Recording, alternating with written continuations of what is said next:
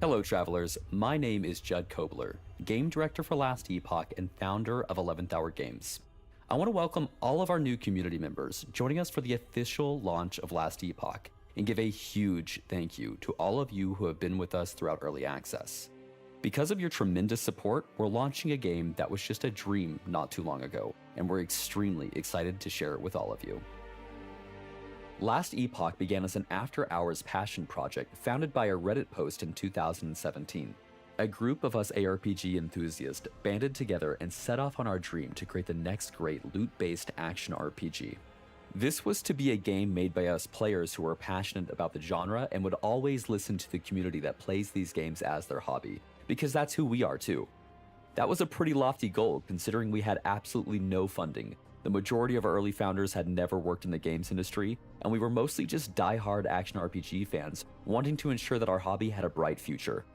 Through Kickstarter and the support of our incredible community, we've grown from a development team of just 5 or 6 to over 90 people from across the world who've banded together through a love of collecting loot and building awesome heroes.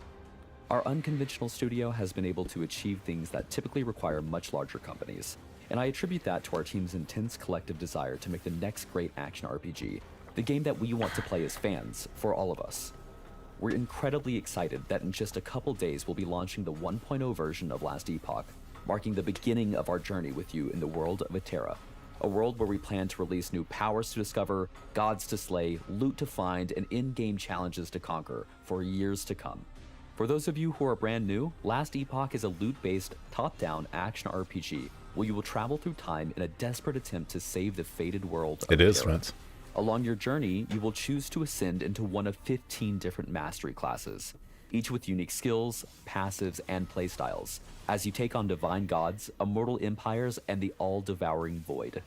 In Last Epoch, you'll find over 125 class skills, each with its own customizable and transformative skill tree.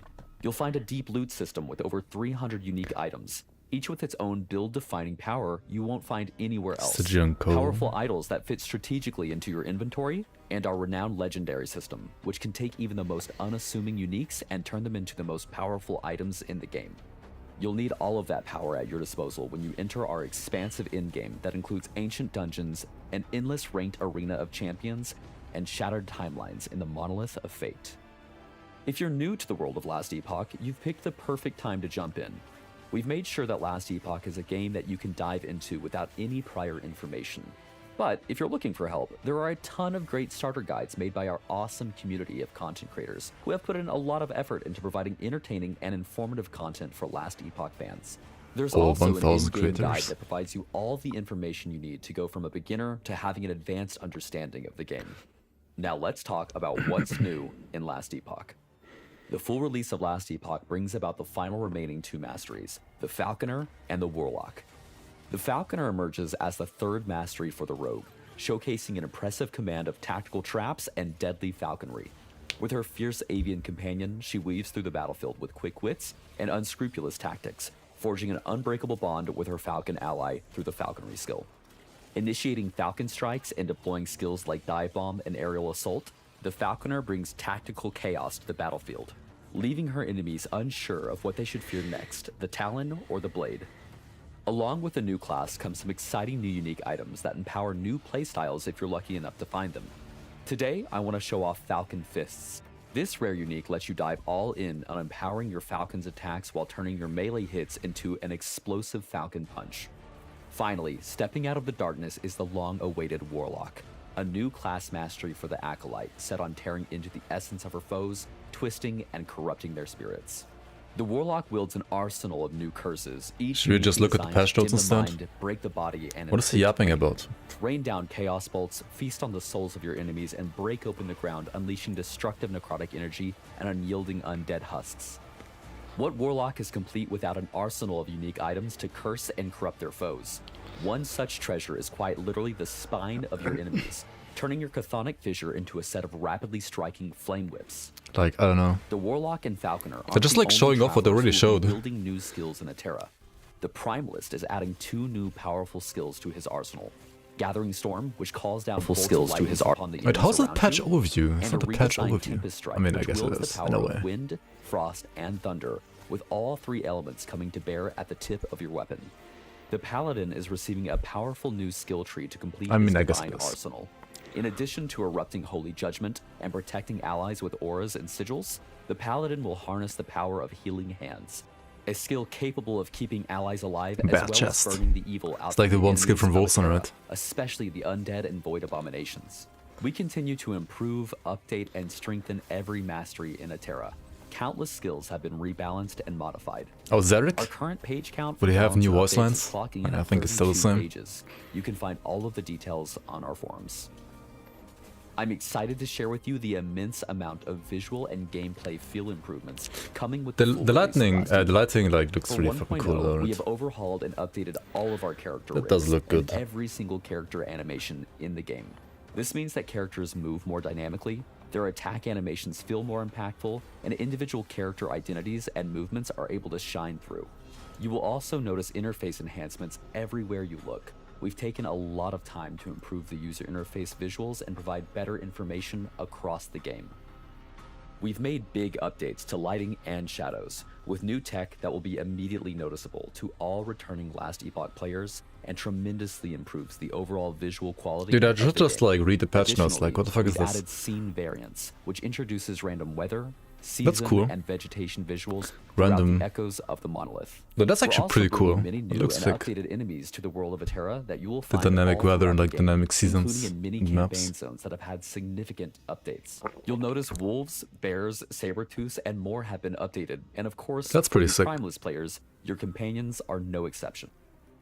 For combat, we've made many improvements TikTok attention span, updates, including improved damage numbers that react to the direction of impact, increased hit sounds in the audio mix, did they fix server issues? Screen shake settings, and increased the visual weight of some hit effects. This has combat feeling better than ever. We've added a significant amount of new 2D and 3D visuals for character gear and items, including new item tooltips that truly showcase the outstanding loot in Atera. Earlier this year, we released information. It does look good though, like everything they're showing here visually looks great. To see players get to experience this for the very first time with this release. This is more like a catch-up for like everybody that hasn't followed Last Epoch in the last half year, right? Bazaar and an economy of travelers and trade, all collectively bargaining and hunting for the best items Atera has to offer? Or will you join the Circle of Fortune, set your sights to the stars, and increase your chances of finding the ultimate weapons and armor through prophecy? Either way you choose to hunt for incredible items in Last Epoch, you won't have to worry about your friends losing out on the perfect upgrade that happens to drop for them while they're away. With a new resonance the Crab Constellation, let's go. You will go. have a chance to gain resonance with your friends who you fight it's good for like people that haven't like seen anything before, right? It's just like I've seen everything before, so I guess this is but just be sure to be picky, as resonances are powerful resources. Our full release is also bringing a staggering amount of balance updates. New unique items, new item affixes, new item bases, and much, much more. If you'd like to learn everything that is coming in Last Epoch 1.0, please visit our patch notes on the forum using the link in the description down 5% below. more damage, more enemies. Yeah, okay. Once again, I want to sincerely thank all of you from the bottom of our hearts. We are a team formed from the ARPG community, and to be able to make it this far with Last Epoch and share this creation with you Good job, is a DHG. dream come true. Good job, We everybody. cannot wait for you to experience the full release and the awesome plans we have for the future. We'll see you in Atera on February 21st. All right, awesome, awesome. I mean, it's a good video if you haven't like seen patch notes before. I mean, if you haven't seen like any spoilers before, rather, that's a great video. But let's check out the actual patch notes, right? Let us check out the actual patch notes, because this is what's gonna be actually interesting. Let me put up some chill music maybe for the background. Otherwise, my TikTok attention span is gonna not be able to read through all of this, right?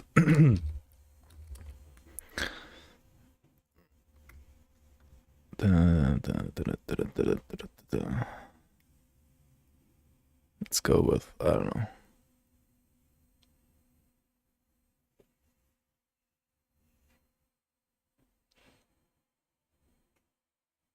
Should we go with like, wait, isn't there like a Last Epoch OST all in one? Am I streaming in 1080? Wait, that's not Last Epoch OST. I am I not? Huh? I'm streaming in total, like, just like normal. Like, total normal 1080p. You only see 720.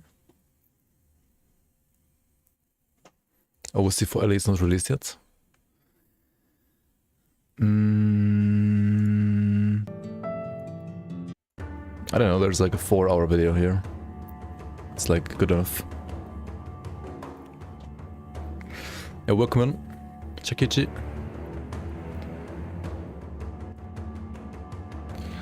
Okay, so welcome in to the last Epoch 1.0. Wait. Okay, welcome on everybody to the last Epoch 1.0 patch notes. There is a video here that is very good if you haven't seen like any of the spoilers yet. If you have followed my channel or like DLE like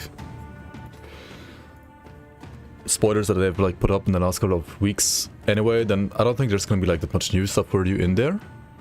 However, it's a good video. Okay, so yeah, releasing Wednesday 6 PM. That's like my time, German time. So pretty much in exactly 2 days now.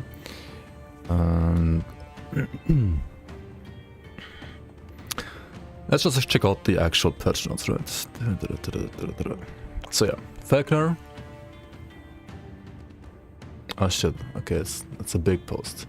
So Rogue Mastery, Falconer, Falconry, this just like shows everything we already know, like about the classes, okay. We've seen that, right? Like, I guess we can like skip most of the like new mastery stuff up here, right? Yeah, this doesn't show the full skills anyway. Let's go here. Item factions. I mean, we know what these are, right? Circular Fortune for like SSF and Merchant's Guild for like trade. Okay, we know what that is. New skills. Let's go. So Gathering Storm, Tempest Strike, Healing Hands. Oh, that's it. Okay, we also already know all of those, right? Okay, can we just like wait for the last Epoch tools update where they actually like show everything? Resonances, cycle. We know what that is, right? Shit, where's like the patch notes? Like with the actual like notes, visual upgrades. Yes, it's gonna look awesome. It's gonna look awesome. 2.5D cinematics. Oh, we're gonna get new cinematics? That's sick. Added a new intro cinematic to the game that introduces the player to Divine Errand Chapter 1.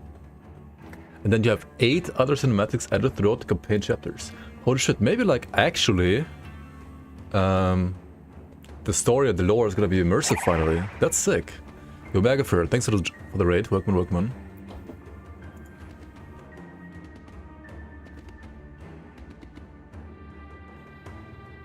Lore playthrough instead of racing, maybe. Okay, let's just go from like top to bottom, right? So cycles. Cycles are the Epoch seasons, which will start with each major game update, such as 1.0, 1.1. Okay, 1.1 is like gonna be like season cycle 2, I guess. At the start of each cycle, all players have the option to create new characters in an environment where nobody has progression, making it a fresh start for everybody, just like seasons. Leaderboard replacements are locked in and stored. Yes, okay. I mean, yeah, just like classic season. You would have a ladder reset, you would have economy reset, you would have character resets, but you can also play Legacy, of course, where you don't have any resets and you will get the same content as cycles. At the very least for Cycle 1, we'll see how it's gonna be in the future, but I think most of the content will be there in Legacy at least, in the future as well. Full offline mode, so you can play full offline here now, starting with 1.0. You don't have to like log in anymore. That's great. You can play like on your own island if you want, right? Very cool. Added the ability to launch Epoch in the full offline mode, can be accessed through the Steam UI.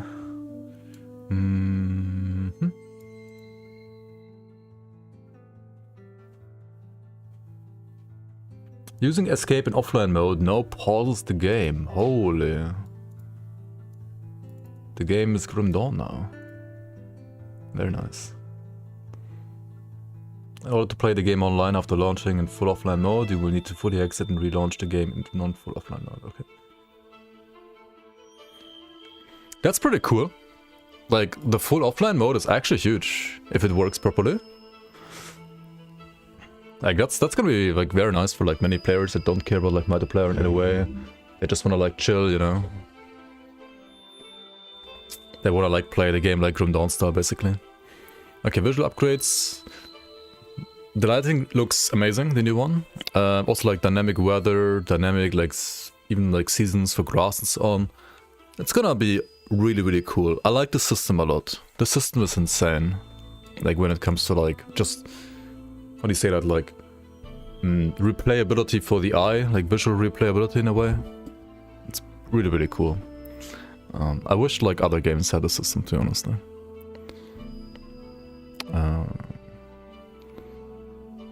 In addition to the ambient occlusion improvements, we're also adding a modern screen space soft shadow system. In scenes that previously had no shadows, the player character is not a source of physical light. Okay, I mean just like in Grim Dawn as well. This increases the dramatic lighting of our scenes where objectives are in the player properly cast shadows while still keeping performance in check. This is a screen space solution. It has a fixed performance cost no matter how many objects or monsters are on the screen. So this should hopefully, while looking better than before, also bring performance improvements. That sounds great.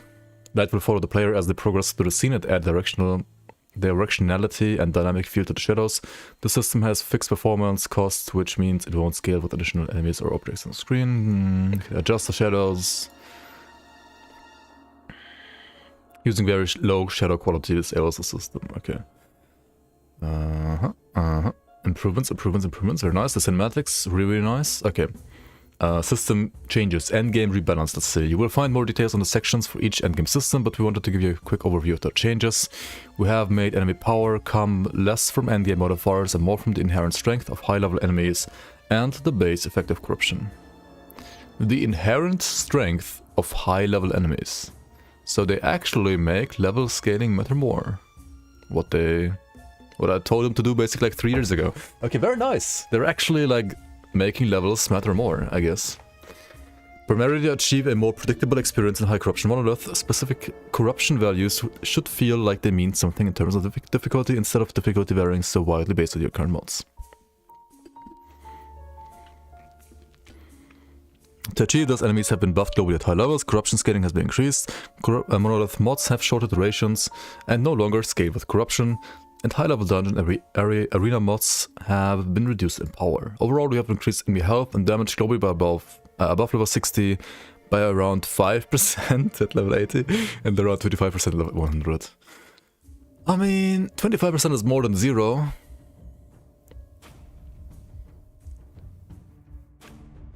It is a step in the right direction. Is it enough? We'll see in-game, right? We'll have to like feel it out in-game. But I mean, these numbers don't seem that impactful, but they're more than, like, higher than 0, right? Kinda nice. Disable bonus XP from Arena for characters below level 50. Certain Arena mods, specifically those to Tier 3 and Tier 4, have been adjusted to lessen the impact of global enemy buffs. However, these changes are smaller than the ones to dungeon mods. So Tier 3 and Tier 4 Arena will now be noticeably harder than before. Okay. Because we have buffed enemies globally overall, we expect that it will be more difficult at the baseline. I mean, that's good, like more difficulty is not that bad actually for this game. We have also changed the scaling for enemies in this arena past wave 100 to be much faster. For example, wave 140 is equivalent to old wave 200 and wave 320 is equivalent to old wave 500. That's great as well. Like people that were like giga pushing, right, they were like spending an entire day basically for a run. So now this is gonna scale up higher, and I mean that's a great change in my opinion for like basically like end game accessibility in a way. Like you just like the game is like not easier, but it's respecting your time more. That's basically what this means. Very nice. Many campaign scenes have been tuned to look and perform better. New visual elements have been added to end of time. Encounters in chapter 4, 5, and 6 have been overhauled. Yeah, those are like the Imperial era ones, which were visually very lacking compared to the rest of the game, and were in dire need of an overhaul, and I was expecting this, and they have delivered. That's good. Many enemies with old models have been removed. No more jewel spiders or old chimeras, rest in peace. Many enemies with new models have been added, such as zombie hounds, undead hydras, more mimics, bone mimics. Cool. Shifted around and rebalanced. Wraith units no longer has infinitely spawning wraiths. Wait, what? That was like the identity of the entire map, dude. Oh well. Various bugs with Imperial era enemies have been fixed. Scorpion enemies, except for the gem Scorpion boss and Voidstone Scorpion, now use the new Scorpion model. Cool, cool. Larger Imperial enemies, such as the Immortal Eyes and Desecrated Flashes, are now always rare. Okay, makes sense. Like, yeah. Quest encounters in 4 and 5 that previously involved a rare enemy now always feature a unique mini-boss. Let's go. Inquisitor mini-boss and the Sapphire Quarter quest encounters have Soul Wardens and Sandlich mini-boss. I can't wait to die to these because they're like absolutely imbalanced, just like the level 4 boss and the level 4 map. But that's cool. Sounds great. Way more interesting than before, that's for sure. They add so many new visuals and no transmog system. Well, because they have MTX, right? So because they have MTX, they have, I wouldn't say like no incentive to add transmog, but the incentive is certainly a lot less. Yeah. It's because of the MTX. Wolf Lightning Retaliation now casts their Stone Bolts. Dang. Some pretty cool stuff in the patch, eh? Boss is no longer pushable as well, it's great. Was that something important? There's tons of important stuff in here, I would say.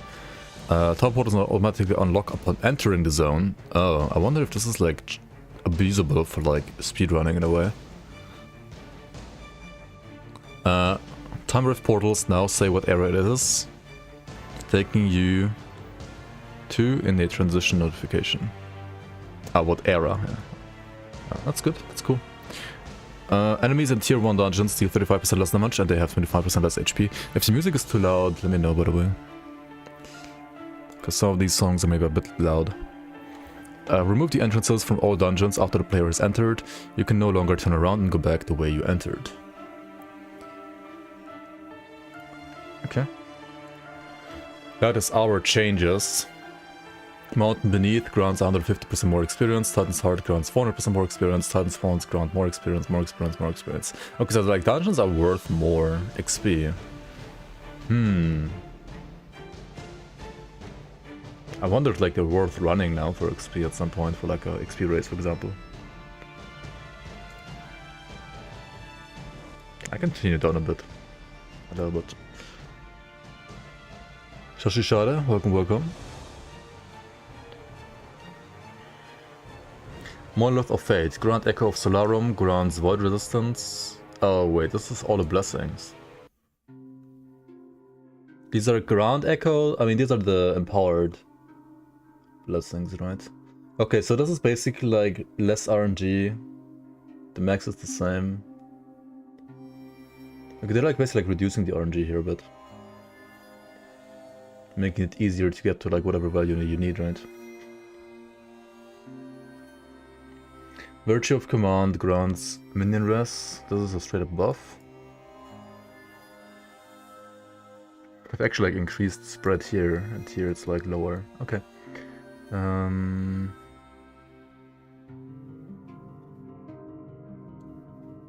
This is also bigger. Okay, so res have like smaller spread and are like basically buffed, and the other stuff here has a higher spread now. Like the HP, for example. Ward on kill, ward decay threshold from health on kill. They are rather minor changes. I mean, they are buffs now. Oh shit. They are buffs nevertheless. I wish they would like definitely also buff the ones that are like kind of useless. Like there are some like blessings that you just don't pick usually, right? Like for example, if they buff the armor one here. They've nerfed it actually, yeah. Makes sense. They've nerfed the armor blessings. Regen. What does Rhythm of Tide grant you? Like this is added on top, right? Taste of Venom grants poison chance. Higher poison chance. Higher poison chance. Higher percent endurance. Oh, this is pretty good now. This one competes with the flat armor one, right? It competes with this one, right?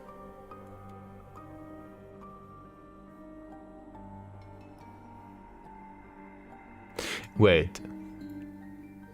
Wait.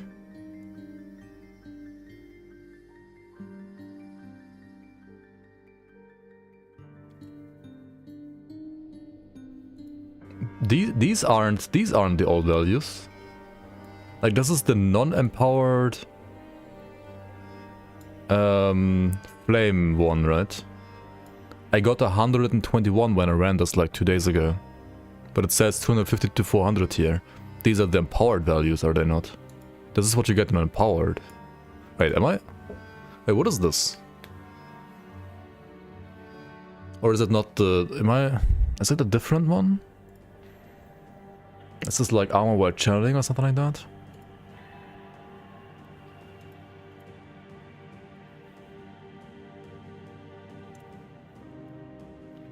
What does LE Tools say here?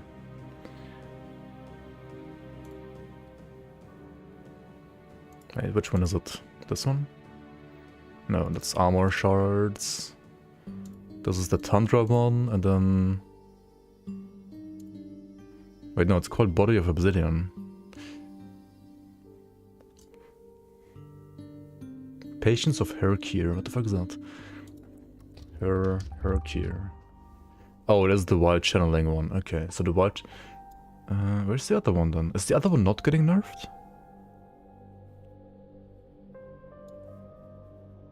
Oh no, it's this one. They're only nerfing the non-empowered, the empowered one. Yeah, that's right. Okay, Obsidian. Instead of 120 to 180, it's 200 to 320. Okay, so they are, yeah, they're nerfing both. They're not nerfing the non-empowered Obsidian. I guess that's fine. I mean, okay, either way, I think these deserve the nerf. But it's probably fine. They're also nerfing the percent one. But okay, like the endurance one, right? This endurance one competes with that, right? Like this is also the same as the flat armor one. Yeah, this is interesting now. And the endurance blessing might be better in certain cases now. Like in many cases, maybe even. Like 30% if you get like max roll, this is huge, right? This is pretty huge. Like this plus gloves and you're capped, right? This and the gloves, easy cap. Anyway, Hunger of the Void grants less spell leech. Good, Ooh, they nerfed the spell leech. That's a like, very important one for like many spell builds actually. Yo, Mechanical Engineer, welcome back to those bloomers. Appreciate the sub. Hello, hello. How you doing? Okay, Hunger, yeah, this one also like minus 1.5. Oof. Wrath of Raya, Throwing Leech, also nerfed. Throwing nerf. Okay, so Leech nerf for throw and spell. I hope not for melee, because melee, right, needs the Leech.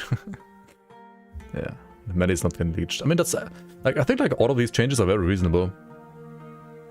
They all seem good to me, to be honest. Like I can't see like I can't see like anything that doesn't make sense here to me. More mana on Lagon as well, actually, by the way.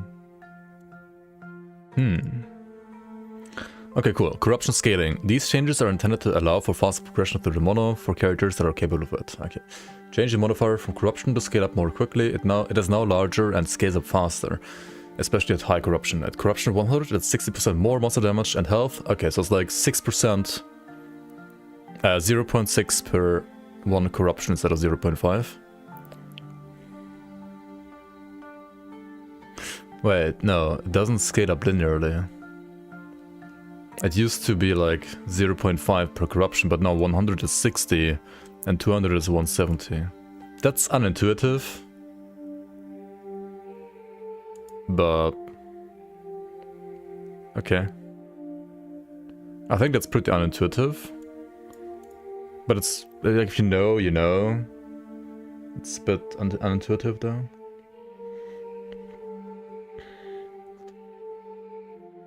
It scales slow and then wraps up.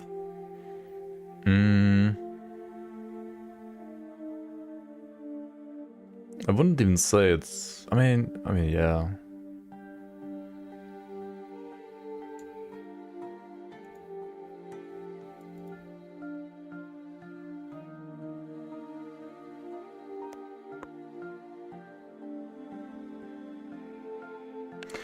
Okay, this also means like if you go from non-empowered to empowered, right? Enemies basically like deal 10% more damage. So empowered, the first time you... Because like the first time you get to empowered, I mean the non-empowered stuff is easy as fuck, right? And you get to empowered, and then, at least from my experience, like the first couple empowered that you do are not that easy, because like your gear or like your character is just weak at that point, right? Like comparatively like weaker, so... This is like, yeah, even rippier now than before. Just like something to keep in mind. Reduced ability, but I mean, generally the change is great. Reduced ability requirements for second and third quest echoes of non-empowered timelines. Oh, so it's faster to get to empowered even as well. Nice. Okay. 400 instead of 650. That's a lot faster, actually. Like, it's 1200. Yeah, so like the 3 are as quick as 2 were before, right? Reduction in other cases is smaller though. I mean, it makes sense. Okay, I mean, that's a great change too, honestly. Increase the additional corruption granted by Grace of Orbis by around 10%. It was 5 or 6, I think, before.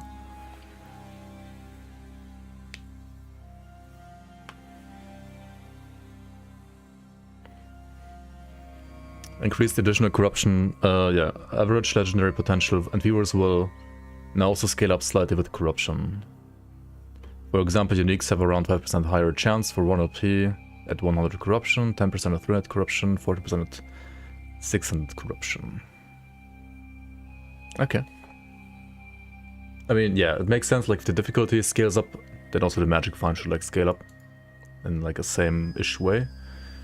It makes sense. Wait, if you actually look at the numbers, like if you say have like 300 corruption, right? This is now 281 divided by 147. It's like 1.9 times harder. But it's not like 90% better loot, it's like 10% more loot, right? Like better loot in a way. Okay. So the game is harder, but the loot is not like much better. Monolith mob density, normalized mob density is now 4% lower than before, and Reign of Dragons 8% lower than it was before in the level 1090 timelines. Wait, they reduced mob density? And 10% higher at all other timelines. Previous Reign of Dragons was 15% higher than most other timelines. Wait, why? I mean, and level 20 level 90 timelines were 20% higher.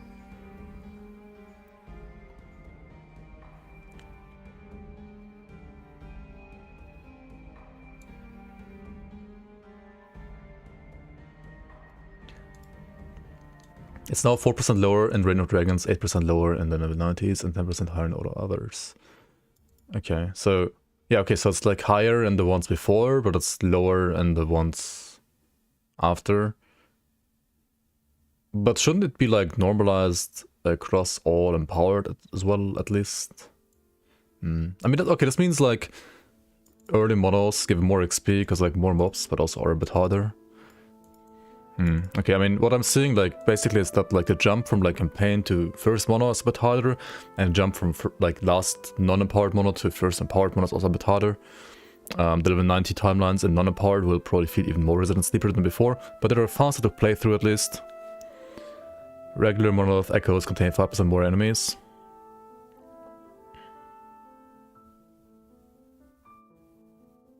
Wait, is this, like, multiplicative to this? I guess. Okay, so then it's not really like lower actually, is it? Like this 4% and this 5% is like pretty much the same. The level 90 ones have like a bit less and everything else is like way more. I mean, okay, that's like generally a good change, I think, for sure. Monolith mod rewards, the increased item rarity and experience from modifiers have mostly retained their existing base values.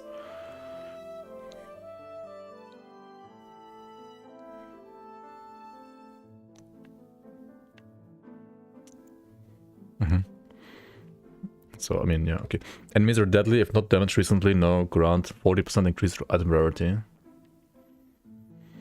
So instead of like nerfing deadly, they just like make it more worth, like more of a gamble. 40% increased XP. Holy shit. What does deadly do again? It's like pretty monk-ass as far as I remember. That's like all I know. It's very scary. Is there like a resources, monolith of fate?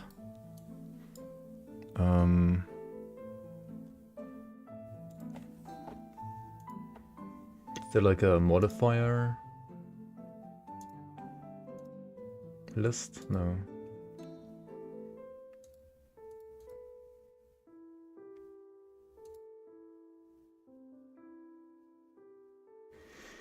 And I guess it like shows in-game, but it is a pretty scary modifier, yeah. Oh boy, for racing though, you would have to like run deadly all the time because it gives like so much more XP. Monk. At least it's like, if not damaged recently, so if you have like a way to like damage them quickly, it actually like fades, right? But still scary. Anyway, monolith mod scaling. Mod values are now static and no longer scale up with corruption or distance from the center of the echo web. Additionally, the duration now scales up to a maximum of 3 echoes from 6.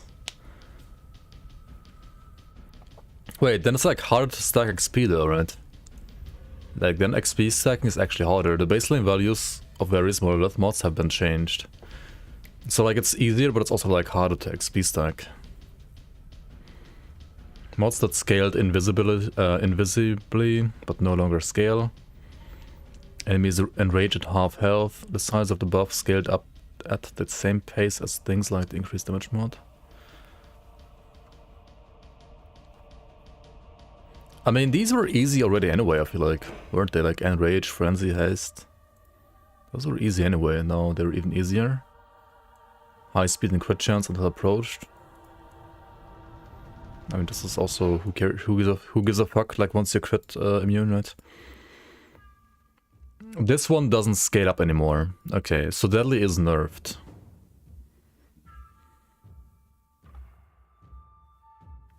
Enemies are healed if not damaged recently. The rate of healing no longer scales. Okay. I mean, this is usually also not a problem ever. Chance to dodge, okay, that's cool. Rare enemies regenerate health. Okay, so like, nothing here matters except for the deadly, I think, personally. And the deadly being easier, combined with giving more XP here, combined with them only lasting for 3 echoes. You wanna like run deadly now if you wanna like XP juice, right? You gotta run deadly. Ideally all the time. But I mean, it's still rippy, right? I mean, it's not as rippy as before, but it's still rippy. Probably. Also the enrage grants more. I guess enrage was like somehow also scary. I never felt like enrage is really scary in this game, but maybe it is. Getting to 100 was pretty fast before. As somebody that's not a PvP player, I disagree, but...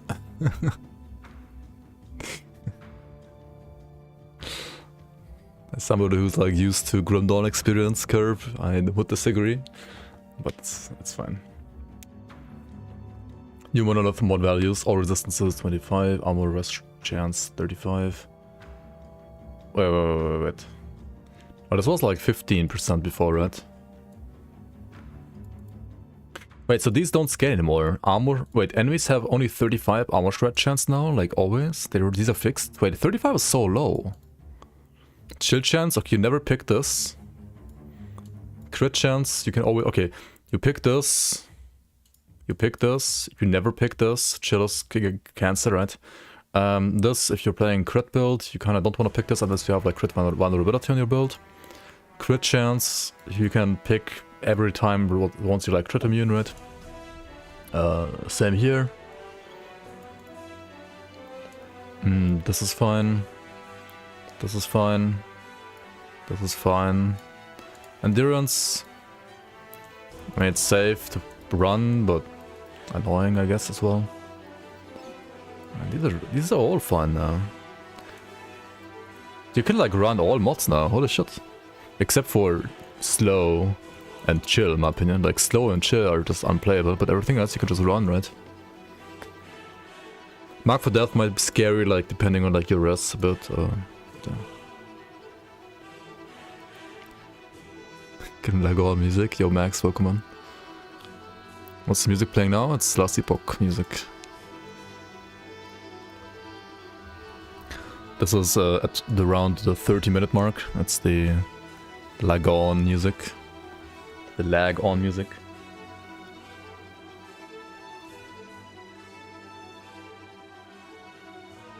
Disabled bonus XP from Monolith for characters below level 50. Oh shit. Wait. Do you actually full clear campaign now or what?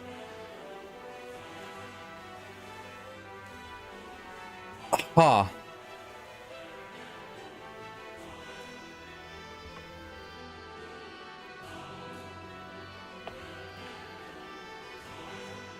I'm not sure, to be honest. I'm not sure. My thoughts about LE coming from Grim Dawn. I think it's a fun game. I think it's a great game overall.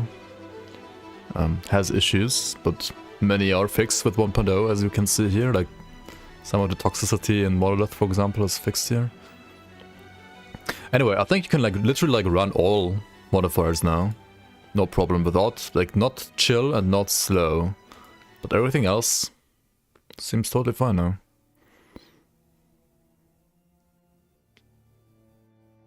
Yeah, I mean, yeah, it's like slower to catch up. Like, okay, if you can still go to Mono at level 30, I think the route didn't change actually. You just level up slower. Which means like Mono's gonna... I mean, it's gonna be harder, that's for sure. How much harder exactly? I don't know, but it will be harder because level scaling matters a bit more. I mean, by like how much more? It's like 5%, right? 5% more HP and damage. Wherever it was again, like here, right? Increase enemy health and damage globally above level 60. So like, okay, before 60 it's actually the same. Like the first one is still the same because it's like level 58, right? And then you have like 5% more damage taken at level 80 and 25 more at 100. I think you still do it, right? Like you still do exactly the same strategy. It is a bit like worse than before, for sure. It is definitely worse than before. But I think you still do it, right? And density will be better, right? Density is better. Which also means it's harder, but also you get like more XP. Not more bonus XP, but you do get more XP as well, right? Compared to campaign, at least, I would think. Like, compared to campaign, Mono is still better XP, right? Like 100%.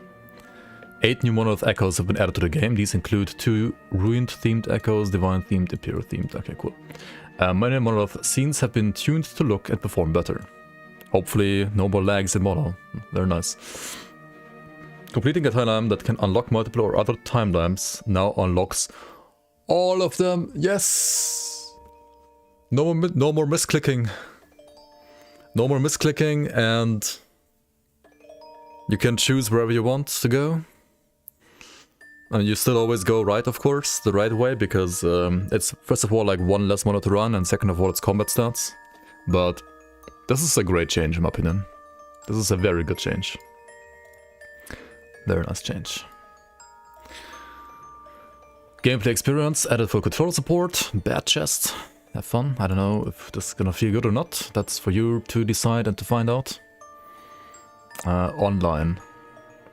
Implemented wide-ranging improvements across out matchmaking services, including improved matchmaking times, especially in towns. What do you mean matchmaking? We're not playing competitive matches here, are we? Parties always load into towns together, matchmake into more populated towns. It's like town matchmaking, eh?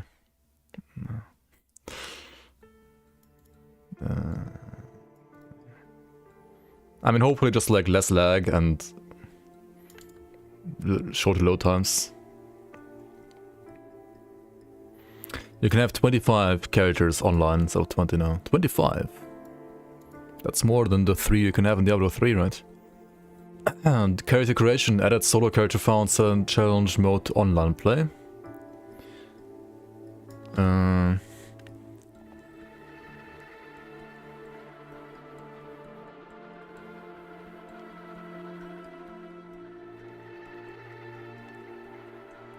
Wait, what?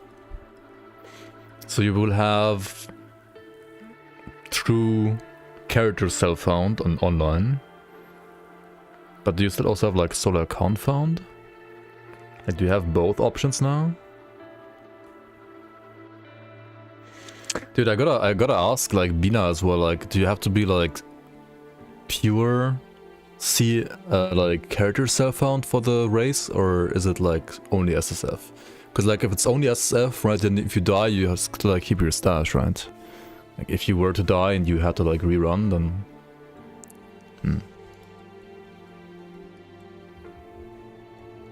gotta ask him.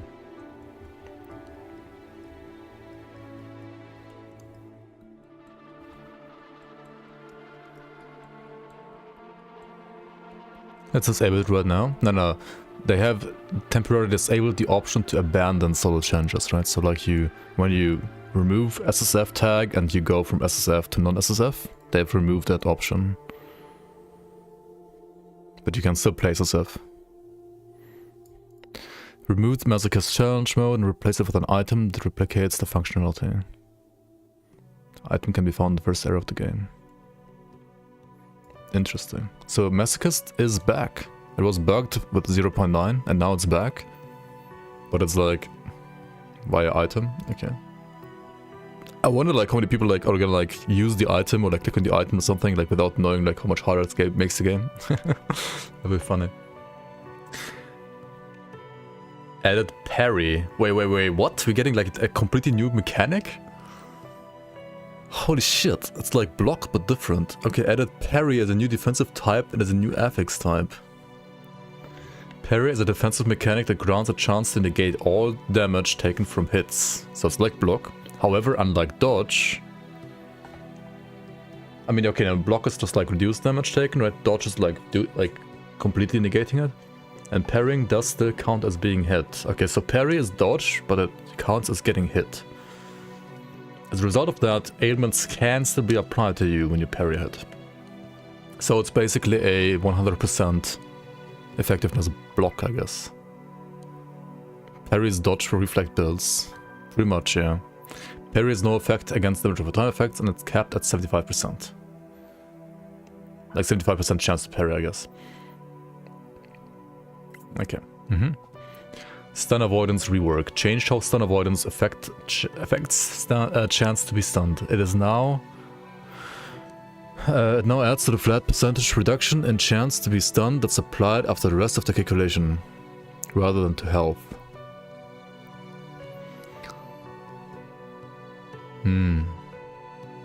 One other stun avoidance now adds 1% to your stun threshold.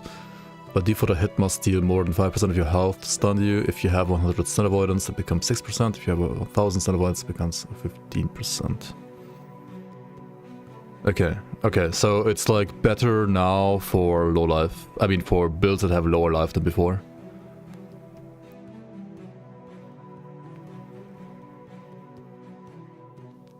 I guess. The chance that hits above this threshold will stun you and is reduced correspondingly. A hit that deals 20% of your health when you have 1k stun avoidance and has the same stun chance as a hit that deals 10% of your HP when you have 0 stun avoidance. Yeah, makes sense. This means that stun avoidance is no longer additive with health and is not particularly effective against hits that had a small non-zero stun chance, and raises the percentage of your max health that a hit must deal before it can have a chance to stun you. Yeah, okay, so it's like better against like smaller hits that can't stun you before. Subsequent stun avoidance related changes. Players inherit stun avoidance and has been changed to from a static 25 plus 250 plus 5 per character level. This results in the threshold of damage required to stun a player with no stun avoidance from items going from 5% of health plus ward plus 25 to 7.5 minus 7.5 to 12.5% of health plus ward. Okay. So, like, basically you're getting stunned less generally speaking, right? Also, stun avoidance has higher values, make it like even easier to basically like gear for stun resistance. Hybrid stun avoidance prefix has been replaced by a health and stun avoidance suffix. It rolls on amulets and belts and gives slightly more stun avoidance from the old hybrid stun avoidance suffix did. And it gives about 20% less health than a health suffix at higher tiers. Okay. Stun avoidance and health at the same time. This could be a cool suffix. This could be a cool suffix, right? To like run on amulets. Belts. You could like run this maybe on top of like hybrid health. But is it better than like percent armor, like percent dodge and stuff like that on belt? Maybe not. Other mechanics improve the experience for skills with special requirements such as channeled skills. Skills with weapon enchantments, with weapon requirements or movement skills by adjusting elements like auto-targeting. Okay. The grace... I don't know what that exactly means, honestly. Just makes them feel smoother, I guess. The grace period after changing zones is now also interrupted by using an instant cast ability or using a potion. Okay. Bosses are no longer pushable. Big improvement to the game overall. Big. Yo, Olivier, Tolga, welcome guys. This is big. Does this mean you can turn it on whenever you want? Is Massacre not meant to be on from the get-go? I don't know, Clark Collar. I don't know. We'll see how it's gonna be in game. When a player dies, their minions are now unsummoned. Added a cooldown to prevent player from opening portals rapidly. Portals can now only be interacted with by their creators. Optimized skill tree. Visual effects. Reduced loading times when the game is launched. Polished follow speeds of NPCs to be more realistically. Yeah, some of them were like kind of funny. Funny looking. Increased summon bee speed. Bees! Added the Kickstarter graveyard zone connected to the Soul Warden's Road. Kickstarter graveyard zone. Okay. I mean, it's some kind of like cool homage, I guess, to like some Kickstarters. Skill and passive changes. Acolyte skill changes. Engorgement now grants 2% more damage per minion consumed from 3%. From Assemble Abomination. Okay, so A-Bomb nerf. It was like a ridiculous build, right? Bone Golem, Bone Hail now grants 12% more Bone Shatter damage. Golem nerf. Amalgam of Mages. Yeah, Golem nerf. But more increased stun chance. Okay. Cold Vengeance grants 10% Chorus. Okay.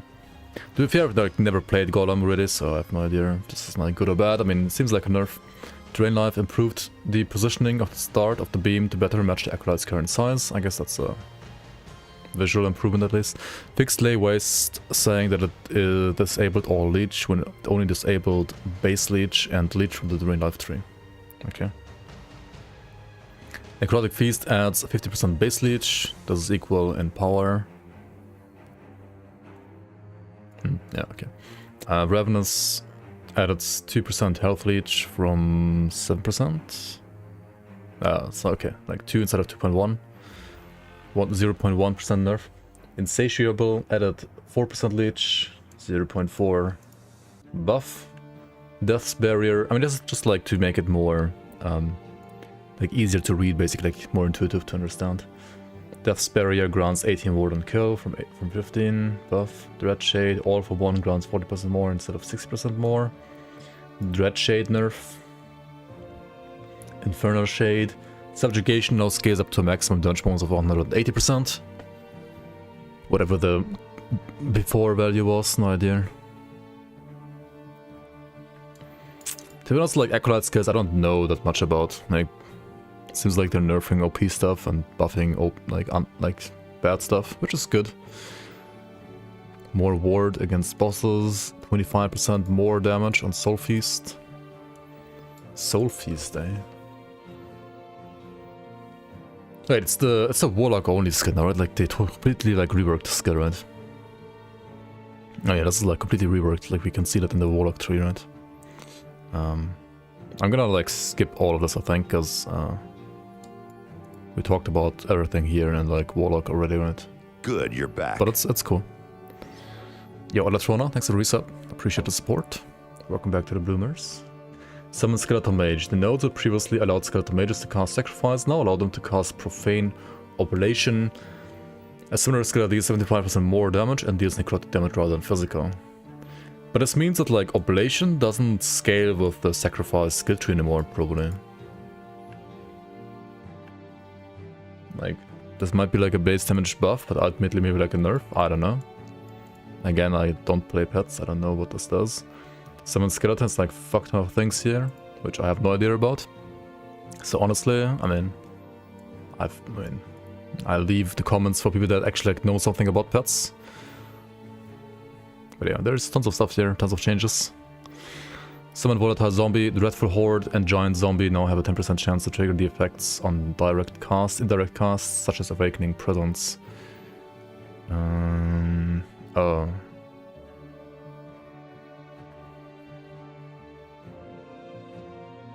Giant Zombie now gives a 120% increased mana cost from 300%.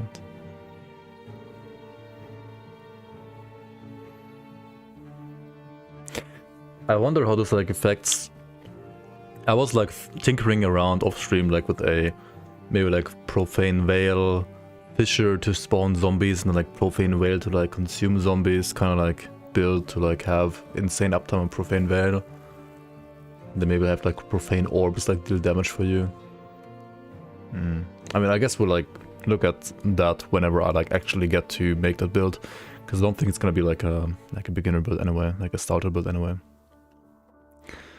So yeah, I can't really comment on this yet. Flame Wraith, Summon Wraith. This was like a really, really good skill, right? They have less cast speed. And now it lasts longer, the projectile, so it's like a shorter range. Okay, I mean, yeah, this used to be like a giga strong build as well, like off-screen everything, and now it probably can't do it as well anymore, so nerfs. Mechanics for curses, decrepifies a curse. Oh yeah, we know that from Warlock, right? Or the Warlock curses. Cool, cool. Okay, mage skills. Let's go. Sorcerer, Arcane Ascendance. Shocking expands grants 40% shock chance. Slow breathing grants 12% reduced mana drain. Cosmic Insight grants 50% increased cooldown recovery speed from 10%. But it's no longer multiplicative with other sources of increased cooldown recovery speed. So this is a buff unless you had more than 50% increased recovery speed already from other sources. And Mana Surge grants 6 mana kill instead of 5. I mean, these are buffs, these are all buffs, right? But considering this first of all like a sorcerer skill, which is worse than Rune Master as a class in general. And second of all, you have to stand still to use this, right? It's like a stand still skill if I remember correctly, unless they changed it. Is this like enough to make it actually good? I don't think so. Black Hole, but maybe I'm wrong. Infusion grants 18 ward per second from 10 and can now have 5 points allocated. That's not a lot of ward then, I guess. 18 times 5. Massive grants 15% increased area. Okay. Can have 4 instead of 5 points. That's like the same area at max. Wait, no, it's 60% instead of 50%. And 1 less skill point. That's massive, right? That's actually massive. Deep Space grants 90% freeze rate multiplier. Okay. Gravity's Guile grants physical damage per point. Scorching can have 5 points allocated from 6. Flaming can have 5 points allocated from 6. Supermassive can have 4 points allocated from 3. Heatwave requires 3 points of flaming. Drift Singularity requires 1 point absolute 0. Okay, that generally like definitely seems like a buff, and this was a skill that needed a buff, right? Like Sorcerer needs buffs, so this is good. Is it actually like good enough? I don't know actually. Disintegrate has a 50% longer range. Longer beam means longer range, I assume. Very nice. It's like the Scorching Ray kind of ability, right? Like dot only. Just use the +7 skill item maybe for Warlock, yeah, I guess. Elemental Nova, previously the hitbox for all Elemental Nova's versions were slightly plus shaped. Wait, they weren't spherical? What the fuck? Interesting. Okay. So better like hitbox basically. Okay, I think that's like enough for the skill. I think this skill is like, oops, generally in a fine spot, like not OP, not bad, it's okay. Better hitbox seems good to me. Fireball is now 30% faster and its duration is shorter, resulting in the same distance covered, okay. So basically buff, like better projectile speed. Ignite chance, like basic ignite chance 40% is also a big buff. I mean, big, I don't know, it is a buff, that's for sure. Frost Claw, Shiver Shell grants 4 ward and cast out of 6. Yeah, this was a bit OP, this Frost Claw for like ward generation. Venet of Frozen grants 20% chance to slow and chill. Higher chance to slow and chill now actually. Gift of the Winter grants 12% chance to regain mana. Oh, so it's better for mana regain. Huh. Real Wind's Wail now grants 1 ward and cast per 40% freeze rate. So okay, ward nerfs, mana and slow and chill chance buffs. Okay. And that seems reasonable, like considering what I know about the skill, that seems like reasonable changes.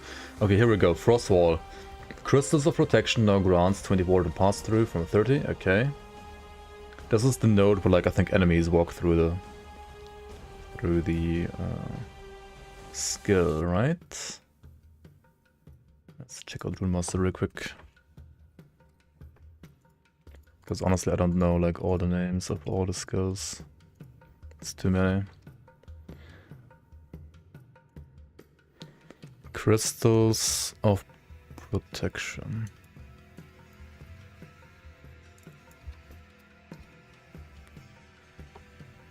Okay, now it's when you walk through it. Okay. Yeah, that's also reasonable to nerf that. Protection of the Apostate node grants 5 ward and enemy pass through from 10. That's like the one somewhere here, right? Yeah. 5 ward for any pass through instead of 5, also reasonable nerf. Chill Touch now has up to 2 points from 1 and grants 10% more damage to chilled enemies while you have a frost wall per point. So you can have...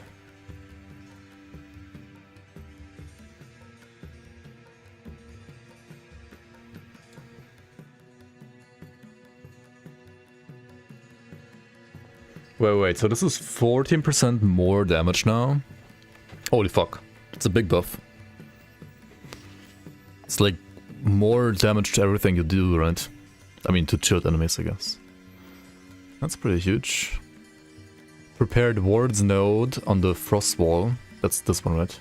Yes, okay. I was gonna say, if they don't change that one, it's gonna be funny. No longer causes 250% of flame ward's mana to be consumed, but now gives frost wall a 12-second cooldown, which is shared with flame ward. Okay, that's reasonable. That's like one of the ways you can change it. So now, yes, you can proc flame ward of frost wall, just like you did before. However, it puts frost wall on a 12-second cooldown, and flame ward has a 15-second base cooldown.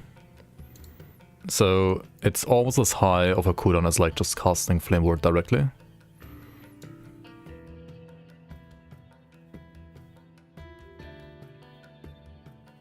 I think that's very reasonable, because it should be lower, because you have to like walk, like you have to cast the skill and then walk through the wall, right, to get flame wall, to get flame ward, which is less, like it's worse than like just pressing the button right away. So having a lower cooldown makes sense, in my opinion. It's a very reasonable nerf. And the mana consumption, okay, I mean that's gone, but I think that's also reasonable actually.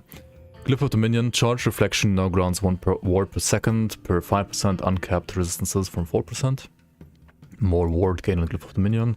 Arcane Mirror now grants 50% to all resistances from 25%. I feel like this skill, I mean I've not really like tried it, it didn't like seem that OP to me, but I think it's working nicely, and these are basically like non-changes, so yeah, it's fine. Okay, here we go. Meteor. The big sorcerer skill. Cycle of Fire causes you to gain 10 ward from casting Fireball with Craterborn. Okay, more ward gain. Infernal Column increases mana cost by 15%, less mana cost. Aftermath restores 16% of mana, 1% more mana restored. Force of Impact grants 50% increased stun chance and increased stun duration. Shattering Star grants 50% chance for shrapnel. Rapid Breakup grants increased shrapnel speed and range. Is that enough to like make Meteor good? I don't know. Maybe. No clue actually. Runebolt, Pyromantic now grants 10% more fire damage. Fulminating grants 10% more flattening damage. Chromatic, wait. Okay, so Runemaster gets more damage.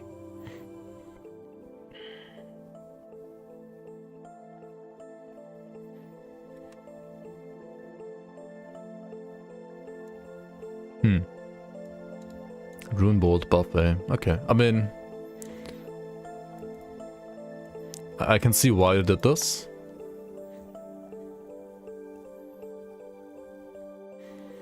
Plasma Orb is getting buffed. What? The orb part deals 40% more damage when it hits the enemy. That one deals fire damage. Okay, I mean, this wasn't the OP part, right? The lightning was the OP part. So the fire damage of Plasma Orb is getting buffed. I mean, that's probably reasonable. Hydrohedron, 25% less damage. Let's go. Hydro nerf. But Plasma Orb is not nerfed. Like, Plasma Orb Remaster might still be like a speedy boy, honestly. Igneal's Rain now has 50% ignite chance. Ignites inflicts have 20% increased duration. That's cool. Realms of Mayhem. I mean, I think like they can like buff almost all other invocations except for like Plasma Orb, Hydrohedron, and Riowind's Frostguard. I mean, they don't show the old numbers. I don't know. Like, I mean, this. I assume this is a big nerf. I don't know how much exactly of a nerf this is, but it should be a very big nerf. I mean, if they just like remove the DR, for example, right? So I had DR on top, I think. Yeah. I mean, that's reasonable, yeah. Ball Lightning deals more damage. That's the lightning one, right? That one actually was okay. So like this one dealing 25% more damage is pretty good for like lightning builds, actually. What a shit, like a pure lightning remaster might be pretty good actually now. Greater Fireball also deals more damage. Oh, this is even bigger of a buff. Spreading Flames, it inflicts deals 100% more damage. Fire, more damage. Rune Gale deals 20% more damage for both parts of the ability. I have no idea what this even is, but okay. Air Jones Mirror Balls deal 25% less damage. Wait, which one is that?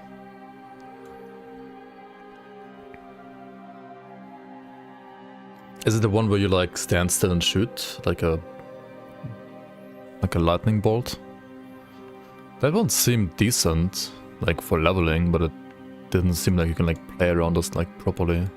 Why did this get nerfed? I wonder. Was there like an OP build with this? I've never seen one, but interesting. Okay, Snap Freeze, cooldown 18 seconds. Now 20% of the remaining cooldown is recovered whenever you freeze an enemy. Including with Snap Freeze itself, this effect can occur a maximum of 2 times each second. Change the flash freeze node to now have 1 point allocable. Snap Freeze. So it's 18 instead of 10 seconds.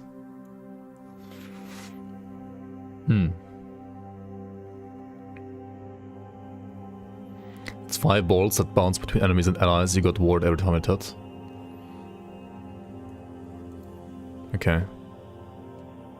So that's like a nerf, I guess, because you got too much ward before. So it's like a... I mean, I don't know. No more perma-freezing enemies. Okay. Yeah, I mean, that was kind of cheesy. Anyway, Earthquake, Fury of the Elements has new functionality promised. No longer creates a lightning storm, now expands 5 storm stacks per point of 0.5 seconds. Storm bolts triggered this way deal 50% more damage per point. Okay, I've never played Lightning Earthquake, but it's cool.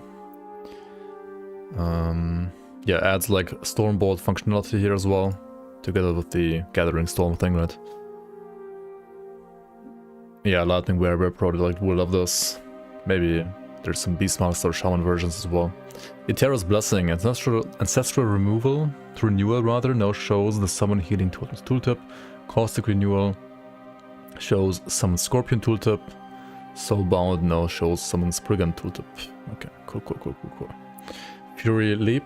The summoned vines from Rise now show more info, such as duration and base health of the vines. Violent Upheaval now properly shows ability to loop for upheaval when holding out. Lagon's Wrath, Stormbringer, blah blah blah.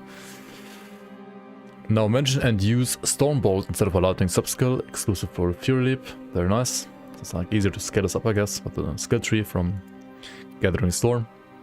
Stormbringer has been clarified to state it modifies the frequency of Stormbolt, not the projectile speed. Okay. Rejuvenating Storms no longer give lightning penetration.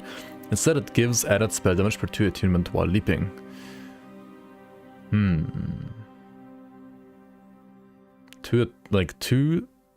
One spell damage per 2 attunement.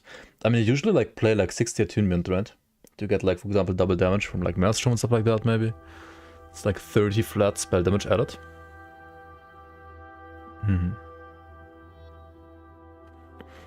I don't know what the lightning pen value was before, but this might be a kind of nice buff too. Fury Leap has slightly lower delay before jumping. Yeah, make it feel more responsive. Very cool, very cool. Maelstrom, Grip of Chaos. Grip of Chaos. Now correctly says that Twisters deal physical damage and not cold damage.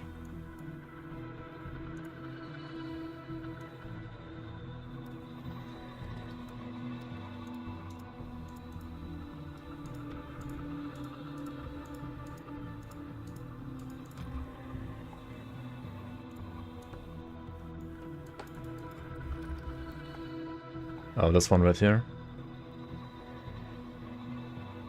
Grip of Chaos shows the Twister ability to leap when holding out. Twisters do 50% more damage per second. Yeah, the Twisters were terrible, right? They were like so bad. Tsunami now shows the Tsunami ability to leap when holding out. Was the Tsunami one good? Wasn't this one also terrible? Oh, because like it requires you to like go down to 0 stacks. Just like mechanically bad, right?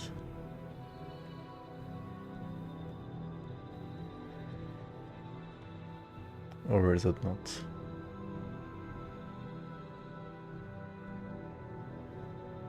Maybe it's not bad. 1 stack Maelstrom.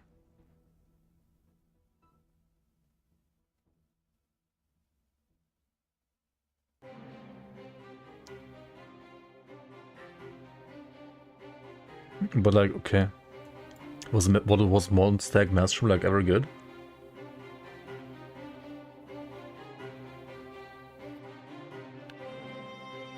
Like, what do you use 1 stack Maelstrom for?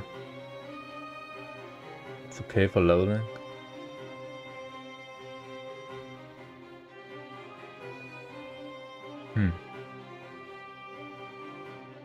I don't know. I'm not convinced, to be honest. Like, even for leveling, like, just getting, for example, Lagon's Slumber felt better to me, personally.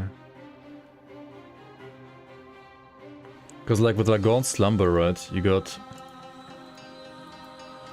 the mana cost, like the mana cost for like casting Maelstrom with Lagon's Slumber is the same as like casting it without it, right? So like you get 4 Maelstrom for the like cost of 1. And this is like 100% more damage. So it's like the same as 2. I don't know, 4 is better than 2, right?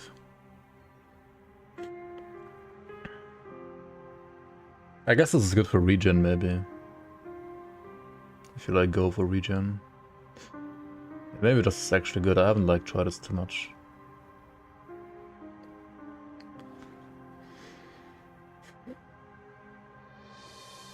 And if you go like Typhoon, then I guess you can proc Tsunami kind of often. Every 3.5 seconds.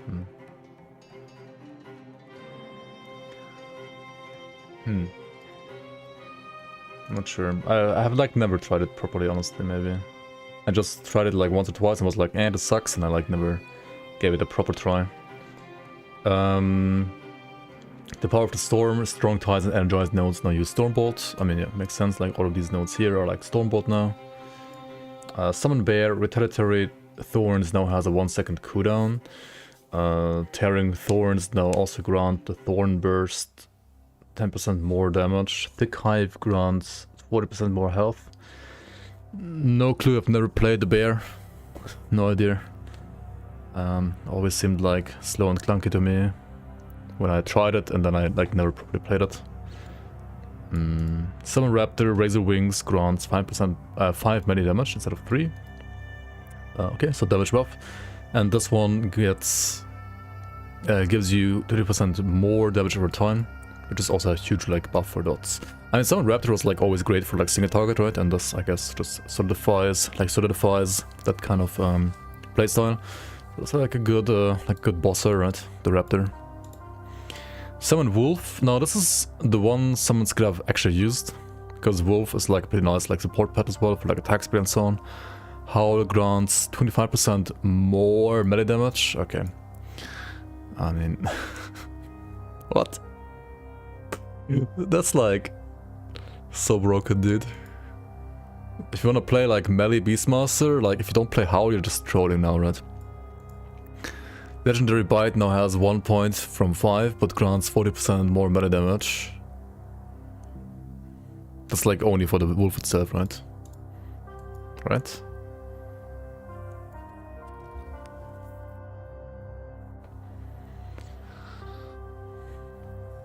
Yeah, only for the wolf itself. Okay. Seems great if you actually like go wolf though, like 40% more damage. I mean, that's attack speed, I mean, it's still sick, right? Unless you have like some things like proc of attack. There was like some stuff up here, maybe. Not sure. Okay, but like Howl is giga broken. Holy shit, now. Wolfen Recovery grants 80% increased health regen for regen. Okay. On the Hunt grants 8% increased attack speed per point from 10 and 12 movement speed from 10. Okay, so this is a nerf. Oh, it's just for the wolves though, not for the player. Okay, I wouldn't care about that then, I guess.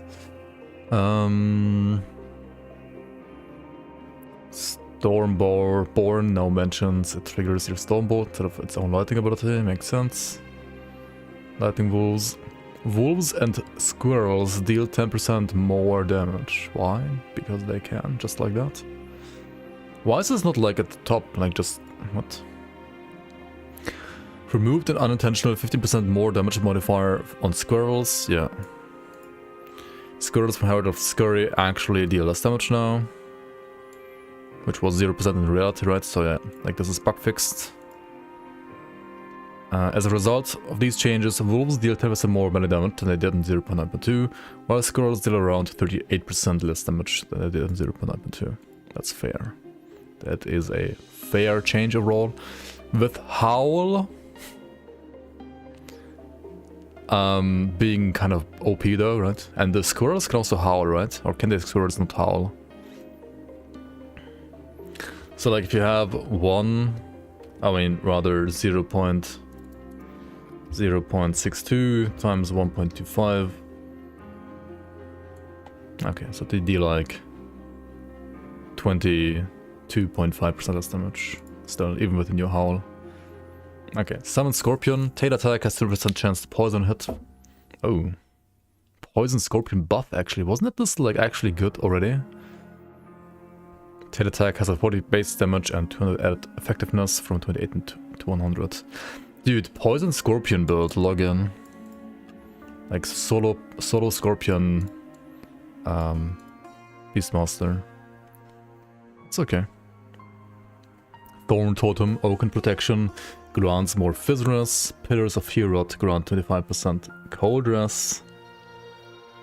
Titan's Bane grants 100% increased casting speed. Is this for the totem or is it for the player, these resistances? It's for the totem, right? Only. Maybe not. Oaken Protection. I think it's for the totems, right? Yeah, it's for the totems. Nightshade Briar now has... This is like basically like lore protection, right? How do you say that? Like cosmetic protection. Anyway, I mean it does help a bit, but Titan Spain grants 100% increased casting speed. Okay, so nerf for totems makes sense. Thorn totems are pretty fucking OP, right? Nightshade Briar has 80% max damage instead of 120%. Nightshade Briar. Thorn totems deal more damage per stack of poison on the target up to a max. Okay, this is not a nerf to exploding totems, right? This is just a nerf to like hit-based totems. Because of like casting speed nerf and this nerf here as well. Rip blade build. Wait, which blade build is rip? Blade dancer build is rip? Monka. Tornado. The charged storm, frequent lightning and overcast skies now all use Stormbolt. Okay, otherwise no change. I think Tornado is a fine skill, probably as it is. It needs probably like a more expensive like skill tree, but yeah.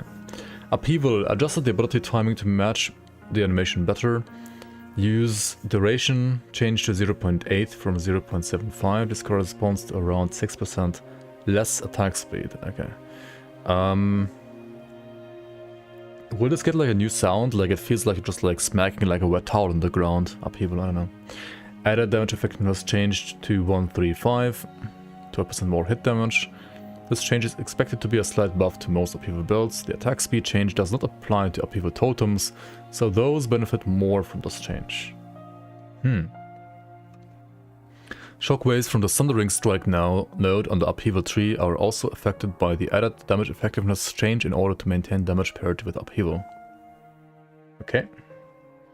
Warcry Toxic Companions now shows the Summon Wolf tooltip, and Whirlpools now show the Maelstrom tooltip. I mean, okay. Warcry is a cool support skill, I like it a lot. Very nice for like crit or like for also dot. Great for druids, also great for Beastmaster in my opinion. If you play like more like player damage Beastmaster. As a flask, here we go. Rogue skills.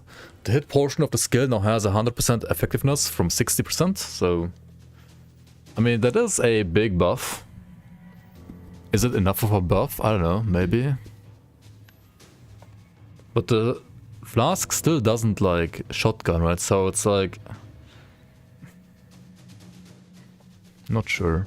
Like hit-based flask still seems kind of meme, I think. Poison pools from the Poison Pools node are now limited to a max of 4. So this is nerf or what? Poison Ice Flask Caustic Concoction grants 25% poison chance from 15%. It has 4 points from 3. So this is a buff. Okay, I guess this is like less AoE, but not actually like less damage, right? This is more damage, less AoE. A new node called Alchemist's Gift that turns it into a trap. Might be good as a trap, who knows, right? It's a trap. Ballista. Wait, they just like buffed it by 50%? What? Why does Acid Flask not get this, I guess? I guess it's like a, Actually, this is like a more than 50%. Wait, no, it doesn't buff the base damage though, right?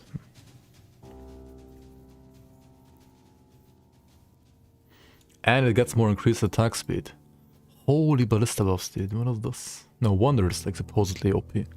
Shared enhancement, buff to 25% damage sharing from 15%. Contaminating shots, buff to 25% ailment sharing from 15%. Buffs, login, ballista login, I guess. Turn speed node scales with increases to minion attack speed. Added a new node, Agile Engineering, which grants 1% increased placement speed per dexterity and 1% increased attack speed per 5 dexterity. It is attached to the root node, and the efficient construction and rapid fire nodes are now require 1 point in this instead of being attached to the root node themselves. What if Maxroll and EHG signed a contract? I mean, they did, obviously. It's not like what if, what do you mean? They did. Maybe not the one that you're implying, but they did. Flaming shots now require 1 point in Agile Engineering. Rapid fire now has 4 points allocated instead of 5. Shields up require 1 point in shared enhancement and enhancement. Okay, I don't know what like those nodes are, but I mean, Ballista, big buff, right? Ballista login. Sturdy Foundation, increased duration, quick low, 2 points in Sturdy Foundation. Rogues with Ballista specialized will receive an automatic free respec. Makes sense. Cinder Strike. First bow attack is 20% slower because Cinder Strike was too OP. Okay, but the first attack has 200% damage instead of 150% damage, so that is a buff. That is a buff, especially for melee Cinder Strike rogue users. Other than that, like no big changes, so Cinder Strike is like an okay skill, I think. Definitely not OP, definitely not like unusable either. It's an okay skill. And it's like a bit better now, I guess. It's cool. Dancing Strikes, Windmill Ballet. Now has 2 points and grants 50% chance to use shurikens. Wait. You can use shurikens from Dancing Strikes? I've like always ignored that skill because it felt cringe to use to me, but maybe it's actually interesting now.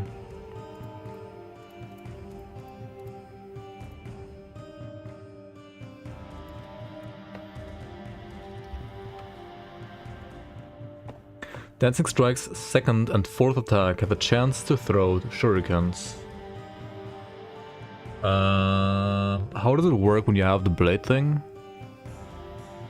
That means... Wait. Can't you get like more shurikens than you can get from evade? I mean from shift? Like you can only get 5 here, right? This is like limited to 5. But if you get like base shurikens, right?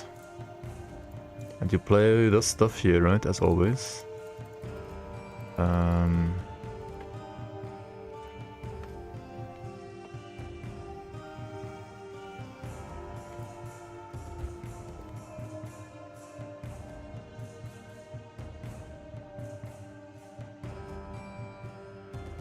Throws 3 shurikens, 7 shurikens, 9 shurikens.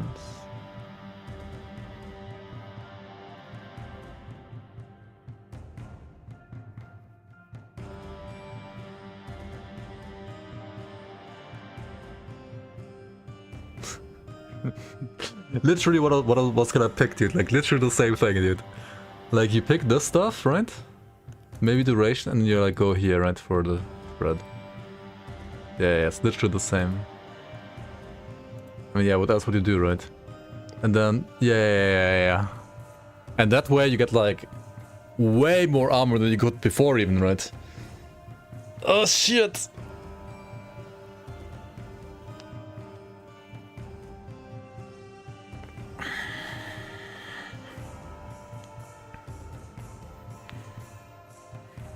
Dancing Strikes login.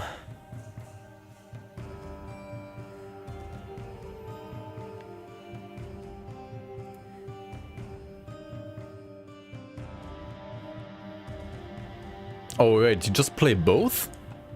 Wait. Oh yeah, I guess, because you have 5 here and you get 9 on top. So you just have 14, right? Wait, what? So you get 20% increased armor? Is that for real? Is that actually how it works?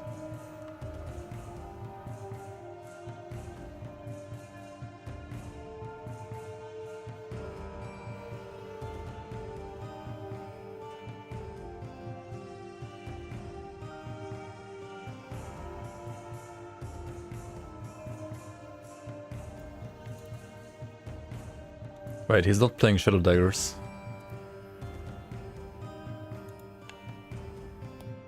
Does it mean Shadow Daggers nerfed? Oh yeah, here we go. Now I have 68 base damage from 90. And 340 added damage effectiveness from 450. Okay. So that is a 25% nerf here. And a 25% nerf here, okay. Let's say 25% nerf across the board.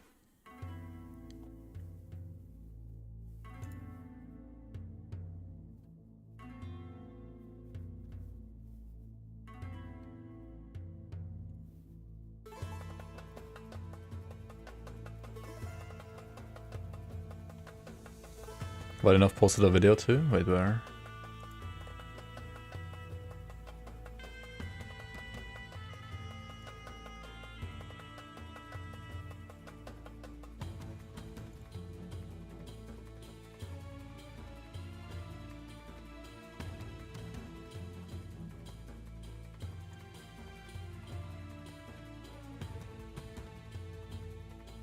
Wait, did he? I don't see it. Shift gave Shift a fixed 0.1 second use delay. Smoke bomb grants plus 4 melee and throwing damage. Oh wait, this node was bugged.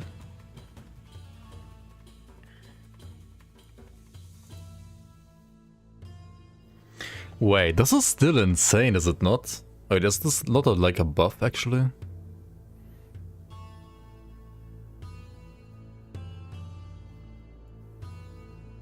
Frostguard is saying, Bina is saying Frostguard is keeping 30% DR.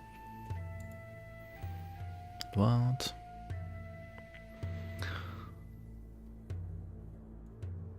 That seems like a buff to me, even though it was like apparently bugged. Maybe it's not. Maybe it's not a bug. Actually, maybe it's not a buff. Maybe it is a nerf.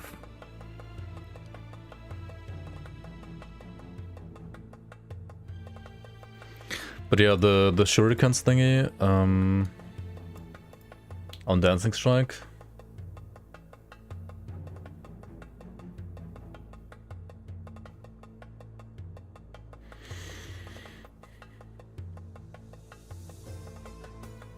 Requires dual wielding. Ugh.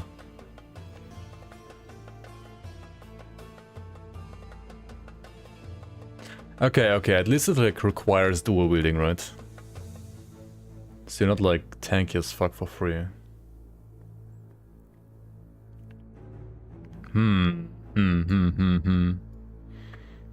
Okay, let's move on to the next class. Sentinel. Erasing Strike has better damage effectiveness. I mean, yeah, this skill needed a buff, right? Marked of the End has a 100% chance to shred any Void Rest. Okay. Void Beams cast by Erasing Strike now have 20% more damage per second. Void Beams in the tree now have clear descriptions. Okay, cool. Forge Strike now has 500% damage effectiveness. Very nice. Now provides a sub-skill tooltip for summon weapon. Clarified Spear Forge to say it deals damage in a smaller area. Hammer Throw, Fixed Iron Spiral not showing the added mana cost as a downside. Judgment. Pious Offering grants 3% more damage per 2 mana consumed from 2% more damage per 1 mana. So that's like a 25% nerf. Interesting. Sacred Sword grants 50% ignite chance on hit. So, but like on hit is just like for the first thing, right? The first hit. Lunge, fixed spelling mistake in Ambuscade. Lead the charge explains the effect happens at the end. Voidbringer shows the correct time route info. Rough Cuts clarifies that it only affects the hits along the path, not the final hit. Rough Cuts. The fuck is Rough Cuts?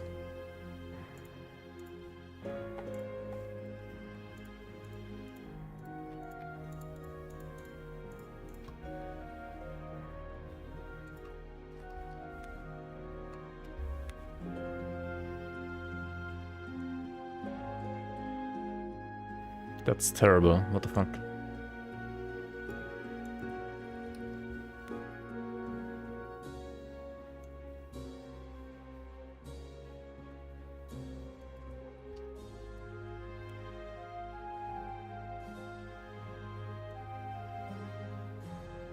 Dude, Rough Cuts is garbaggio.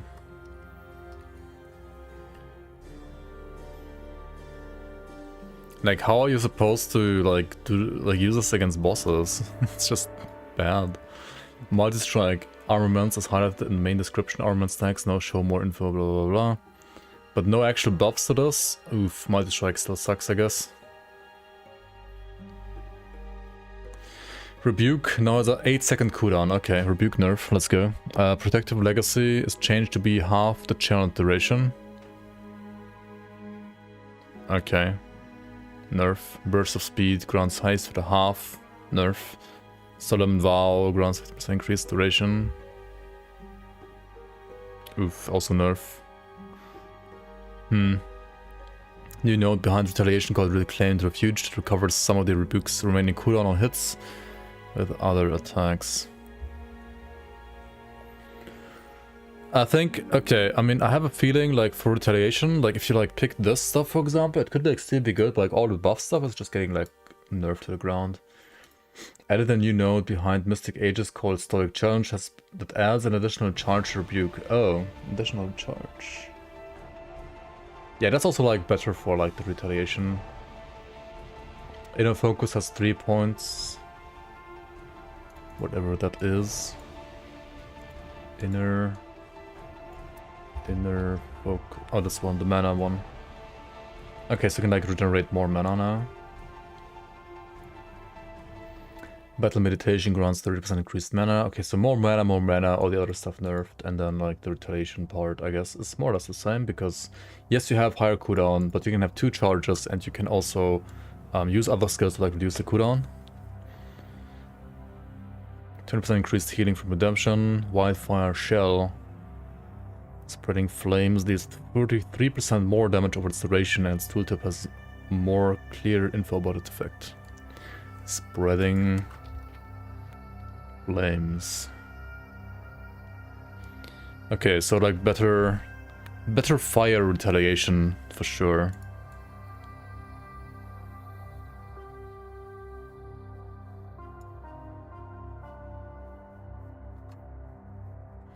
Instead of making the buff last longer, they made it shorter.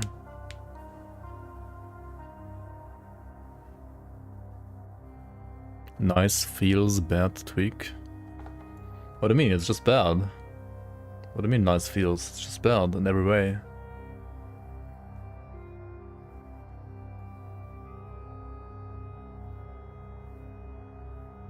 Like everything here on the left, you just don't play it anymore, I think. Like, this is just bad now.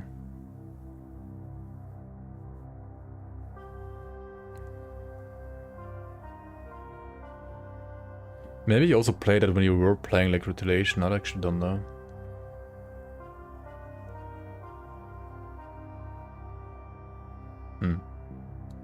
Yeah, not sure. I mean, I don't mind. Honestly, like, apart from like maybe playing a Paladin, I feel like Sentinel, unless they like nerf Volatile Reversal and like give us like another way to like get more damage, I'd probably just not play the class.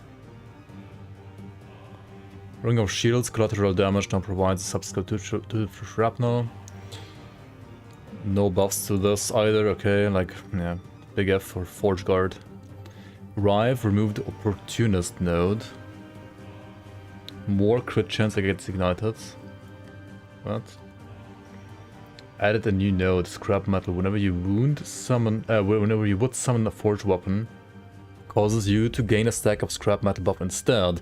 Each stack grants 3% more armor and more damage. Okay, this node is OP. Requires 1 point Foe Cleaver.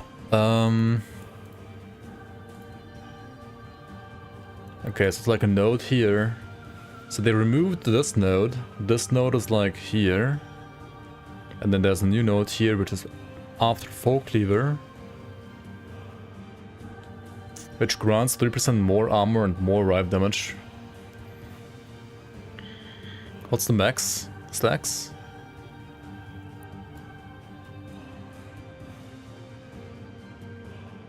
No limit?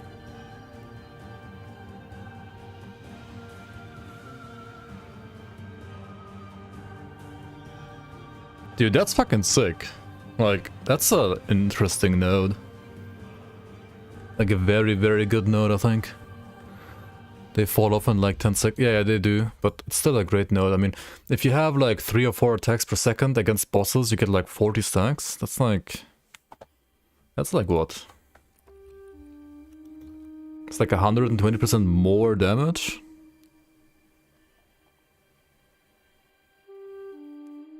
And the node just like doubles your damage, right?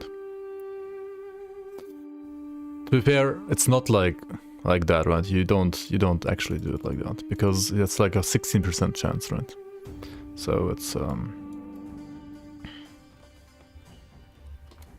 it's actually only like 20% more damage.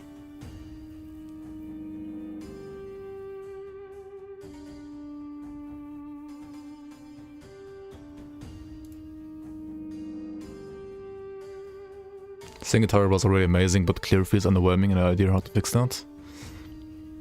Honestly, no idea. Okay, but this is like for 200, right? This is 200 only, basically. Like, you probably... I mean, it's 20% more damage, sure, but like...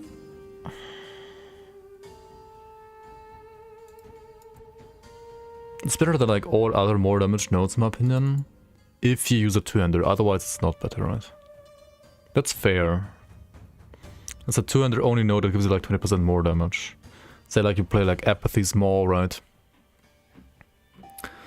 And you would play like this stuff up here, right? Echo Void Knight. Then you also pick this. Then you like pick one more node here, right?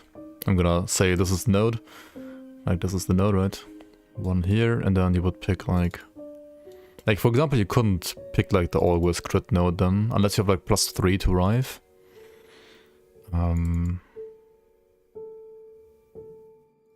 You could get the pull still.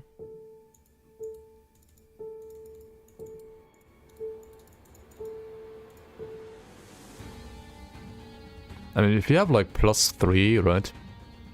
And you play Apathy Small, then I guess like this setup, like 5 here, 1 here. You need like +3 for Rive if you play like Apathy Small. I don't know, you get like +3 though. I guess it's, that's Exalted, right? Has to be like a tier 6. Has to be your tier 6.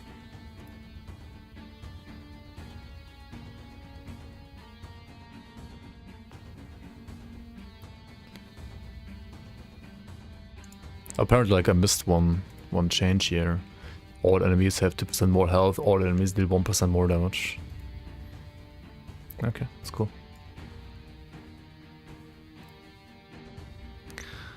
Rive hitbox shape optimized. I guess that's how you fix your AoE, right? Just have the developers fix the hitbox for you, right?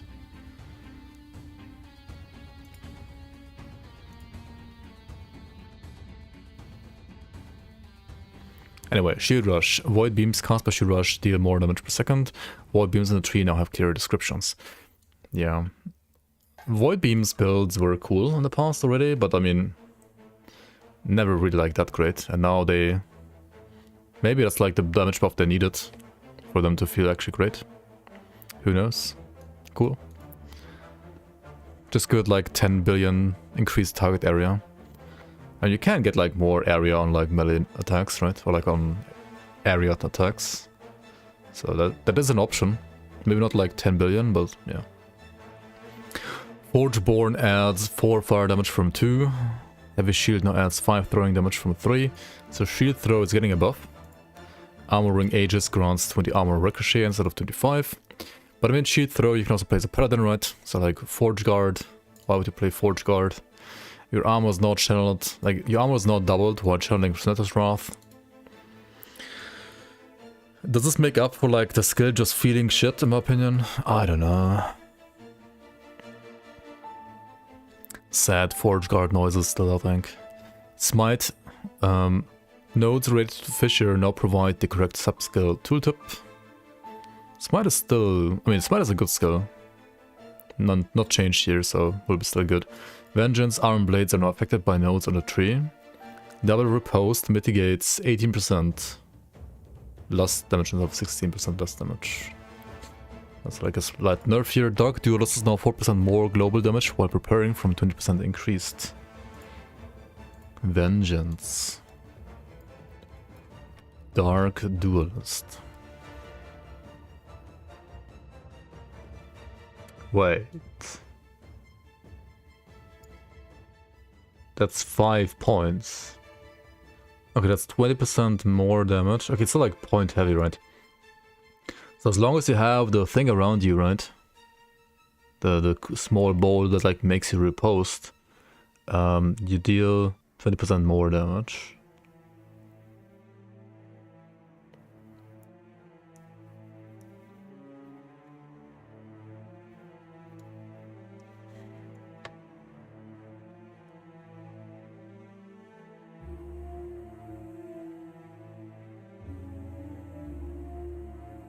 So as long as you're not getting hit like 3 times in a row between your attacks, you always deal 20% more damage globally. That's good. It's like a, I mean, it's a global buff for all your other skills. That makes Vengeance like a very good like filler ability. Right? Yeah, Forge Guard needs like a complete rework, honestly, at this point. Definitely. Like, this makes Vengeance like a really, really good like filler, right? Like, say you're, for example, also like playing something like Void Cleave, Erasing Strike, right? Like Vengeance, using Vengeance as a, like a mana generator instead of Rive, like with this Dark Duelist buff, that seems pretty good. And it's 20% more, right? Like multiplicative with everything else, so that is pretty good. That's a very nice Vengeance buff, honestly. Warpath. Juggernaut Stance explains in the alt text that you can block without needing a shield. Director Spin explains that you can mitigate the elemental resistance reduction with gear and passives. Forge Master Stance now provides a sub-skill tool for forged weapons. Okay, cool. Passive changes. Let's go. Primalist. Berserker grants 50% more melee damage from 20 and 4% less damage taken from 5% at low health. Okay, so they are nerfing low life Primalist. Cleaver Solution might not get nerfed, but Berserker is getting nerfed.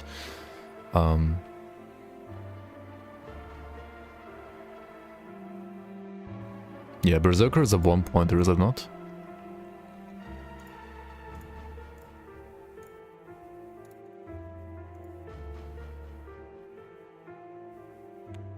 Wait, no, it's 5 points.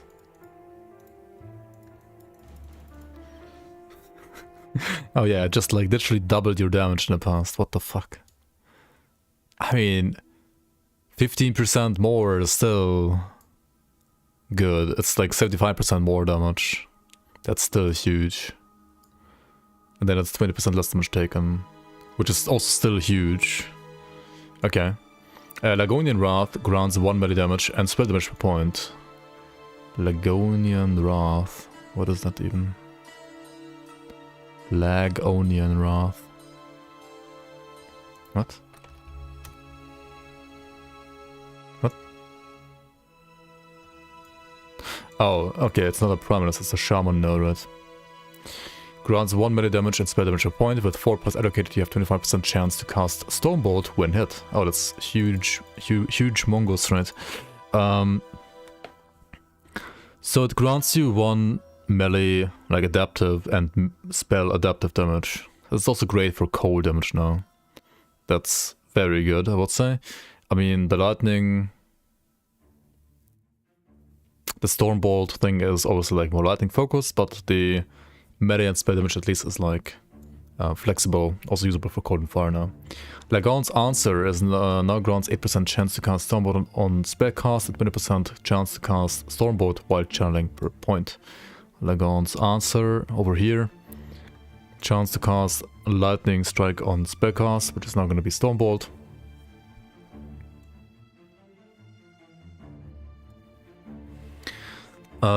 So the difference is like you have higher chance to cast it while channeling, which is, I guess, good for Avalanche channeling, for example. I don't know, like Avalanche needs a rework in my opinion as well, but maybe it's good for Avalanche, I don't know.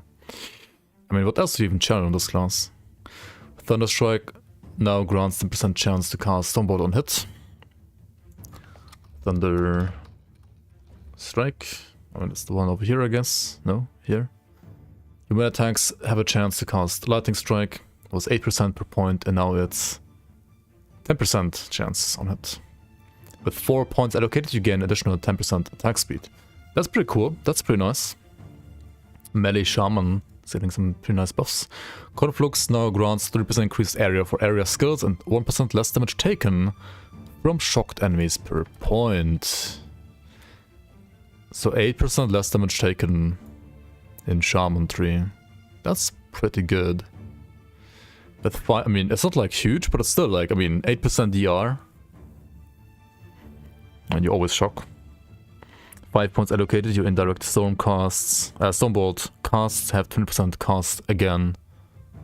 Wait, have a 20% chance to cast again, I guess?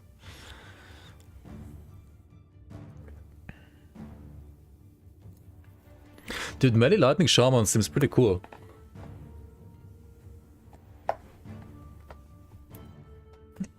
Because like, if as long as they're like not moving these points here, right? Like they need to like make Boar hard, maybe like a, you know, like Beastmaster exclusive thing. But if they're not doing that, they're like this setup.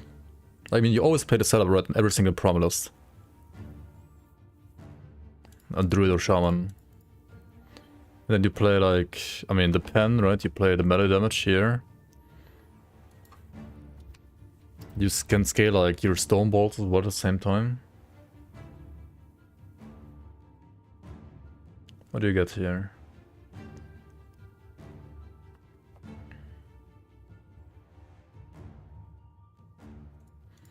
You get more attack speed per totem. Maybe.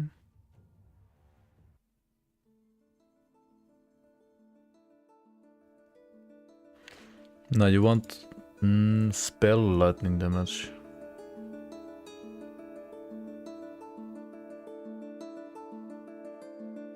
This is only spell, this is spell and attack.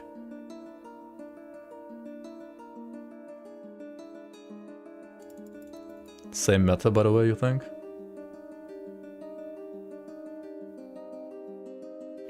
The Fire Shaman Tornado looks badass. With Lightning Swipe, maybe. Wait, I have to pick Shaman here, not Beastmaster.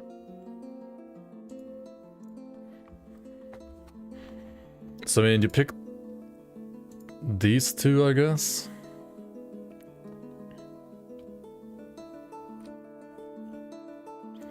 This is doubled while you have a minion, and totems are minions, but I mean, you can also just like get increased health here, right?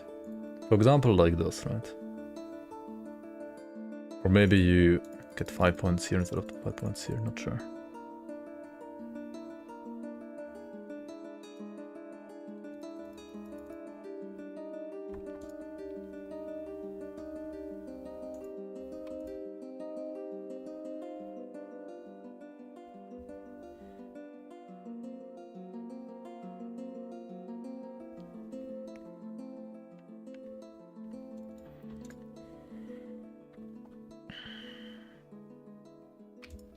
Rest per totem. I mean, now it like depends. Like, do you do like melee attacks to proc, or do you actually like deal melee damage? I mean, this node is like only every 3 seconds, right? So it's kind of meh. Spell damage.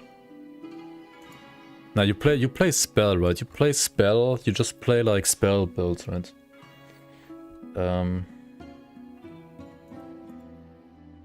Like you use melee attacks to proc spells. That's what you do, right?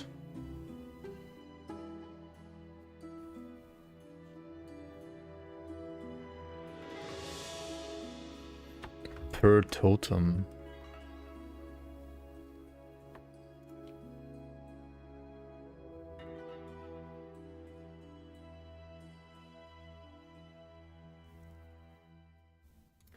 Right, I mean, of course, you always need this stuff here, right?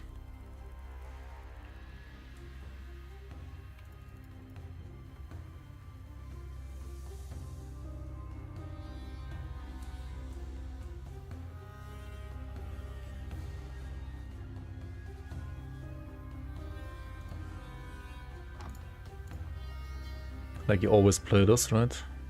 Unless they change the notes here. Apparently they don't, so you always play that.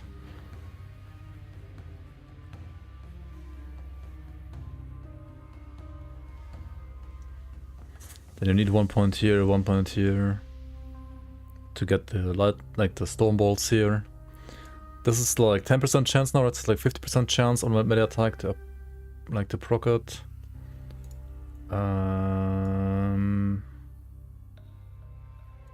Which is a better chance than casts unless you play channeling.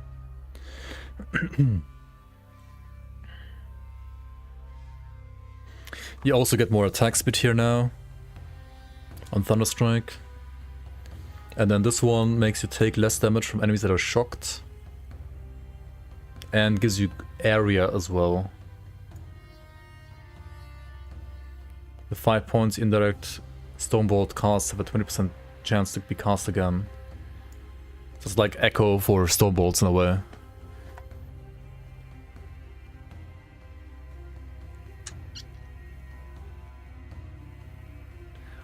And then, I mean, you want like totems, right?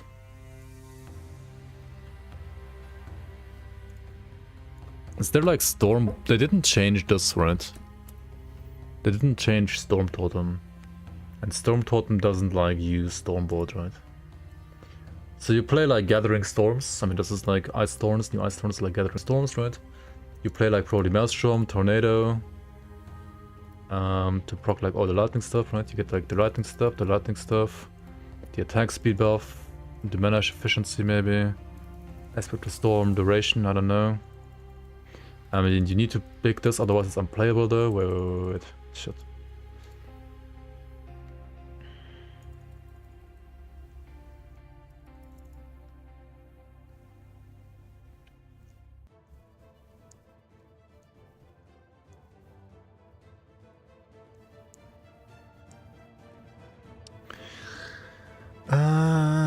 For 2 seconds, what's the cooldown here? 4 seconds. You need plus skills to tornado for this, holy fuck.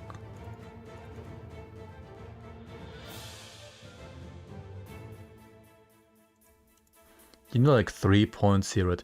You get like a bit of CDR, you need like 3 points here, then you have like almost 4 seconds of uptime. And with a bit of CDR you have like full uptime, right? And then you need +1 to get like lightning frequency here, and then like any other plus points go into Gust of Renewal or like into Overcast Skies, right? Then Maelstrom. You grab the stuff here, right? Stormbolts here. Then you of course grab the stuff here, Mana Efficiency, Haste, Frenzy.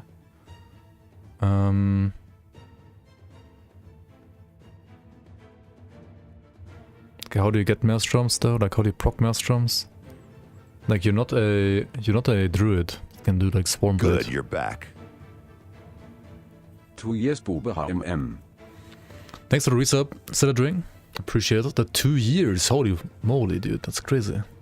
You have a Grim Dawn question? When am I gonna do live stream for Grim Dawn? On the 27th, actually, I'll stream Grim Dawn.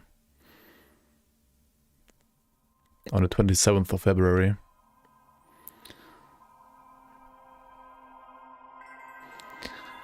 Time flies like an arrow, yeah. Fruit flies like a banana. Don't see why PoE 2 will be much less complex. It still has most of the same systems.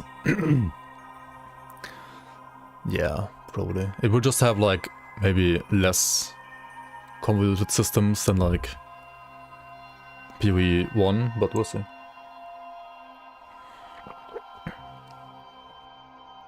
It's 27th patch day. It is patch day, I think, for 1.2.0.4, yeah. As far as I know. Wait, isn't that like public knowledge? I think it is.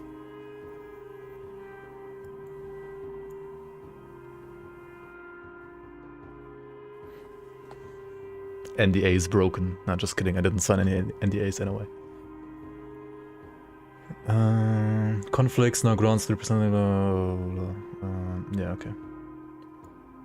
I was looking at passes, right?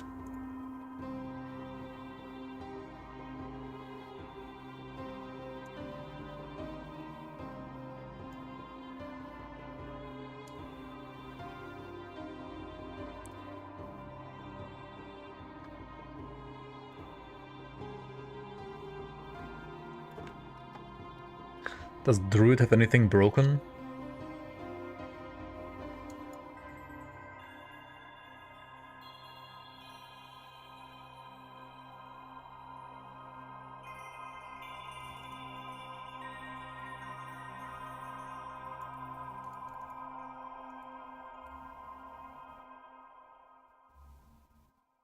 Armor for totems.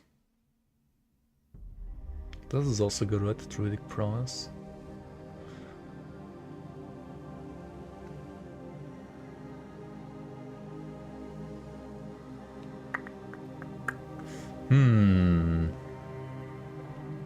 Elemental pen, one transformed.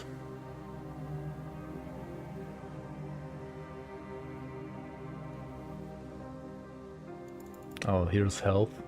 And that's a shock chance as well. Dude, there's too many skill points, man.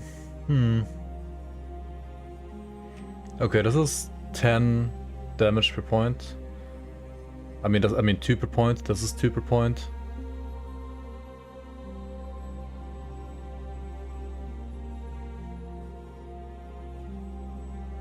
Wait, what do you mean resistance per active totem? It's like physical resistance, right?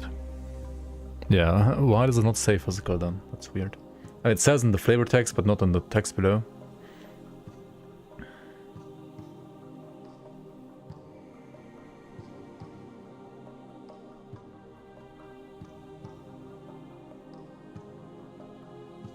Wait, are they increasing reputation bonus from faction mandates and warriors? In 1.2.0.4?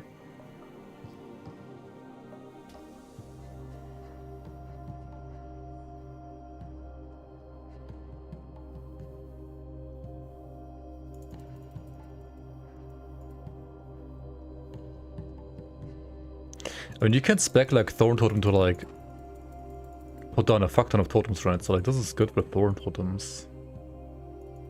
Same for this, I guess.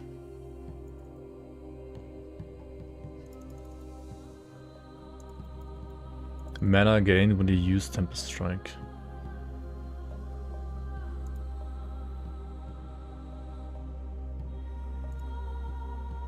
Huh.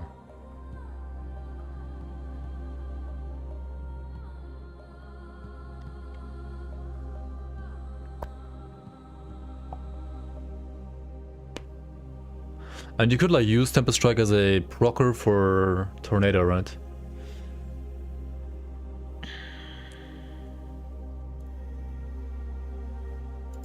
Like what do you play? You play like Gathering Storm, Tempest Strike. I mean this is like Gathering Storm right here, right? Ice Storms. Maelstrom, Tornado, and then like some totem skill, right? Either Thorn Totem or Storm Totem. How do you get the Maelstrom stacks up there?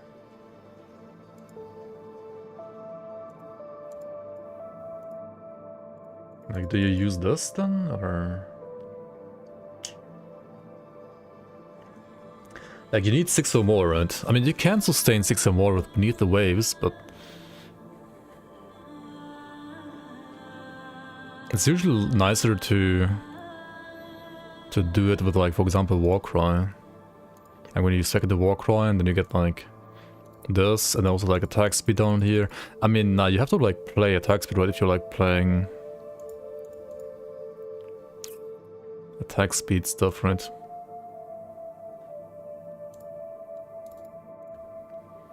But you also need the stuff down here, right?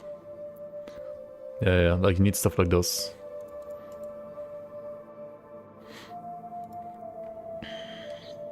And this is like crit chance, this is chill chance. Like both of these nodes are nice.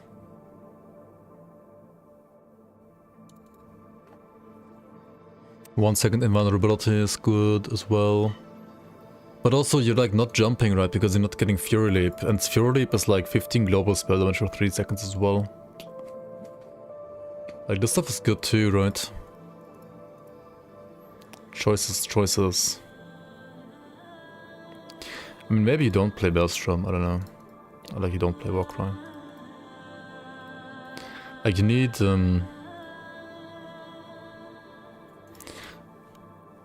maybe you don't play Tempest Strike, I don't know. You want to concentrate on main stats like lightning stats or max res first? What do you mean like lightning stats? Like give me damage? This game isn't... Like in this game resistances aren't that... Fuck. In this game resistances aren't that important actually. Oh my god, I just like lost everything, right? GG. GG me. I mean, Shaman seems cool. I don't know if good or not. That seems pretty cool. Like, I don't know if this like seems better than just like putting down totems. Like, Many Shaman always seems to be a very fun playstyle to me personally, but it also might be scuffed, I don't know. Cold Crit Remaster is viable. Like Frostclaw maybe? Frostclaw Remaster maybe, yeah. Okay, so like, resistances in this game, they're not bad, but they're also not like as good as in other RPGs. And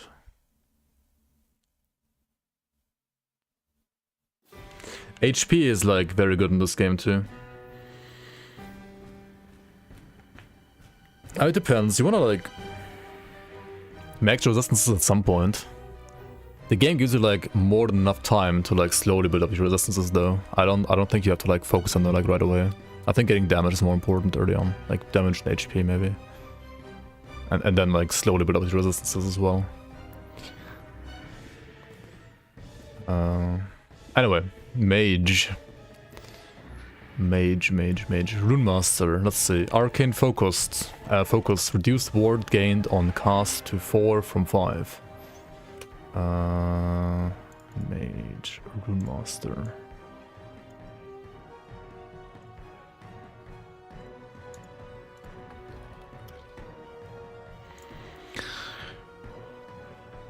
Okay, you get like one less ward. Edict of the Scion. 4 instead of 6 ward on area skill use. I don't think I've ever used this. Jagged Whale, reduced ward gained on crits.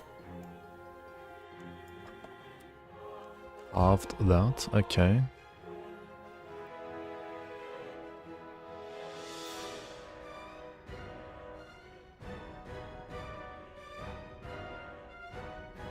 How much do you need to max this out? You need 2k ward, right? I mean, you will have that still, like, all the time, right? Honestly. Buffed the rune word buffs. To grant plus 10 spell damage and their respective element. Buff the 3 rune word buffs, avalanche, hurricane, inferno.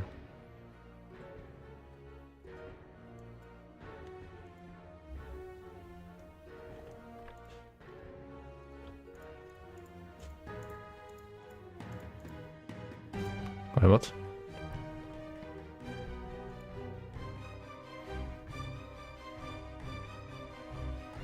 Wait, what?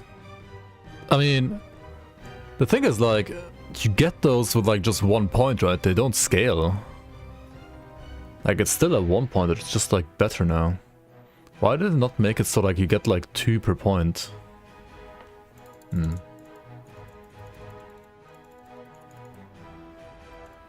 how long does it last? Last 6 seconds. I mean, 20% chance on use. Not even on hit, it's like on use.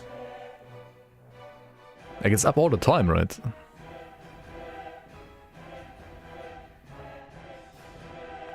You don't even need this. It's up all the time anyway. Just like 4 bonus spell damage down, Rune Master, okay, cool. Runic Fortress, reduce the burst of ward from a potion of your armor to 20%.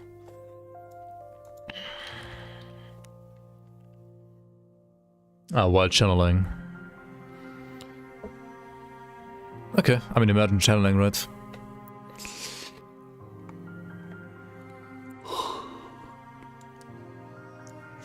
Sorcerer, Chronomancy grants 5% ignite, chill, and shock duration.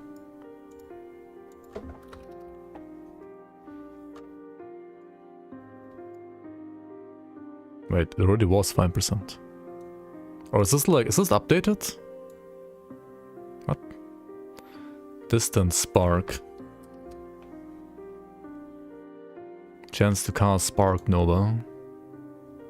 Wait, this is already updated, is it not? Warder. Grants 15 Warden.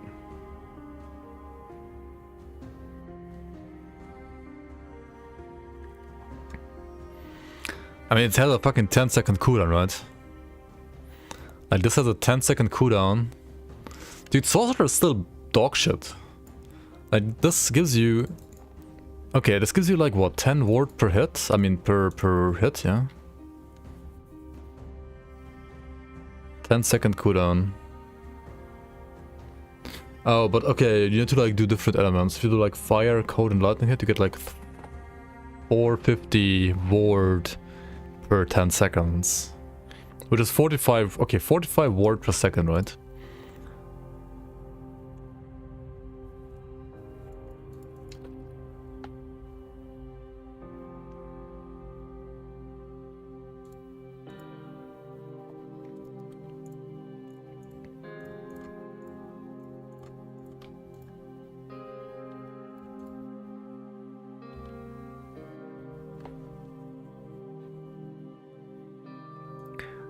You gain 45 ward per second.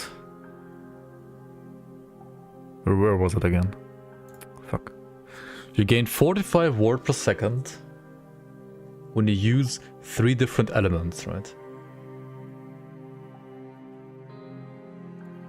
Here, you get 40 ward every time you hit. I've been expecting you, human.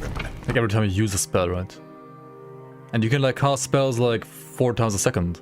So this is like 160 ward per second. And it's a 5 level, like 5 point deep into the 3 point here.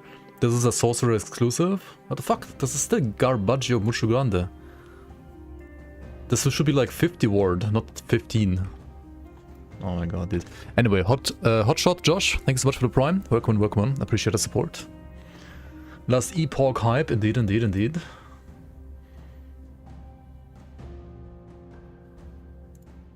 I mean, okay, you could say like a sorcerer can like just get both nodes, right? You could just like get both nodes.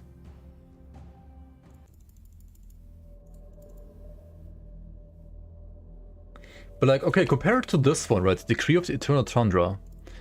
This one, right, you get 45 ward per second. Where was it? Oh my god. This one, you get 45 ward per second if you use 3 different skills, 3 different elemental skills. Here, you get 40 ward per second by doing nothing. And you get double the effect if you have a heal rune. Right? If you're like playing a cold build, you get 80 per second. Oh my god, like it's like what? Apparently they are looking at their passive points, right? Otherwise they wouldn't be buffing them. But how are they looking at them and then like thinking this is okay by buffing them in this way? Like what? How? Anyway, Rogue evasion grants 4% less damage taken while moving from 5%. Okay, they are actually nerfing evasion. I like it because that is stupid and broken. Now it's 20% instead of 25% DR, right? I mean, it's still 20% DR though. Like, you still always pick it, right?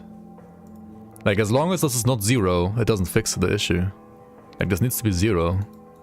This needs to be completely removed, in my opinion. And then, like, there needs to be, like, different ways of, like, getting DR on Rogue, maybe. But okay, Sentinel, Juggernaut grants 4% fire and Void Rest from 3%. Okay, that's a buff. That's cool. I think this is totally fine. This is a nice buff. Sentinel needs anything anyway. And this is, I mean, yes, it's a nerf. And there's a nerf for like specific, like very mobile rogues most of the time. But like non-mobile rogues like still get nothing. I don't know, like Rogue is just a weird class in my opinion. Item changes, new uniques. Wheel of Torment, Unvar's Rise, Unvar's Hegemony, Unvar's Exile, Communion of the Erased, Stygian Coal, Sigion's Reprisal, Spine of Malatros, Vial of Volatile Ice, Blood Roost, Falcon Fist, Talons of Valor, Wraith Lord's Harbor. Okay. I mean, 13 uniques, that's like less uniques than Season 6 will have in Grim Dawn, by the way. Just saying. Uniques and set items, and set item changes. Aeron's Will, base item type, remains Revenant Plate, causing it to gain 100 armor and 3 to 6% of max health, gain its endurance threshold, but you lose endurance. Yeah, but this is actually releasing. Fair enough, Poofinger. This is actually releasing after 5 years. Season 6 when? Yeah, Suntium. Aberrant Call, the increased minion damage mod is now just... what? Is now just effects. Yeah, very nice English. The increased minion damage mod now just affects minion melee damage. Now grants 15 to 35 increased minion movement speed. I mean, I don't even know what this is. Arrow Guard. It's just some minion item. Probably like always threw this away when I got it. Increased glancing blow chance. Oh, less glancing blow chance. Nerfed. This is like a quiver, right? Is it not?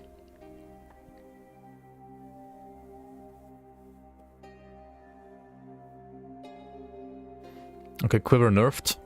Imagine playing those.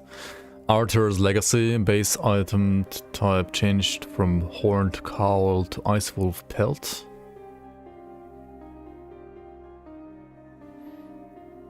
It's like the cold thing? Like cold wolves? Cold wolves? Minions, right. Battle Mage's Endeavor has an effective level for legendary potential of 20 from 30. So this is like easier to get like Alpion now. Oops. Bleeding Heart. Harder to get Alpion. Box of Hydra. Reduced max increased area to 63. Max cast rate is 36. Increased max ward decay threshold to 108. I have no idea what this even is. Calamity. Harder to get LP. Cleaver Solution. Harder to get LP. Makes sense. Big Flame Wraith build nerf with Aberrant Call.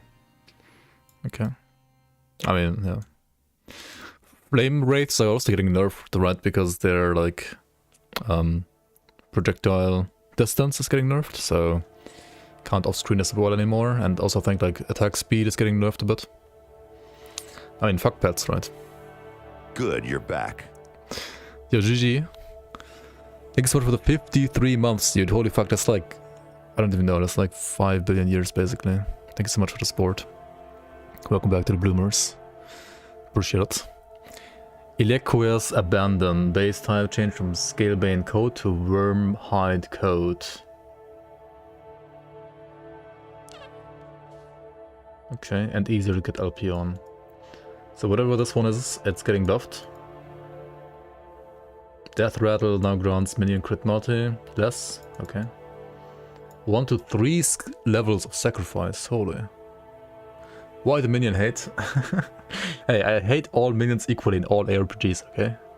Except for maybe Falconer, like Falcon because it can't die. But like if a minion can die, it's bad gameplay in my opinion. Like, I don't know. Exsanguinous, easier to get LP on now, okay. Herald of the Scurry. No change in stats, okay. Hive Mind lost 7 armor and poison rest due to reduction of stats on the base type. Leather Mask grants health, okay. Care Mode's Cage, base item type changed to Nomad's Garb. From Nomad's Garb to Beastmail. Okay, I mean that's a buff. Legacy of the Quiet Forest, here's Quiet Belt. Snow and Nomad Belt grants way more armor. 1 more potion slot and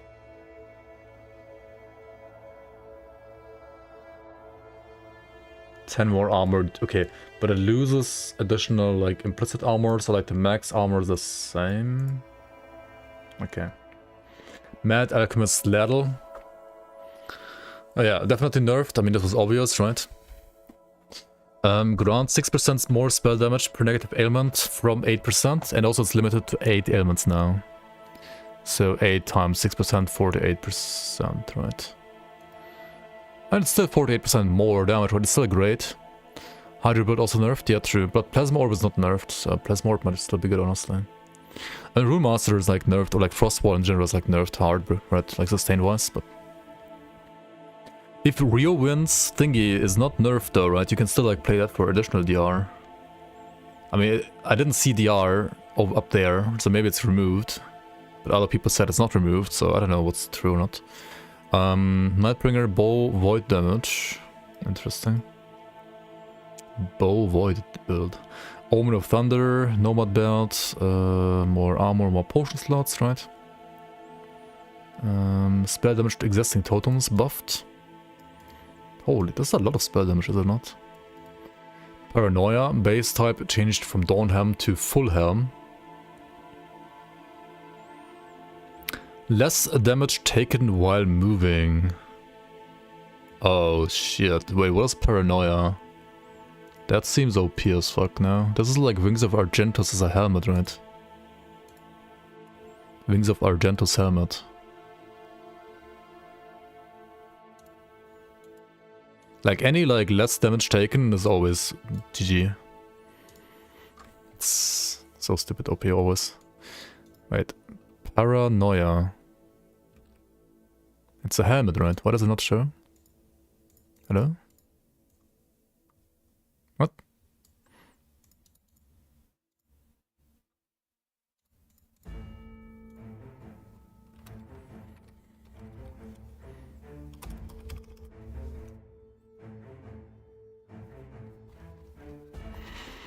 Oh, is it like a... It's a sentinel only helmet maybe? Oh, it is. Okay, it's a sentinel only helmet. So, I mean, it's great for Warpath then, right? Like, why else would you move on sentinel? And I guess if you play like something like Javelin, just like move around as well. Oh, level 85. Lunge does not... Oh, it's a lunge one. Lunge does not require a target. That's sick.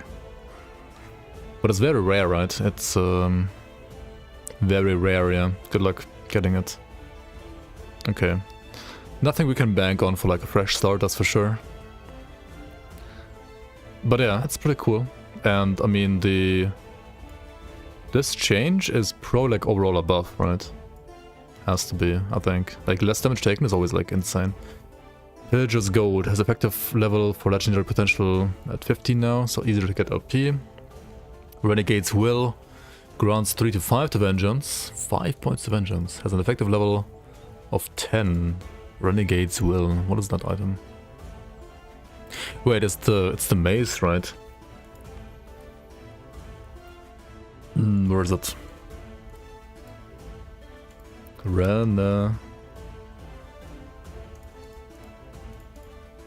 Oh wait, one-handed mace, there it is. This thing right here. Honestly, the new Vengeance buffs as well seem pretty cool.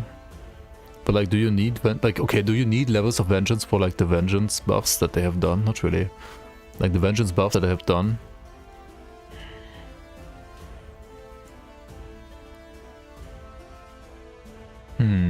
I mean, maybe with this you actually like, you know, get also good damage from Vengeance itself. If the helm worked. Void Knight does look really nice in your patch. Yeah, I agree actually. Like the new base chest as well that you get with like more increased like echo damage is pretty sick as well. And has like 5 billion armor. Like that's pretty good. Sacrificial Embrace, unique gloves, now grant chance to gain a stack of Abyssal Rite on crit.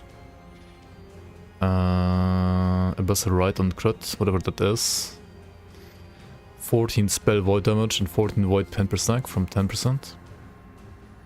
Wait, per stack.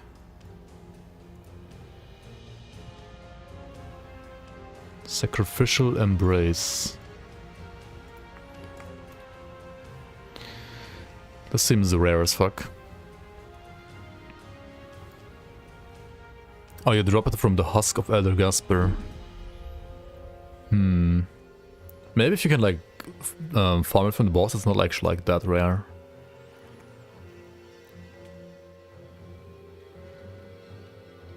so your crits don't deal additional damage. Chance to gain a stack of Abyssal Rite on crit. Mamphistar bought last epic from nexus.gg/rectvaprotoss!! Yo, thanks so much for the purchase. Appreciate the support. And hope you can have fun with this game in 1.0. The changes seem pretty cool. Like 1.0 does seem like a very nice patch overall. So yeah, thanks you so much for the support. Last epic. The last epic game. All other games after this are gonna be trash. Who knows? Okay, so you get attack speed, void damage, and then spell void damage. So like it's... what? Kick weight? Okay, so you stack attacks, like you stack crit chance, right? But not crit multi. And then you have like just spell void damage, like just spell stuff. What kind of spells do you do? I mean, you can just like play this on a auto bomber, I guess, right? Yeah, I mean, just play this on auto bomber and you don't like ignore the attack speed, right? I guess, yeah. Watch all the beginner grim now stuff and love the content. Time to support you at least with this. Appreciate it, appreciate it. Sanguine Horde grants 25% increased attack speed from 20%. Has an effective level for legendary potential of 20. Okay, buff, easier to get LP. Shadow Beacon. Can get 2 to void skills. Grants -10 to Raising Strike mana cost. What is Shadow Beacon?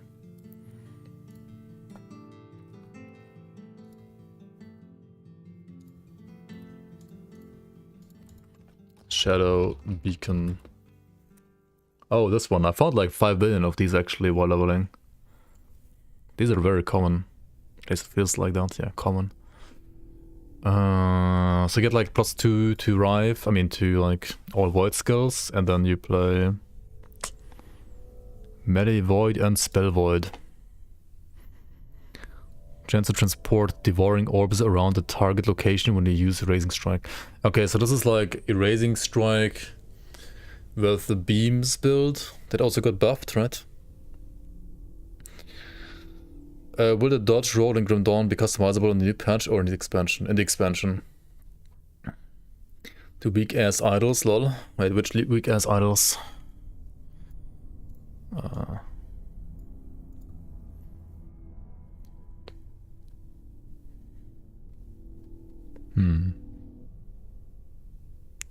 Okay, I mean this and the buffs to like the base damage of the spell beams seem pretty interesting for like a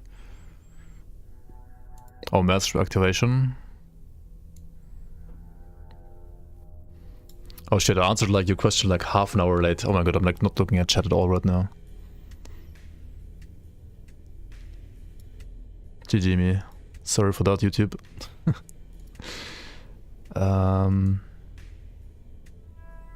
I guess it's like how you activate Livestream, yeah. Yeah. On the Shaman build, right, that I was looking at earlier. Have to like get the activation Maelstrom stuff from idols. I mean, you only have to like get 6 Maelstroms, right, to proc the lightnings. You don't really care about more than that. It's nice to get more for dodge rating, of course, but like, yeah. So I guess like Lagon's thingy and then like cast it every now and then and like get the other like chances from idols is like, that's enough, right? Yeah, anyway, like spell Void Knight might be good actually.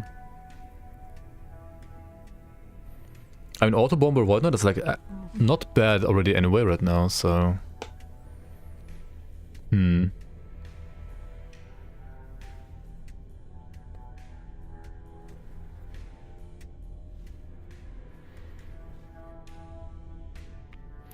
Shroud of Obscurity base item changed to Heretic Robes.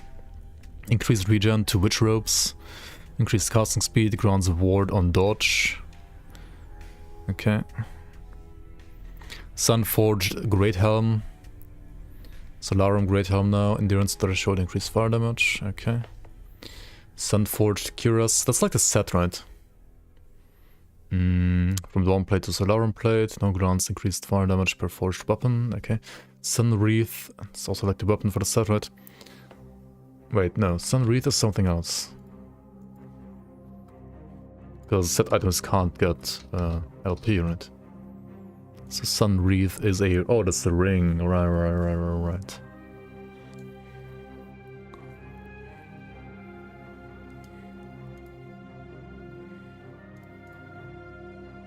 So easy to get LP on the ring. The Falcon renamed to the Kestrel. Yeah, it's the chest, right? No longer grants increased movement speed if you have hit an enemy in the last 5 seconds. Oof.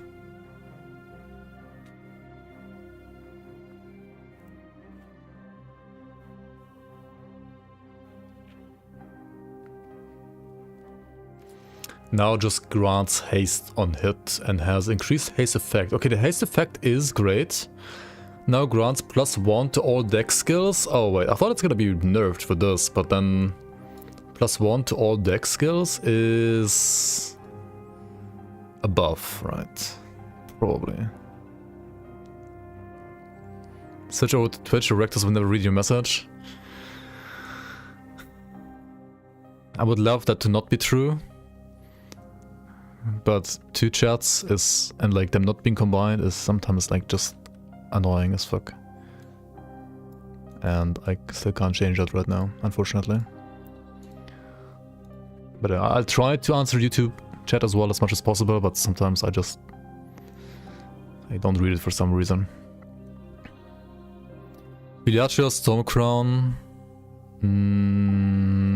Okay, like armor nerf grants more info and higher lightning pen. Zuriel's Hunt, triggered effect grants lightning pen.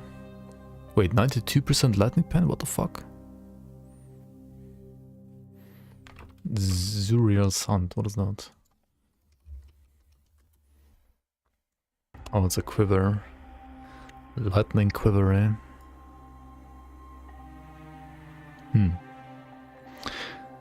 You could like maybe play this right if like, for example, Lightning Shuriken had like a good bow. And you could like do, you know, like Lightning Shuriken with bow and quiver instead of like double daggers maybe, for example. Yo, new pagan, workman. Base items. All classes added new faction-themed items that players can buy from faction gamblers for favor. Oh yeah, this is gonna be interesting as well, right? Very interesting, like what kind of items you can get from factions. Added 4 new endgame caches containing rare and exalted versions of all the base types of each faction. Wait, what? What do you mean caches? Neo-pagan? Noob-pagan? Same thing, right? Neo means noob. Means new equals noob. Newbie pagan. Rename the non-class specific Forest Garb base type to Forest Cuirass to avoid confusion with Primalist stuff. Okay. Item level requirement from affix is now capped at 90.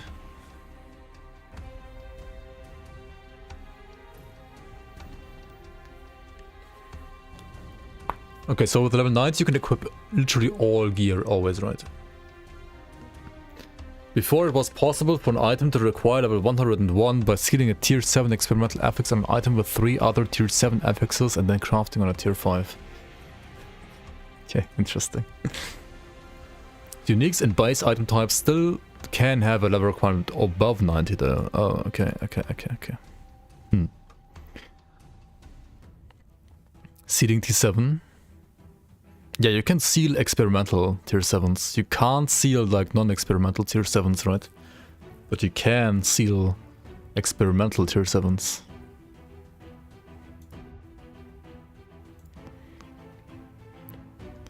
Okay, leather belt requires less levels, sure. Plated belt grants less armor now. Wait, plated is the 3 potion one, right? Plated belt. This one is getting a nerf, eh?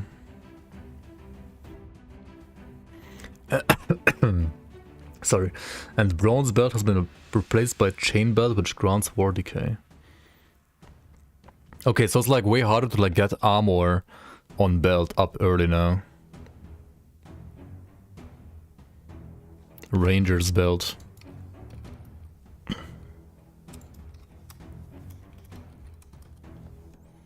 Oh, this one requires higher level now. Wait, some of these changes are already like in here. What?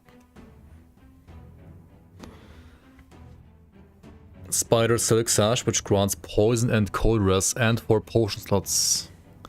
That's gonna be a good belt because of the poison rest actually, I think. And then of course Praetorian belt, which like basically replaces the bronze belt in a way, I guess. You just get it later. But like 250 armor, like what the fuck, dude? That's insane. 6 potion slots, level 73. I mean, some builds are like 1 potion slots, right? Like zombie builds. Exploding Zombie Lich, for example, is gonna love this belt.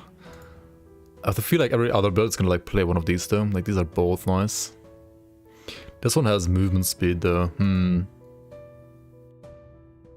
This is like a softcore zoomer belt. These two seem great for hardcore. And this one seems like great for, you know, like potion builds. That actually like use potions for stuff.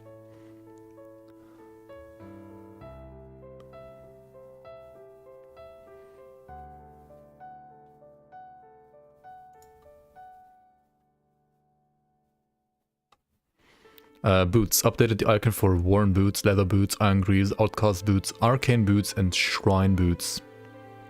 Hide boots grant 1% more minimum movement speed now. Okay, I mean, who cares? Ward decay threshold instead of ward detention. That's like a nerf, right? Vanguard boots, which grant 72 armor, 15 to 18 movement speed, and grant increased effect of haste on you. These are insane. These are actually insane. And then also Citadel boots, which grant 185 armor and reduce damage taken from crits, which are also insane. But level 85. Okay, I mean, these boots are both nuts in my opinion. They're very nice. It was possible to be level 101 in offline mode. I mean, yeah, true. Gloves. Updated the icon for outcast gloves and Solarum bracers. Mail bracers grant 2 more armor, login, 15 more armor here. Wait, Solarum bracers are the crit ones, right? Which were a little bit underwhelming. But now they have 45 armor, so they're like less underwhelming now. I think they're probably fine now, actually. Noble gloves grant 28 armor. And more regen now. Wait, they grant mana regen instead of casting speed. That might be interesting. Noble G's. This is like more universally useful now, I feel like. Added new gloves, arcane bracers, which grant armor, mana, and more mana regen. So like basically like a higher level noble gloves. Ascetic gloves grant 58 armor and CDR. CDR on gloves is interesting. That is like really good for many builds too. That's pretty great. Belts and boots didn't have better bases in late game before, and this is nuts. Yeah, for sure. Like these belts and boots for 8 game are pretty nuts, for sure. Typical 1.0 releases, and they throw in a lot of OP items. To be fair, I feel like the game has a bit harder progression now. Like, yes, you get more OP items in endgame, but I think like leveling is actually harder than before, because like the game got harder overall, and like in multiple ways actually. So yeah, leveling will be harder, I think.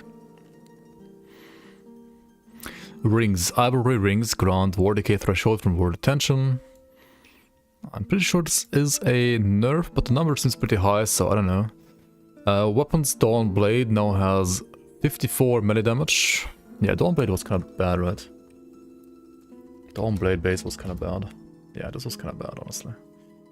Nagasa's Scimitar has more increase over time. Okay, cool. Crystal Sword has less attack speed. This was primarily a nerf for Spellblades, I guess, because like who else was using Crystal Swords? Everything gets wiped. I mean, everything goes into Legacy, I mean, yeah. I mean, you can still continue to like play Legacy, but if you want to play the cycle, then of course like cycle is always like season, right? Like fresh start. Everything that you currently have goes into Legacy mode.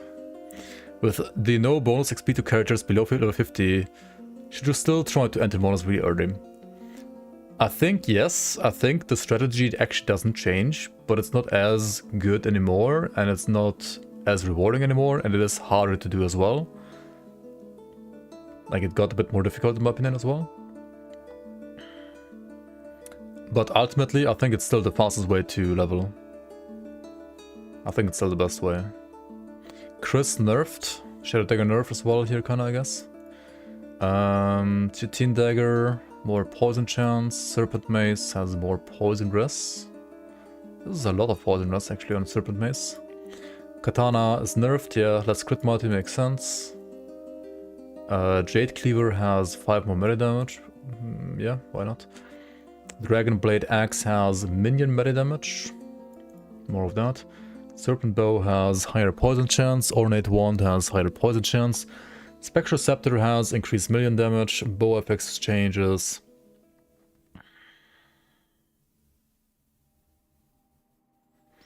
Now has 75% FX effect modifier. Okay, so basically like all FXs are like 15% better on bows now. So all bows are like, FX wise at least, buffed by like 15%.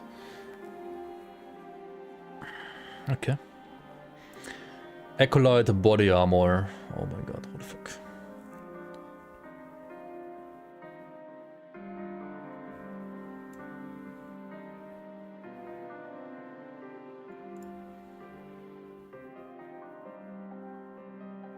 I mean, new stuff added. Buffs, Burial Plate grants 257 armor, what the hell? This is an insane buff to this item, what the fuck? Profane Regalia, also way more armor, way more armor. Dude, Acolyte is getting like a ton of armor. Overall.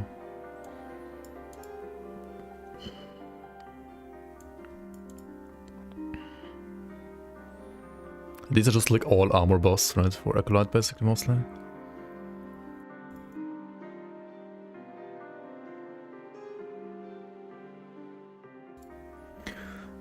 Acolyte helmets.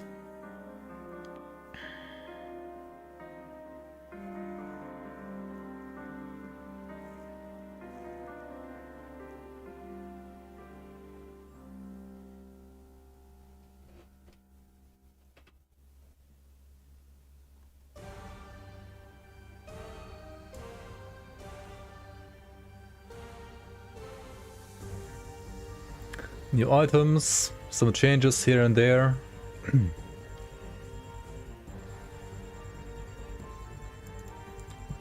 Burial Mask has 15% endurance, that's pretty huge. Profane Crown, more armor. Yeah, it seems like early game items are either like untouched, like maybe even slightly nerfed, and like end game stuff is like mostly buffed, especially for like maybe armor values are just like buffed across the board here, it seems like. Let's see if it's the same for Mage. Actually, it's not the same for Mage, no. Acolyte, okay, Acolyte has like big armor buffs on armor. Mage.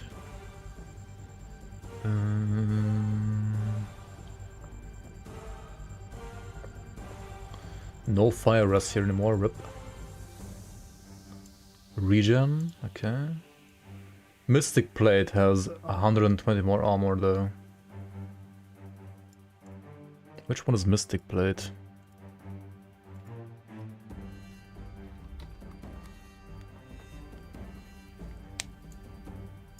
That's a lot of armor, holy fuck. For a level 50 item.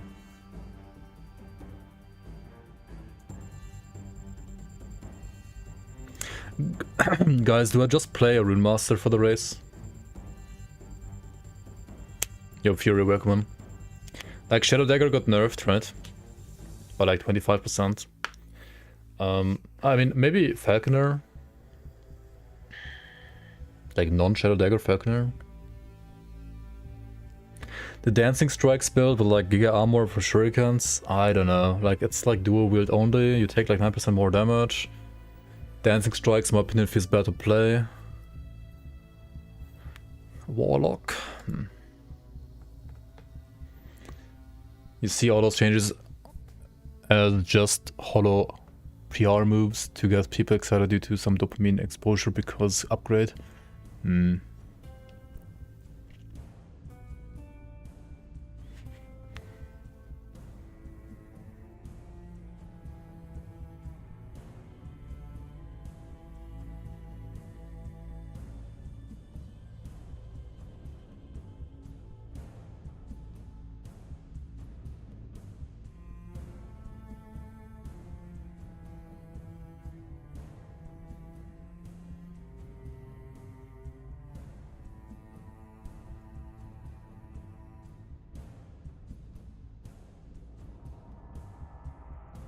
Ellie Leech, oh shit.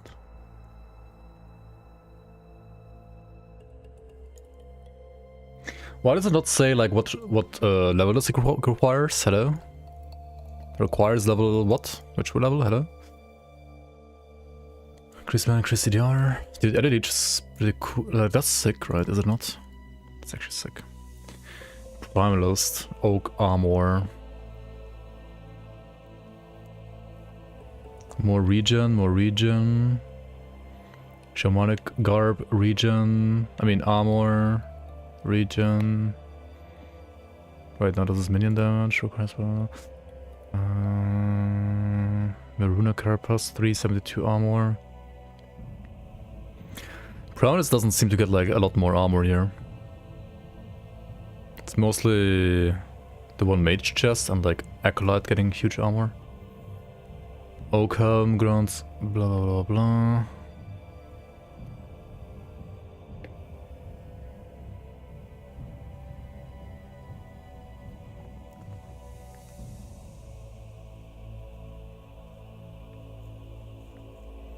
.265 armor and lightning rust requires 51. This one doesn't seem too bad. Like Maruna Helm, right?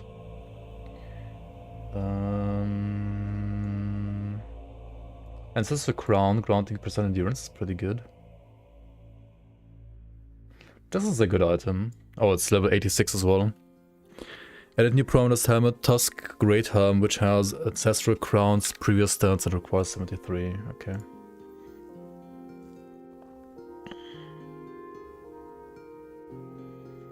Rogue Body Armor, Leather Hauberk, blah blah blah blah.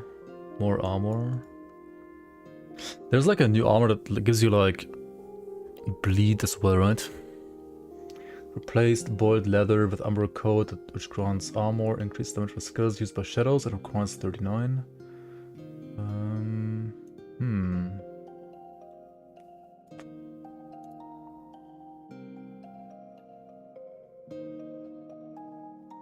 Which one was exile coat?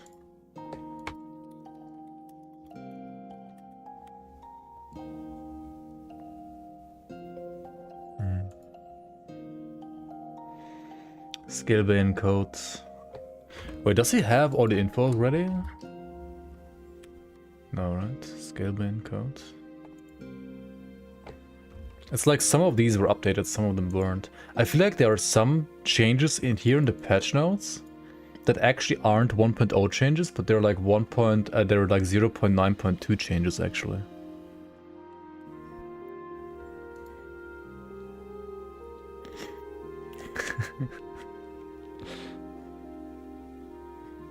The backseating from this guy. I know, right? Illuminator.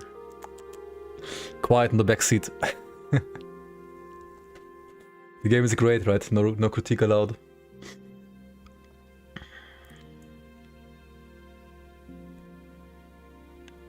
I mean, there's tons of stuff that I think is great changes in my opinion. Like, there's tons of stuff that is like fun to play and like to try out for sure.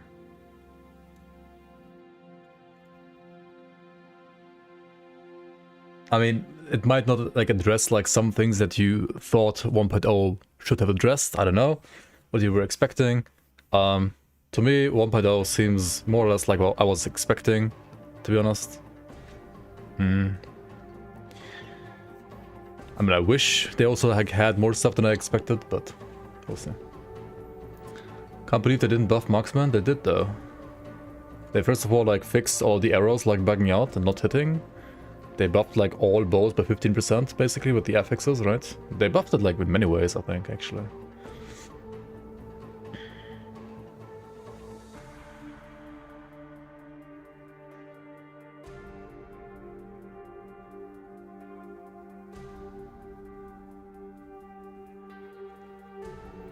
The passive tree is bad though compared to blade dancer tree. Yeah, some of the passive trees changes are weird in my opinion, that's true. They nerfed arrow guard. That's true. Yeah, the passive tree changes are underwhelming in this patch. I agree. I very much agree with that. Like passive tree changes are like the sorcerer tree changes were like what the fuck, like does nothing. Like there's still like a random node in Rune Master that's like stronger than like an exclusive node from sorcerer, like stuff like that. That's weird. Anyway, I was looking at like armors for rogue, right? You get Dex here, throwing down to your falcon. Okay, this is like the new OP for falcon, right? Holy fuck.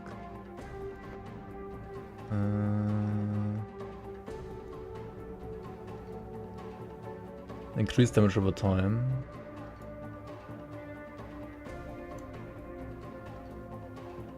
Crit avoid, crit chance. I don't know about this one. This one doesn't seem that great. Wait, or is this like base crit chance? Wait, it's base crit chance, right? Huh. That's not bad then, actually.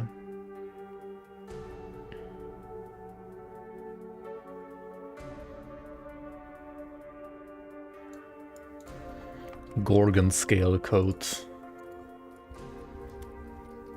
Oh, yeah, this one. I mean, that always was good, honestly. Marksman can be the tankiest character in 1.0. What? How?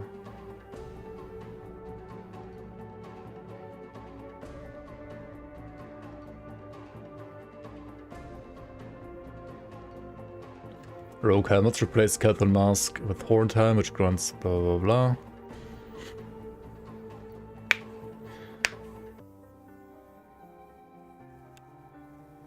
Gorgon skin coif now requires level 86. To get like access to cooldown reduction later. Dragon Visage grants armor, fire rest, and crit multi. 81. And that's crit multi, it's not too bad either. And free fire rest. It's not too bad. Blood Visage, 74, increased damage over time. Increased bleed duration. That's a good one for, well, bleed stuff of course, obviously. Like for puncture and so on. Rogue Helmet, Falconry Helm, which grants armor, dex, and melee throwing at it. There's like chest and a helmet that gives you like up to 24 melee and throwing damage to your falcon? What? What?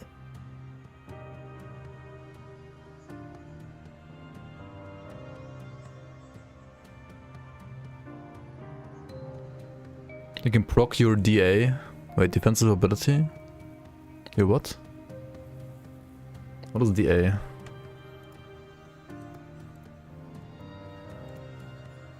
Dark arrow. Is it like a skill in the arrow thingy? Detonating arrow?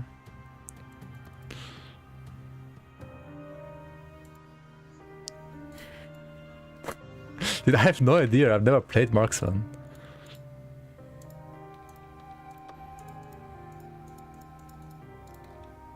Dude, I mean, it could be like Dark Quiver skill, you know? It could be like a passive in Dark Quiver, right? Like Dark Arrow over here. Could have been the case, you know? Anyway,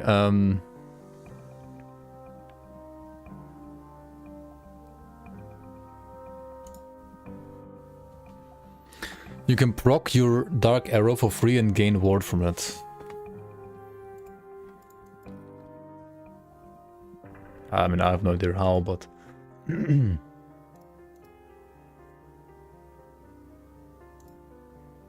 I mean, so what? Like, Blade Dancer has Death's Door, right?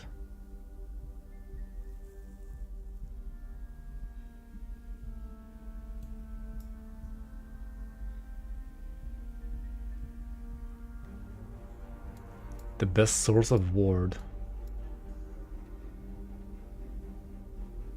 Okay, how do you get the ward on Detonating Arrow?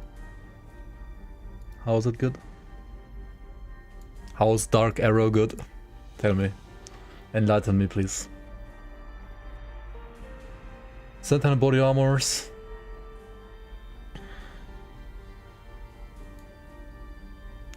Wait, holy. What level does this one require? 700 armor and armor mitigation applies to damage over time. I thought Void Knights are good. But I guess this one is just insane, so Sentinel is better, I mean, Paladin is better anyway, after all. Of course it is. This one is crazy as fuck, dude. Champion Regalia. Absolutely broken, in my opinion, Prody. You play this, you play the experimental effects on the gloves, right? Is there this one has 85 reduced bonus damage taken for crits. What? What? To be fair, like, Void Knight is getting, like, juicy stuff here as well. It is getting juicy stuff. But it's also squishy.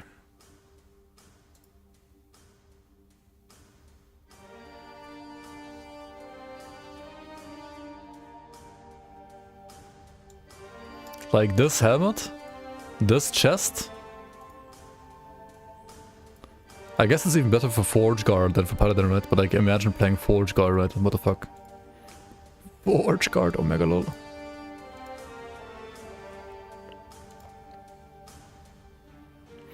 %3 increased armor for each hit you have taken in the last 10 seconds.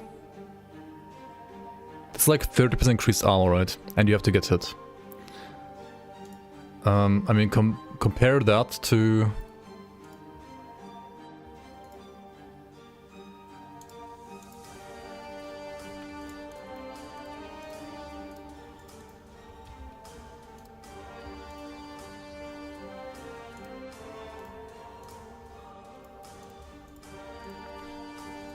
to bladed armor, right? Like, bladed armor gives you 30% for one single shuriken permanently all the time. And this fucking thing is like 30% when you get hit 10 times, not only one time, right? Huh? This is so fucking garbage, dude.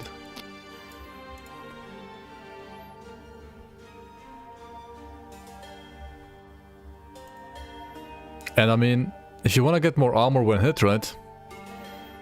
You can just be a paladin and still grab this node, right? And you don't have to like get hit 10 times, just one time and you get 60% more armor, right? And you play a paladin and you pick up this node, right? Like, what? That's so stupid.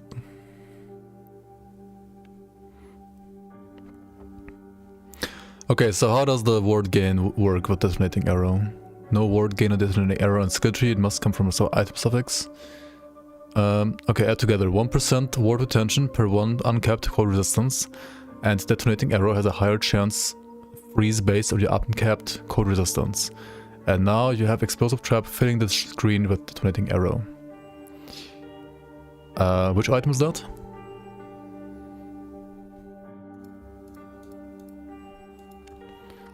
Detonating frostbite shackles.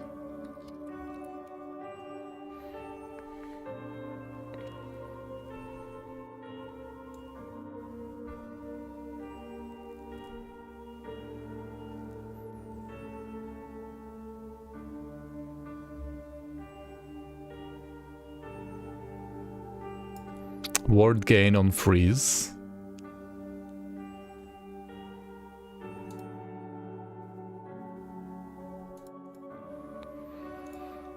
Wait, what?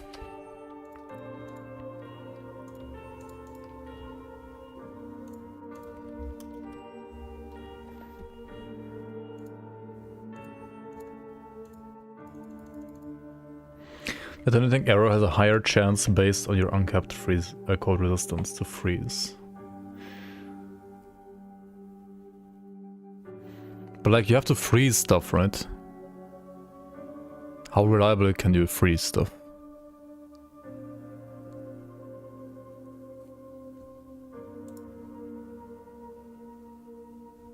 It seems great for mapping. And useless against bosses, maybe? I don't know.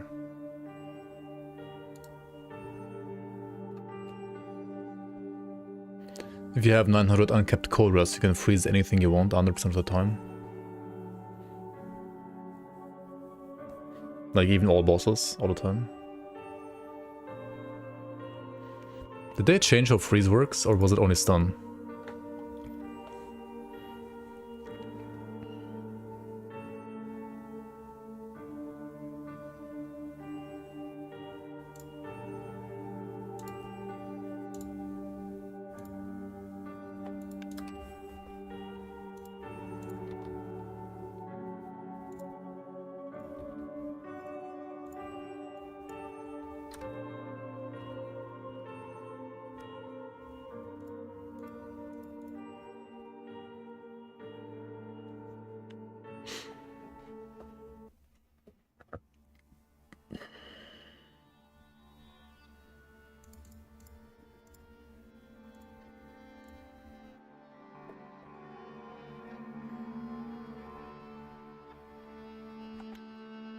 Tier 5 is everywhere.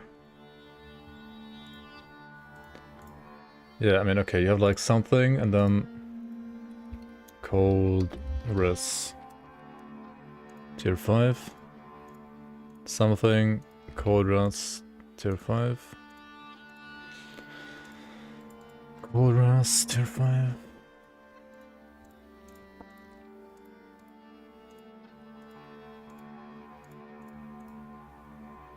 What, you play like Gold Ring, right?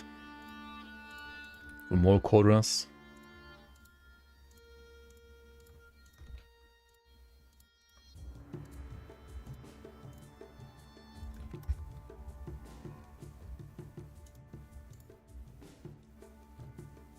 I mean, I don't know, something, right? Whatever.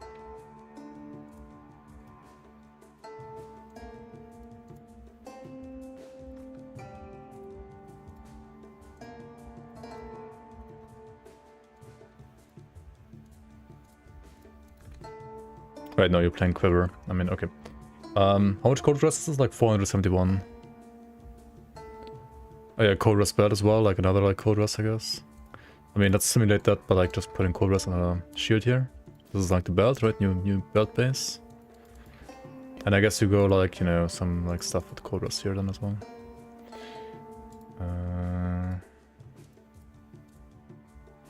Wait. How does it work? Oh, to choose here.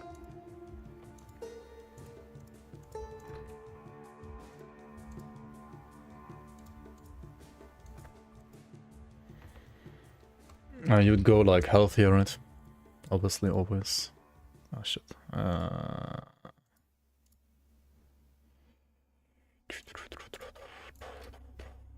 Okay, something. Cold rest. Something. Cold rest.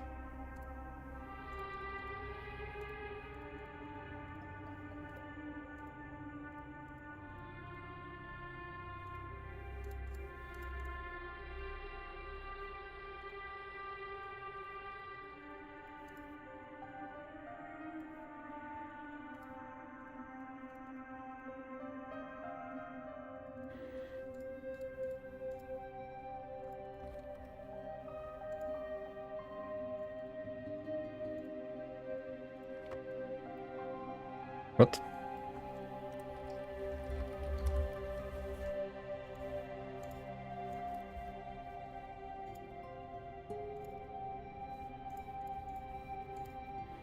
What is happening?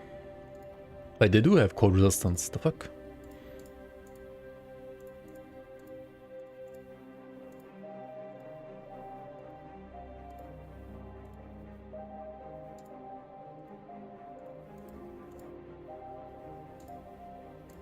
What is happening?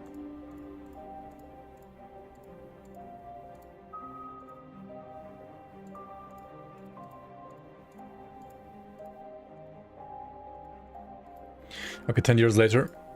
Now we have 669 1 Chorus.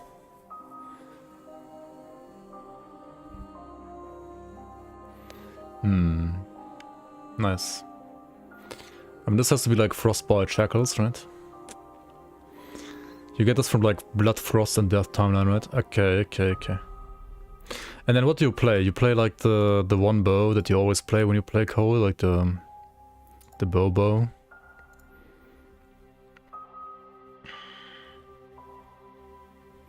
Reign of Winter.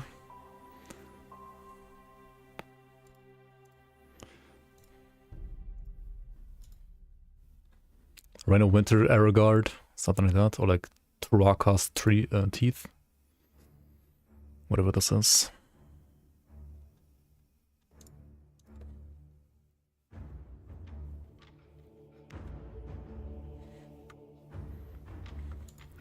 And then what?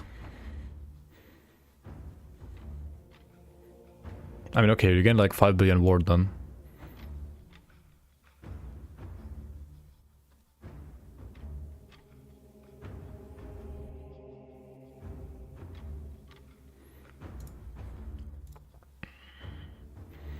I mean, everything else can be like spec'd to damage now, I guess, right? You play Shift probably. What else do you play? What do you play on Marksman? I have no idea. Do you play Shift Shurikens or what?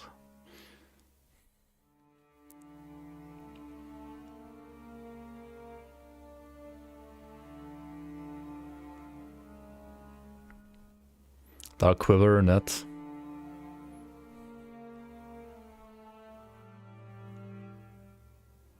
You just like need more damage somehow, right? How do you get more damage? I guess Dark Quiver has like some damage stuff, I don't know. I have no idea. Smoke Bomb.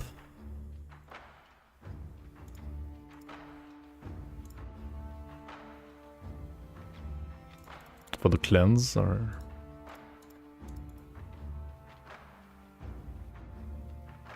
Oh wait, is there bow stuff here? Oh, there is bow stuff here.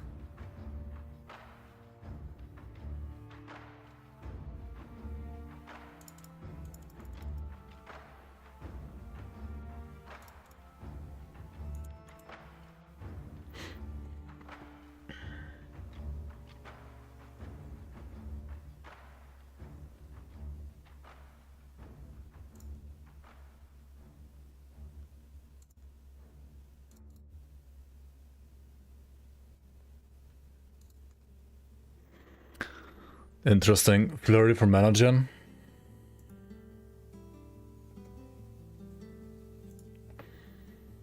Yeah, I might have to use that for mana gen. That seems interesting. Not something I would like to play, but interesting.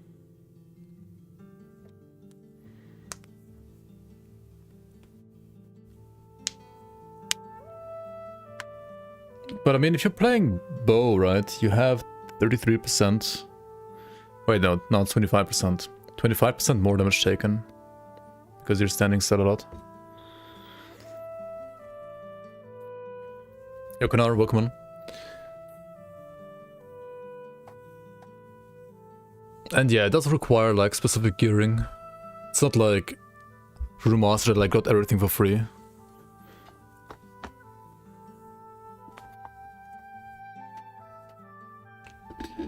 Yeah, this helmet is insane. And this chest is also insane.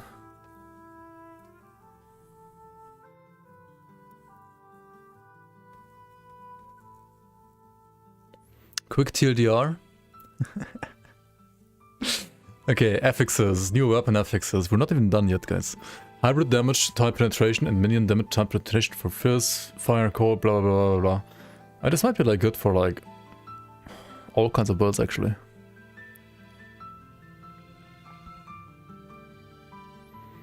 Yeah, I like that they're like trying to like just, you know, give you more armor, right? Just like stack it up with like giga armor.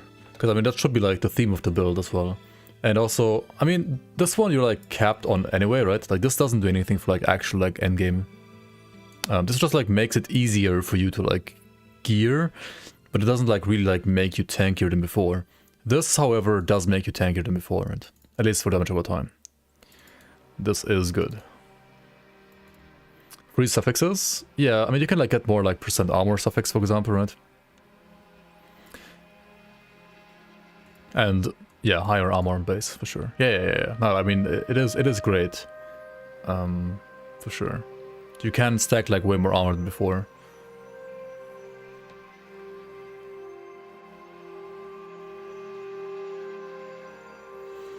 But volatile reversal is still the same, right? If you don't play volatile reversal, you're trolling. Fuck, I hate that skill so much, dude. Like, I would start Sentinel, like Paladin, for example, if volatile reversal wasn't a skill in this game, honestly. I don't know. Like, I like the skill sometimes on some builds, but I hate that you have to play it on every single build. How does it not feel good? It feels... I don't like it sometimes. I just don't like it on some builds. I think it feels good on some builds, but it doesn't on others.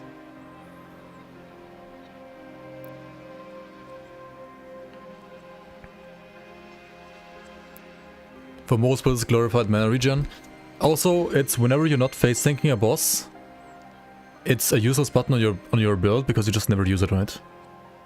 Unless you're using like smite together with it. Because if you're not fighting a boss, you wanna zoom forward, right? And if you wanna zoom forward, you never wanna press the button because it rewinds you back, right? So it's only good against bosses and nothing else. But it's so much more damage that you have to play it against bosses.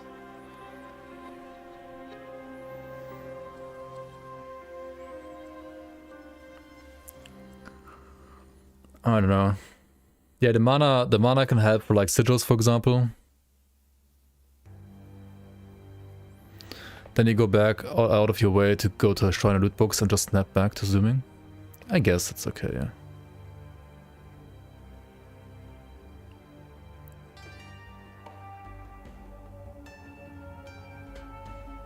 Movement speed, which snapshots into Sheer Rush. Yeah, another mandatory skill to play, I guess. Unless you play like Healing Hands Rush now. Maybe you wanna play like Healing Hands Rush now.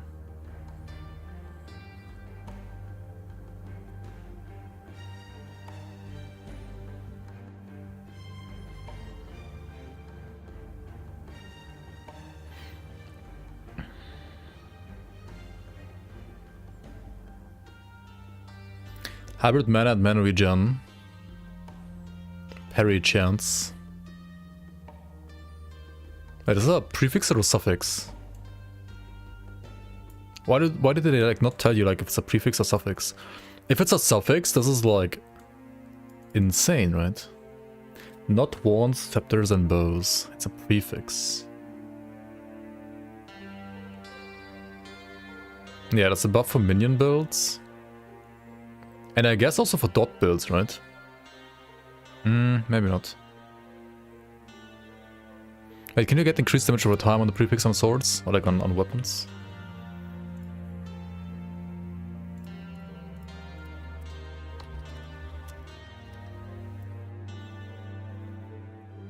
Okay, so like, oh yeah, you have, okay, you like always play like dot, and then like, for example, code for like cold dot, right? Frostbite you play something like this, right? Yeah.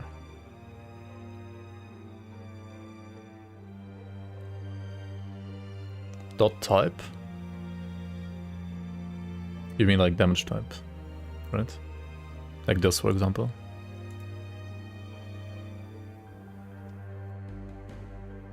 Yeah, okay.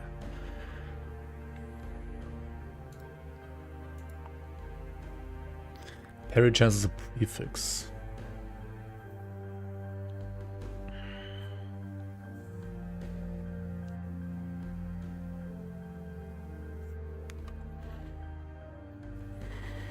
Then like all the acolyte stuff, okay, sure. Levels, additional projectiles when you cast chaos bolts, spell damage for curses, oh that's huge. Spirit frequency, spell damage for curses, you get it twice for some reason, cool. Mana efficiency for Ghost Flame is great, I guess, as well. Or ward per second maybe as well. Duration with Profane Whale. Okay, okay, there we go. That's cool. Mana efficiency with Soul Feast. Cast speed while cursed. It's actually also good for some builds. Parameters, leveling, levels for Gathering Storm, chance to gain Storm stack when you use Gathering Storm and hit an enemy. Less frequency of expending Storm stacks and added spell damage for Stormbolt. That's good too, actually. Profane Whale, yeah, let's go. Increased frequency of expending Storm stacks. Okay, cool, cool, cool, cool. Yeah, Warlock seems very interesting for sure. Honestly, Gathering Storm is cool too. Secondary Dive Bomb, blah blah, all the levels. Increased area with Dive Bomb, added throwing damage with Caltrops. Okay. Chance to apply crit vulnerability on hit with Caltrops. Okay. Max traps with Explosive Trap, increased throwing attack speed. Chance to deal double damage with Falcon Strikes. Percentage of your bleed chance and poison chance granted to your Falcon. Crit multi and minion multi. Okay. Replaced all void cultists except for a few mini-bosses. Enemies now we're talking about, right? Enemy changes. Okay, I mean new enemies in chapter 3, new enemies in chapter 4. New enemies in chapter 5. New enemies in chapter 6. Ranged enemy behavior changes. Several ranged enemies now move more between attacks to make combat feel more dynamic. Cool, cool, cool, cool. Other changes, all enemies have 2% more health and 1% more damage. Increase enemy health and damage globally above level 60 by about 5% and above level 80 up to around 25%.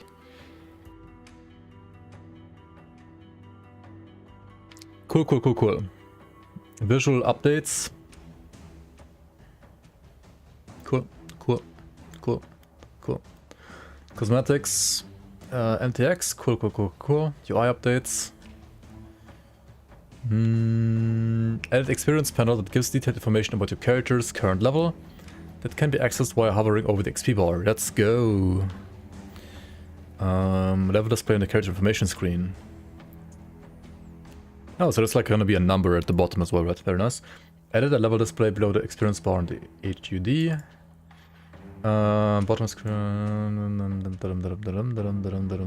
Cool, cool, cool. Reaper form, health material has been slightly adjusted. Okay, cool. Arena wave, HUD, visual update. Okay. Cool.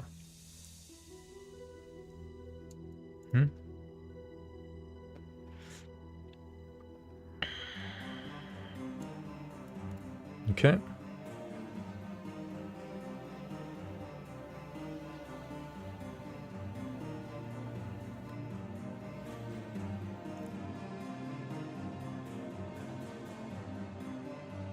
Monka. Okay, okay. Cool, cool, cool, cool, cool, cool. Lots of stuff, blah, blah, blah, right. New sound effects. Cool, cool, cool, cool. Where's Zarek? New sound effect for Zarek? Maybe not. Danke, danke. Bone curse. New effects. Okay, cool, blah, blah, blah, blah. Bug fixes. Mark for death was apply minus 50% resistances. The fuck?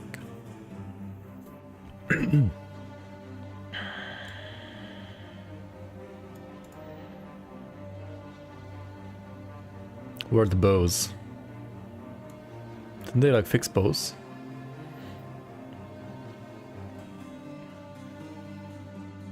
Provided 7 times more pen than intended. What the fuck? Runic invocations, elemental lore. Wait, that's a Rune Master thing. It's like, this is a Rune Master nerf.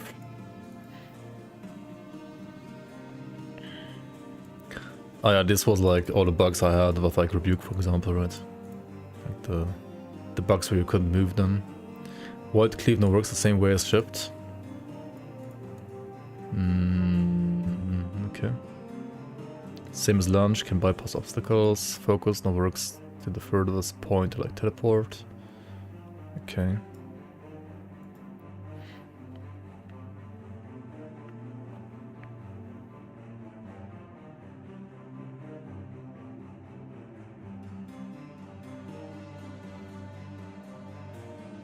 Oh, here are the skills. Bone Curse. The Red Shade, Harvest, Infernal Shade, Hungering Souls. Dude, all these bugs. Look at all these bugs, dude. Holy fuck.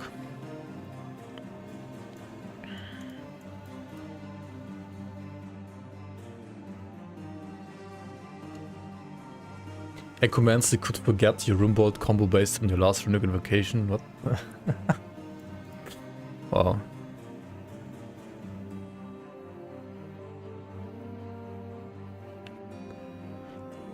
Okay guys, do we play Falconer or Rune Master or Blade Dancer for release? Or maybe Shaman? What do you think is OP? Did I read Rogue yet? Let's see.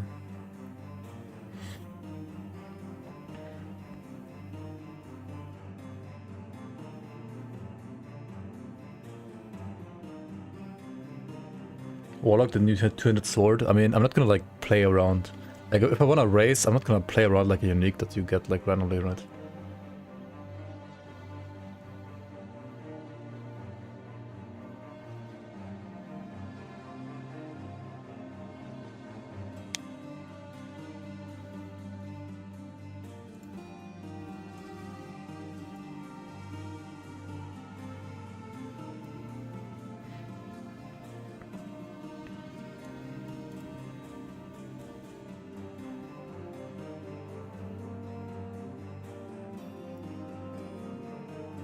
What do you mean? Did I read Rogue yet?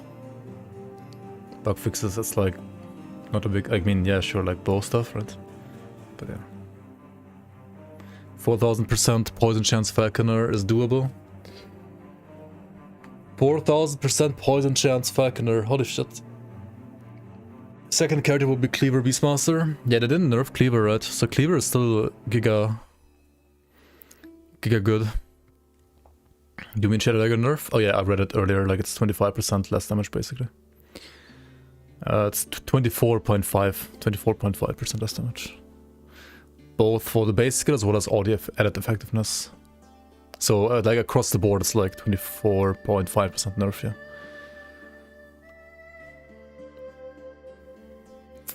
You can get 4000 poison damage if you can have it like hit 11 times with its attack, makes sense.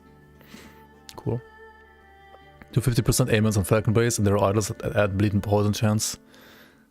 And there's also affixes as well, right? Where you like add even more like aimant chance from yourself to the Falcon.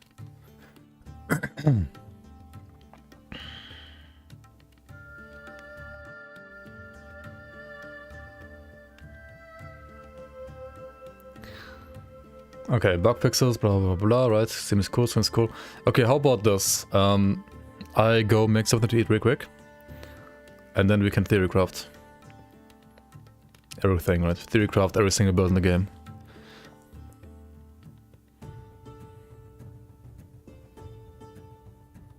But dude, I'm hyped for like to play Monolith simply because the modifiers, except for slow and chill, like you can just play all of them now. They're like all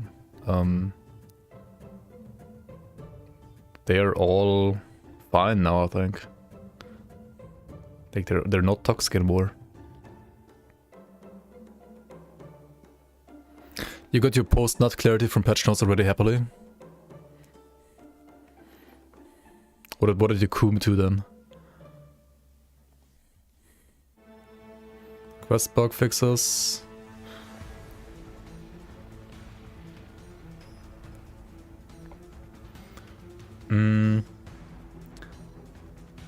What are the important ones? We need to like know which ones we can't skip, right?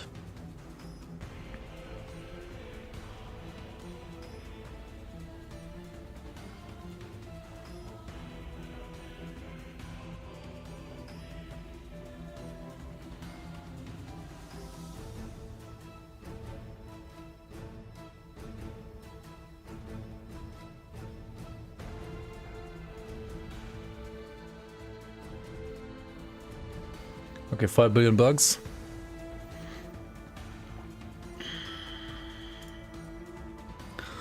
Cool. Okay, I mean, the patch seems huge, patch seems interesting.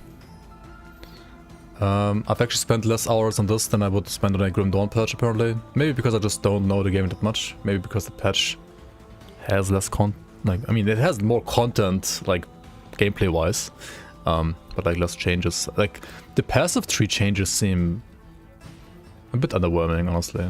Passive changes. Like, there are, like, not that many changes here, honestly. I mean, the changes that they did are cool, but, like, literally the only thing that changed the Sentinel is, like, this. Not a single Forge Guard change. This is the only change in Rogue. Like, what? The Sorcerer stuff is, like, still giga meme, honestly.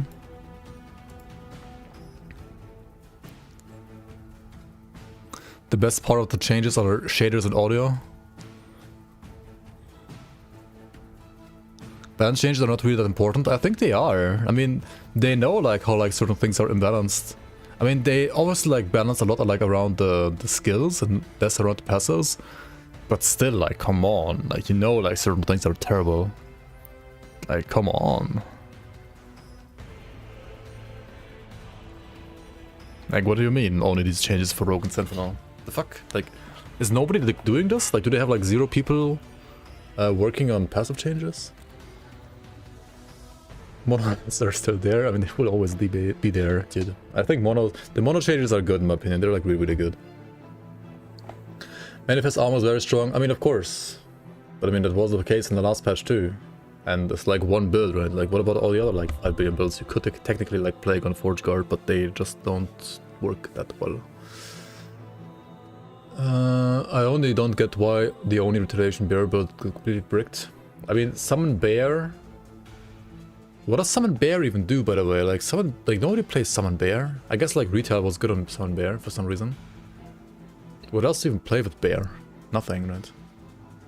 I don't know. Anyway, I got something to eat real quick, and then we can start theory crafting.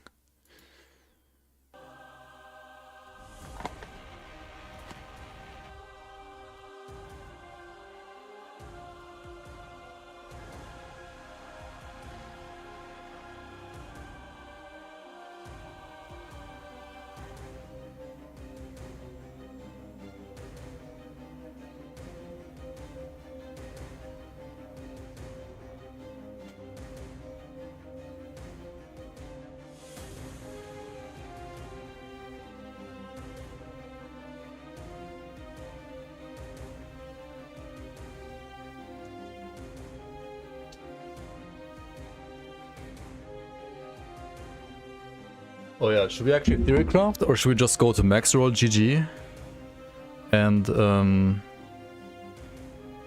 like, you know,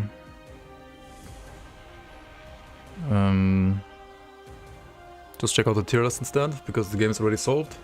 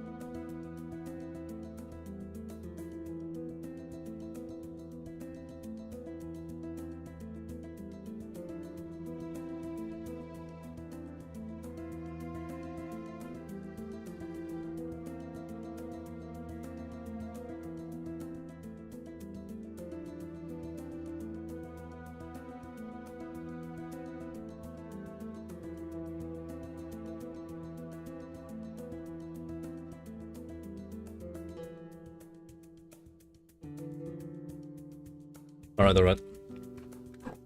If you have an idol that gives X amount of lightning damage when I have lightning ages, but you are converting lightning blast to cold using a passive 3 notice, the idol then trash or giving cold damage. Yeah, it's still trash. I mean, it's trash because it's still lightning damage, right? Frost Claw builds aren't very nerfed from the patch, but I think they are way better. They were way below Runic Invocation, but now probably better. Yeah, I agree. Like, they're not nerfed, but they were worse than like Hydrohedron or Plasma Orb. And I mean, Plasma Orb is not nerfed as well, by the way. So...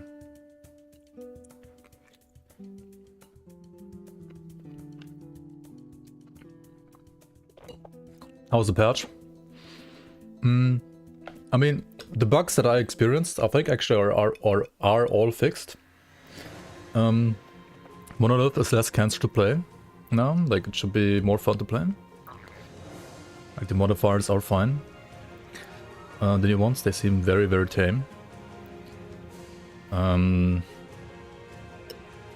What else? Balance, I mean, KW. Some things got nerfed, some things got buffed as deserved, but many things are like unchanged. So kind of KW in my opinion still, like balance is still terrible. Probably. Maybe a bit better than before, but...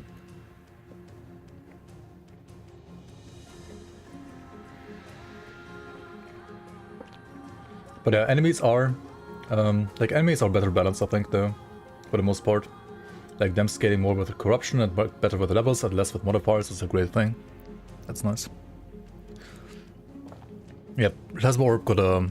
I mean, the hit got a buff, right? But the hit is like fire damage, right? And you were most likely scaling the light damage from the zaps, right?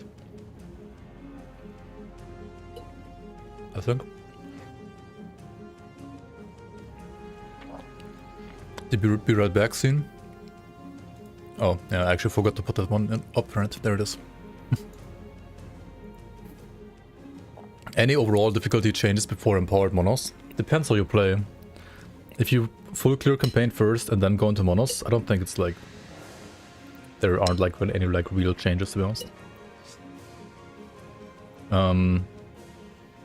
If you go into Monos earlier, like I did, for example, my last character, then it will be harder than before.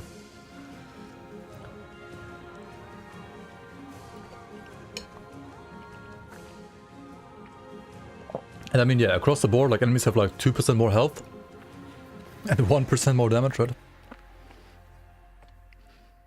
Didn't even answer your question. I mean, it's not converted to code, right? So it's trash because it's not converted.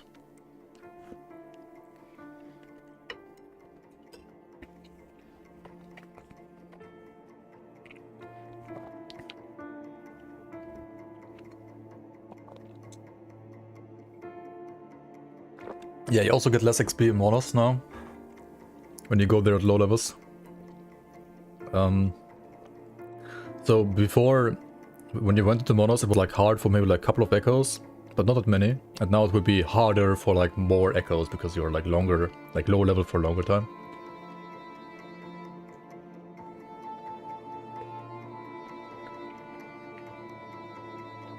Yeah, you can play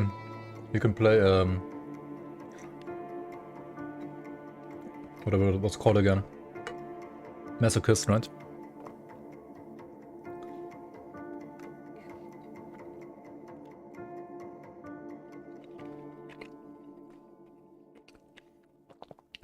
On Wednesday, Wednesday.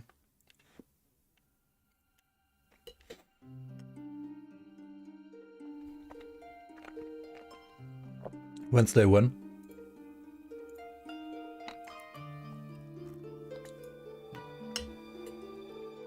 Okay guys, let's make a Forge Guard starter, right?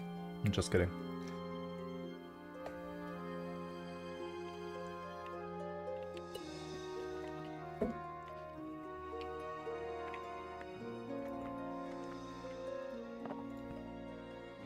I think builds I wanna play are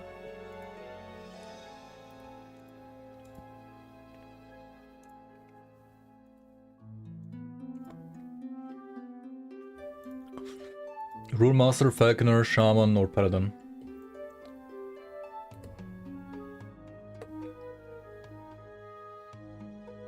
pretty sure. Like for starter at least. We can play a Warlock later.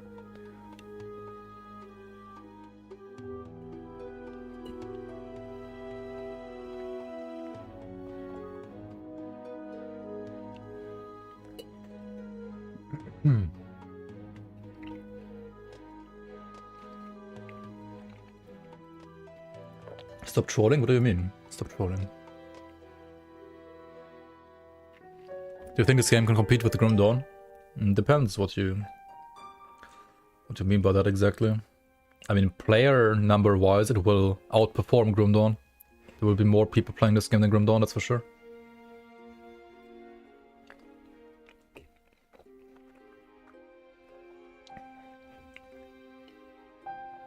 Is it a better game than Grim Dawn? Not sure.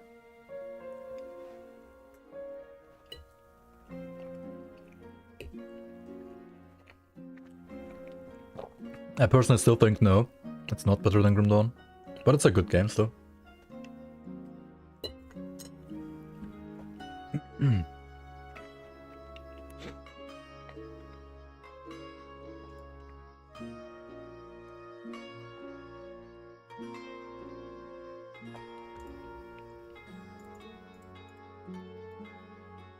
Playing Forge Guard. Debated.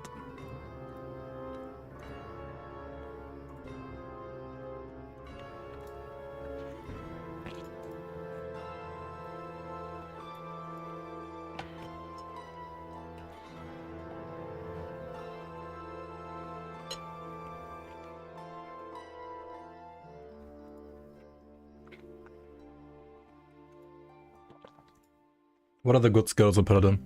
Holy Trail, right? So it's either Holy Trail, right? Either you play Holy Trail build. Like we have to like look for the Giga Broken stuff for now, at least for the race, right? We have to like go for the Giga Broken stuff.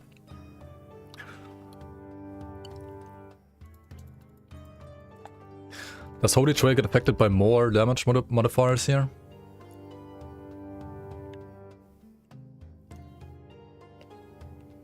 It does? Okay, so you get this one. This is insane. And then this or this, right? That's 4% per node. Wait, no, not this one. This one. I guess you could like just get both, right? Just get all of them. Shadow Dagger is getting nerfed by 25% though.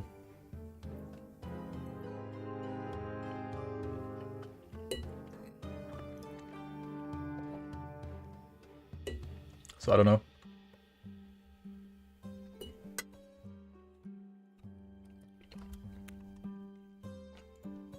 Should we check like whether or not this thing is like actually updating and stuff or not? What do we want to look at? Leveling? Speed farming? Ah, this stuff will be like released once 1.0 like gets updated, right? Filthy adblock user, what the fuck are you doing? Mr. Adblock user. Okay, so they pretend like Falconer is broken, Blade Dancer is broken, Paladin is broken, Brewmaster, Shaman, Warlock.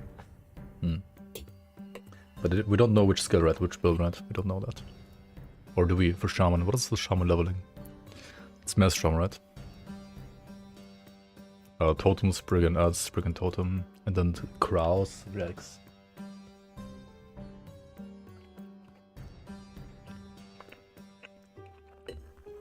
Minions. Even on Shaman you play minions or what?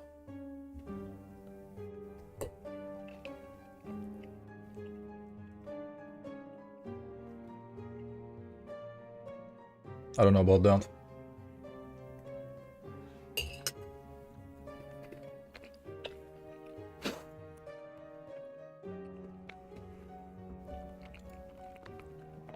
What else is there? Rune Master, Paladin. Blade Dancer. Blade Dancer gotta be Shadow Daggers here, right? But I mean, this is getting nerfed. Yeah, this is Shadow Dagger. Dancing Strike setup. I mean, they're playing without... like, they are speccing it to decoy instead of shurikens. Are they trolling?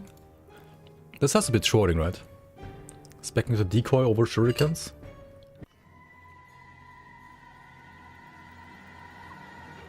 What the fuck?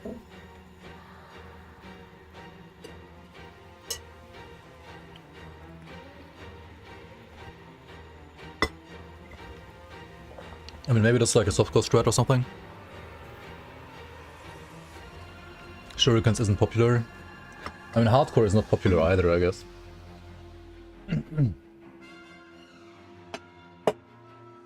So that's why.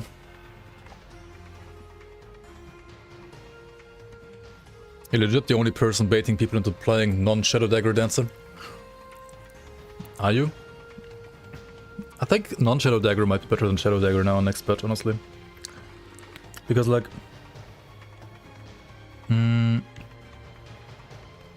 they're getting nerfed and like non-Shadow Dagger isn't even that bad.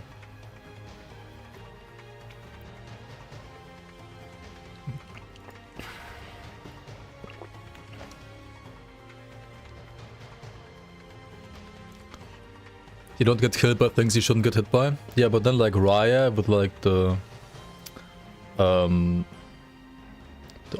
ping and server crap is just gonna kill you because like the hitbox isn't gonna like be where its actual damage is. Is any marksman build good? There are good marksman builds, yeah. There are many that are good. I don't like playing marksman myself that much, but they're good. They claim that as of X today. We'll see.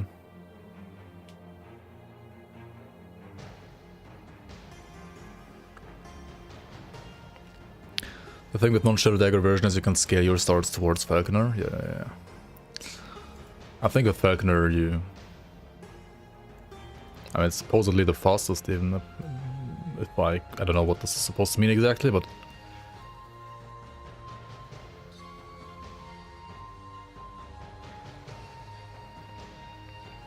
Void Light leveling B and Sorcery. Void Knight so bad? How? That's like... What? Void Light isn't that bad, is it? I mean, all the classes are pretty close to each other, I think, but... You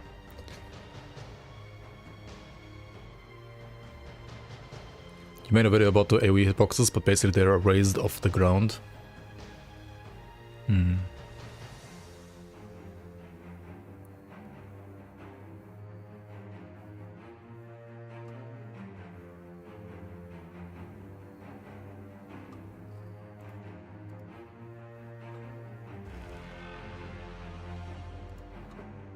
Best thing you can do is Paladin, just worse. What about Auto Bomber? Or is Auto Bomber not that great? I think it's good, but like maybe it's not that fast. Okay.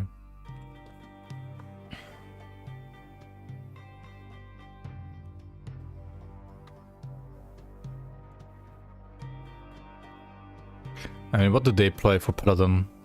They play a fucking staff with damage over time. And then... I mean, they play... Yeah, of course, they play this, right? Like, yeah. Oh yeah, more damage over time was in here too. Yeah, makes sense. Makes sense that you play this.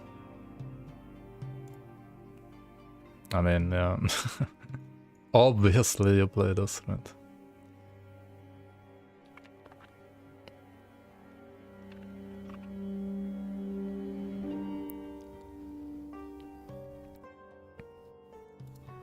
And then you would have like Holy Aura, right? And then like Judgment Prody as well. Or something like that. You get the pen here, you get the health here, you get healing effectiveness here, right? Healing effect, you just like get all healing effect, right? Wait, is this healing effect? Yes.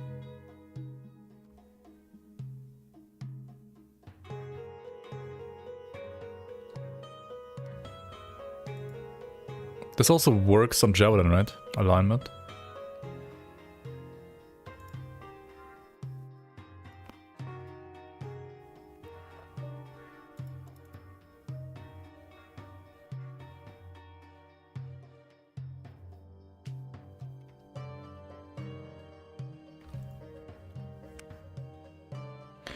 Per point of attunement, then you like attunement stack, right? I guess.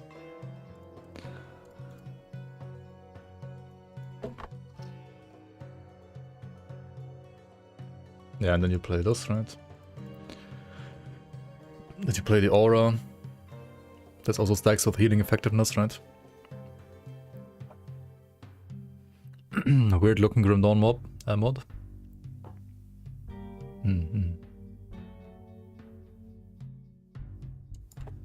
Get more damage. Oh wait, that's hits. Hits and not consecrated ground. Ground damage against ignited. Crit chance against ignited, you don't need that. Judgment's maneuver could be dodged. You grab this, right?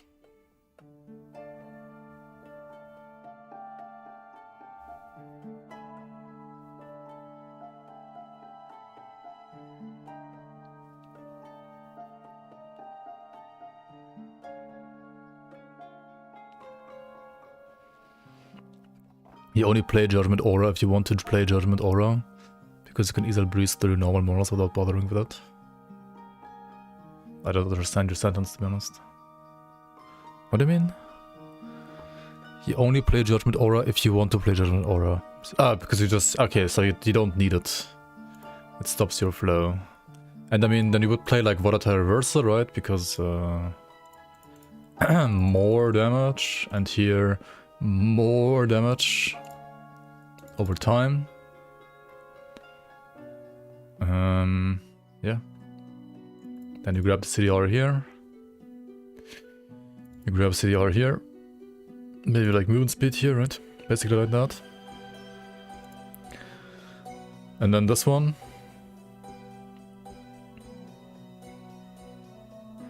Some movement skill, right? So probably healing hands.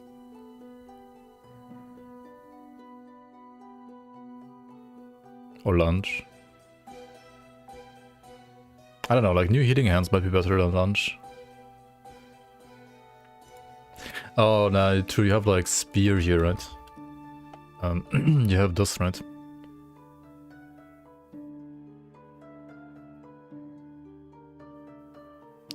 But it's only when you have a spear, right?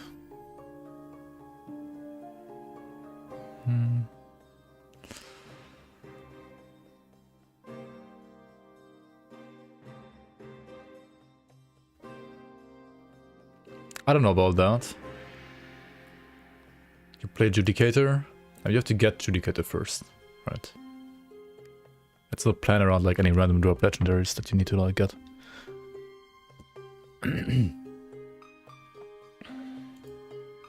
Not that rare, is a 0 LP worth it over like Offhand and Scepter or something like that, or like Shield?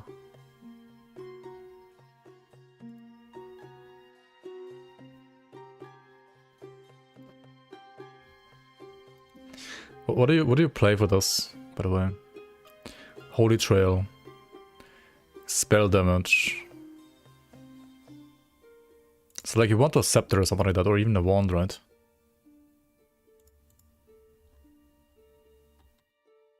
Like normally.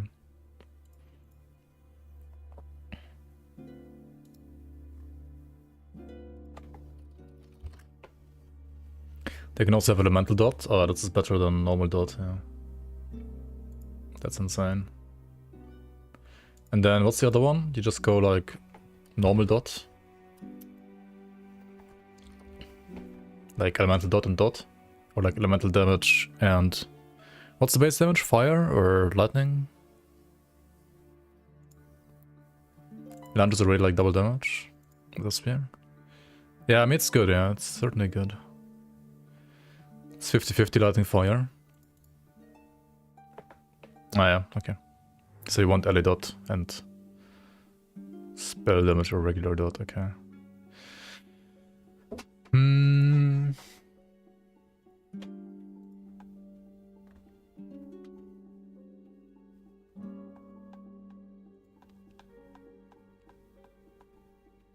How much cooldown is this? 3 seconds?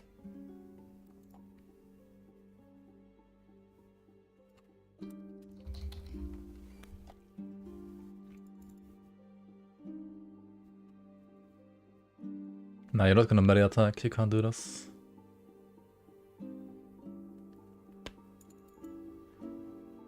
You're doing this, then that, then this, that, and this, right?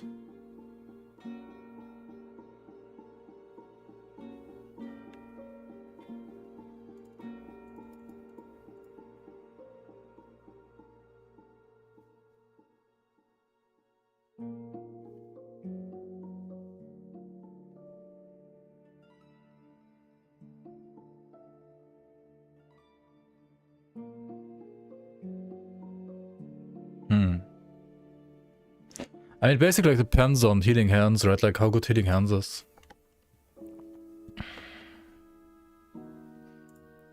Whenever we're gonna get the update for, I thought today we're gonna get like all the updates for the planners too, so that we can like actually theorycraft. Because like just the patch notes is kind of cringe, not gonna lie.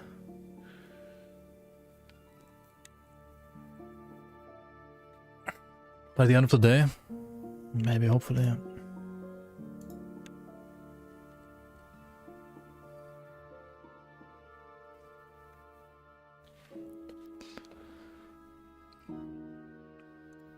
They didn't show like any of the notes, like of the skill trees probably. I mean, what they've shown in the patch notes was literally the same as in the in the previews.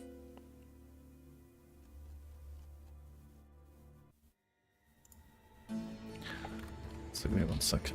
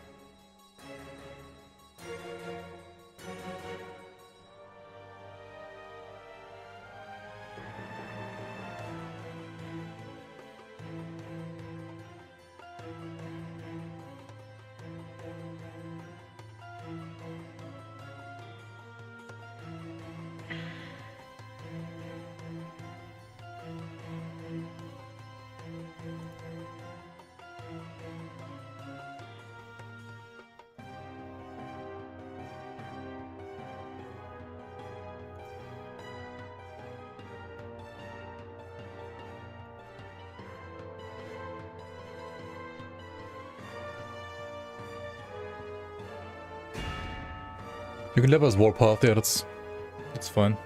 Warpath is fine for leveling. I personally prefer Javelin or Rive, but Warpath is fine too, yeah. Damn it, yeah. Rage. Yeah, Healing Hands might be like way too good. I mean, you could like play Healing Hands instead of Judgment.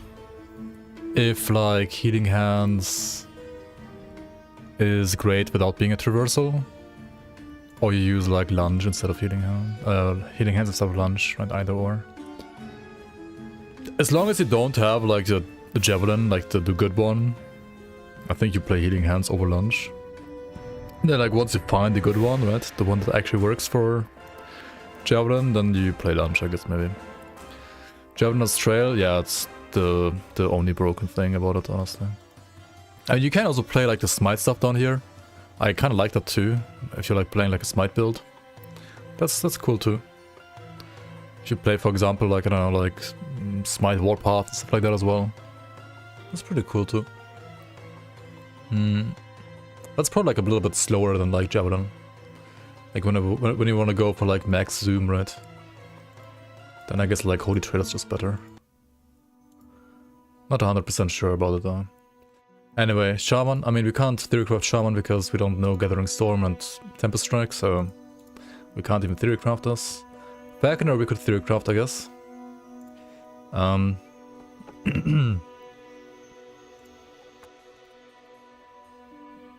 This is 20% now. I mean, it's still good, right? Did they buff Multi-Strike? No. It's still garbage. I don't know why they didn't buff it.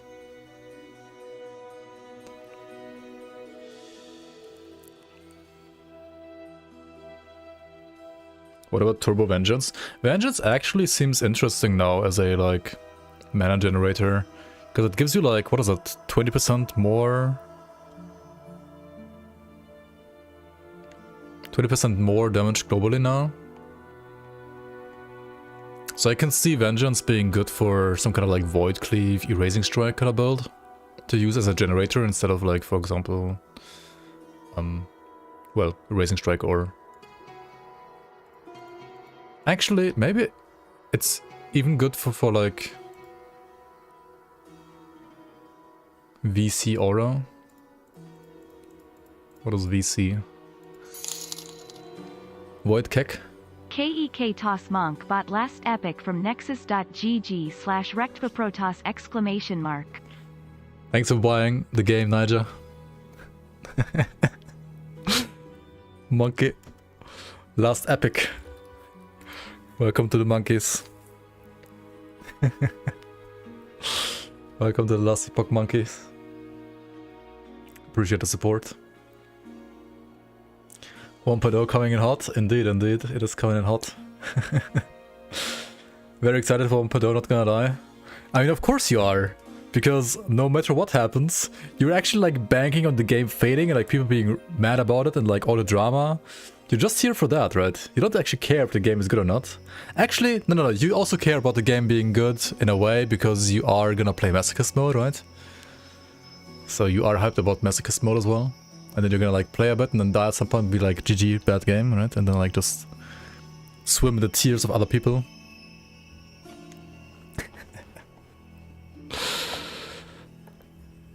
It's called 1.0, yeah. At least on paper. Is Masochist mode like pure ruthless? Nah, it's like Veteran and Grim Dawn, just harder than Veteran. It's even harder than Veteran.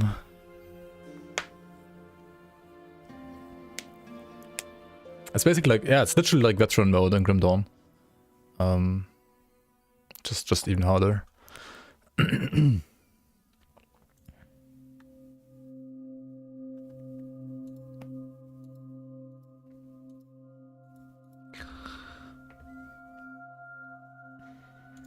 Okay, I mean, early leveling, right, you always start with Puncture, like, that's never gonna change, I think, anytime soon, right, you just start with this. Maybe this was well on top, right? You can also, like, get efficacious Toxin if you, like, play Bleed. And then, I think, once you, like, hit level whatever it is, you always click Shift, right? Shift for what?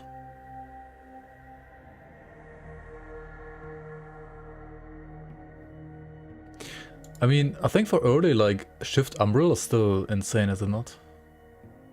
Like, until you get net. Like, you don't get net at level 20, so you gotta play, like, Shift Umbral for a bit, like, longer, right?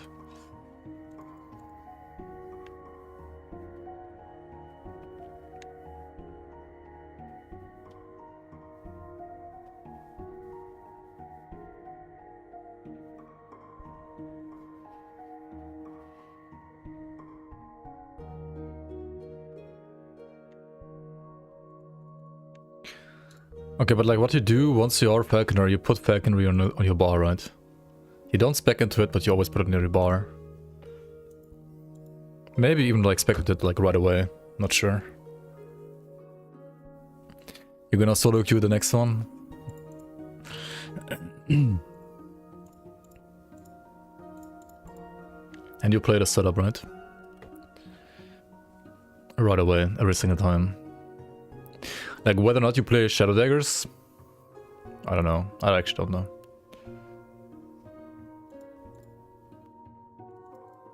I think early you actually play, you actually play a spear early, don't you? You get like some points here. And you actually get this, 5 points here. This is also, I mean, actually the attack speed is better with a sword than a spear, to be honest. Like 5 points here for sword is actually not bad.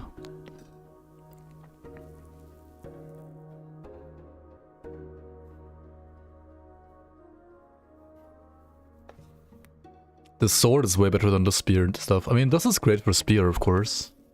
But it's increased damage, it's not more damage, right?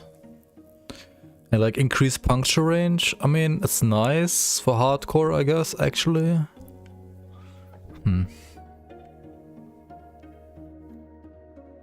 I want the mana, right? Mana on dodge. And then what, another point here, and then you go spear.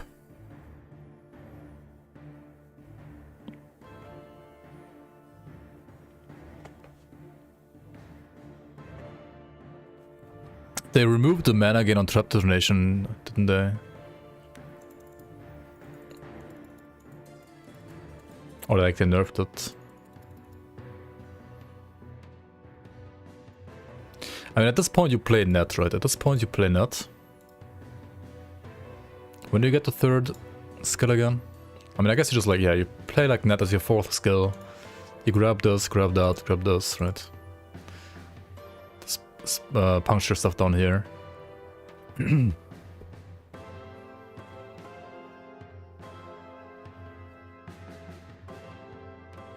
Fourth is 35.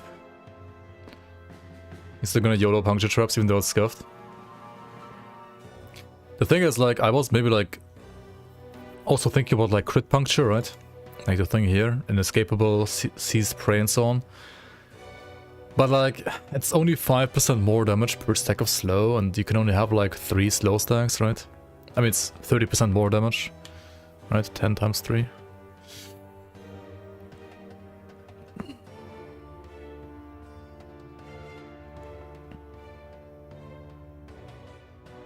And it's also only hit damage, right? It's not like bleed damage.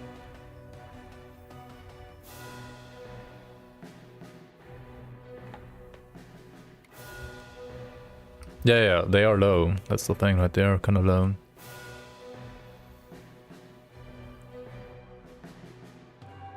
I mean, this is like 10% more damage as well, basically.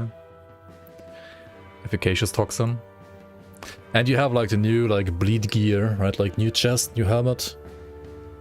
Net and caltrops also bleed, yeah, exactly. I mean, you can spec net to be like enemies cannot avoid crits, for example, right? This is good for hit. It's pretty good for hit. You can still freeze bosses. Yeah. Was it you or like somebody else in chat earlier that like said like you just play Frostbite Shackles Marksman and you just play like Detonating Arrow with that as well? Like Explosive Trap, Detonating Arrow, freeze the entire screen. Something like that maybe.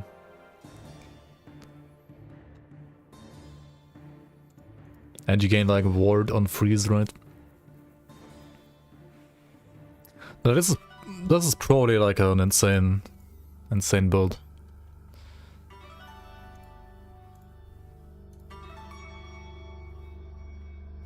Insane marksman build. Not sure how like easy it is to put together, but to be fair, Arrow Guard is even after the nerf a good item, and it's not rare. It's pretty common, right? And Rain of Winter, it's honestly like not hard to get either. Like you just kill Hero Rot. I mean, it's a 50% chance from Hero Rot, like what? Super common.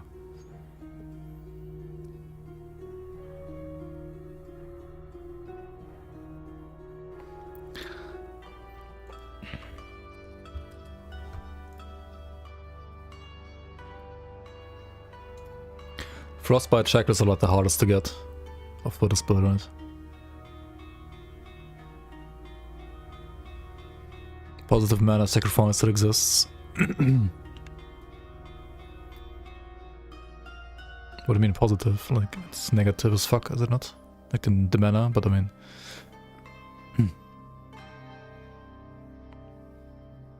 Yeah, Remaster is giga strong, I think, still, for sure. I mean, yeah, Hydrohedron is nerfed, but like Plasma Orb is not, for example. Right, Plasma Orb is probably great, still, like very good. Minions are getting stronger, yeah. Shadow daggers are getting nerfed though, like 25%, right? 24.5%.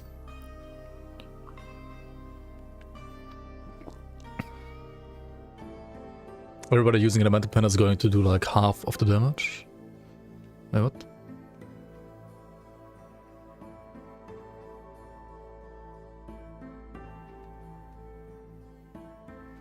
You haste effect boots? Yeah, true. Oh, it's also good for rogue, right?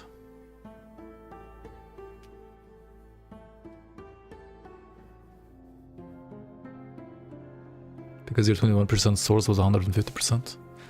Because it like was bugged. Oh, you mean on Roommaster the node was bugged, right? Yeah, no, Roommaster is nerfed. Because of the bug fix, true. There was some pen node here, right? This one right here.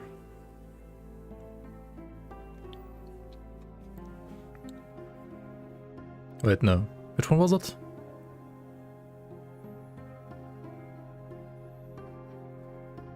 No idea. Oh, it wasn't. Yeah, the skill tree of Runic Invocation. True.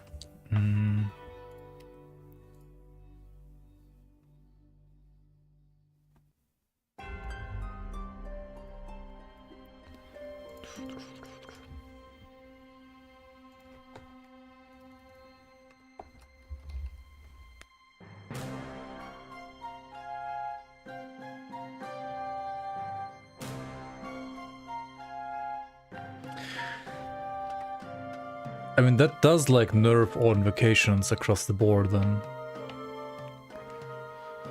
But I mean, what if you just don't play an invocation for damage, but instead you play something like, I don't know, just like Lightning Blast, for example?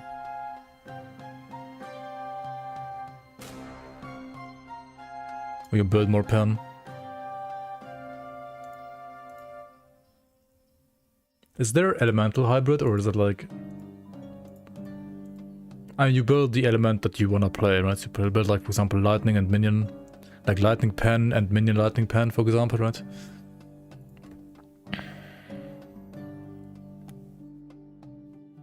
Yeah, I mean, I did see it, yeah.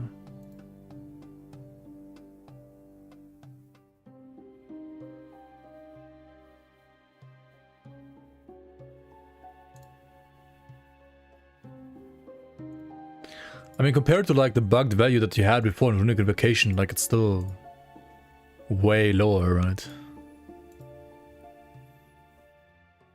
Like it's still way lower.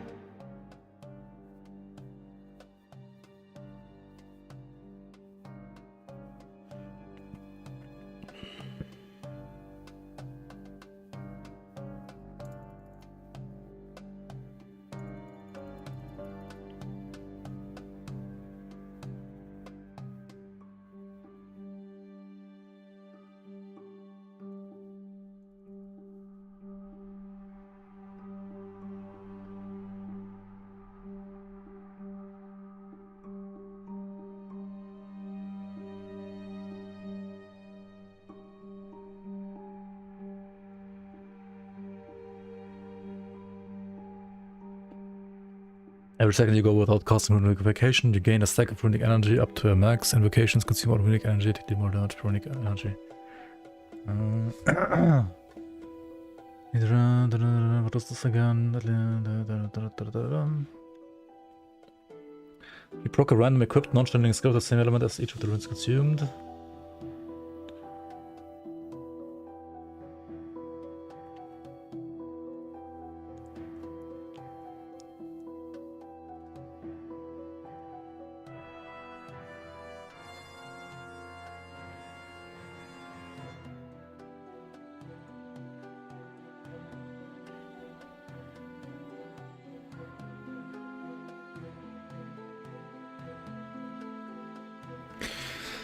Your maximum runic energy is tripled, but bonuses per runic energy are halved. When you cast a skill, you gain runic energy per mana spent. What?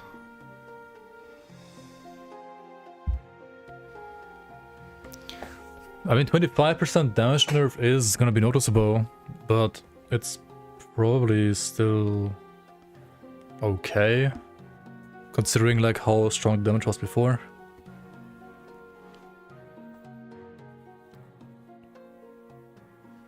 But then again, there are like other builds that didn't get nerfed at all, right?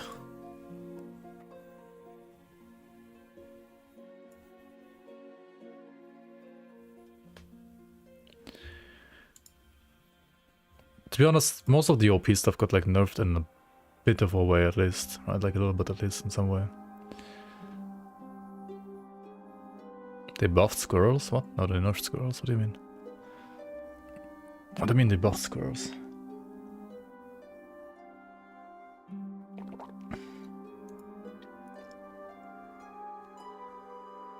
Flat FX is great for squirrels, that's true.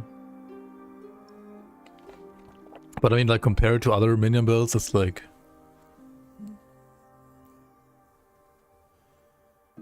It's like a minion build, like a minion buff across the board, yeah.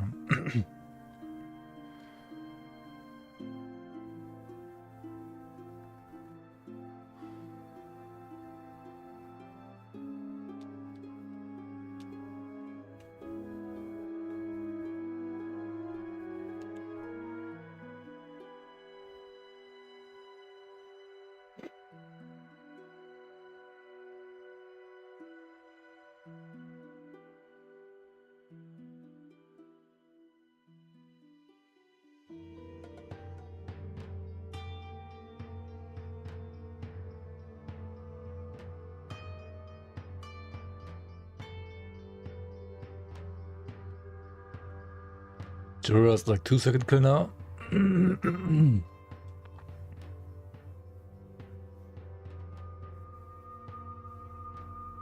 I mean, they're not gonna fix snapshotting, we already know that one, right? We already knew that, they're not gonna fix it anyway.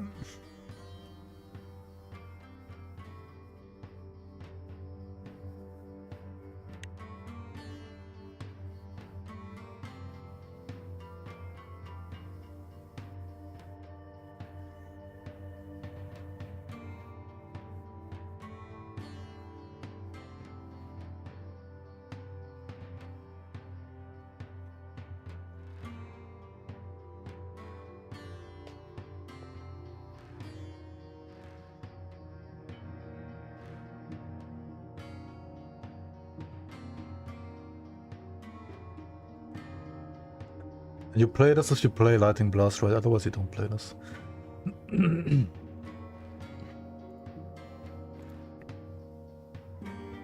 I really like playing Lightning Blast. Like, I played like tons of Lightning Blast sorcerers in the past.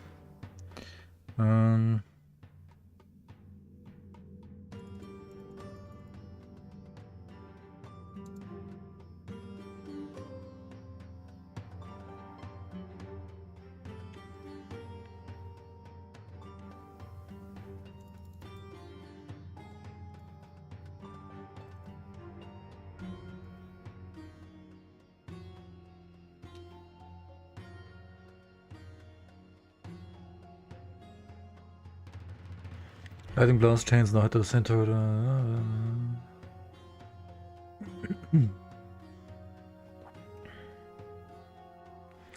Wait, where was it again? Like chain it to yourself? Closed circuit, right? This is what you need.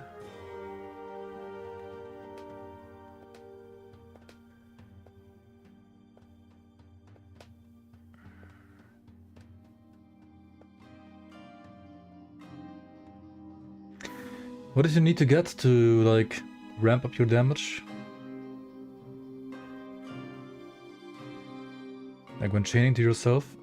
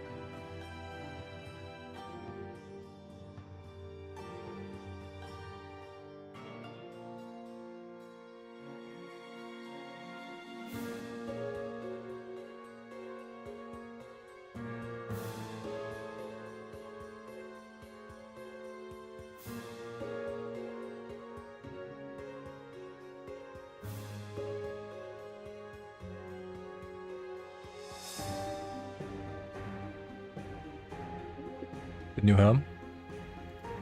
Which one?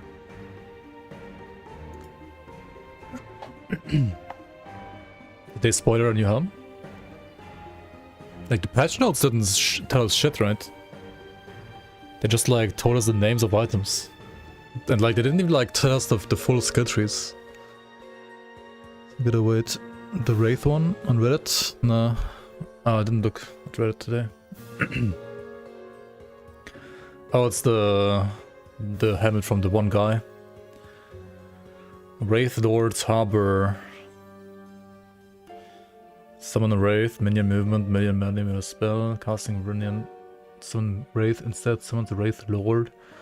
The Wraith Lord scales with your minion. Summon Wraith 3 and summons other Wraiths for you while in combat.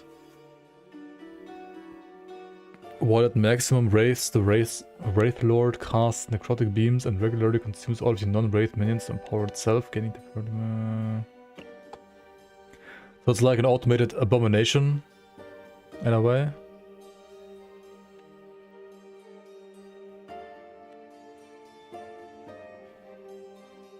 I mean, I have no clue about minions, so I don't know what's OP about this, but... I mean, it seems cool conceptually, that's for sure. 350% damage scaling, the minion.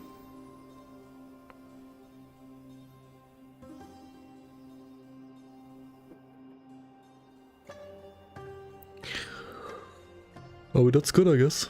But I mean, if I drop this, I would just sell it to the vendor, because I don't play minions. Like, I don't care.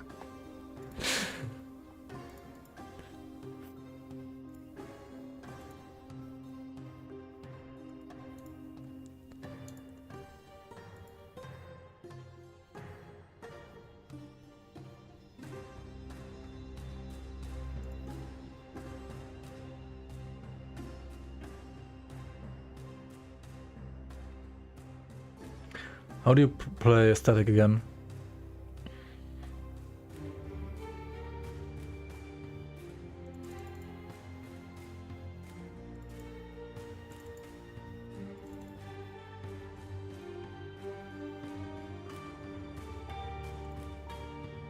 You play the zaps, don't you? Or was it this stuff over here? Overload, cast, lightning blast. Yeah, this thing here, right?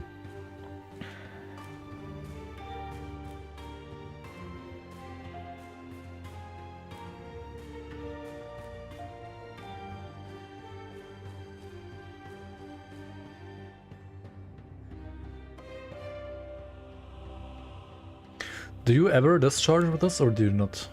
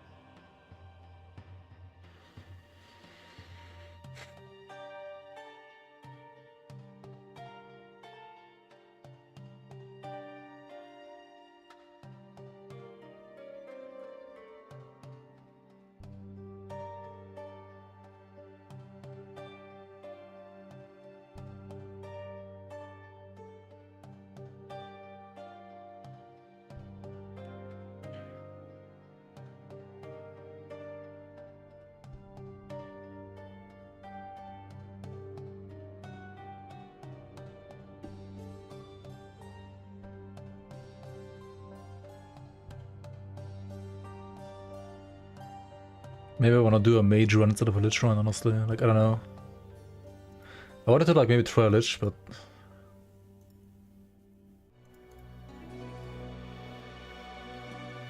The problem with lich is, like, I have no idea about lich whatsoever. Like, I have no idea how anything in lich works. Lich is probably, like, the class I have the least idea about right now.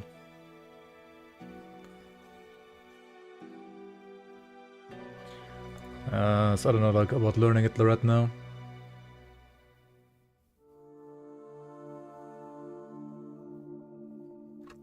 %20 of all items are minion items.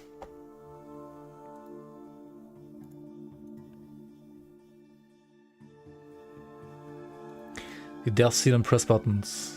Yeah, but like I don't even know like what the passive does in this build.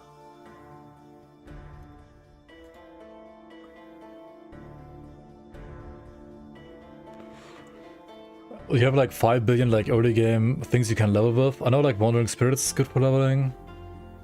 That I remember. The Spirit Plague is also not too bad for leveling.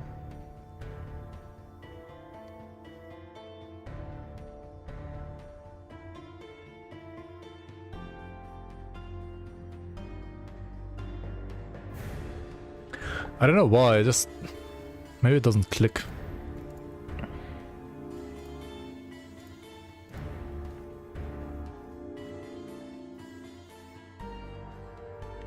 Yeah, good night, Frosted Dark. Good night, good night.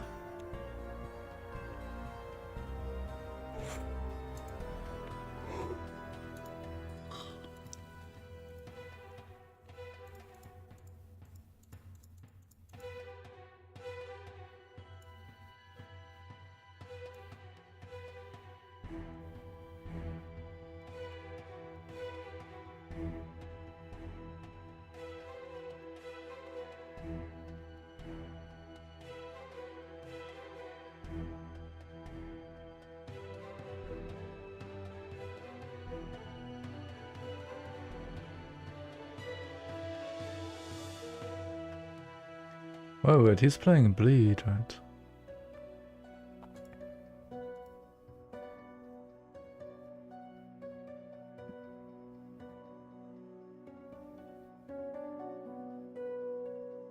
Dancing Strike deals more damage over time for each time you have used Dancing Strikes recently. What? And this has no stack limit? Wait, what? Wait, what?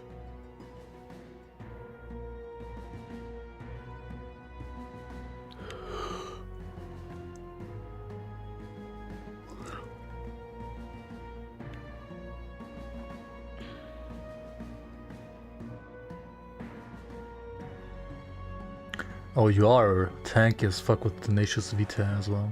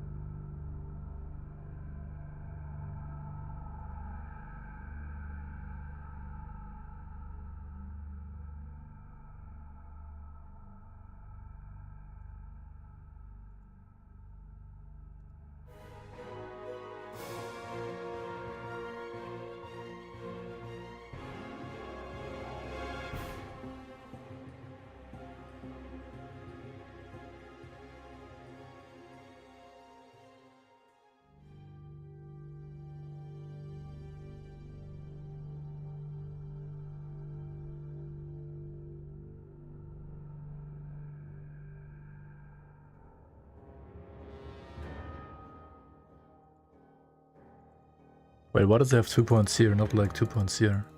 What? I'm confused. Hello, hello.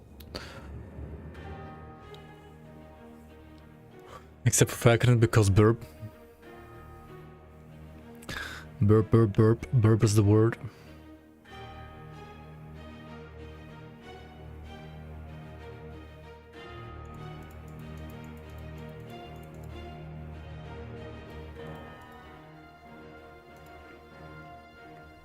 Should I ask for TLDR patch notes?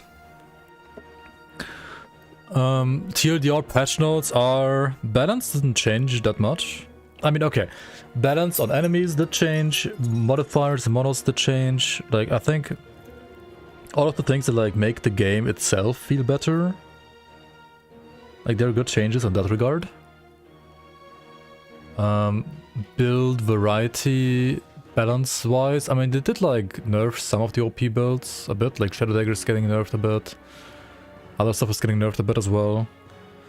Ultimately, though...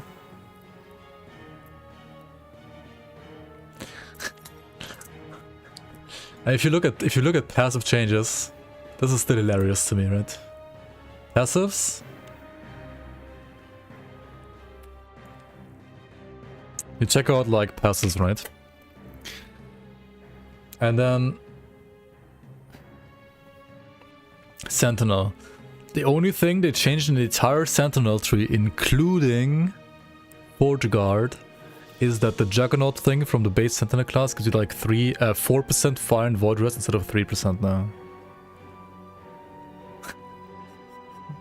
They changed literally nothing.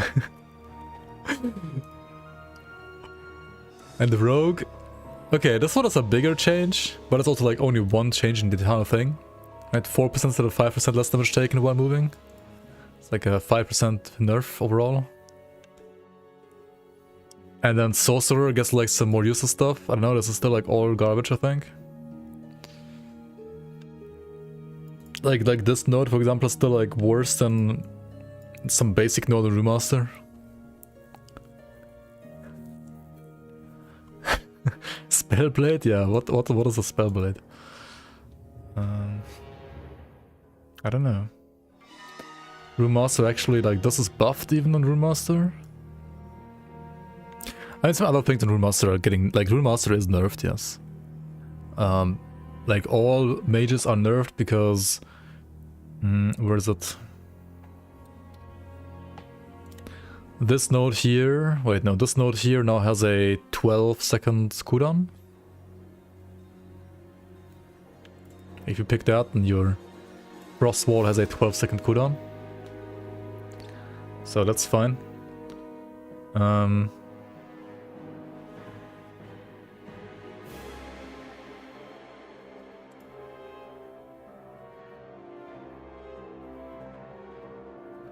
So I think...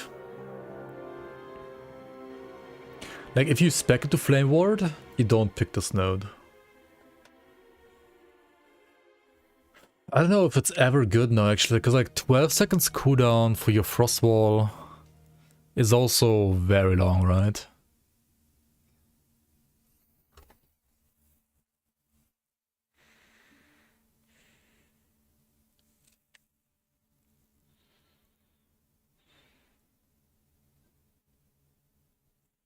I mean, every Remaster that was playing... Yeah, that's kind of the point. Every Runemaster that's playing Frostwall for the damage, like for Aspirant's Arrival and stuff like that, you will still play that, right? I think you can also play Prepared Wards if you, like, for some reason, like, play Frostwall in a supportive way, but, like, only for bosses kind of thing. How long does it last, actually? How long does Frostwall, like, stay up? What's the duration on this? Do we know? Last longer. I can spec that here, I guess.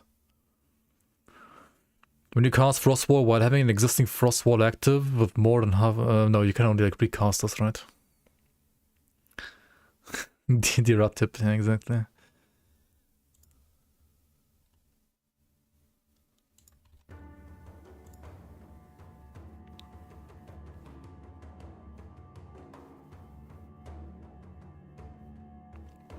And you can still get like Haste and Frenzy, right? That's also not bad. Like, that's still good. Haste and Frenzy.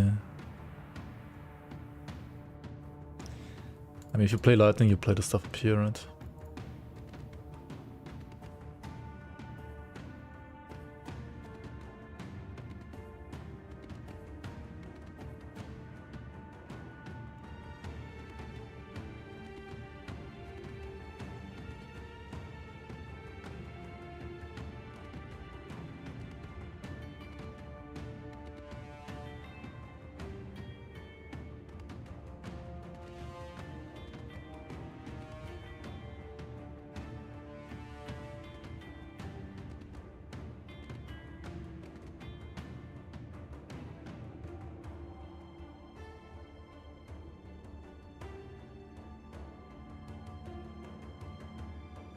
They're also nerfing the things here, right?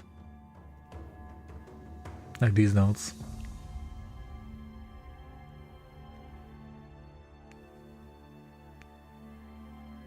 Frostwall deals more damage. Like, what kind of damage does it even deal? It deals like no damage, right?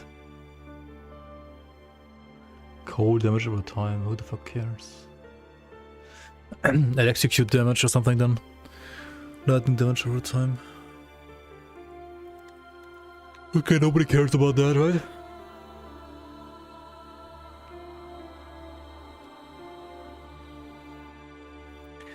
Ward gained on enemy pass through. This is still good, is it not?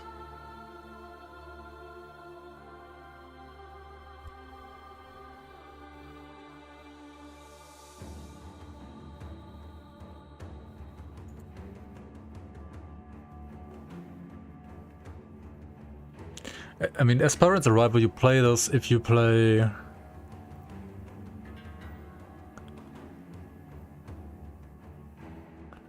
If you play like Runic Invocation is your main ability, right?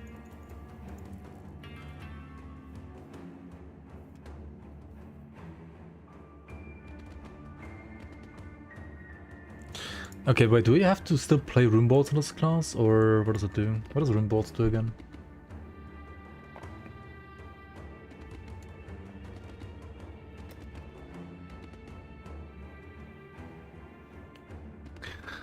Grants you haste.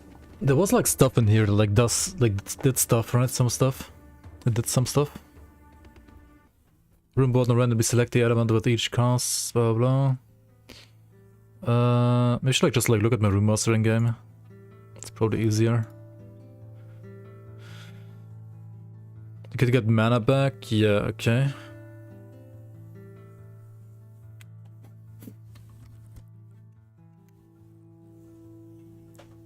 Mana gained with Cold Bolt. Wasn't that like some kind of buff you also got? But was it like a generic buff or like only to invocations? To the tools? I have to, yeah, I guess. That would be faster. True.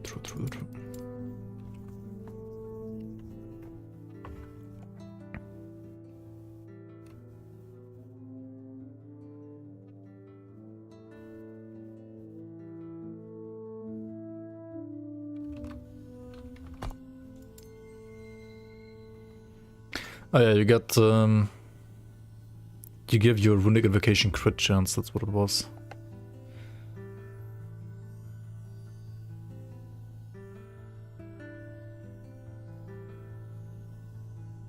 And like, yeah, okay, so it was like mana gain and crit chance for invocations. Okay. I mean,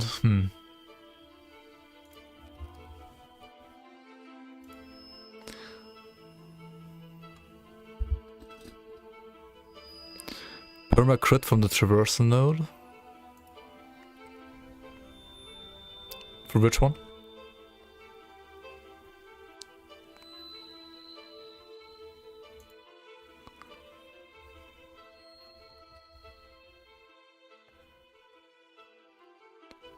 Wait, which one?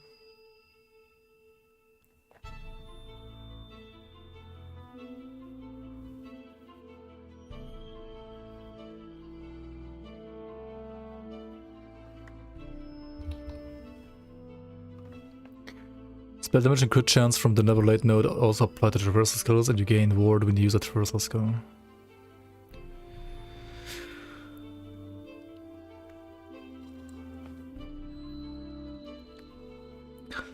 After using a traversal skill, your next non-channeled spell has additional spell damage and a higher chance to crit.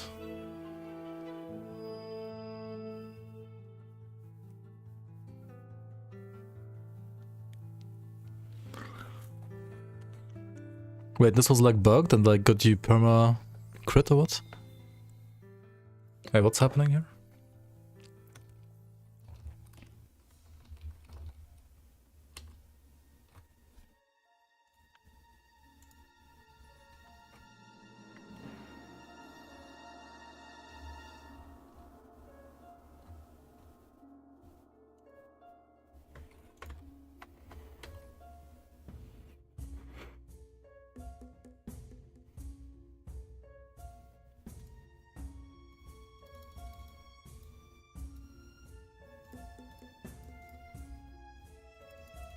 What? Why does it not like port me down? Hello? Oh my god, is it bugged now or what?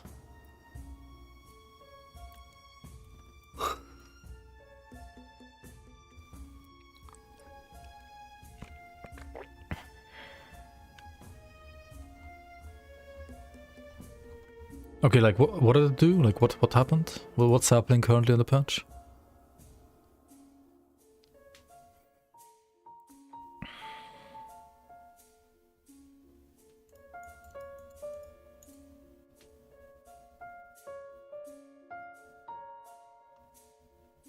You always get the benefit, not only the first skill, but like all the time.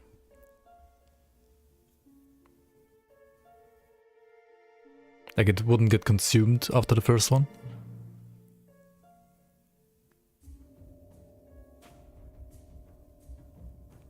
That sounds cool.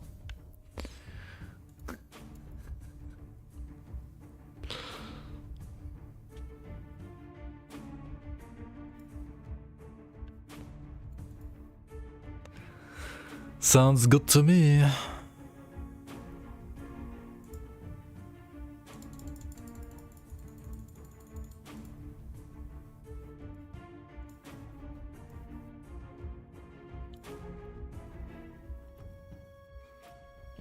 And you could just like use Enigma, right?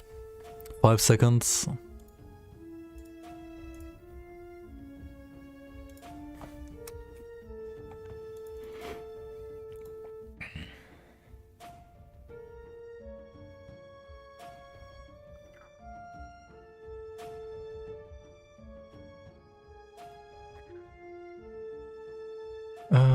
Wait, why am I picking this stuff? What is this stuff? Cast speed.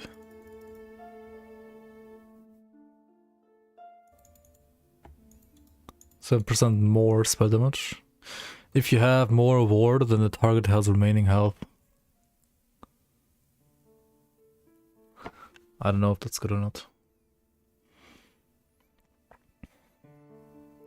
It's good against trash, I guess. Regen. Do we need the regen? Not sure. Crit chance. Rune word Cataclysm on crit. Cataclysm for 6 seconds, which grants you more damage. Oh. Okay, more damage, right? Ward gain on direct spellcast. Intelligence with Catalyst. Bonus taken. Bonus damage from crits with Catalyst. Minus 48. That's good too, right?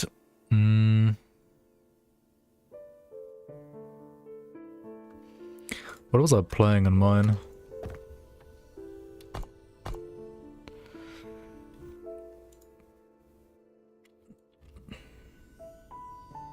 Oh yeah, cast speed here, right?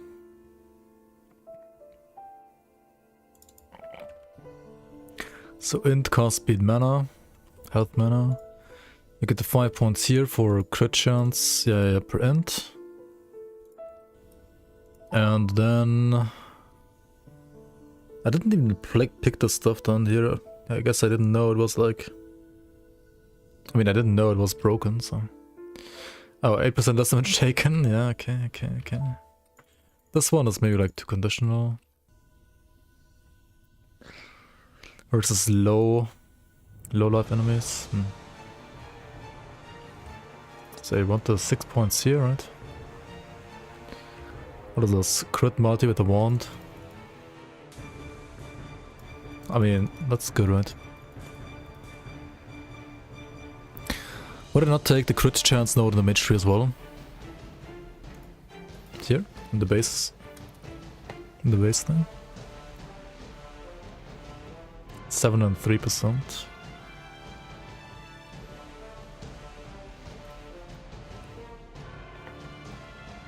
I think it's good, it's just like this low. This character is not like max level, it's 82, right? Maybe that's why I didn't get it. Or like I didn't get it yet, maybe that's why. Not sure.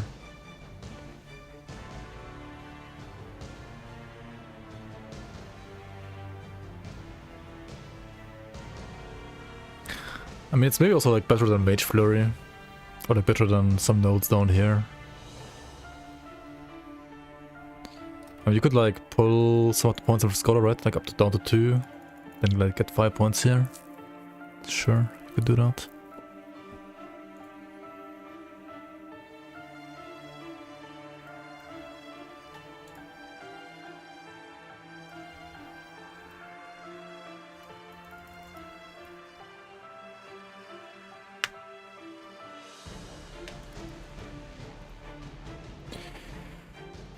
This is how much regen? 10. This is 15.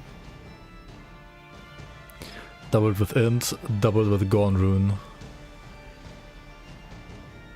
Yeah, I mean, you just have a Gone Rune and that's it, right? That's it. More damage to bosses and rare enemies. This is why Plasma Orb was so nice too, right? Because... Oh wait, you also have doubled effect when you have a Frost Wall. Like if you have like passed through a Frost Wall. What is recently in this game? How many seconds is that?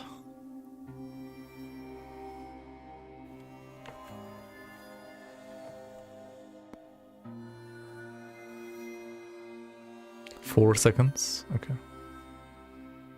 Yo, Shazba, hello.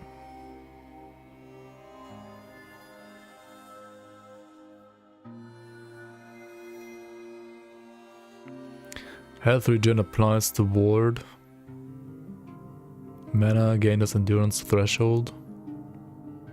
Dude, these are also juicy, holy fuck.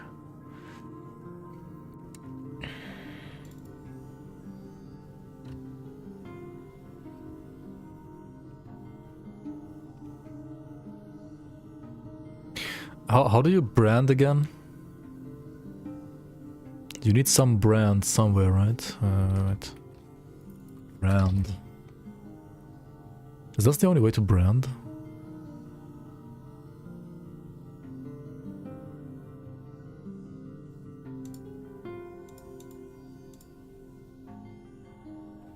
There was like another way to brand, right?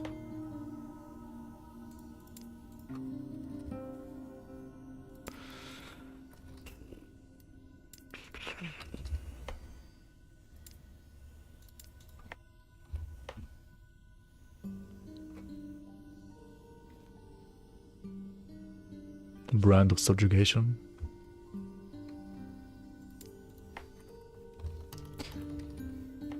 Oh yeah, it was here, right? Brand invaders. Frostborn inflicts brand of trespass to enemies inside the wall. And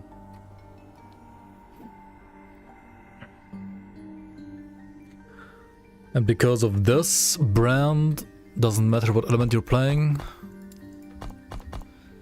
You get 10% more damage, right?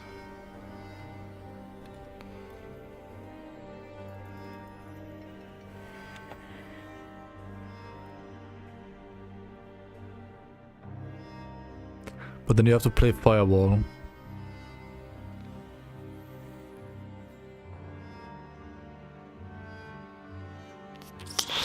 Wait, what if you play the lightning setup? Would you still like summon plasma orbs instead of the lightning thingy? How do you need to set up your skills then? What is plasma orb again? I mean, I have it here on this build as well. Oh no, it's fire, lightning, fire. I mean, shit.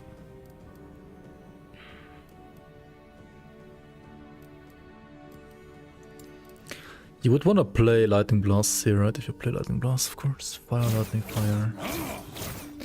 You can put Static in the middle and then like play Fire, Flame Ward and Firewall, right? Is that like... You need these two nodes, right? Oh, but then like you can't use it as traversal. Yeah, true. Would be like way too long cooldown. Plasma Ball? Dude, the zaps, the lightning zaps are insane damage. Thank you.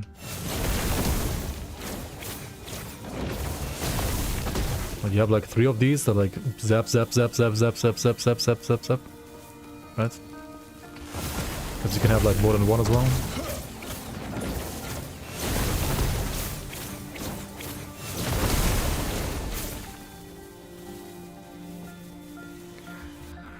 But I guess in this setup, like, you wouldn't have that many, so it's not that great.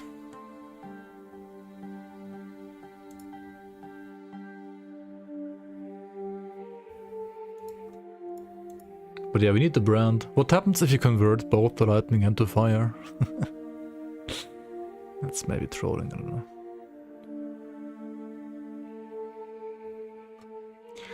Now, like, Plasma Orb is my opinion, like, or like was on 0.9. The second best. Like Hydrohedron is the best, and Plasma Orb is like Plasma Ball is like the second best in my opinion.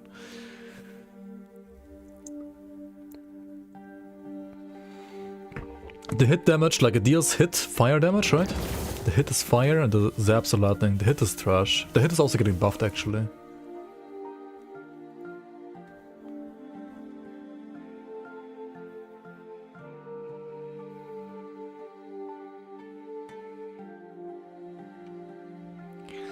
Wait.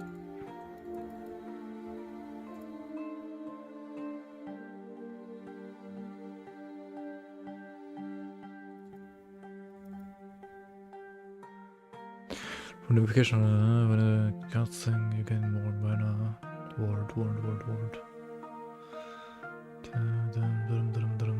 Elemental pen. The next non-channeled elemental skill you pass penetrates elemental rust and deals damage in a larger area. It's not really that great for... Not really that great.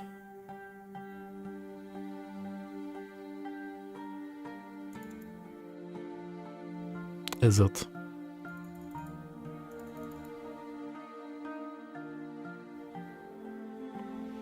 Consolidator when you have 3 runes and you can... okay. I mean, this would be basically like only using Runic Invocation as a teleport, right? Is that better than just like simply using teleport?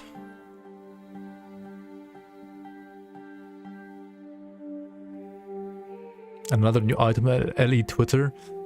Dude, why can't they just like put everything on their post? Why am I supposed to like check socials every 5 seconds? Like Reddit, Twitter, check Facebook, badges? Like, holy fuck, dude.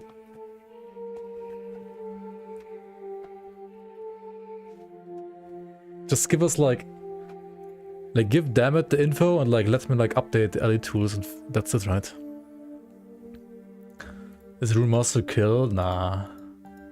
I don't think he's killed actually.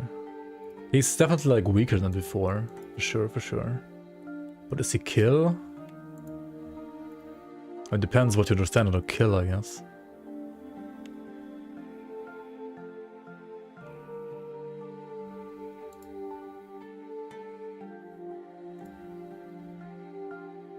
I mean, Hydrohedron Remaster for sure is weaker than before. Like, I mean, weaker for sure.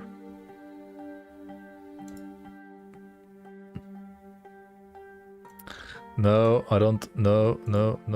Oh, this one? Yeah. It was on Reddit too. Seems good. But it's minions, so I don't know. I don't care. Forge Guard got some love. You wanna see the passive updates for Sentinel? Like, okay, let's go here, right? Let's go into skills and passive changes. Let's go to passive changes, right? Oh, why the buggy? Come on. Hello? Yeah, okay, so let's go here, right? Prometheus got some changes, but not that many. Mage got some changes, not that many. Rogue got literally 1 line. Sentinel, the entire class, including Forge Guard, got this 1 line. 1 line.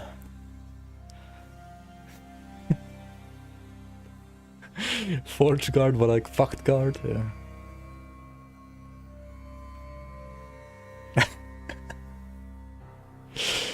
Dude, sometimes I feel like a bug fix patch for Grim Dawn has like better balance, like more balance changes than like the release patch for Last Epoch, you know? I mean, apart from like passives, there are many changes. However, I mean, if you look at like the Sentinel or like Forge Guard skills, Smelter's Wrath, your armor is now doubled while channeling Smelter's Wrath. Okay, I mean, that doesn't really like change much, does it? Sure, it makes you like chunkier while you channel it, but I mean, Ring of Shields, this is all there is.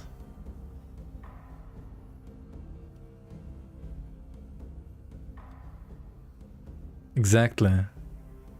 It's not even like less damage over time taken or something like that, which would be more helpful. Forge Strike, nice.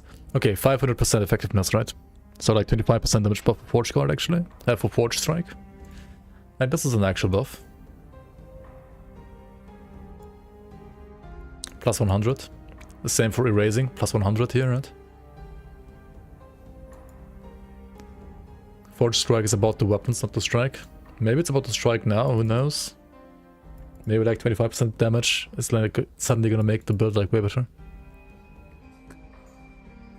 Mastery still Garbo. I mean, Forge Strike is like bound to Forge Guard, right? So like if you want to play Forge Strike, you have to play Forge Guard. And the other two are, well, Ring of Shields, right? And Smelter's Wrath. And Manifest Armor. You can even like play Manifest Armor Paladin, right, actually.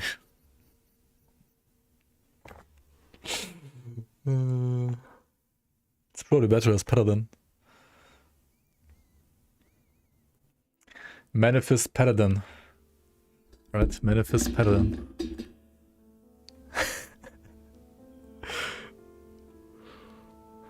Just manifest the Paladin, guys. I don't know why Manifest Armor is not an exclusive for Forge Guard. No clue, actually.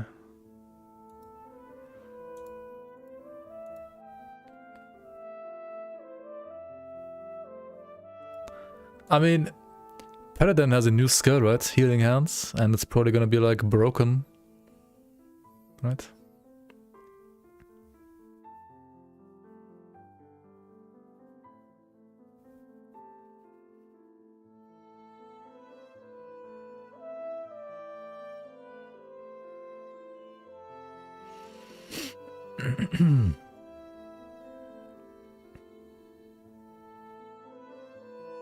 I agree. Paladin is S tier. Forge Guard, dude. Forge Guard, right? Just look at like the passive, right? Forge Guard passive is like 3% increased armor for each hit you take in the last 10 seconds. Say like you get hit like 10 times, right? It's like 30% more armor. You get hit more often against trash, of course, but like against bosses and so on. I mean, let's say you get like hit every second, right?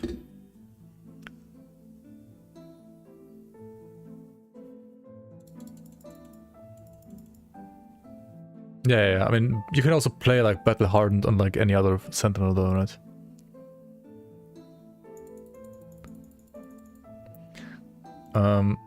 But like just compare that, right? Like getting hit to get more armor, it's not bad, right? But just compare it to like Blade Dancer with Dancing Strikes, Windmill Ballet, right? Shurikens, +4, +2, 3 base, right? It's like what, 9 Shurikens? 9 times 30%.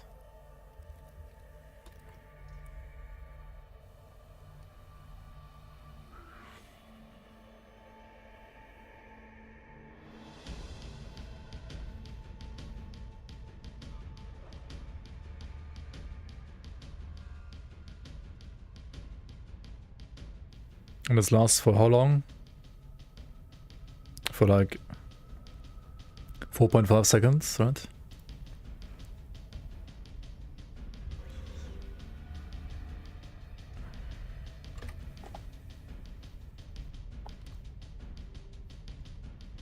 And you have like 5 on top from shift.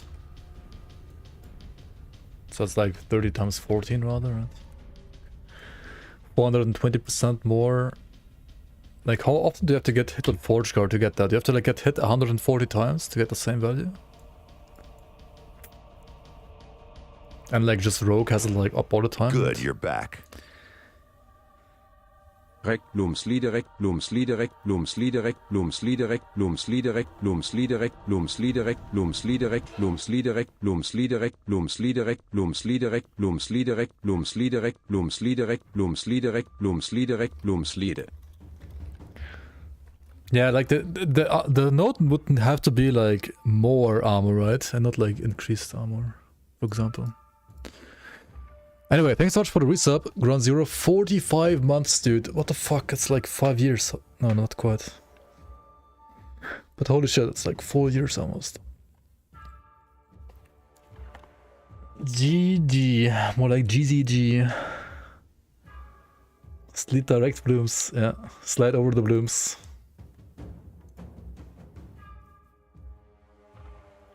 I have to say though that Sentinel is getting good armor in this patch, right? Sentinel and especially like Forge Guard is getting good armor because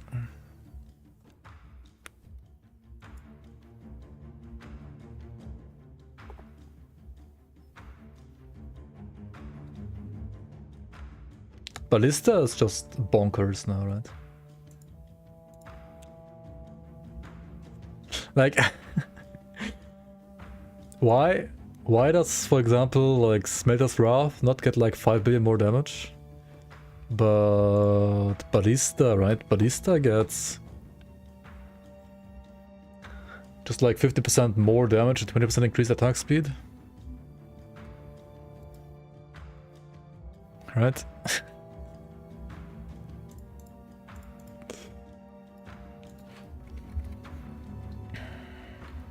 Like every Ballista build is gonna do like 80% more damage, basically, right?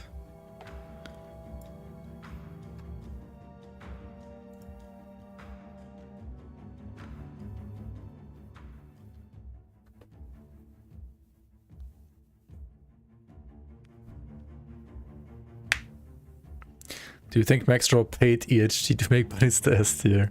No, I think EHG like paid themselves because Falconer is the new class and Falconer has Ballista support and they want people to like bad chest out about Falconer, right? You got a bad chest out about Falconer. Right, you search Ballista here and then you're like, oh my fucking god, bad chest.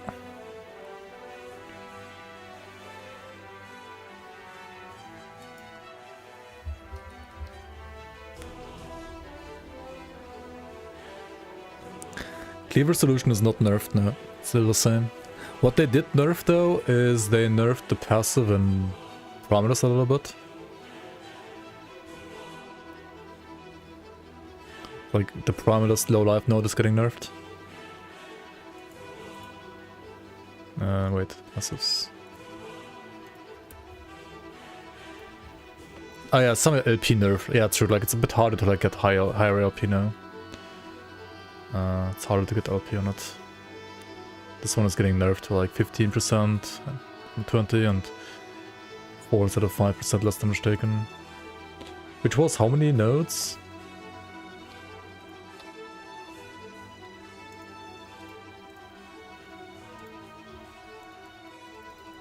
5, so yeah, it's like 20% instead of 25%.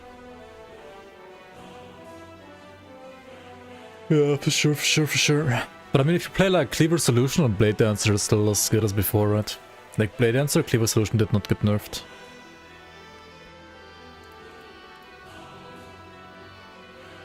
Fuck, dude, like... Dual wield Shadow Dagger... Low life Blade Dancer is still broken, right? I mean, sure, you get like 20% less damage though.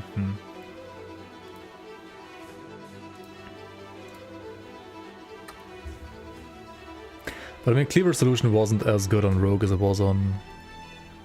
Like, as good on Blade Dancer as it was on...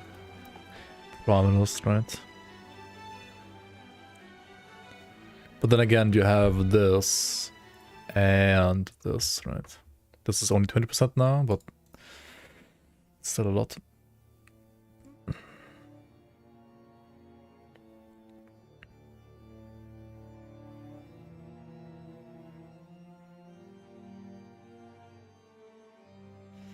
Perfection is great if you play dodge, right? Divine Bolt be good. I think Divine Bolt is good, is it not?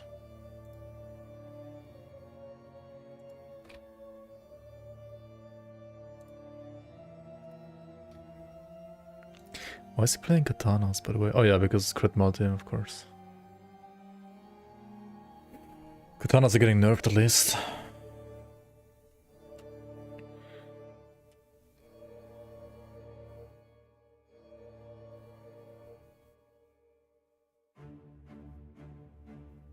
Wait, he has a 4 LP Thorn Slinger, what the fuck?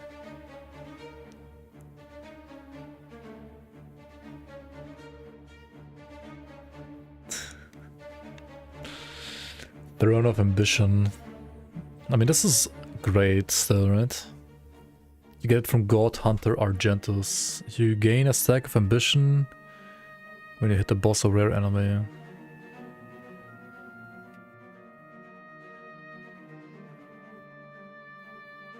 You lose all stacks if you go 4 seconds without gaining a stack. I think, yeah, I did nerf something about Throne at some point. I mean, it's still okay, I think, though. You get more fire damage, core damage, and armor. It's mostly good about the armor, right? 20 stacks times 2 is like... I mean, it's... Okay, it's 40%, but it's more armor, right? It's more armor. Yeah. That's still busted. 40% more armor. And fire and cold moors. I mean, this is giga busted for Paladin, right? Like, all the fire patties... Like Spin to Win, Warpath, Smite and stuff like that. They love this. That's insane for Paladin. Dude, Warpath is like unironically not bad, I think. Like you can just like also farm like Wings of Argentus. You farm this at the same time because they're like the same boss, right? It's the same boss that drops both of them. Like Wings of Argentus, Throne of Ambition, Warpath, Petty.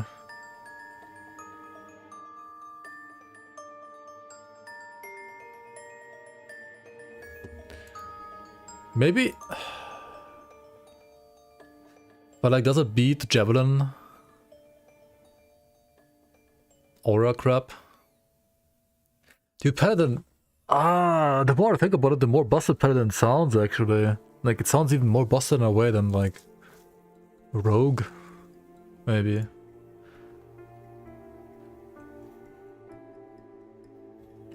And...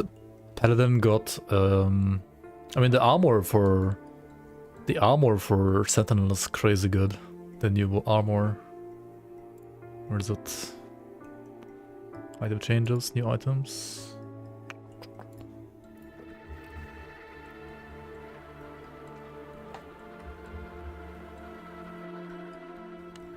But nothing beats Javelin.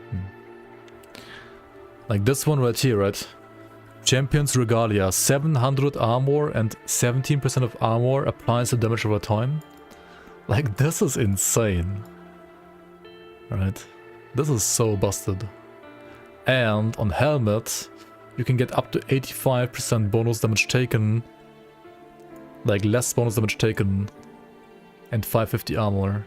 Like, this helmet and this chest are absolutely busted. Because this one means you need like only one of those like bonus damage taken suffixes anymore, right? Like only one more instead of like 3. And then you can like go for more like percent armor and stuff on like gear, right? New gloves and boots as well. Yeah, true. The boots and the belt, they have insane armor too, right? There's like a 250 armor belt. Where is it? Hello? I mean, this boot here, right? Where is it? The fuck? Oh yeah, I mean, you just like add this on top, then you don't even like need any affixes anymore too. Like Citadel boots, right? 185 armor, movement speed, and 50% reduced damage taken from crits. It's level 85, but still, like, just use this. Like, Sentinel endgame seems busted right now. You just take Faith armor? Nah, no. That's crit avoid, right? That's not reduced damage taken from crits, that's different. Those are multiplicative with each other. They don't work. So, like, you need to, like, play the boots and the chest. Or the helmet rather. And then belts. I mean, you have Praetorian belt, up to 250 armor. Like, what the fuck? This is so insane. I mean, the chest, it blocks Wings of Argentus, I guess. So I guess, I mean, Wings of Argentus is still better, right? Yeah, it is, right? Like, at least for spin to win, it is. Where the fuck is items? Argentus, right? What? 20% less damage taken is still better than like anything else could offer you.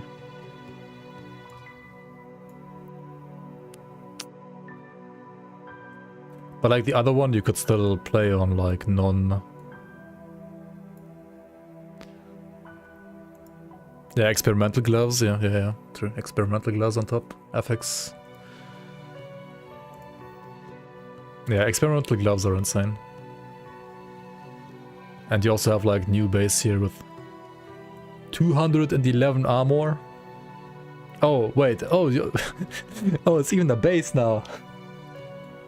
When you get these as experimental, and you're like pretty much dot immune, dude, like what the fuck?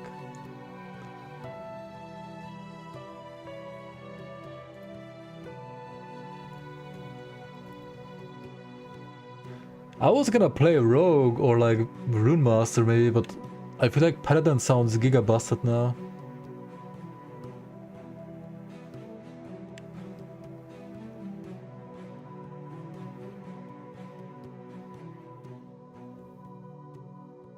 Kind of balance. And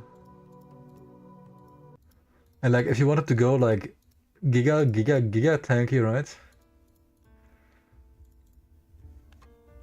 You could even do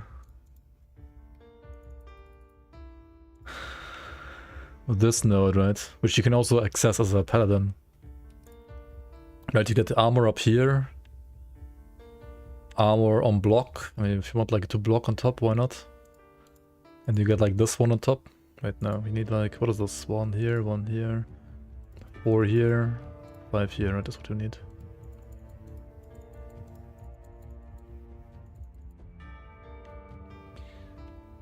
What is this? Throwing attacks.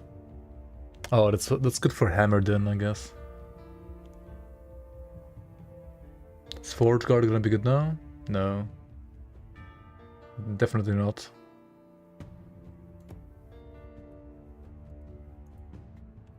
What's going on here?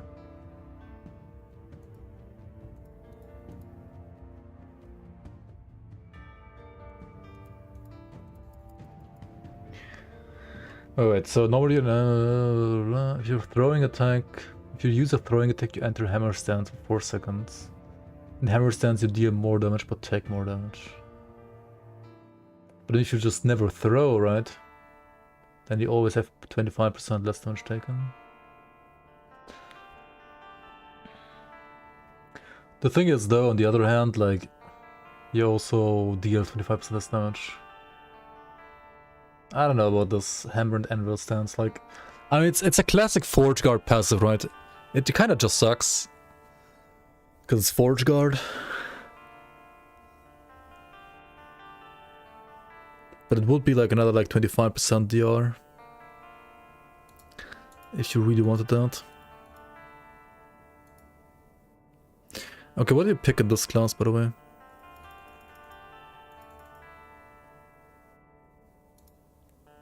What do you pick in Paladin? Maybe I should like do Paladin leveling after all. I mean, if you play like Javelin leveling Garbo, right, you just play like every healing effectiveness possible.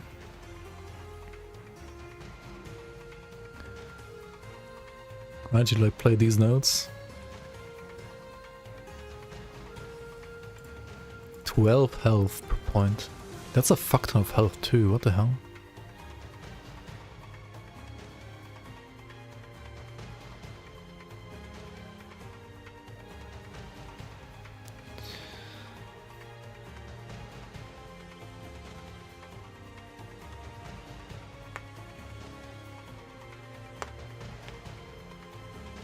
the hotfixes. I skimmed over some of them, but I didn't like read all of them.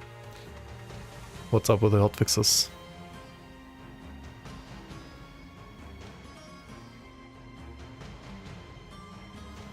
They didn't make it into patch notes. On Twitter? Why are they patching their game on Twitter, dude?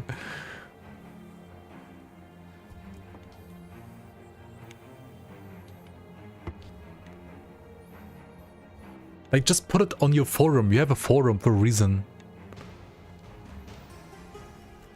Why are you patching your game on Twitter, dude? What? Okay, maybe it's on the forums too. Do items really matter in this game? I love it. It's Reddit, not Twitter. I mean, same thing. Like, just put it in the forums and then like let other people like post it on Reddit.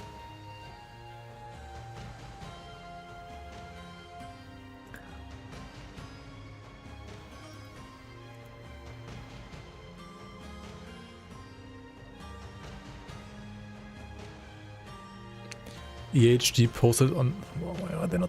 I mean, at least like post on Reddit and... Oh my god, why is this garbage? At least post it like on Reddit and on the forums and not just on Reddit. Wait, how do I get to the other Reddit again? I like never use Reddit on my PC, honestly, like never ever. You just like post the link, it would be better. Like you have to go like old.reddit or something like that. Old.reddit. How does it work again? You don't have the Reddit link. Shit.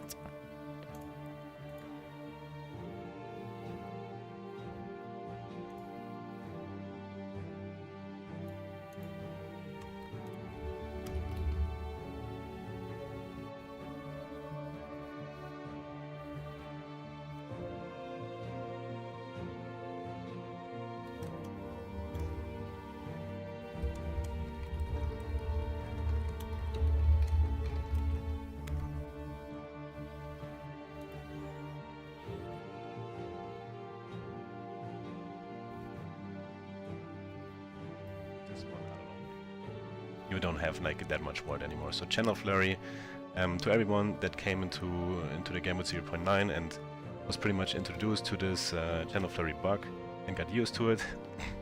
I'm very sorry for you guys. I think in my opinion it was the fault of EHG that they didn't fix it early because you guys get used to it. But this will be absolutely nerfed and it will never feel as powerful as before anymore. It's back to, like I said, 0.8.5. Other than that, I hope Detonating Arrow is fixed with gel curse and with the bow version. I really hope so. Let's see on 1.0. In general, the new item bases are amazing and will... They are, for like many classes. Like, pretty much buff a lot of builds and will bring a little bit more gearing variety into it. Falconer is gonna be absolutely OP. Absolutely OP.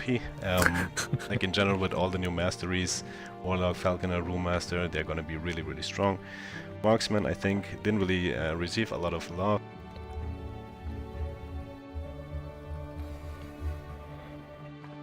Those changes are correct. There are adjustments we have been making over the past few weeks. It didn't make it into reveal. Bruh, you like posted the patch notes today. What do you mean over the last few weeks? Like just... You can't like adjust your patch notes on the day that you posted? Huh? Sky Signal grants 3% RE and Fizz penetration per stack from 5 and can have 1 point allocated from 3.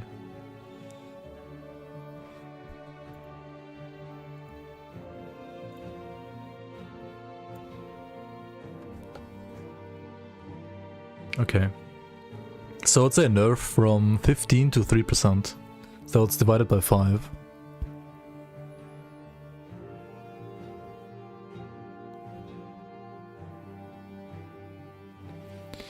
Wait, and it's just 10?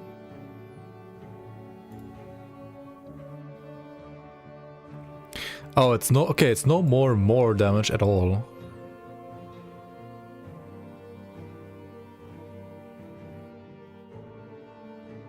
Wait, why does... What? When was it changed to pen in the first place? It also has like... I mean, yeah, it's like changed from more damage to pen as well. Like, they don't even mention that here.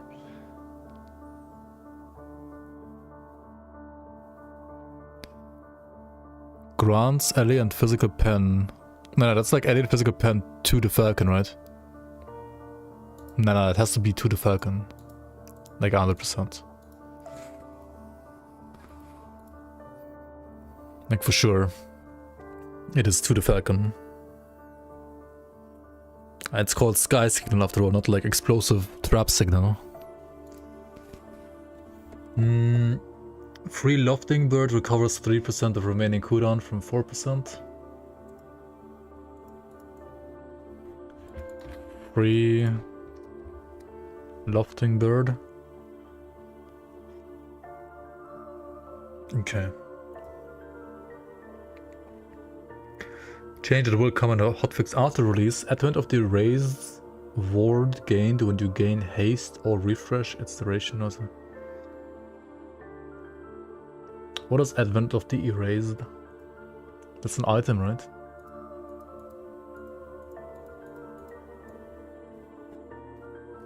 Maybe not.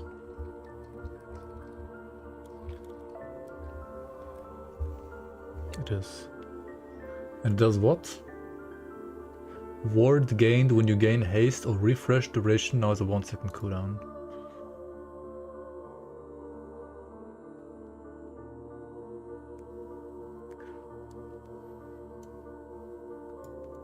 So they're basically saying this one is busted as fuck. Oh yeah, less damage over time taken while you have haste as well. 35%. Oh my god, dude.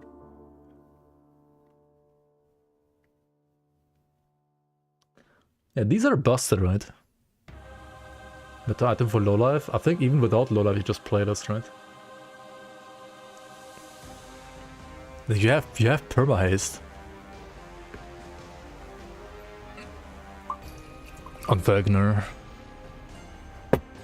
Get 3 LP and just a base. I mean, even with 0 LP or like 1 LP you can play this, I think.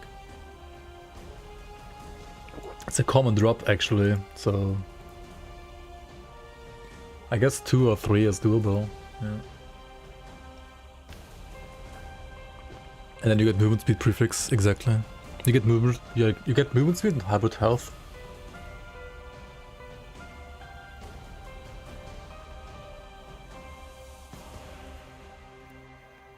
It's not easy to craft them though, like. Okay, should we just like only listen to what he has to say about summary? Because I think that's gonna be interesting, right? Let's take a look at summary here. To end this video, TLDR, Shadow Daggers, in my opinion, still strong. It was a leveling nerf, but if you will really feel it at the end, I mean, Shadow Daggers was so strong while leveling, it deserved definitely a nerf, and the numbers look huge. When he says like leveling nerf, like what levels is he talking about? Like leveling up to level 90 or like leveling up to level 60 or 70 or 80?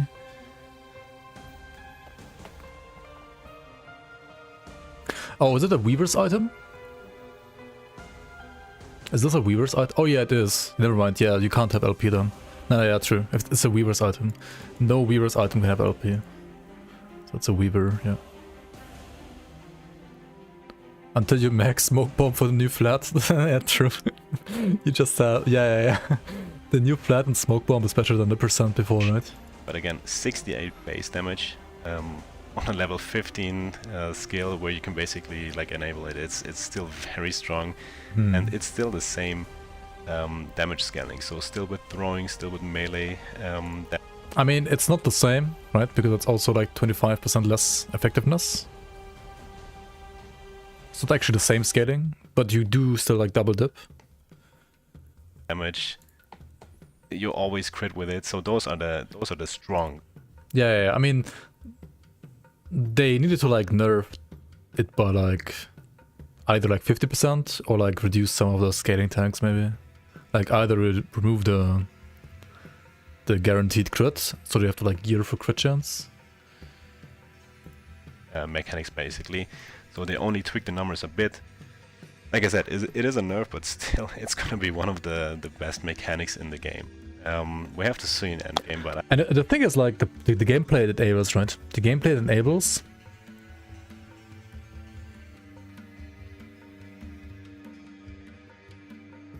Like, the gameplay it enables is still so good because of evasion passive.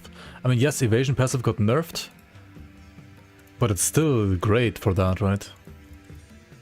Like, evasion is still 20% less damage taken.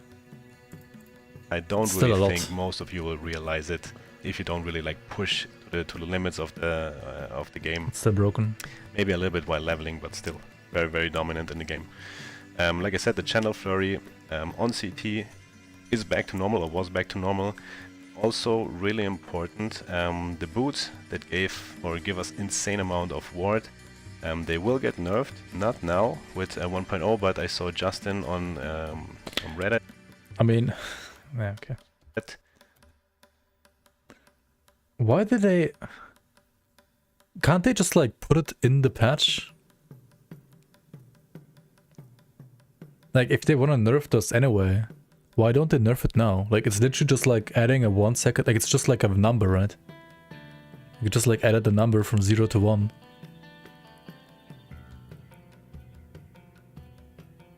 But they aren't sure how. I mean, they say here how they want to nerf it, though.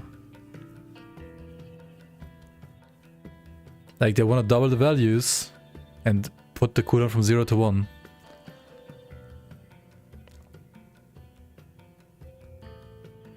I mean, okay, I guess, okay, yeah, no. I mean, the patch has to be, like, Steam verified and everything, and it's, like, way too late for that, I guess. So, like, the patch had to, like, be out, like, a couple days ago, right?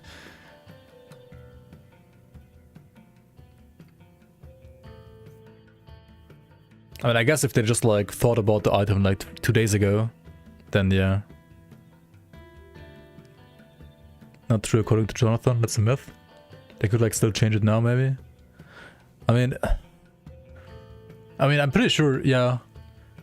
I don't know, like, how it works exactly, but I could also, like, see, of course, like, you as a developer, like, still being able to, like, change some numbers. I mean, you can even hotfix this, right? You can, like, hotfix an assist in 5 seconds as well. At least showing now at 1.0. Is it now?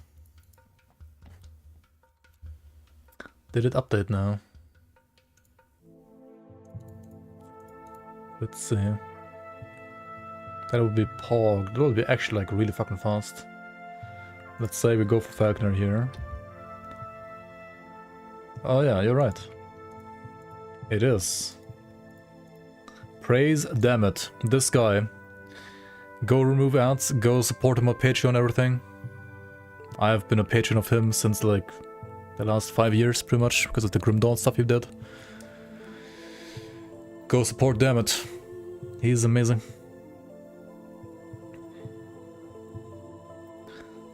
Declined exit files for Xbox and Sony. Oh, okay.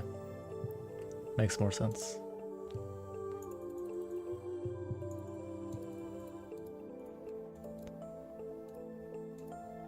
Okay, I mean, if I import the character, right? I should know offline it was. Flashbang, holy shit. This one. Oh, it shows like different items now. Because yeah, they already got changed here. So what would you play on the same build? Or do you play the same build as a Falconer instead? Having a post about this, so it will basically get like an internal pool. Where are skill trees for Gathering Storm and Thunderstrike? They're not out yet? Yeah, that would be good to hear, like, good to have as well, right? Like, if you want to, like, say you want to, like, third the Shaman, right? Oh, here they are. There we go. You can do it. Right now. Alright, so we have also the updated skills, right? We have Gathering Storm now, Tempest Strike, and most importantly, I feel like since Paladin seems kinda strong right now, maybe we go check out Healing Hands, right? Maybe go check out Healing Hands.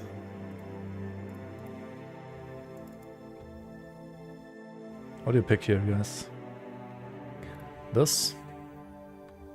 This would be like less healing hands cooldown as well, right? If you like spec healing hands to be a movement skill. I just like right healing effectiveness here, right? And GG.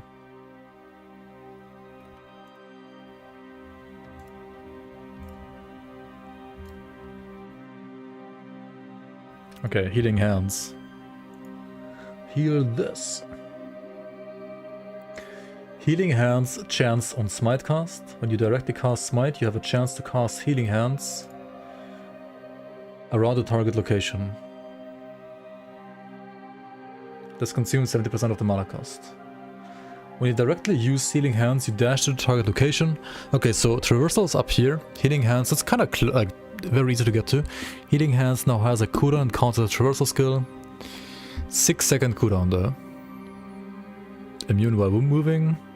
Why is there a falcon here? What the fuck? A portion of healing hand remaining cooldown is recovered if you use it to heal an ally other than yourself. Well, multiplayer only, I guess.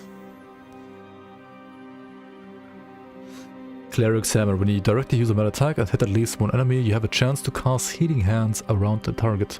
This consumes mana based on healing hands mana cost.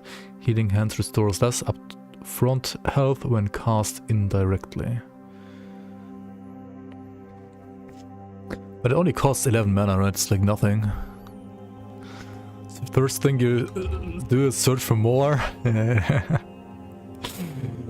Oh shit, immobilize void enemies. Damage versus void enemies. It's like racial damage in Alina. Damage versus undead.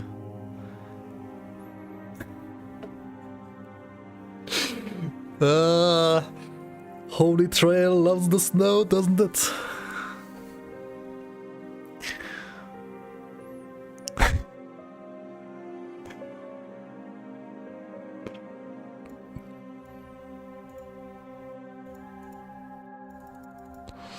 Healing hands deals more lightning damage over time, 160% because why the fuck not? And when you hit an electrified enemy with healing hands, it spreads all stacks of your stacks of electrifying from that enemy to a number of other enemies within 5 meters. Okay, dude. Okay, dude. 100% chance to electrify. Wait. What other sources of electrify do you have again? It's like over here, right? It's this stuff here, right? Ignite and bleed to electrify. Like, this thing has like damage over time by default, but you can also like get into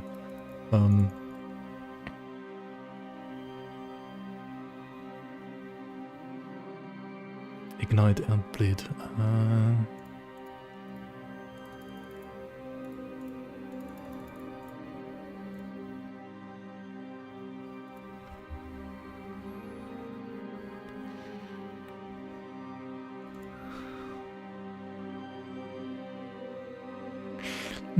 But like stacking electrify, you need like attack speed for that, right? You wanna like not play Holy Trail for that actually. You wanna like pew it a lot, right? So it's not like the same kind of synergy, honestly.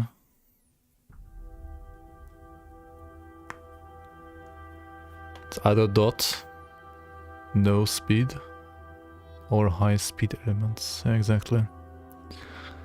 Yeah.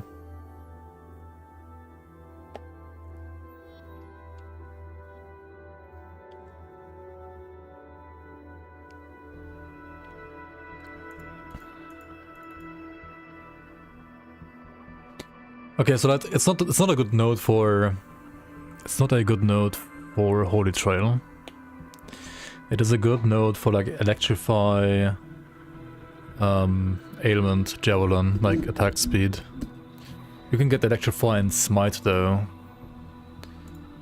Right. Yeah, elec, electrify and smite.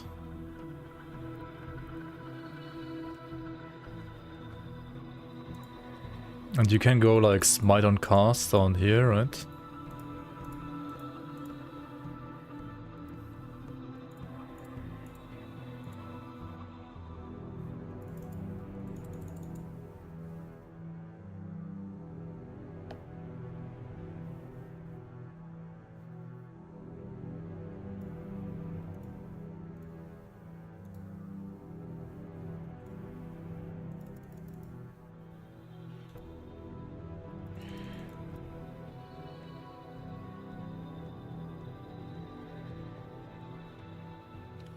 Then how do you proc the smites?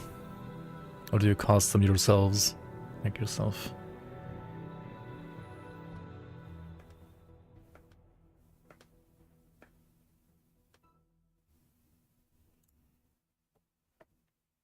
Hammer smite. Could go hammer smite, warpath smite, right? Nah, it's like once per second though only, right? Like warpath smite doesn't proc enough, right? Yeah, idols are like basically uniques. Like idols are as reliable as like planning around uniques. Arguably even less because you can like target Gamba for uniques, right? Like idols are more RNG than uniques actually. How smite heals this? Oh yeah, it's idols with smite. Like hammer throw and then idols on like smite on throwing attacks, something like that, right? Holy Aura, I mean of course like every paladin plays Holy Aura, right? Is there a smite in here? No? What about Holy Aura then?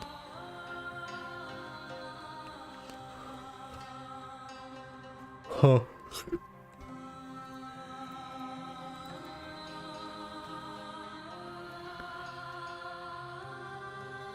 Rune of Taylor Swift. Okay, let's look at healing hands. Let's not like completely nerd out about like electrify here. I mean, this has like a nice more node, and you have like 100% chance to cast smite on healing hands. But I mean, it has like, oh wait, it has 0 cooldown. Oh wait, yeah, you just smite with healing hands, of course. Why would you even need anything else? Like you put down the standard, you have Holy Aura, and then you smite off your healing hands. And you can like make healing hands like an attack skill or like a cast skill, either like do casting speed or attack speed scaling. Yeah. Okay. So down here you have healing hands, takes longer to cast, so that's like bad for electrify. But deals more damage and has increased healing effectiveness and a larger area of effect. Seraph Blade. Healing Hands is converted into a melee attack that hits in a wide arc in front of you. It now scales with melee damage instead of spell damage, and effects on the 3 are granted spell damage. That grant spell damage, not grant melee damage instead. The thing though is that like Smite scales with spell damage, right?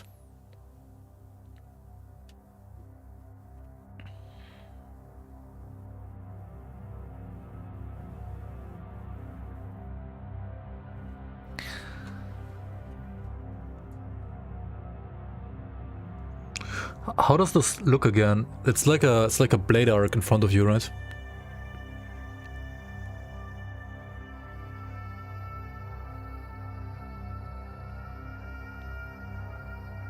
Yeah, it's like low range. It's too bad. You have to cast.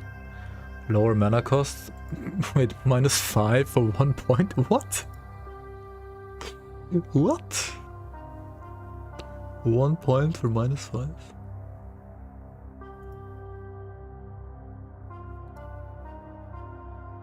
Divine Catalyst, you cast Divine Bolt on nearby enemies when you directly cast Healing Hands and heal yourself or an ally. Hey, Divine Bolts, let's go. Divine Bolts.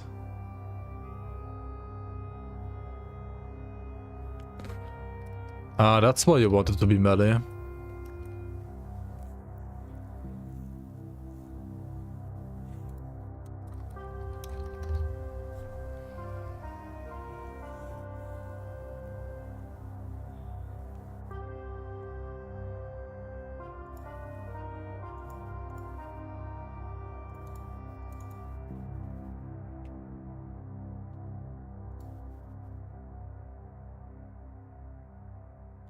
You can't make this stuff up.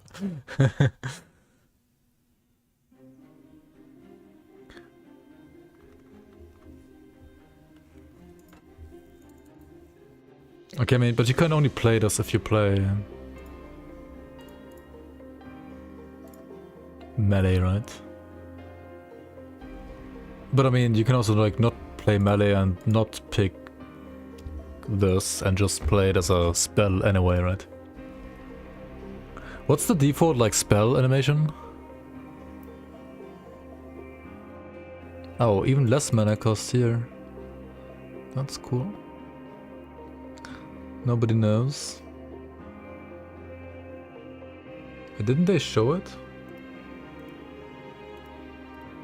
Do items really matter in this game, by the way?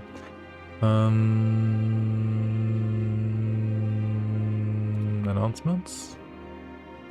Dude, where are they? Why do they have like spoilers, news, and blog posts? Like, all three of those should be like all in one. It's confusing as fuck. It is for my Pepega brain. Okay, healing hands.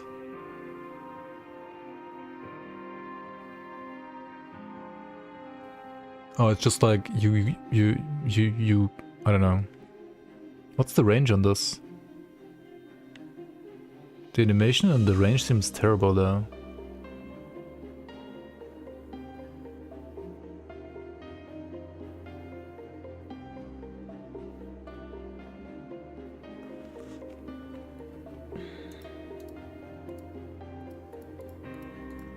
Wait, maybe you just like play Cleric's Hammer. Where is it? Cleric?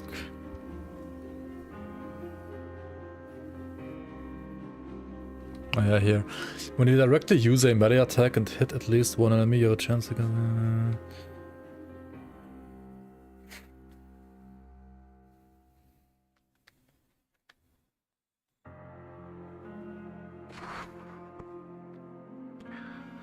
But then you... Okay, but then you don't do the smite stuff, because this is like direct cast.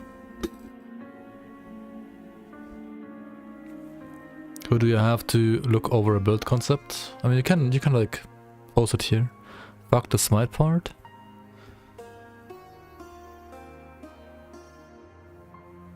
But isn't... Like, smite is kind of good though, isn't it?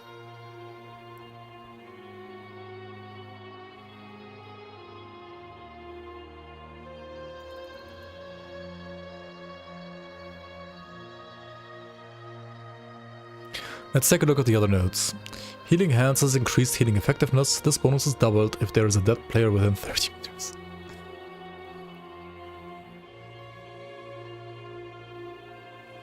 Does the healing effectiveness like make it deal more damage, or how does the damage work on this? Like, wait, how does the damage work on this?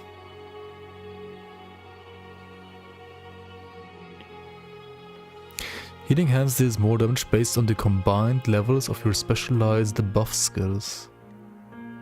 What? And you always have Holy Aura, right? The fuck is that? Okay, let's check it. Buff? Oh, of course Sigil's a buff. Yeah, of course, of course. You play Sigils, right? Who would have thought? Who would have thought? Smite is not a buff.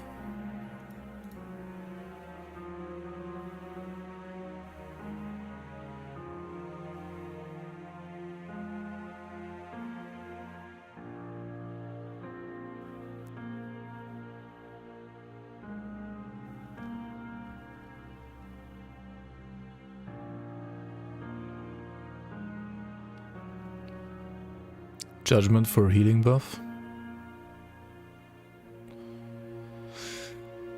Is Judgment a buff? Dude, you can't see it.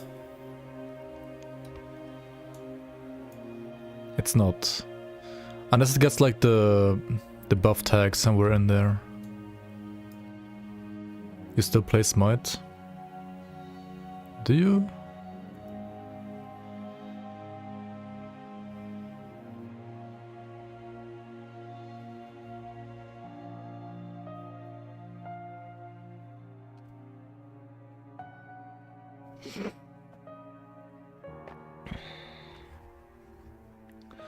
Use delay, use duration.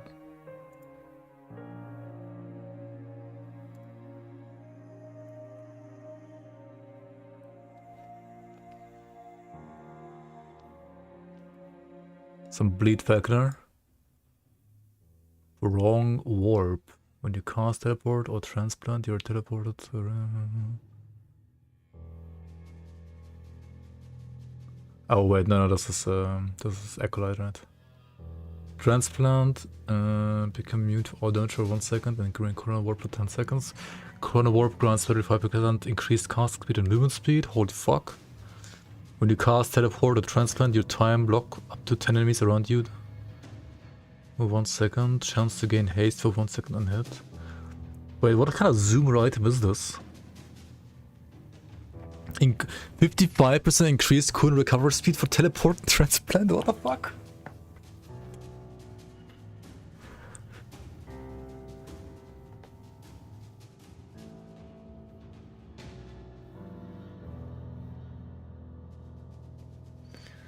Giga Zoom.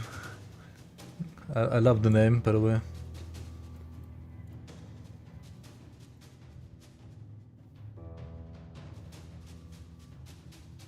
You just play Leech, like Bleed Overload, right? And then Lich, yeah. Mana gain, more than short time to Cursed. Bleed Overload, Cast Rip Blood. Do you need 5 here? 4 is probably enough, right? You don't need more than 4 points.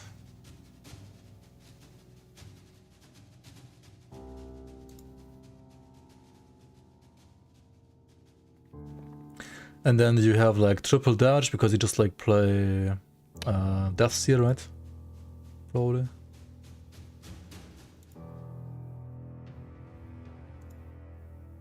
Like you just play like Reaper Form, Death Seal, Rip Blood, Transplant. The specs are in there. I only see Rip Blood for some reason. Oh, here.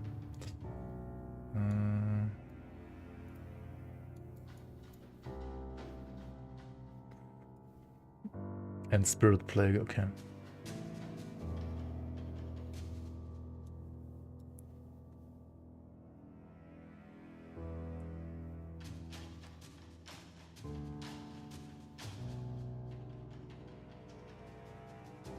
And that's travel node, right? More damage, I mean... Next point will be here, right? Oh, but... Oh, 22 points already, okay.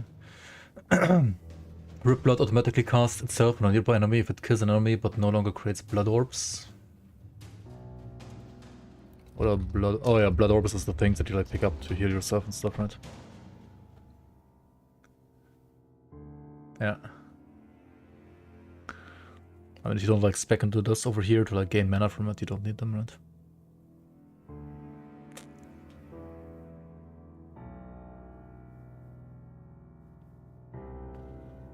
Do you need like 5 points Blood Splatter? It's just like more AoE, right? Like maybe rather get run dry before Splatter, in my opinion. I'm not sure though. Not sure. Depends like which lighting spells does Paladin have?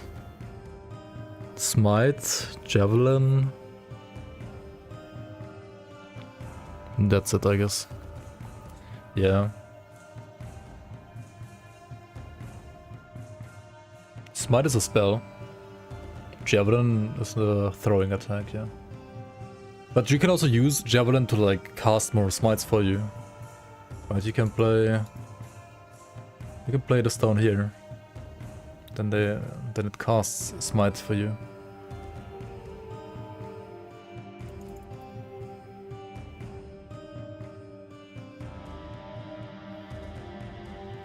Yeah, Holy Trade is also half lightning. It's not electric. I mean, it depends like what you're looking for, right? Like, are you looking for like lightning damage, like direct damage, or electrify, or lightning damage over time? You're looking for the lightning tag.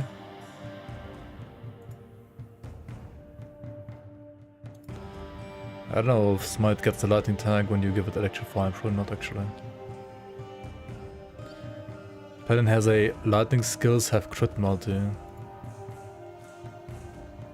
Wait. Does it? Oh, you mean this one? I'm pretty sure that's only Javelin, nothing else. Like this is made for Javelin, nothing else.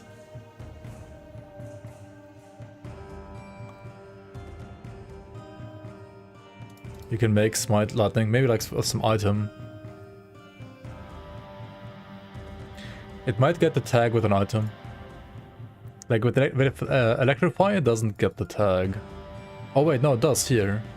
No. This will give it like lightning tag 100%. Yeah, it even updates here.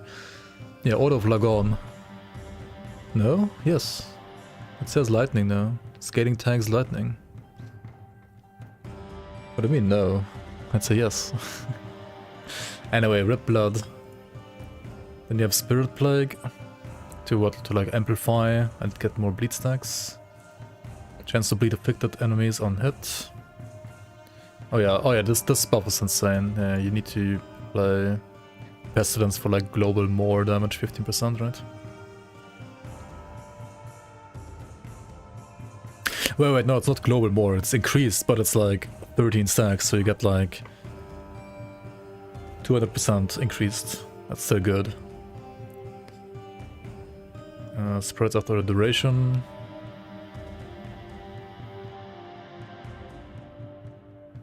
Why does the Javelin say in the tooltip that it gives tag, but Smite doesn't?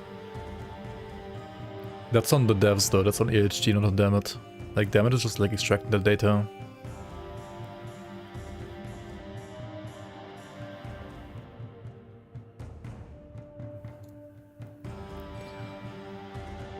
And transplant like cast Rip Blood for you, right? And this was like no cooldown and you just like run around and like transplant. I get Frenzy, Haste. You probably don't even need like 3 points here, right? Like, what's the cooldown gonna be on this? 5? No, it's gonna be like 2 seconds, right? So you probably like only like 2 here. Maybe not even 3. I mean, then again, like, I don't know where to put the... no, you don't need more bone armor either. You have it all the time. Detonations leave Pool of Blood, maybe? No idea what this does. Does it deal damage?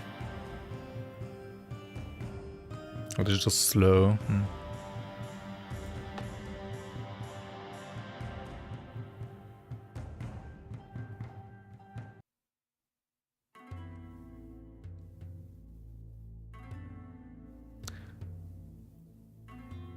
Yeah, Holy Trailers dot like to notice bad for Holy Trail.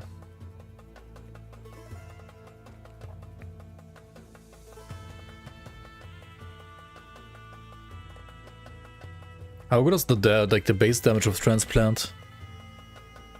Like if you like Cursed Exile, is that good?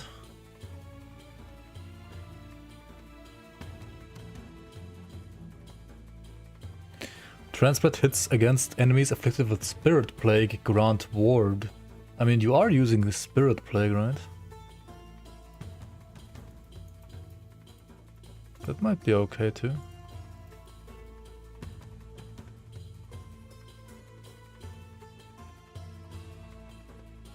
Or you do the kill threshold, right? That's not bad either. Violent Emergence. This or that. I'm pretty sure you will only need like 2 points here, not 3. Reperform, increase damage. I mean, that's obviously good. Same for this, I guess, even though you don't need the crit chance really. Swiftness on kill. Zoom. Increase damage over time. And then over here you have marked for death chance on hit. I mean, yeah, transplant is also a hit, right? The initial burst is a hit. And then death seal, because you get like more damage while like low life and stuff like that, I think. Yeah, this one here. Death wave, I mean this is great for leveling as well.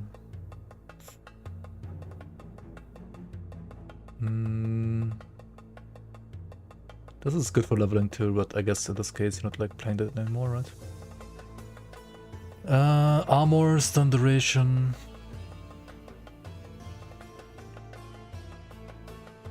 Oh yeah, you always get this, right?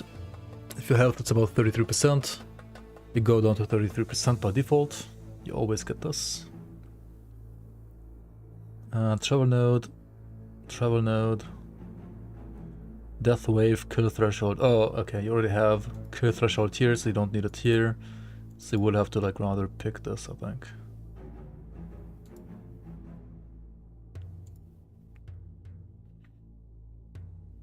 Wait, these waves like always pulsate, they have kill threshold? What the fuck?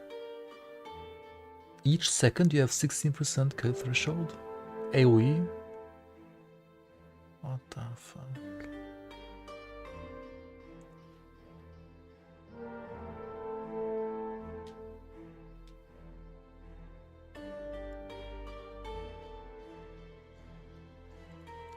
Like Death Seal and Reperformer is just so good, man. They are so good, it's insane. There are some points that you weren't sure about.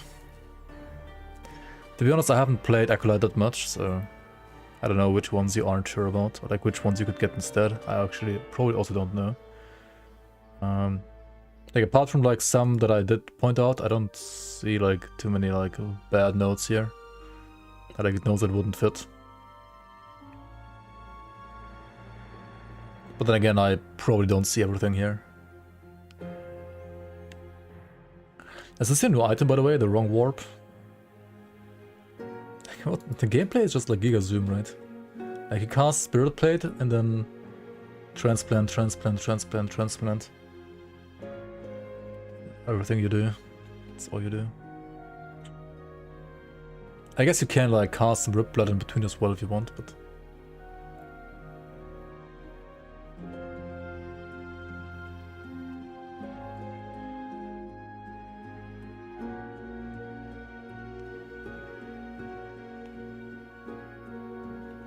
Wait, how does it troll yourself? It's Giga broken, right?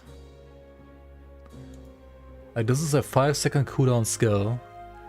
It gets less cooldown here, you get less cooldown here, less cooldown here, then it's down to like what, to like 2 seconds?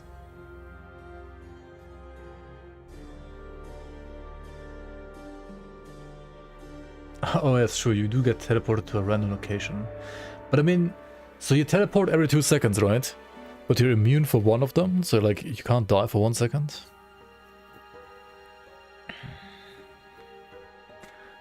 Okay, to be fair, for like speedrunning mono though, that sounds bad. This sounds great for arena. Maybe not either for arena even. Oh yeah, the random location does kind of like actually ruin it a bit, I guess. Idols.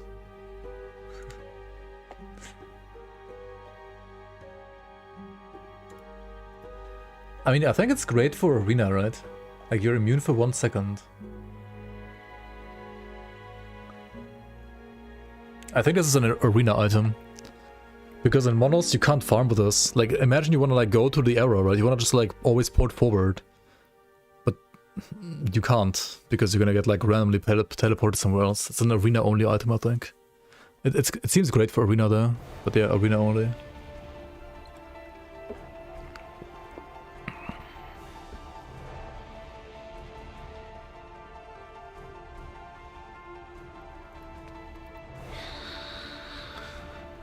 Okay, let's check out the remaining parts of Healing Hands. So, Healing Hands. Traversal up here, Electrify stuff over here. Fire damage on hit over here. With melee tag, right? Divine Bolts casted here. Less mana cost here. Spell damage per 10% increased healing effectiveness. I mean, log in, right? 2 spell damage per healing effectiveness.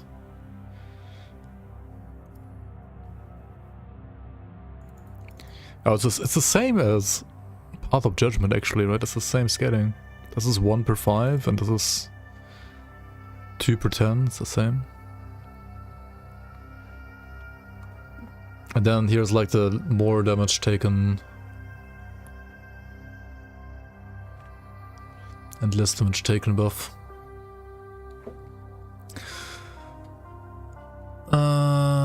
I mean, you can... I think these are okay notes, but I'm not sure if they're like that great. All forms of HP regen benefit from healing effectiveness. Read that note again. It says cast on them.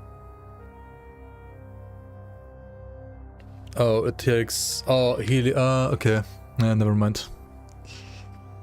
You would have to like cast on yourself to like make yourself like take less damage, right? Yeah, then it's worse than I thought. For sure.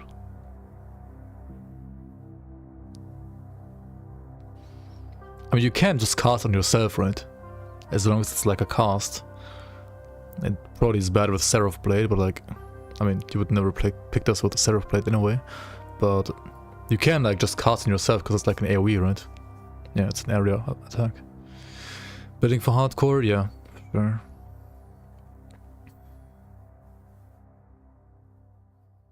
Grants award to allies based on attunement. Cleaver Solution Paladin?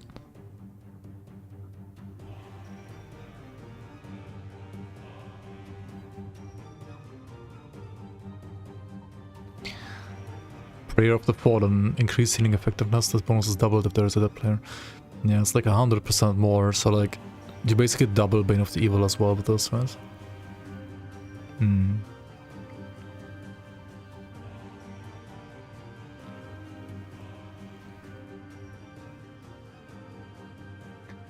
What's the base attack here?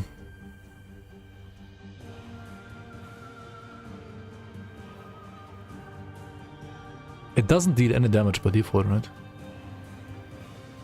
No, it has 5% damage.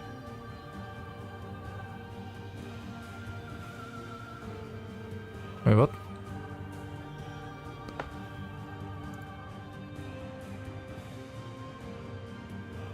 No, it deals no damage by default, right?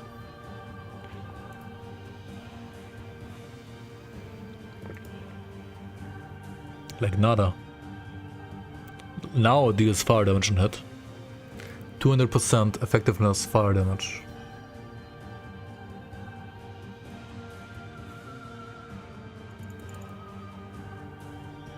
Okay, it's just a hit then, right? Hit based.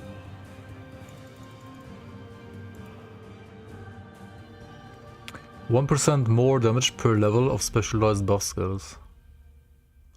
That's 60% more damage, right? Because you always pick Healing Hands, Sigils, and Holy Aura. That's 60% more damage. And you pick this, and then you go here, right?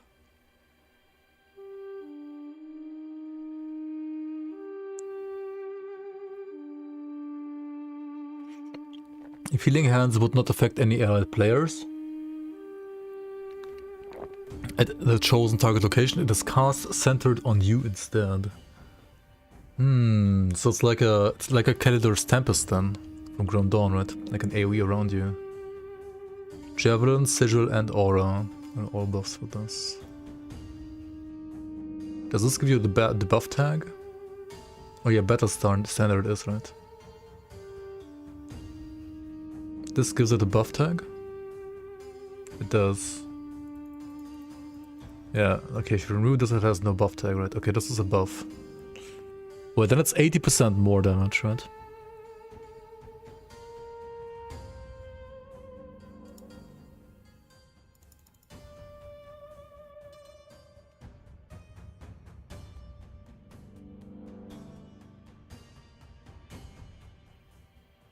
I didn't check out Gathering Storm yet, no. I'm gonna look at Gathering Storm and Tempest Strike next.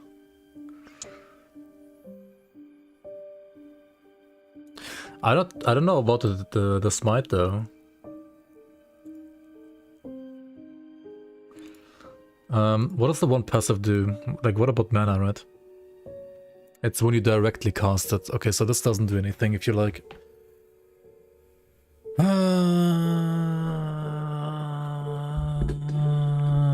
Yeah, you don't hard cast smite now.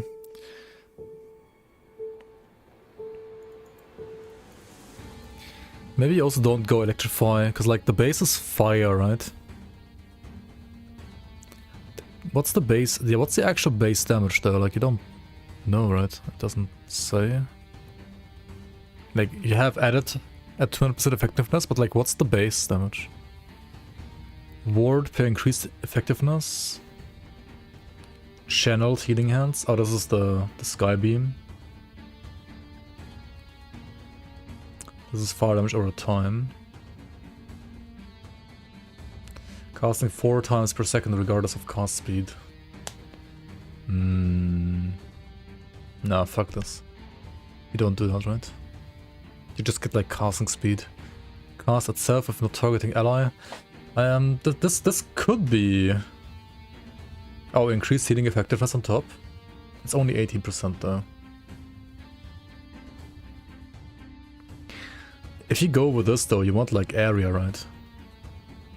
Probably. Maybe you want area either way. What else do we have here? Additional healing per second? Nah.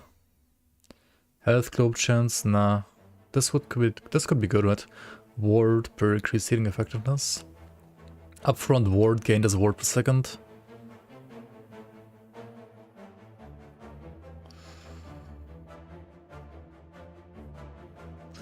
And down here, heal party members to full. Other than yourself, okay, it's like multiplayer garbage. So this makes it cost 0 mana. And you cast smites. And you get 80% more damage. You get damage here, you cast it around yourself. And you have like good area. So it's like a Calidor's Tempest from Grim Dawn, right?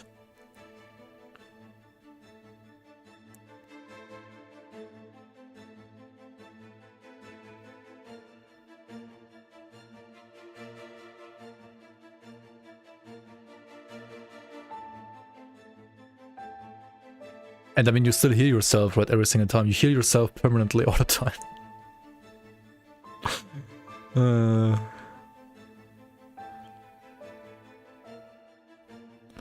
And you get some ward on top. I don't think you, like, go hard on ward, though, right? Bober Kurova.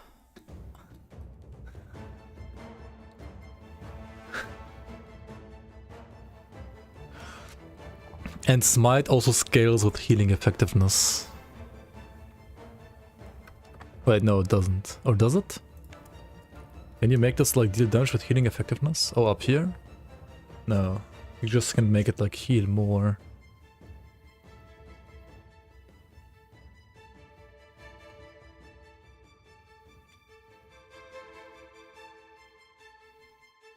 But you could like get this, right? And then like sacrifice. Yeah, you go pure damage now, right? For sure. Like you go like Giga Sacrifice. Yeah, like you auto heal with like healing hands anyway, right? You don't even need like leech, you just get like healing hand spam. And then you go this because you have like casting speed anyway. Yeah, you go like crit smite, right? You don't go ignite. I mean, you could go like hit damage against ignited. Oh shit. Wait, that's 60% more. This is only 10% per point. Okay, but you need like 8 points for this, right? Okay, you could go for this or you go like all in here, right? Yeah, it's fire. For sure, fire. Like this thing deals fire damage by default. This is fire damage by default. Holy aura fire damage. Like here, right? You can even go like flame burst if you want on top, right?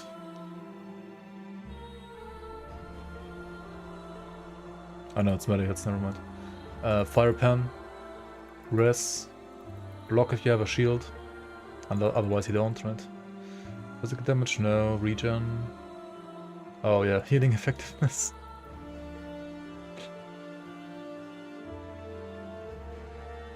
Maybe like one slow.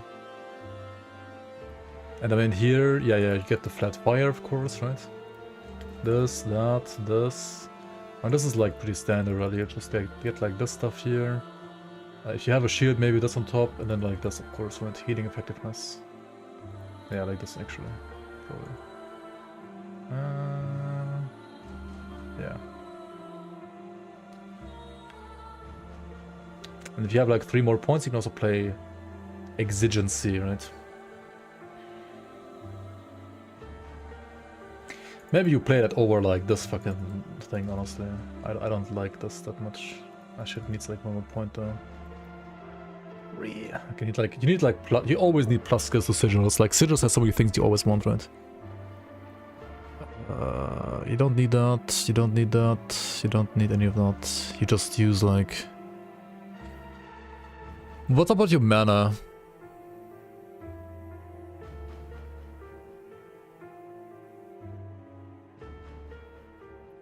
What about your mana?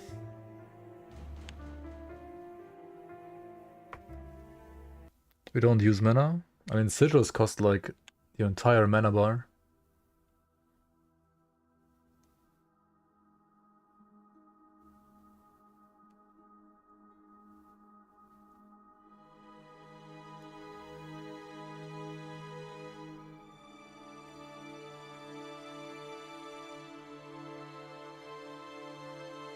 To be fair, I guess like these skills don't really need mana, right? I thought these need maybe like more as well. This is only... I mean, this is 20 mana.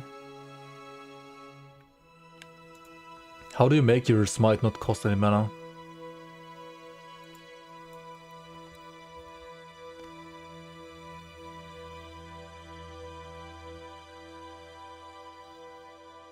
Three. I mean, I guess 3 is not high.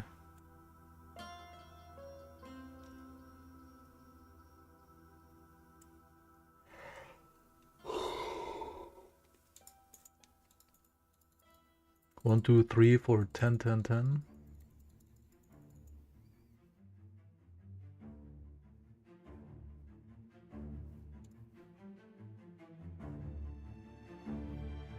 That's true, yeah.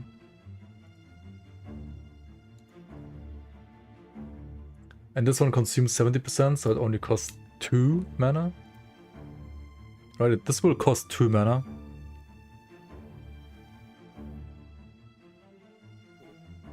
So 0 mana, 2 mana. And this will cost health, yes. Maybe like get some points here. I don't know like how much... Because you're gonna like cast a fuck ton of smites, right?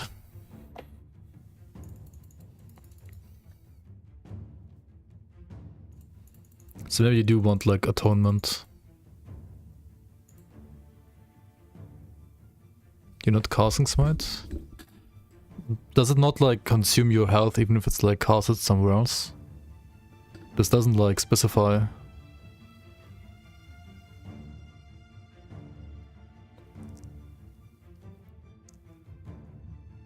Seraph Blade? Wait, why would you play Seraph Blade? What?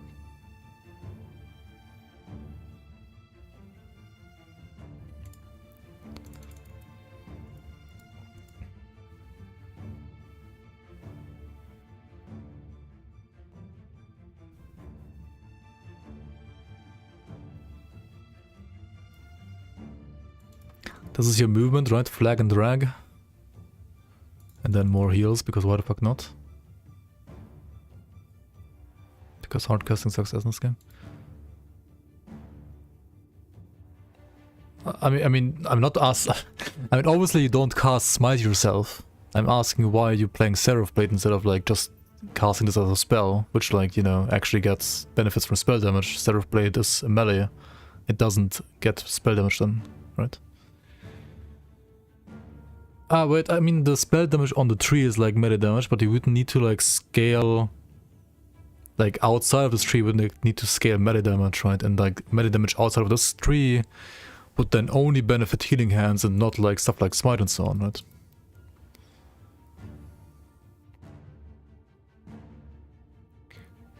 Yeah, it converts spell damage to melee, but only on the tree, not outside of the tree. Like it says, it now scales with melee damage instead of spell damage, and effects of this tree that grant spell damage now grant melee damage instead. It says effects on this tree, right? So Seraph Blade is like good if you play some attack build basically, right? But not if you play this. It's another Rive angle? You wanna play this and Rive? Nah, what? You just play a caster. You just play like a staff or like a I mean, Scepter and Shield, Scepter and Offhand, something like that. Like Wand and Offhand, Wand and Shield, I guess.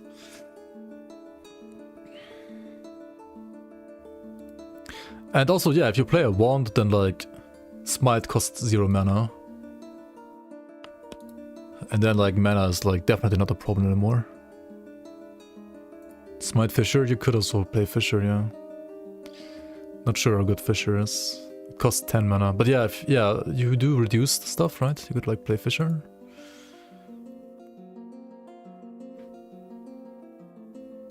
You'd have to like pull nodes here probably, right? I mean, then you like go full Fisher, right? You don't go this. Then you go like full on this stuff here, right?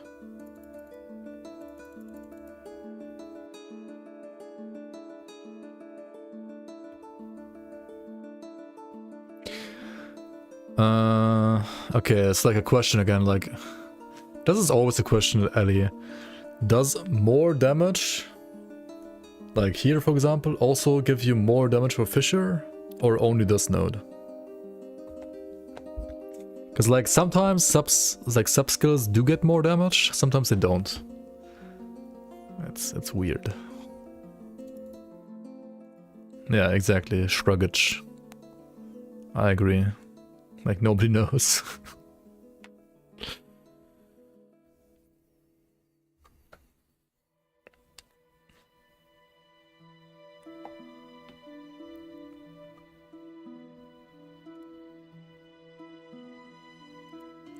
Has a 0.5 second cooldown though.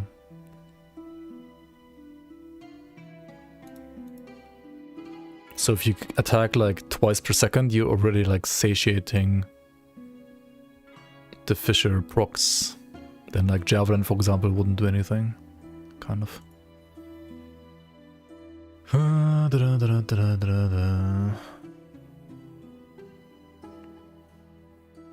But I mean, because of this node, right, you definitely want to like play like Javelin, Sigils, Holy Aura. Like you have to play these, right? You have to. And you play Javelin as your movement. Probably. I mean, or Smite. Nah, that would be weird. Nah, you play Javelin as your movement. Okay, is this better leveling though than like just playing Holy Trail? Probably not.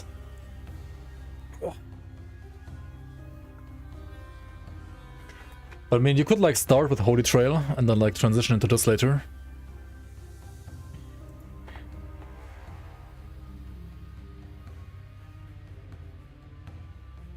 What's the base gear for Smite?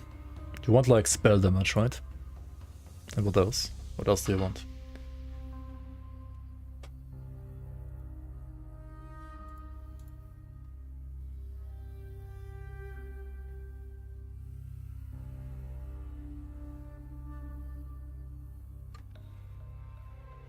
All new uniques out. Let's go. Vial of Volatile Ice. Communion of the Erased. +1 potion slot per equipped Weaver item. This is also a Weaver item, right? So this always has 4 by default. It can have up to... what is this? 54% increased armor on a belt? What the fuck? Rare. Level 19. More damage to stunned. Mana against Ventus Ward. Cold area, freeze multi, chance to apply frostbite on hit. As a flask, base damage converted to cold. Falcon Fists. I mean, this is interesting and cool, but kick W, right? Imagine playing like melee Sinnoh-Strike. Talons of Valor. When you critically strike an enemy, your Falcon gains 25 melee damage for 4 seconds, and your Falcon abilities recover 25% of the remaining cooldown. That seems fucking busted for Falconer, holy shit. 4 levels to Falconry, Dive Bomb, Aerial Assault. I mean, it's RNG, but holy shit, dude. Seems great for softcore at the very least. Because you can't play a shield with bow, right? Stygian's Reprisal, this is like the retaliation thing, right? Shield block, shield throw thing. Shield throw item. Stygian Coal, Intelligence, Necrotic damage, ward per second while channeling. Yeah, Warlock's gonna love this one. Holy. 84 ward while... What's this number, dude? 84 like, what? Don't like those items usually have like, maybe like 10 ward per second or something like that?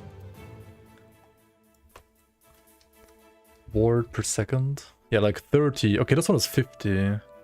Like, okay, like these are good usually, right? Like Runestone and Opulent Focus. Wait, did they buff this one, by the way? I thought this was like the best for ward per second. But this is just better now, right? This one is buffed, right? They buffed this? Am I stupid?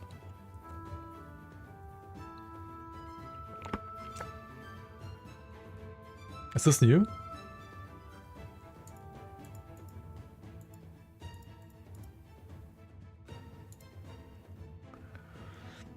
Anyway, what does it actually do? Chance to ignite on hit while channeling, chance to apply damage on hit while channeling. Drain life repeatedly casts Stygian beams instead of its normal draining effect.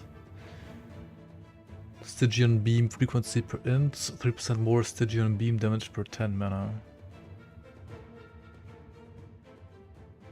You got one much like that? Oh, maybe I was just like not paying attention to be honest, I haven't like paid attention to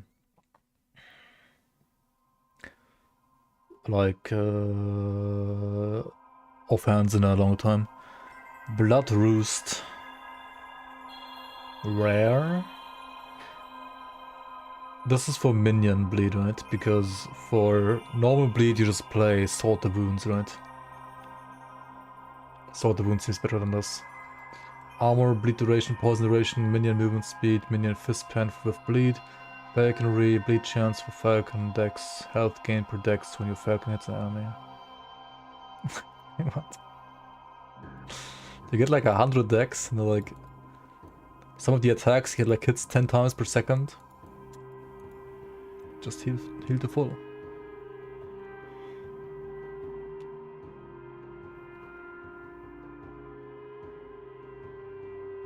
Okay. Bleed falconry.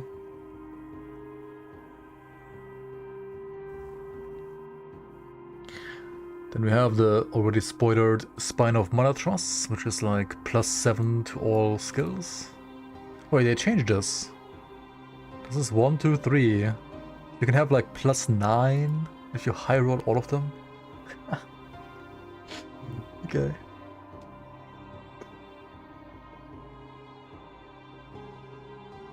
It's funny. Crit multi with flame whip per 10 uncapped necrotic grass.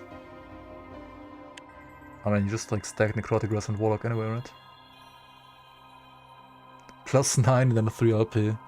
Yeah, people are gonna like RMT for that for sure. Wraith Lord's Harbor. I mean, yeah, we got the stuff here, right? Wheel of Torment. +3 to Acolyte spell skills. 15 int when you directly cast Soul Feast. You curse yourself and up to 1 nearby enemy per 10 int with Torment.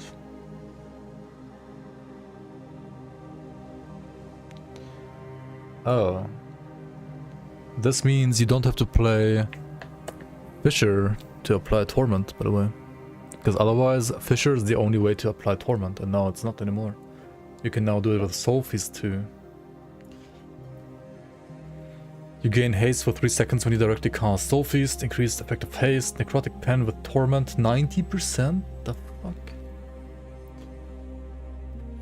The thing is though, you also curse yourself, so like you deal also more damage to yourself with Necrotic Pen. But I mean, there's like self-cleanse in the tree as well in the Warlock, right? Yeah, Pedestal has a spell damage with shield nodes, so like you play, I mean, yeah, you play like 1 in shield and you just like go like, but you play this, you play a shield.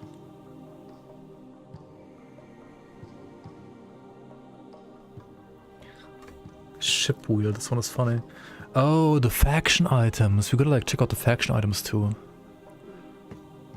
Circle of Fortune, Ephemeris Shield. Maybe there's like some actual good stuff here. I mean, these seem kind of bad, but like maybe there's like actual good items here. I mean, Endurance Base maybe isn't that bad. But this is fucking Merchant's Guild. Aye. What? Oh, Circle of Fortune? Endurance Base? Hello, please?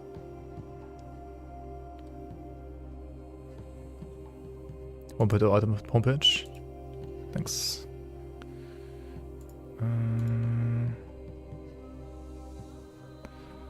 Okay, but like you play a shield, right? That's what I said. Oops. You play some shield. And yeah, if you play that, right, you get like spell. This one is a planner passes, planner mastery mastered, by the way. These, right? Armor with a shield plus 400 flat. Dude, 400 flat is also fucking nuts, dude. What is paladin this class, man? Get like 1 point here, right? You get the one, I mean, yeah, the 1 point here too.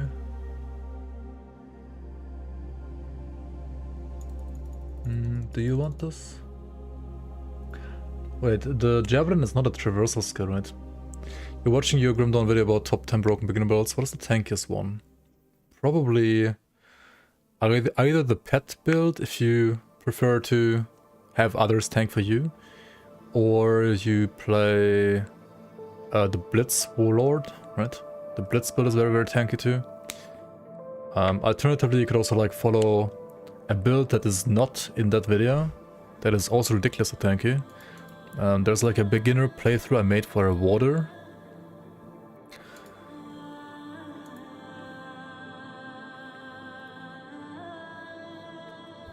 You still get the flat health? Yeah, I guess. It's only 6 per point though, it's not that good.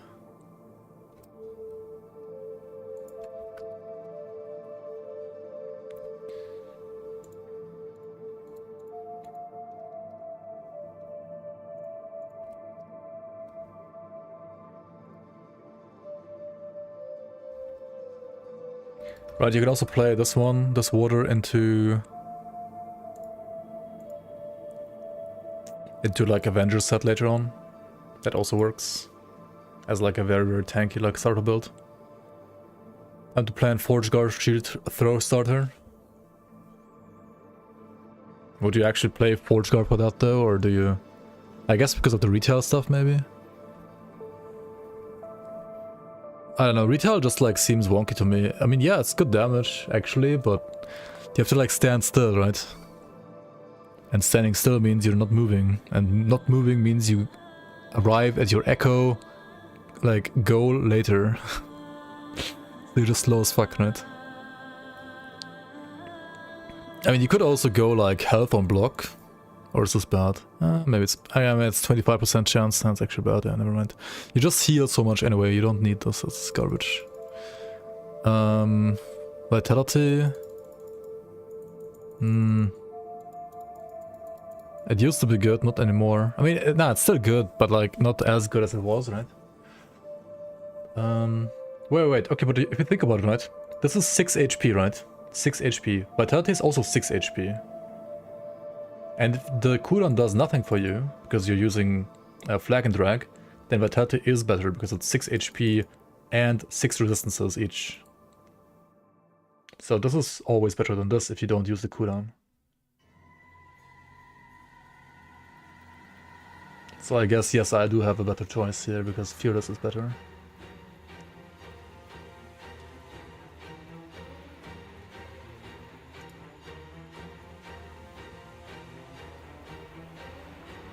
Is 1.0 full release? Yes, it is. Also, let me shamelessly plug in the Nexus here, where you can also buy the game at the normal full price, just like on Steam. You also get a Steam key, which you can activate on Steam. And so you don't pay extra, but I would get a share.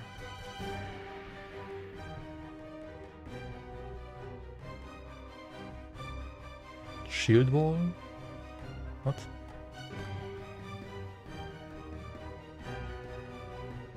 Ah, okay. Yeah, if you have like local pricing, then go local. No, don't buy on my Nexus then. Yeah, if you have like a regional pricing, then go buy on Steam directly, of course. That makes more sense then. What do you mean shield wall? It's like a ring of shields thing, right?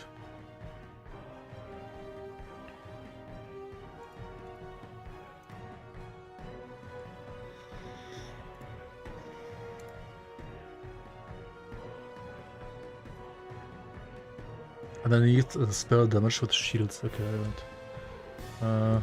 Shield wall.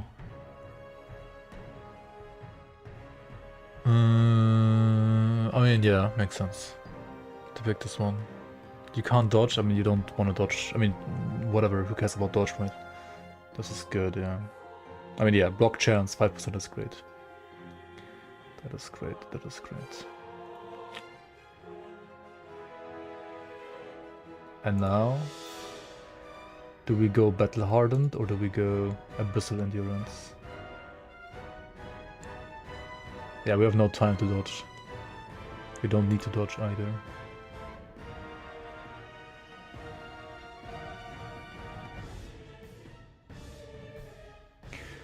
Actually, this is like better if you play Javelin. But if you play what we're playing right now, I feel like alignment isn't even that good.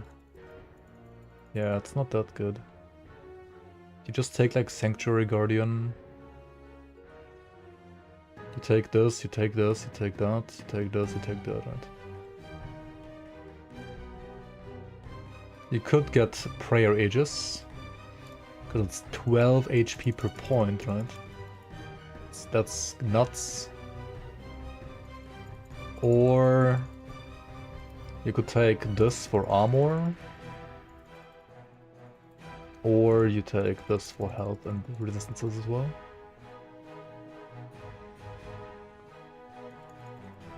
Defiance, Attunement, Eliness. Defiance.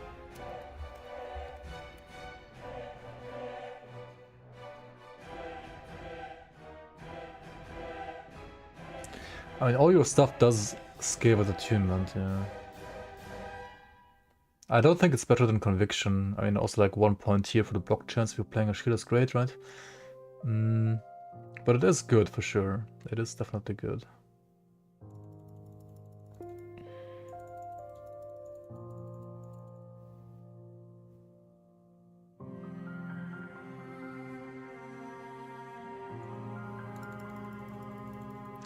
$24 Elemental Res. It's like a tier 6 Ellie Res, right? I mean, definitely you take this early, yeah.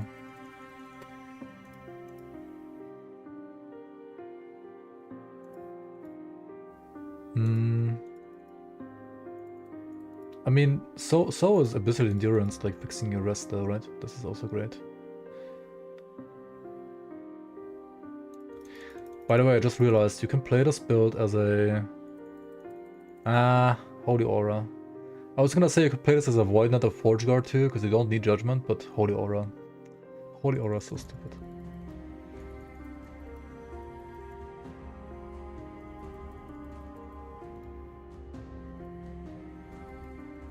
And 40 Void and Fizz is also insane. It's like health on top, right? So it is great. It's a great skill. And then like there's Battle Hardened, which is great. But like Battle Hardened is just worse than Abyssal Endurance, right? Yeah, free rest is always great, but like look at this, it's fucking 12 HP per point, man. Like how can you not pick that?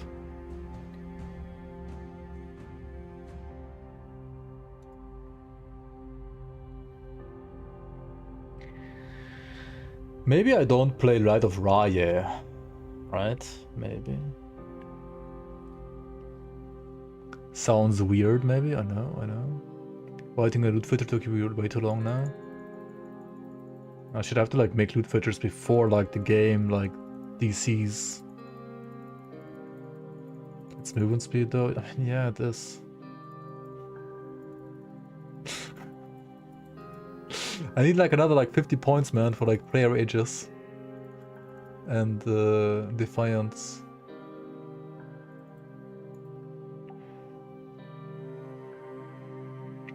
Tomorrow 6 PM. Okay, I do have some more time. True.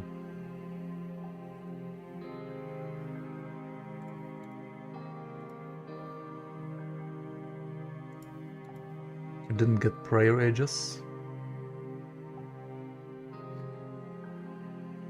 What did you get for Defiance then? Like, what did you remove for Defiance here?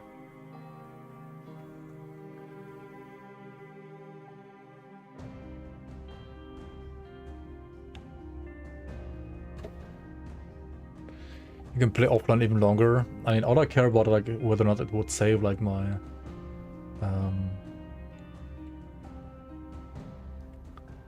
loot filters or not. Only 2 on this, but it's healing effectiveness, right? It's the same as this. And it gives you Necro Res on top and HP. Like, Holy Icon is better than like Defiance, I think. Like you're are you scaling more of drop the shield nodes and use the staff? Or you do that, yeah.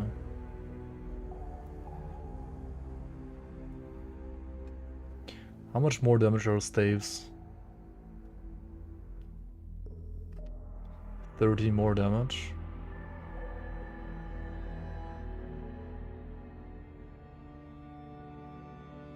+1 to elemental skills. Wait, this is a base implicit? What the fuck?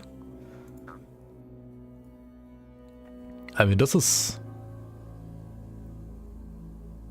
gets the fire tag or not? Shouldn't it get like fire tag when you have this over here? Once you have Searing Light, shouldn't this get like fire tag? I guess this one doesn't get it. Unless you like get this node, well, that's 3 points, it's not worth it. This one has fire tag by default, this one... I feel like Healing Hands should get a fire tag like when you have Searing Light, right? So the staff should like get 1 point to smite and Healing Hands at least. But shield is so good at this class, man. Like shield and block is pretty darn good. Okay, let's check out the new implicits. Let's check out what we have here. We have like we have this broken thing. We have this beautifully broken thing.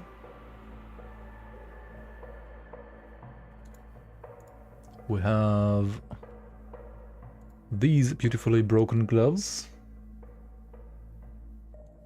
We have these beautiful broken boots. And we have this beautiful Giga Armor belt.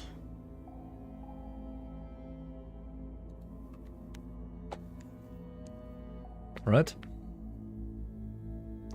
And our armor rating is now 3414. Without any blessings and nothing. And 42 block chance as well. With 37 mitigation with no affixes.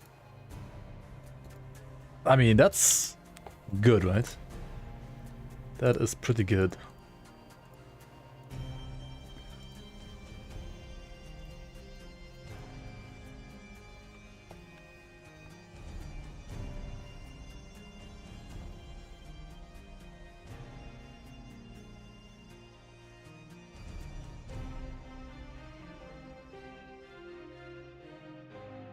Where do you go on the second suffix here?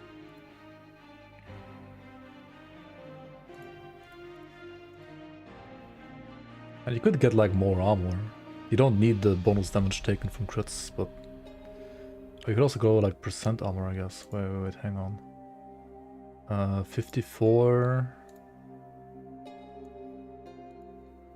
This is better, right? Percent armor. Then rings. What do we have for rings?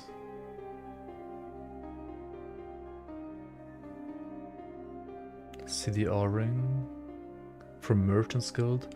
War Decay Threshold ring from Circle of Fortune. I mean, you wanna go like...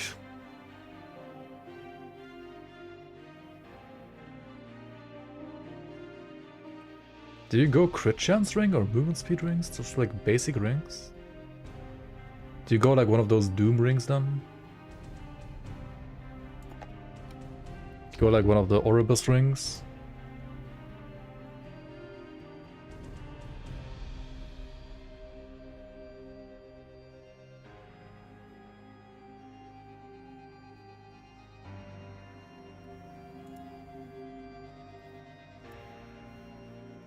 What? Why does it not show doom? There we go. Ah, it's melee damage, never mind. The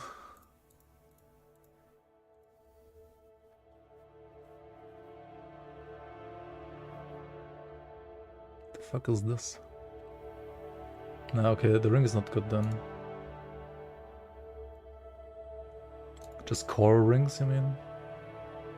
Maybe. Maybe just coral rings. Or crit, yeah, I think crit. That's what I said, right? Crit chance rings. Yeah, I think so too. I mean, your healing hands is also a hit and crits, right? You need crit chance somewhere.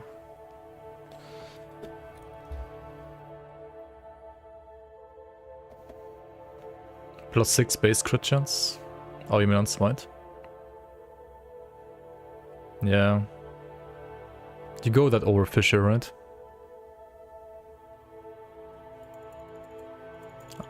I don't know how good Fisher is. I know Smite is good, I don't know if Fisher is good or not. I know these nodes are good, that's what I know. Will burn mana too much maybe, probably. And I mean, points in Blinding Flash or like an Atonement depends on like your...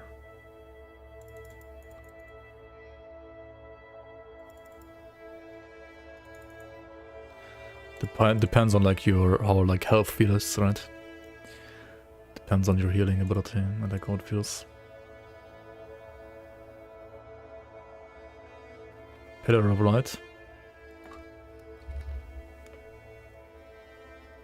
Why?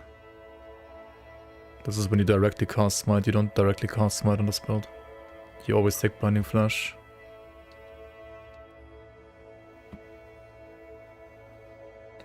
You don't cast Smite yourself, right? No, you play Healing Hands and Javelin, right? Every time you cast Healing Hands, you Smite. Every time you Javelin, you also... like, you leave a standard which casts Smite for you as well.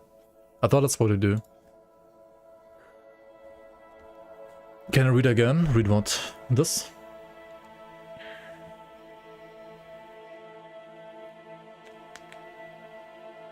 Hand of Aurelius. Oh, I'm stupid. It's the other way around. Oh yeah, so you are directly casting Smite and not Healing Hands. I'm stupid, yeah. I thought this is Smite on Healing Hands, it's the other way around. Yeah, oops.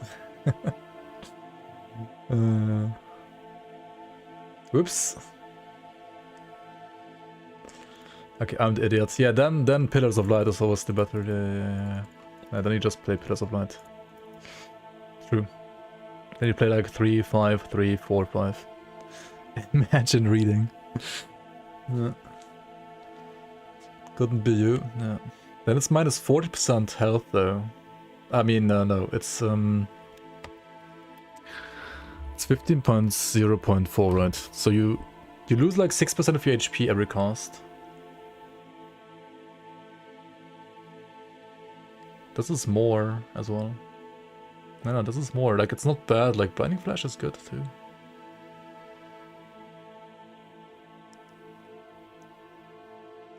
But I mean, 36% double cast chance is basically like 36% more damage as well, right?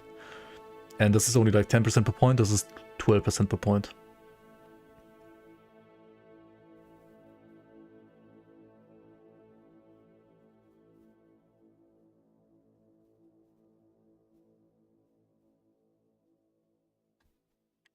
And yeah, this is conditional, this is not conditional.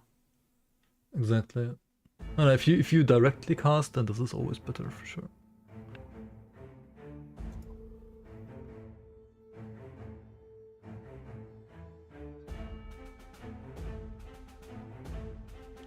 Around the target location. I mean, if you play homeward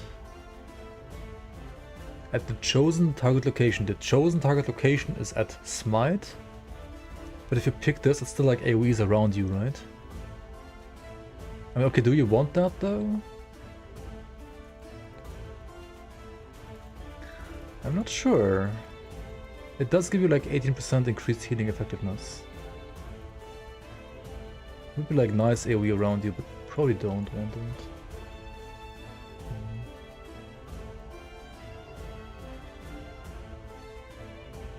But like then you don't heal yourself every attack, right?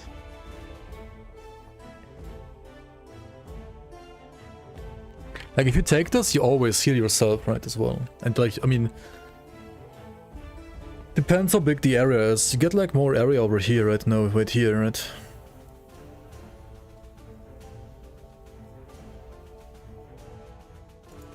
You don't need this now, I think.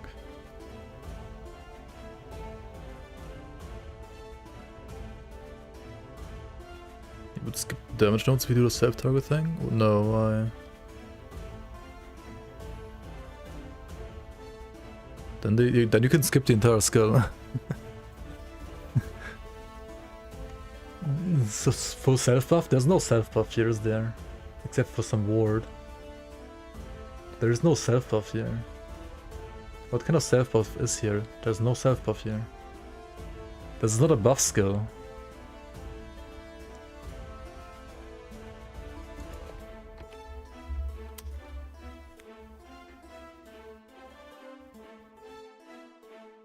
Oh yeah, since you don't self-cast, you take this now, for sure, for sure. Yeah, now you yeah. I was not taking this because I thought you cast this, but yeah, you don't. True, so you do take this one, for sure. Yeah, now it's no downside, yeah.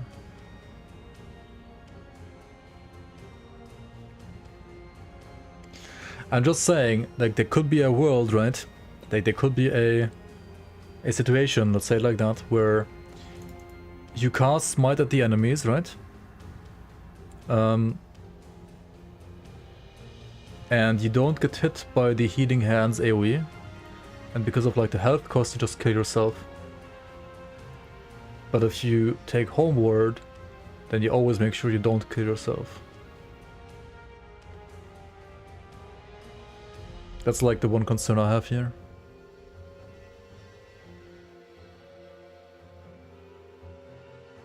If you get like +2 to Smite from like gear, then you can just like take all 5 points and that's no problem anyway. But if you don't have that, then you might kill yourself. Does the heal counter the cost? That's why we got Javelins to spam Smite Stealers for backup.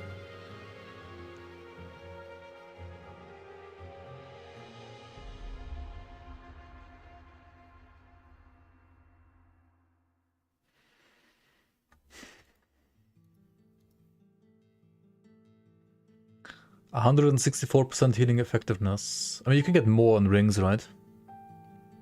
This means you're... For example, like this skill will heal you... Say like you have 200%, right? And this is like 300 healing per second, right?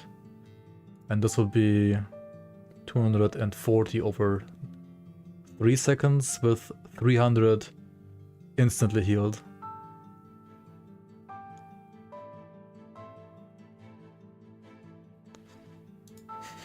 $300 instant healed it, what the fuck? It's also stupid, right? Okay, where can you get healing effectiveness? You can get it on a shield? Wait, what? Maybe you play that instead of like block chance or something, or like block effectiveness rather.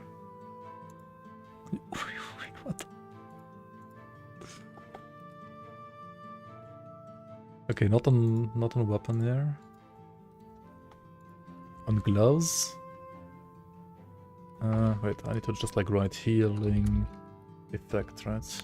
I think it's on rings, actually, right? Did you get it? Yeah, it's on rings. Ring. On boots, okay, so on boots you go... attunement... MS... Heal up healing on shields. Yeah, fucking rare though, to get exalted. Wait, now you go like... Where's HP? Hello? Oh, like percent armor... and hybrid health, right? Or you go like, you know, hybrid health and health, honestly. Like off the ox on top, right? Is no of the ox on this? Maybe there is not. Did I skip the traversal skill? Javelin is my traversal. But it's on an 8-second cooldown.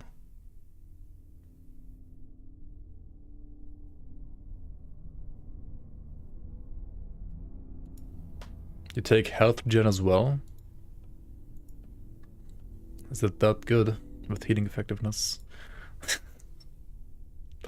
Looks like this one is just made for the build. Oh, you can get even more because why the fuck not? Fucking balanced, dude. Fucking balanced.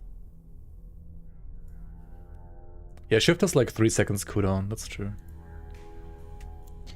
That is a concern.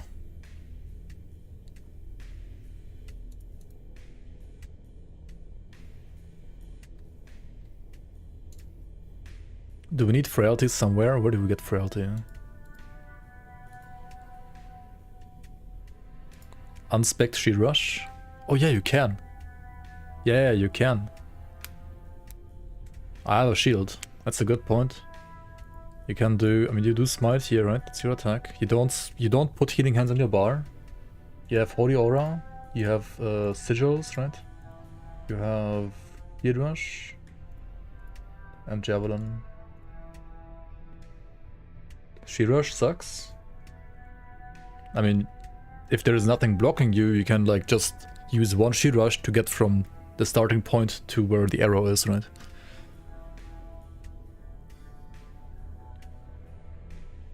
It's traversal, yeah. But javelin is not traversal. Like this one is not traversal.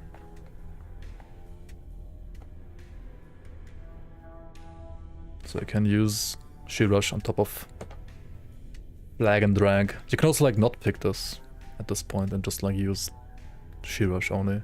But I think you want it. I think you want both. Because flag and drag is like honestly quicker to like dodge stuff. I mean, none of these are like as snappy as like shift, of course. Like for example, fighting Lagon is still like gonna be clunkier than this. But yeah. Oh, by the way, what about volatile reversal? Do we play that? Do we want to play volatile reversal? Because every single paladin needs to play that, or like every single sentinel needs to play that.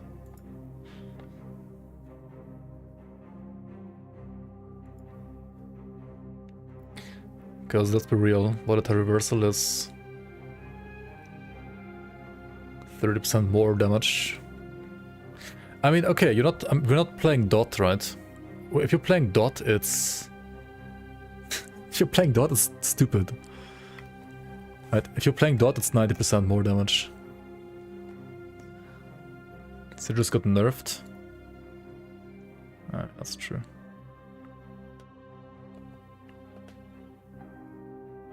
Like, there's no more armor here, right? This used to be armor. Yeah, if you're playing dots, then you definitely play volatile, right? If you play like Holy Trail, you need time rifts. You can play Javelin with volatile reversal and turbo endgame. Reversal is travel? No, it's not. No, it's not. Taking the sigil on kill. Not taking the sigil on kill, I mean... I know it's great. I know it's great.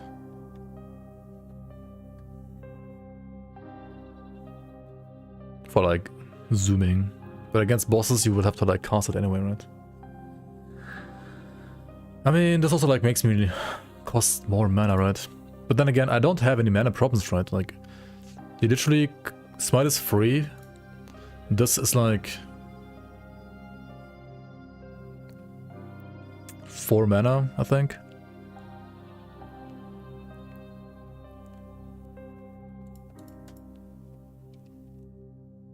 This is 27. This is like 9.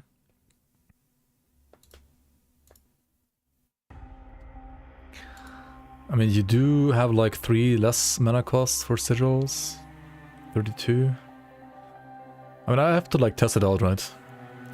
Sigils are still like healing effectiveness though, right? Like, they are healing effectiveness. And I mean, I could like spec into like mana efficiency, but I don't know. Rather get more duration, right?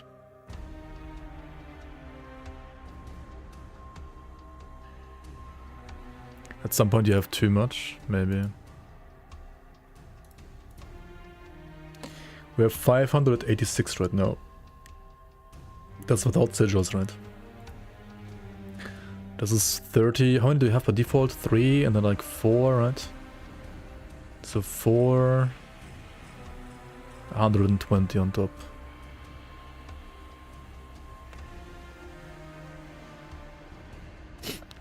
Only thing that annoys you on Paladin is the 0 mana cost on all, and all my mana goes down to Sigil and Aura.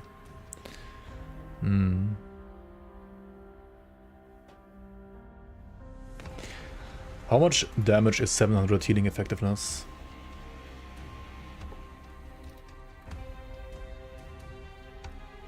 I mean, it's 140 spell flat.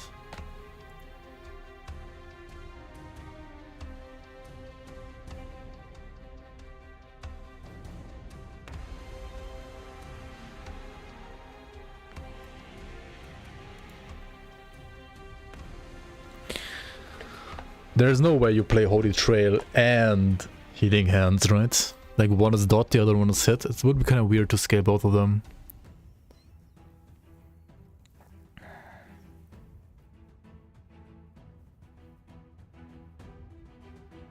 Like that.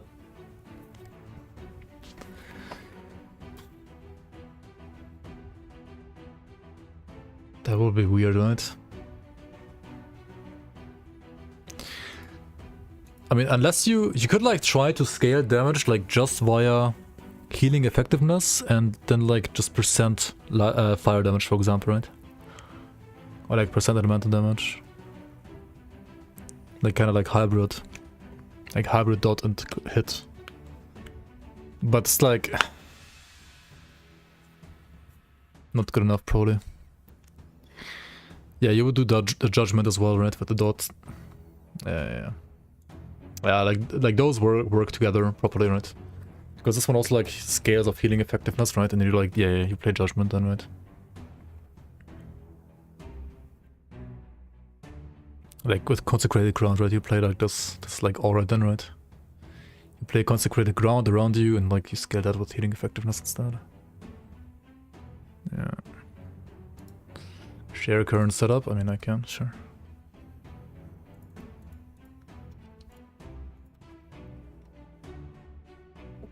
Does meme build actually sound viable? Cup. What do you mean meme build? This is a rank 1 build, right? Surely. How much is patch notes? The first like 3 hours. The remaining 4 hours now were like theory crafting. Only 4.8k armor. I have 0 affixes, dude. Come on.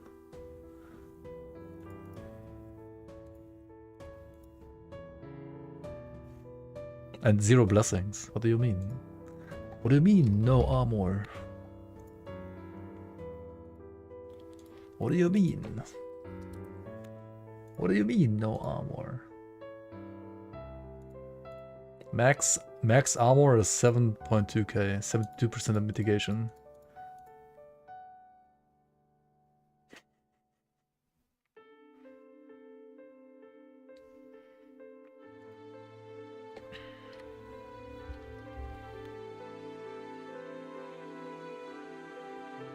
You get this experimental, right?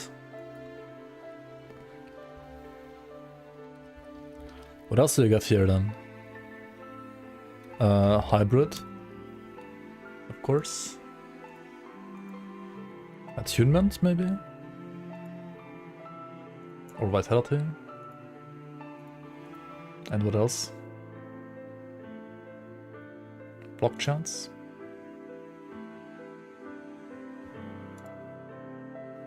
Oh yeah, you also want block chance and rings, right?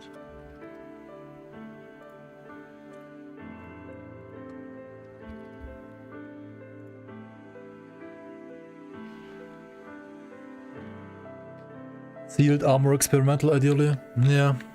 True, you can even seal that.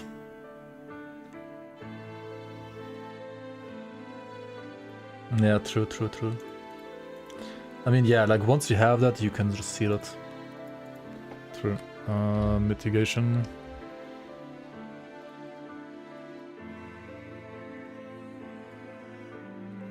You seal that, and then what's the other prefix then? Casting speed.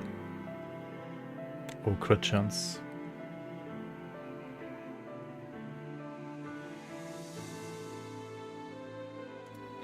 You hit block cap insanely easy with unique shield. Which one? Bastion of Honor?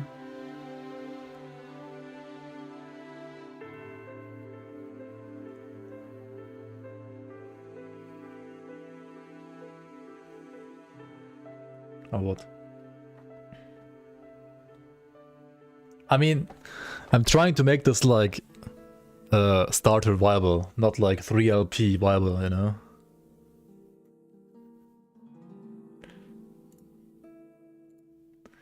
It's not supposed to be a 3LP build. Cold Lightning, Fizz, Necrotic. I mean, you just get rest here, right? Raya's Light. Raya's Light. Very rare. Extremely rare. 0.013% 3LP. Okay. How about no? How about no, dude? You get casting speed early, right? It's easy with COF? Yeah, sure. 75 hitting effectiveness. Dude, the thing has the same as well in yellow. Like, come on. I mean, yes, you can like tier, like... Yes, if you like play for 5 billion hours, then you can get it, sure. Wait, what? COF gets Astrology Amulet? Wait, what? Merchant's Guild gets Lightning Res? Oh my god, lol, dude. I mean, it's a worse Oracle. But I mean, this is find only, and this is just like you go to the gambler and you get it, right? It's a worse Oracles. That should say, just worse, but easier to get, way easier to get, right? If you scammed Latin Respot. To be fair, like some other some other Merchant's Guild items seemed pretty good as well. There was like a shield that had like endurance, for example. This one right here. Certainly better than like this shield at least. Like this one's garbaggio, right? This one is way better. I would dare to say. This one has like higher block effectiveness though.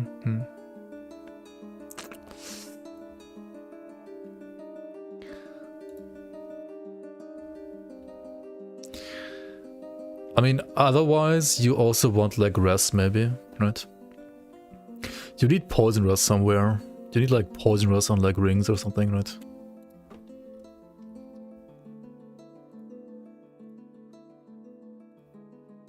You definitely need poison rest on this build.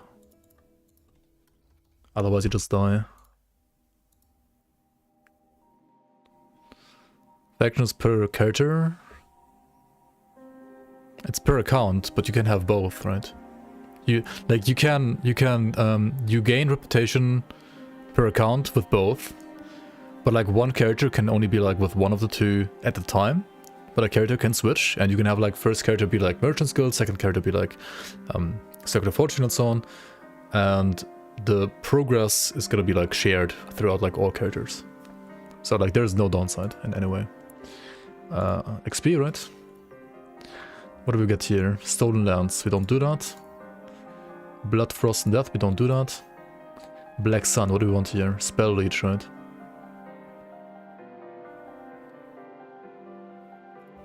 We want Spell Leech, right? Hunger of the Void. Then here, this is useless. Here we go for...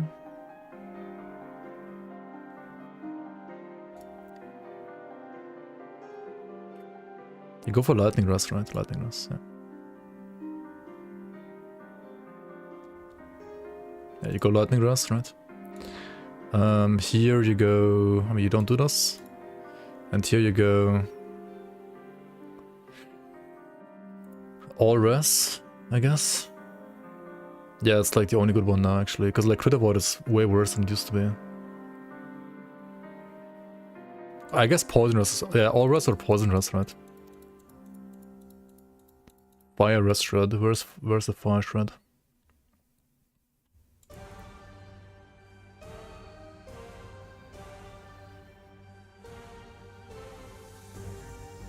Is it on the fire one?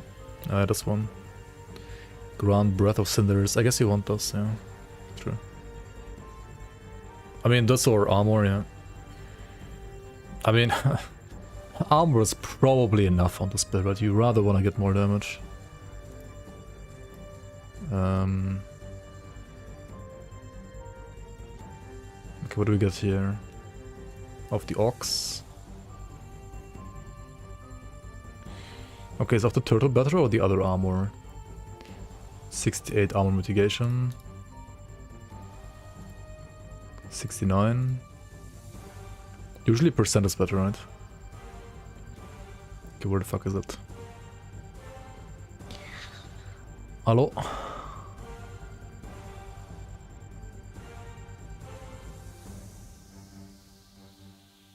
This is 71, yeah, it's actually way better on shot. Attunement, right?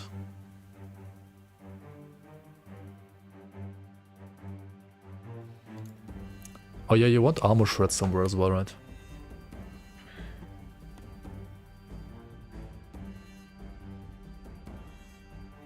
We have like no armor shred, right? Skill prefix on helmet and chest.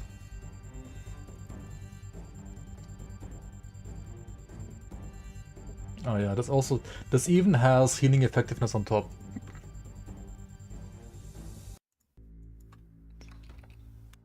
So I guess you go that and then like armor, right?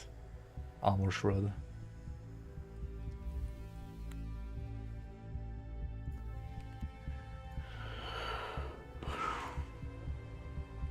Until you want like fire pen.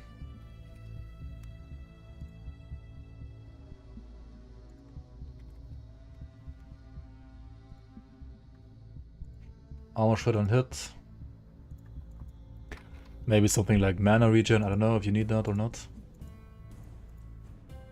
And...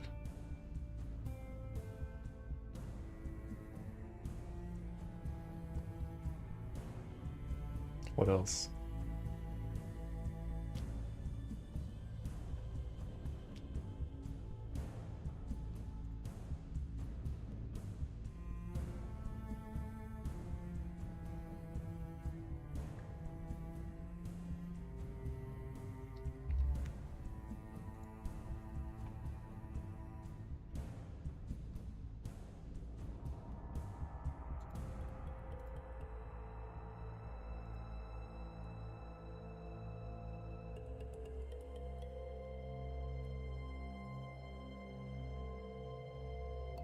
I didn't even check out the new idols. Where are they? New items.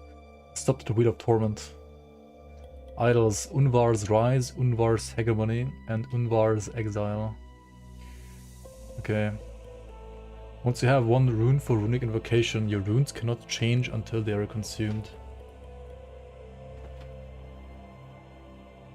Wait, these are all rune stuff? Wait. Once you have one rune for runic invocation, your runes cannot change until they are consumed. Oh. It makes like certain setups way easier actually. Holy. Once you have 2 runes for runic invocation, your runes cannot change until they are consumed.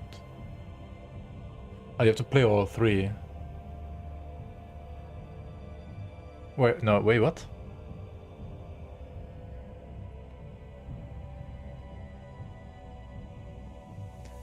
Okay, I mean, you basically...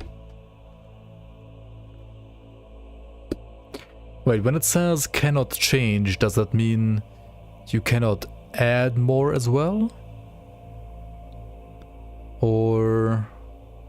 Like I'm wondering, like, do you need, like, only this, for example, to never have it change? At, like, 1, 2, and 3 runes? And this one does the same, it's just, like, for 2 and more, and it's the same for 3 and more? Or does this mean, like, once you have 1, you can't get 2, once you have 2, you can't get 3, once you have 3, you... Well... Because if it's like that, like, if you can't get more, then only this one is great. And these 2 are... I don't know. I mean, they might be, like, build enabling in a way for, like, double or single rune builds. But I don't see why those should be good. Yeah, see you around, Kanar. Good night, good night.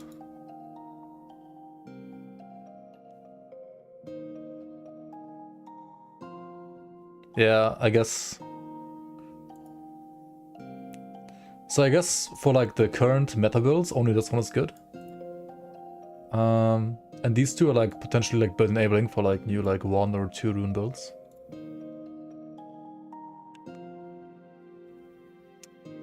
Probably like that, yeah.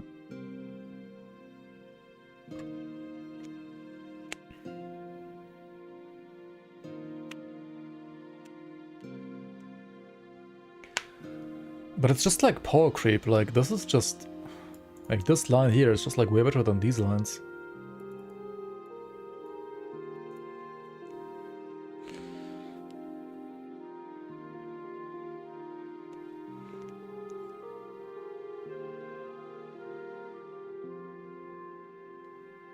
To be honest, it's like 33% increased elemental damage. It's not like a big deal, it's like whatever.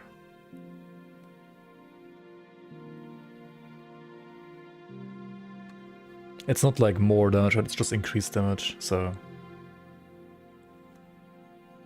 This is like a meme. This is just like a meme. It's like the 333 meme, it's like the 111 meme, 222 meme.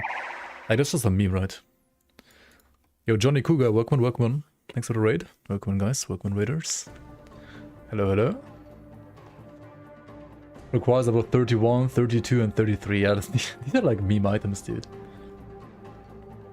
In a way. I mean, these are potentially build enabling. This is just like meme in a way. I mean, they're just all bad, right? Crit chance and rings? Probably, right? Where the fuck is the build now? Here. And that's why I chose like crit chance base, right, as well? Then I guess like... Wait, where do you get spell crit? Wait, spell crit is an amulet, right? You want spell crit here then. Spell... Crit, yeah. Spell crit chance is insane here.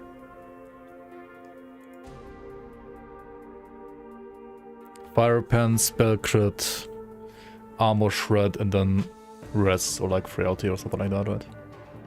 Yo, Hamel, welcome. How's Ellie looking? There's definitely like enough to like think about in the game now. The planner is updated now, yes, since like 2 or 3 hours ago. Very nice. Offline or online with 2-hour loading screen? The thing is, like, I might get baited by the race and like still play online, honestly. But I will see. We shall see,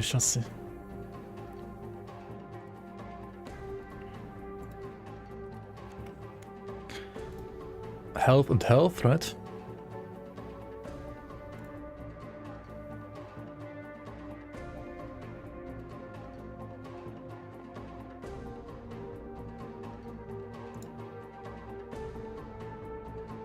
We don't have a...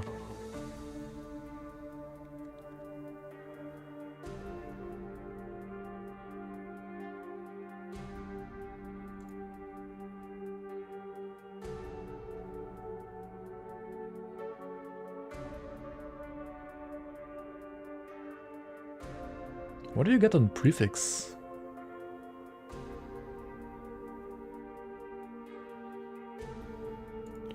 Seal ailment removal. Yeah. Like you only need like a tier 1, right? So like you seal that, yeah.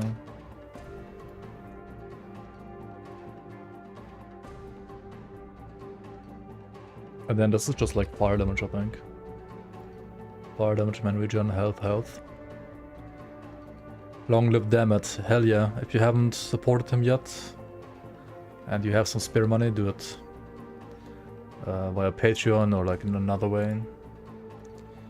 He's a great guy. Level of, let's see, what we get here. Raising Strike, Chaos, Force Strike, Lunge, Multi-Strike, Rive, Warpath, Shield Rush. You get Smite, I think, or like Idlers on Relic. A level of Holy Aura. Shit, that's also good. Or is it? Maybe it's not.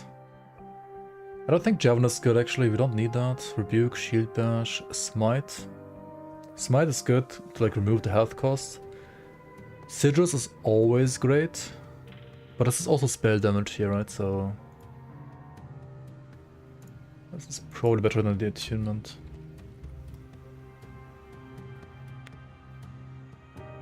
Or is it? I don't know, what's better here, attunement or like healing effectiveness? Attunement is probably better. So Smite would give you like to like remove this, or it would give you like more damage here, right? More hit damage versus blinded, or would make it like not cost any health anymore. Sigils, you could get like the chance to summon on a kill, or like the thing that like doesn't have like this one makes you not have to stand still, which is also pretty nice.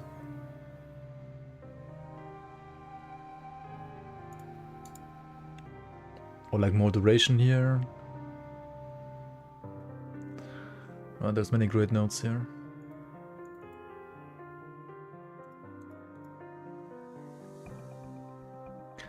+2 to healing hands is great because it also gives us like healing effectiveness, right? I guess.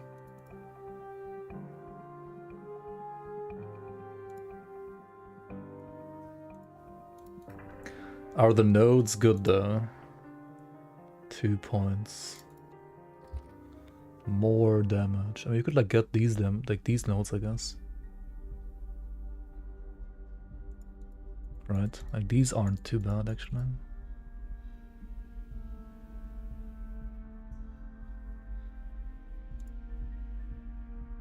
And if you have Homeward, then you always also like take less void and necrotic damage taken.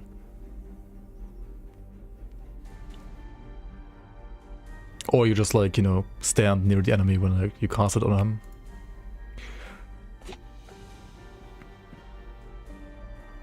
Yeah, I mean, this is like... It depends on the area size, I feel like. Whether Homeward is good or not. You could also like remove the mana cost completely here. And Purity of Thought. This is also a decent node, I guess. I don't think we're gonna have like energy problems in a way, like mana problems in a way, but... Like this is definitely like the safe way, right, to play it. Like this is like a Calder's Tempest then. It's like you cast Smite on enemies, and you cast Calder's Tempest on yourself, always healing yourself every single time. Mana problems, something with bad builds, yeah, like Meteor or like Avalanche.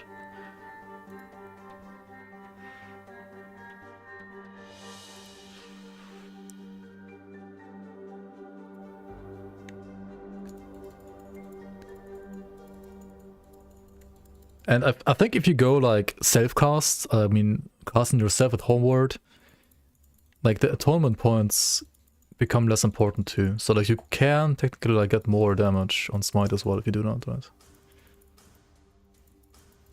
Maybe.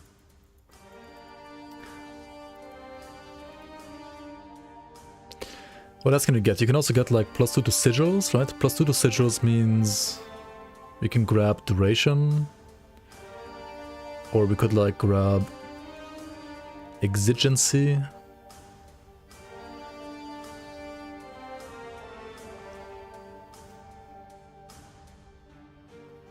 Okay, I mean, what does Sigils do? Sigils give me 12 flat spell damage and 120 increased healing effectiveness, right? That's all they do right now. Not even block chance. I can't even reach that.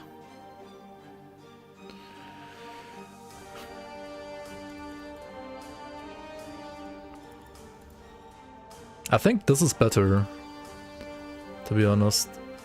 Like, this is smoother to play. Because then you don't have to like stand still and die of cringe, right?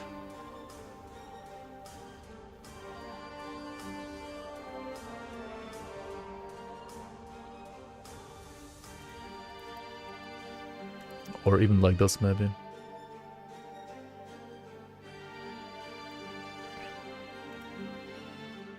Like, maybe percent damage at some point is more important than the flat even.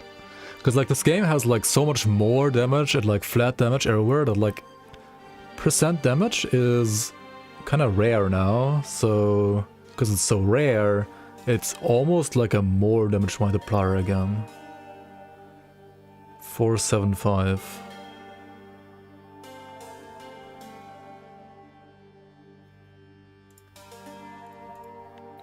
What do you get on this? Fire damage? Elemental damage? You can double dip, why not, right? Oh, crit multi, of course, enter. Crits. Yeah. So you need the crit stuff on this. Ah, yeah, now weapon is too good. You need crit stuff here. Here you go. Spell crit. Maybe go like double crit chance instead of multi. Depends on your... Wait, we need to do the math, right? Yeah, good night, Naja. See you around.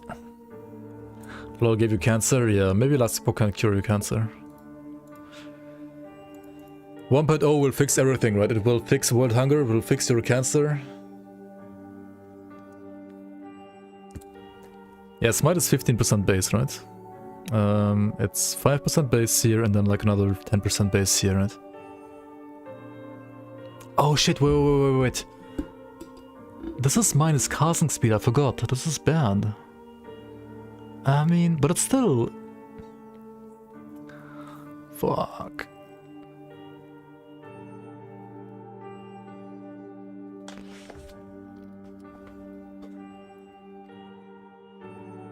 Wait, what? What do you say? Like this? I know, it's 15 times 6.6. Yeah. So 560 is needed, exactly.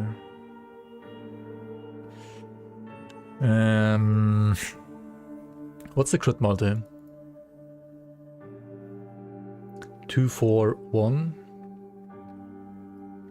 Base is 200. Wait, a crit in this game deals 300% damage by default? Compare that to like Grim Dawn where like a crit deals like 1.1 times the damage. Why is the crit base so high in this game? What the fuck?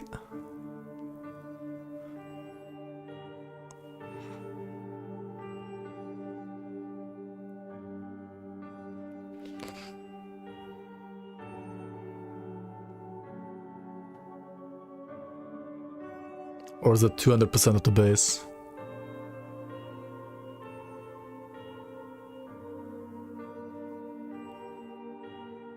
No, but like it's base 200% multiplier.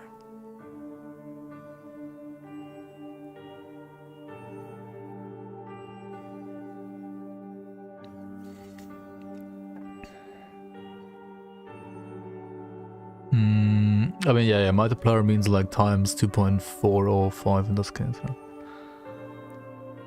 Okay. Yeah.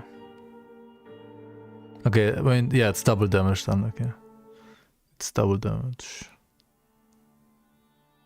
So crit multi is actually worse than Grim Dawn because you have like already higher base, but then again you also get like ridiculous numbers in this game. Yeah, it's double. Yeah, my bad. Of course it is. It should have been obvious actually. Anyway, we need like 560 crit chance. Where did I see that?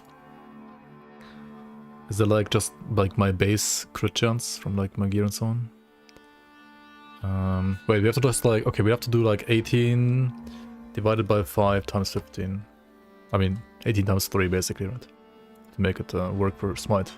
So right now we have 54% crit chance.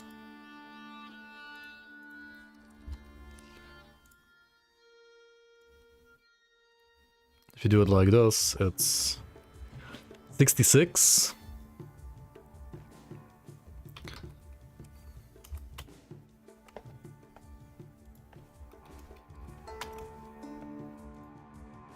So crit chance in this case is better than crit multi, like very slightly.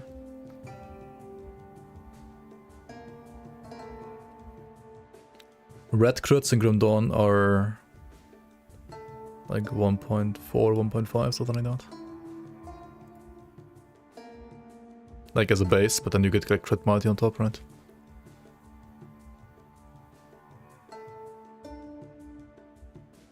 Yeah, I know, it's like 3 times the crit. That's what I'm saying, like 66, right? 66.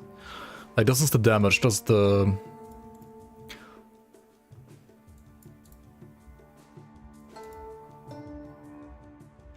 like 66% crit chance, and then times 200 crit multi. And this would be like 54 crit chance with 2.4 crit multi.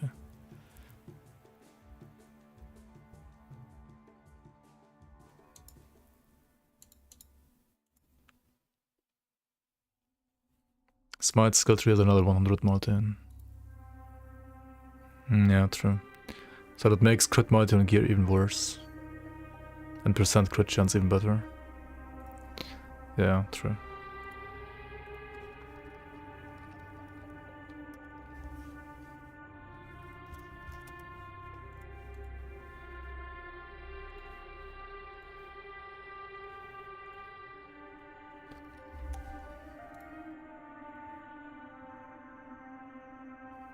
Yeah, basically you want to like get crit cap first.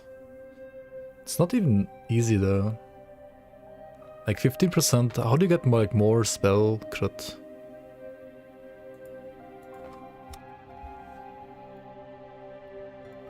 Like the good crit stuff is on the wand and on amulet, right? Otherwise there's like only the Pepega crit stuff, right? Throwing crit. Throwing crit.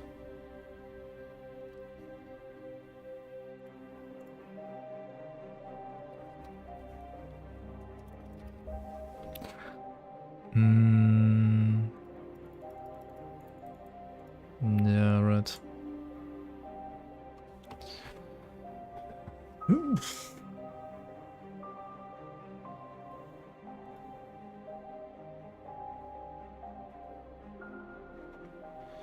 11% crit multi, is that good? 1.11% crit multi.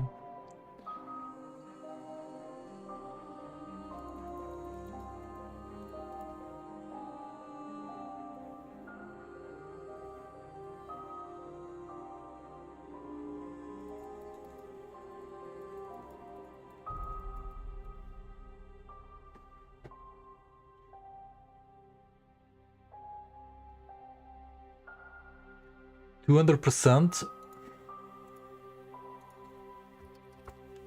Now compare it to... Okay, wait. Shit. You have to like go Giga Nerd on this, right? Because...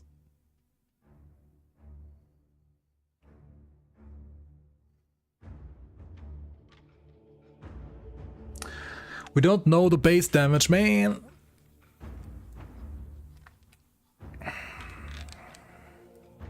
Added spell damage, 200% effectiveness. Added damage, 150% effectiveness.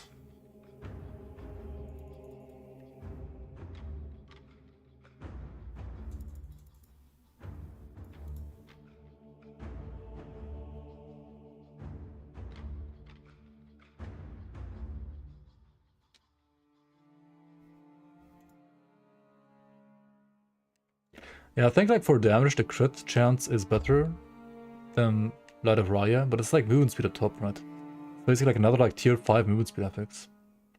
And this one, I mean, you can't, like, this is just way too fucking good, right? This is like everything. I mean, it's like not crazy stats, but it's like a bit of everything. The HP is also pretty dang good, honestly. Like, the flat percent HP is crazy. I mean, this is spell damage, right? 16, 30.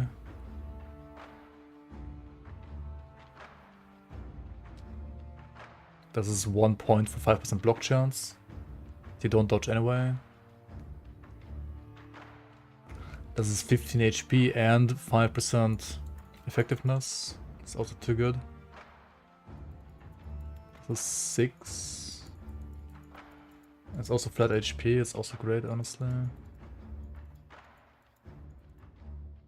Yeah, I mean, that's what you have to do, right? You have to like compare to affixes. Exactly. I mean, if you compare... I mean, Abyssal Endurance is also...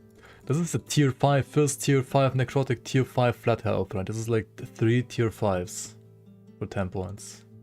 This thing here... I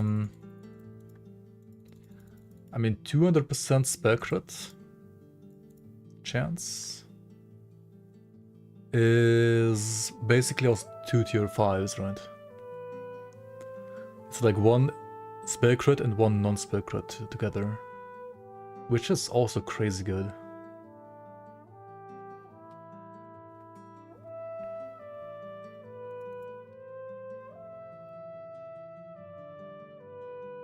Hello. And this is health, 24% health. I mean, 24% health is 2 tier 5 health affixes. And you get some increased damage, which isn't great. Healing effectiveness, 24%. 24% healing effectiveness is 4 spell damage. Like 4.8 spell damage.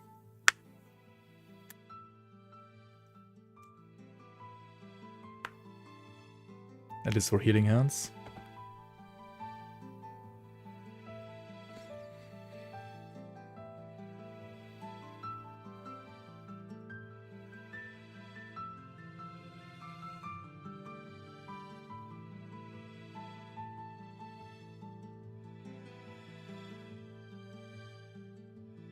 You're gonna play Shattering Strike Frost Spellblade. Nice.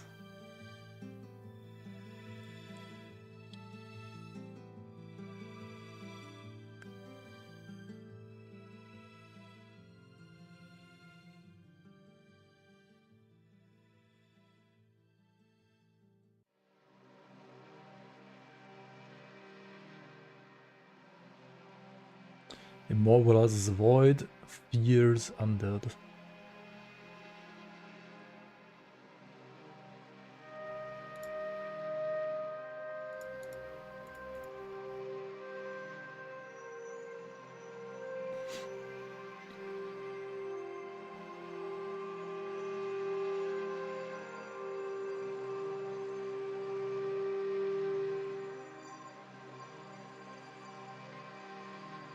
You get free endurance here.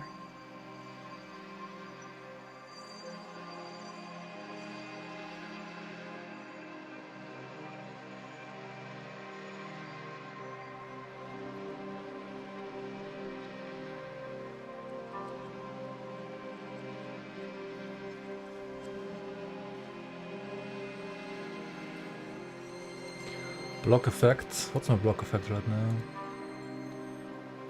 I mean, 44%. I'm strong enough against hits, right? Like, hits can't kill this build right now. It's like impossible, basically.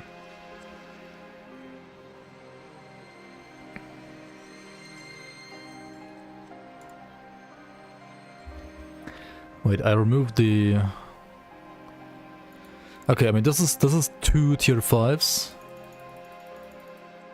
This is 3 tier 5s.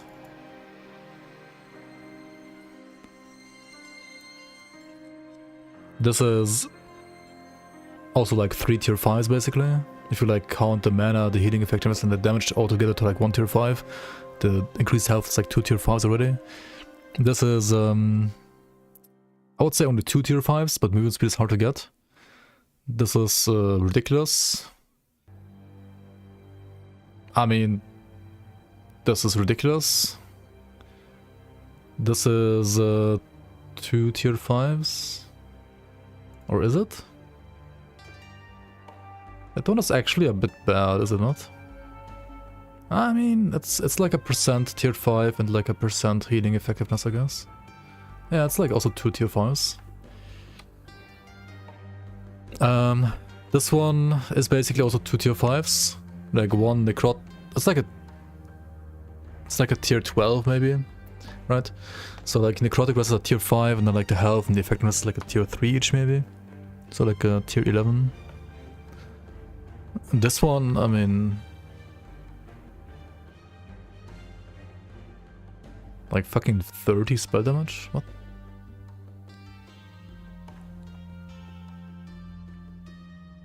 Valor is beyond broken. Like 150 flat health, like what? And then here you have pen. I mean, 16 pen is like a tier 10 already. And then you get like some increase on top. Defiance is like 2 tier 5s. Honestly, it's worse than the others, right? Like Defiance is good too, I think, but it's just worse than the others. Honor. And it's a 1 pointer for like 1%, 2% block chance, it's fine. And you need this anyway for this. And then there is Faith Armor, 5% increased armor per point.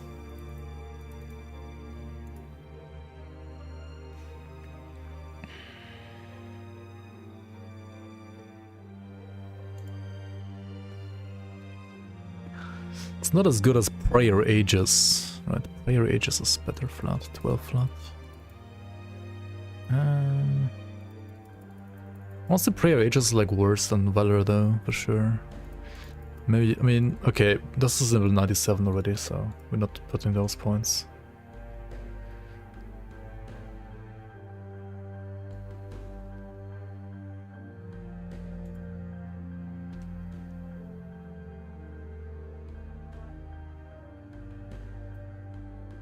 Leech, no.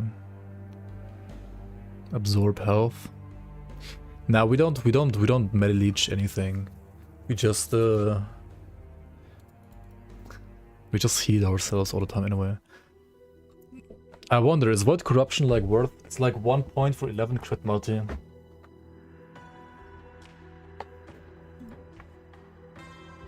Probably not.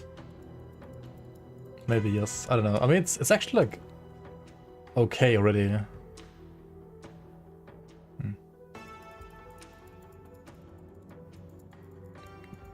Depends how much crit multi you have like from your other trees, right?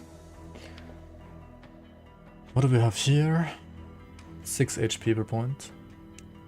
6 HP and 1 necrotic grasp per point.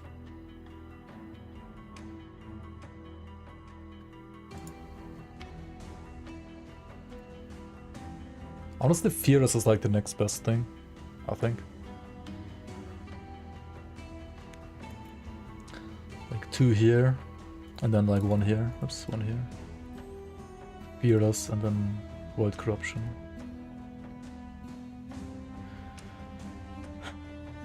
The spell crit is really good. Like, it is 200% crit chance, right? Like, that's insane. If 10 points are like 2 tier 5s, then 1 point can be 1/5 of a tier 5. Yeah, like one point is like basically like one FX shard, kinda.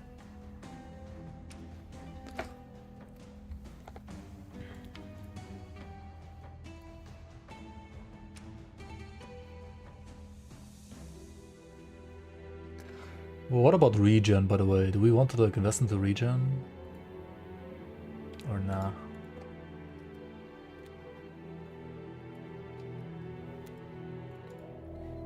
I think prefix level of the stuff was actually bad, right? There's like some pen Just for bleed pen. Flat armor. Cold rest, dodge rating, elemental rest, fire rest, health. Percent armor, right? Is what I want, I guess. Of defense.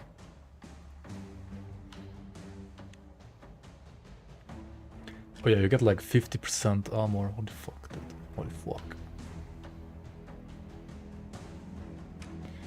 What idols? How do you even search for this?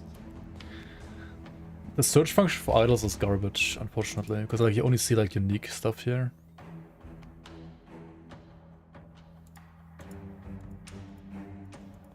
You have to like click on one first and then let's go with like healing effect, right? Healing effect. And now you have to like click on the idol first. Then put it here.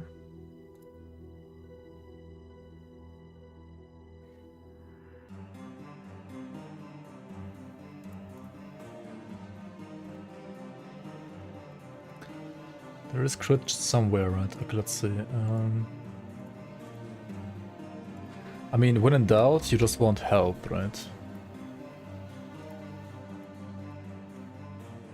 Oh wait, we have to like, equip this first. Then health.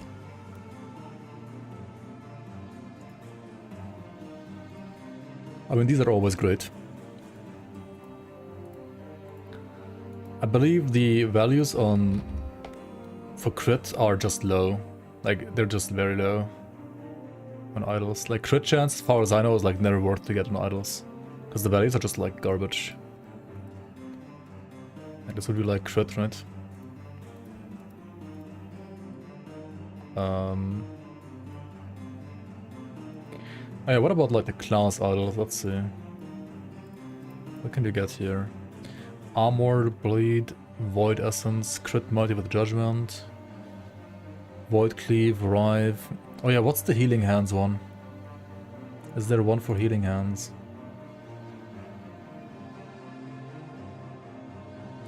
Is there an easier way to like just look at all idols? Like all idol affixes?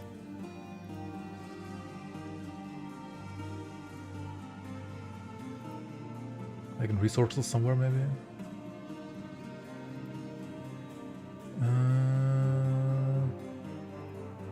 Item prefixes applies to idols. Class Sentinel applies to idols. Sentinel, okay. Abyssal decay duration, armor, chance for throwing damage, chance for additional multi swords, blind. And now we search for healing hands. Healing effectiveness.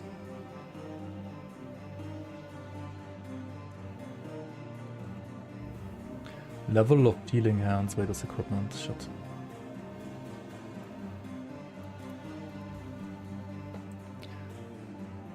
Not throwing wood to the fire, but Grim tools, greater last Epoch tools. Oh, it's made by the same guy. I think both are great.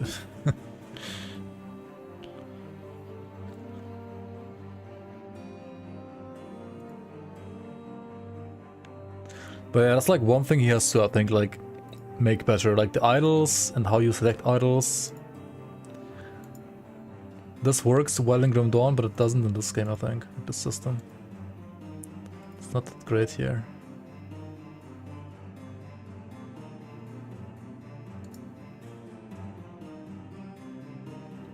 Shred armor with fire hit skills. That's great. That's actually pretty good. 17 new item types are interesting, trying to decide on which passives to go for. Tempest Strike and Gathering Storm though. Oh yeah, shit, I still haven't looked at those skills even. Yeah, hopefully it will become better. Like, it will become better for sure. We'll see. So these can have armor shred with fire skills, but like, what's the prefix you can get here then as well? Inspiration on the void? No. Ignite? No. Bleed? No. No. No. Increased damage with smite.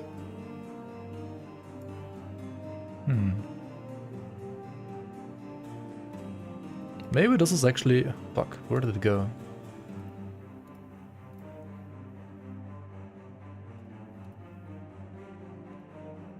Like, maybe this idol is not bad. Only 4 more hours of theory crafting, yeah. Don't worry. Cast smite when you hit with throwing attacks. Oh, this is the one for the hammer then, right? And we don't do that. Fire taken is physical. This can be nice, but... 95 healing effectiveness.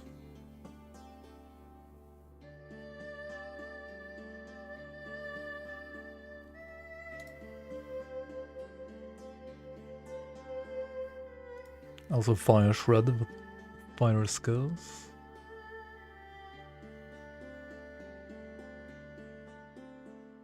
Chance to shred armor on hit with throwing skills.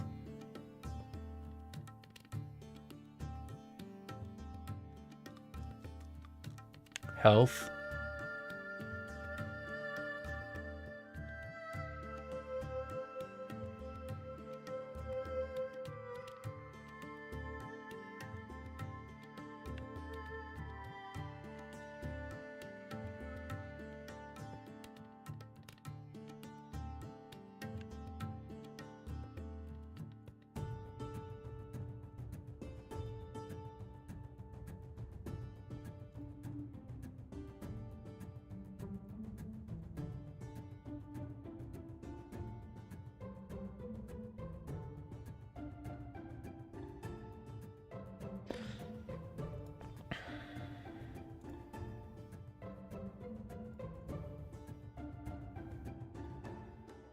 What can you get for 1 times 4, like 1 by 4s?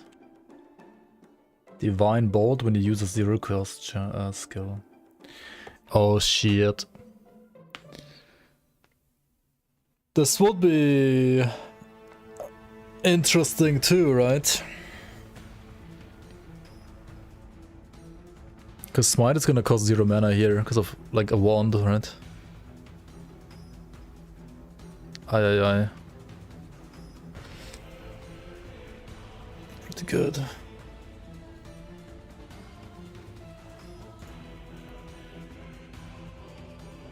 Again, fire. Dude, this is like on every single idol or what?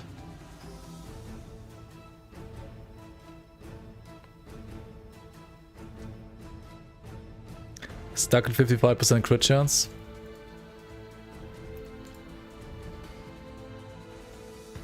Nah, it's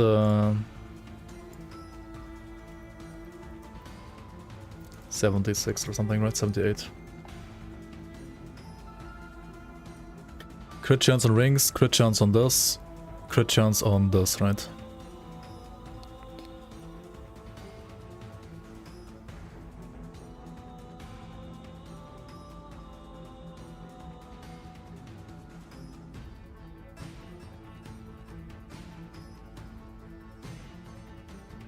What do you get on suffixes here?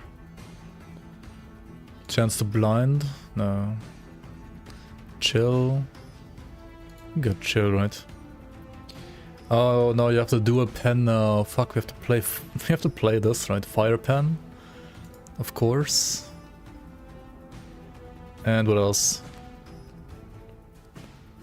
What else? The other one can be like, dude, what happened to like suffixes being like for defense and prefixes being for damage? No, you have a suffix for damage. What the fuck? And it's only on weapons, but yeah.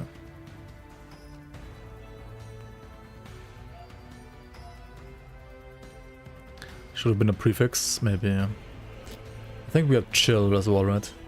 Like we have like some frailties on chill. Yeah, seems good. And then slow from Holy Aura, chill from the weapon, frailty from, for example, Relic or Immediate. What's defense like? We still need more. Do I really need more Physras? With like 7 billion armor when like armor is more effective against physical and not other stuff? Maybe not, right? Maybe not. These are average values. I don't need the poison rust here, I think, now. If I remove that, it's like still fine. If I get some like high rolls, right? 8.5k armor, let's go. And you get like, I mean later on at least you get like armor mitigation. Armor mitigates damage over time too, right? May just like add Fizz Rust here now instead, I guess, yeah. Add Fizz Rust here. There we go. You can Gamba for these rings, right? Easily, kind of. Actually no, you can't Gamba because Gamba gives like 10 forging potential, basically. It's like giga lucky that you have to be like with seal, with glyphs then after that. 2.7k HP, is that high? It's like okay. It's not that high actually, I would say, but it's okay. Chorus here. I mean, I guess the other suffix would be Lightning Grass. If we don't get Lightning Grass here, right? This is with all rests here, Spell Leech here, Armor here, Fire Pen here, XP here. This really had only Lightning Grass being good, right? Everything else is bad. Everything else is not good. Increased health regen. This could be good too.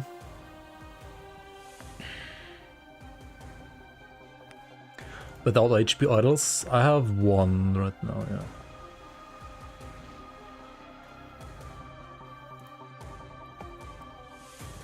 Let's put like full HP idols, because why not, right?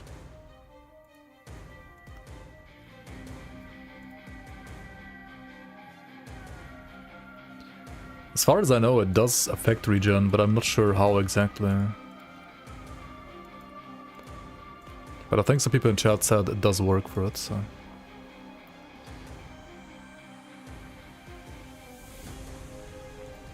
I would assume it works.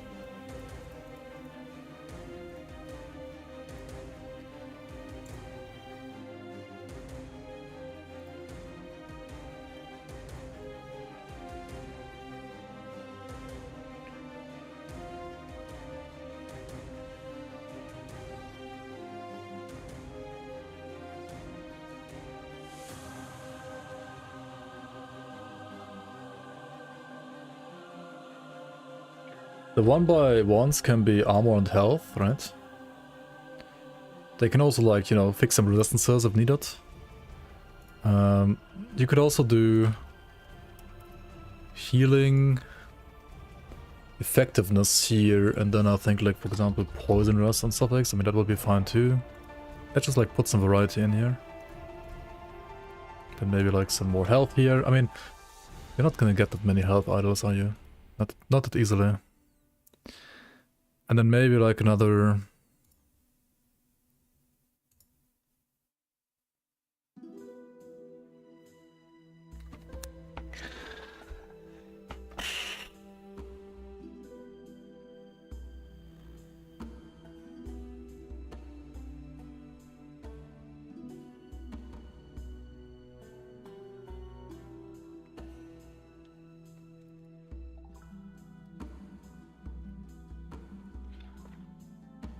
Is this worth 50% more damage with the smite? I mean, increased damage with the smite. Armor shred.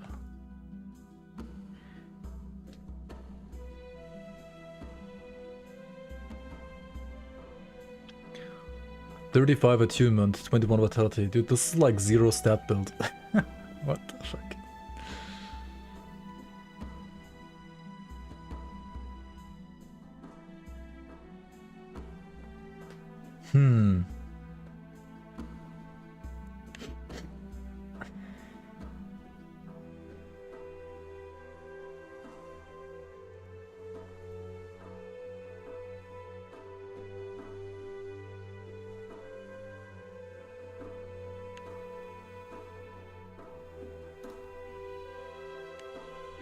Will this be enough damage?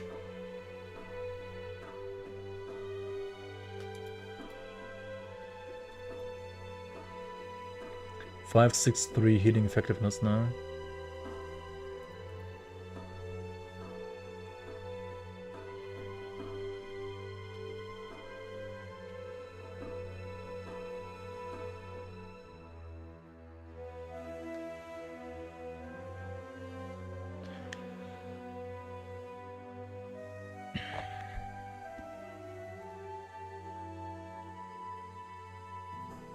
Healing effect does not scale the damage of smite. No, it doesn't. Only attunement does.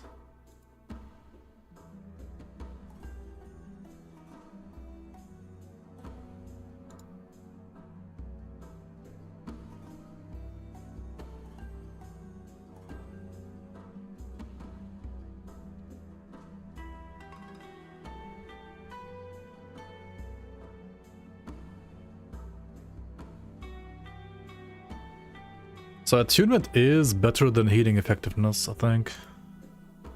Is it not? Maybe Defiance is a good node then after all. But what do you give up for it? Like you can't... Like maybe prayer isn't that great.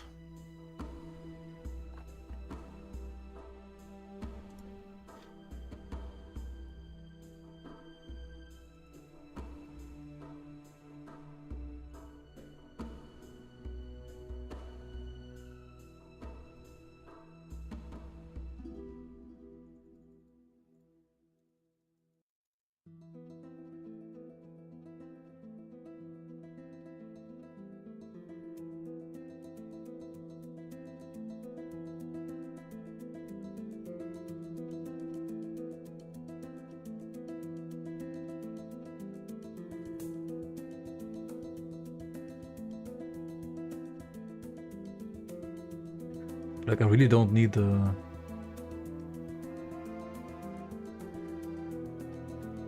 I really don't need the resistances.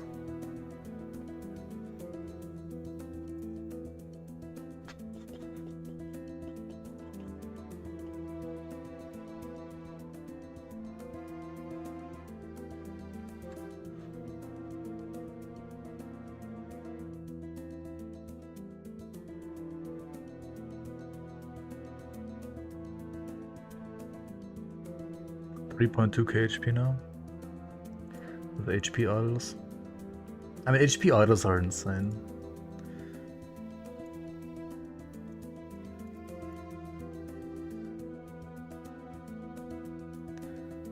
If you put this to active, it's even more elemental dress.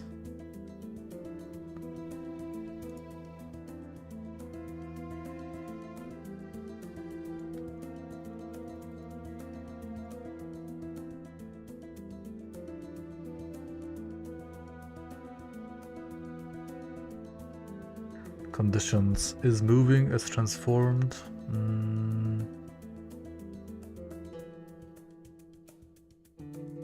Healed yourself recently, yes.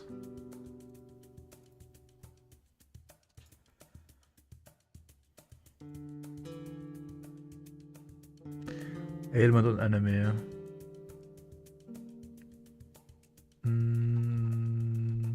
Ignite. Chill.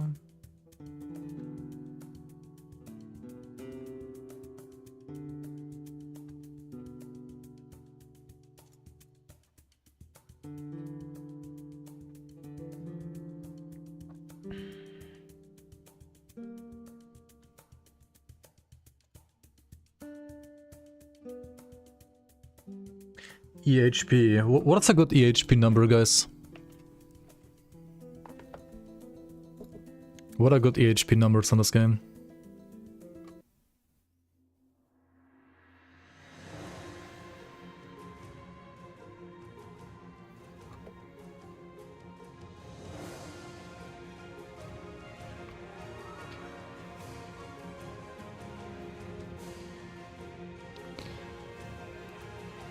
Depends on tankiness. I mean, that's what EHP is for, right? To like calculate the entire tankiness altogether.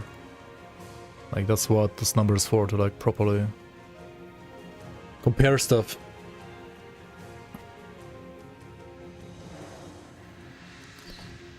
share link. Like for example, let's take where is it? This one right here. 14.7k HP. Okay, but then like conditions is moving. Okay, I like this guy is moving. Yes. Buffs 5. Perfection, Rhythm, Crimson Shroud, Dusk Shroud, Haste. Yeah, okay. Dude, EHP versus Dot. It's like triple on this because of the fucking affixes, man. Like these affixes are so stupid. I like the new bases as well, right? Like the base here. No, I mean the base here. Wait, no, the base here. Yeah, and the base here, right? No, the base here. The chest and the gloves. And the amulet. Astrology. Or we could like have Oracle as well, would be even better than. Max 10k EHP against dots. Dude, it's crazy how the rolls affect your EHP. Look at this. You can basically be like twice as tanky between like min and max rolls almost. Also like 800 more or less HP. Holy fuck.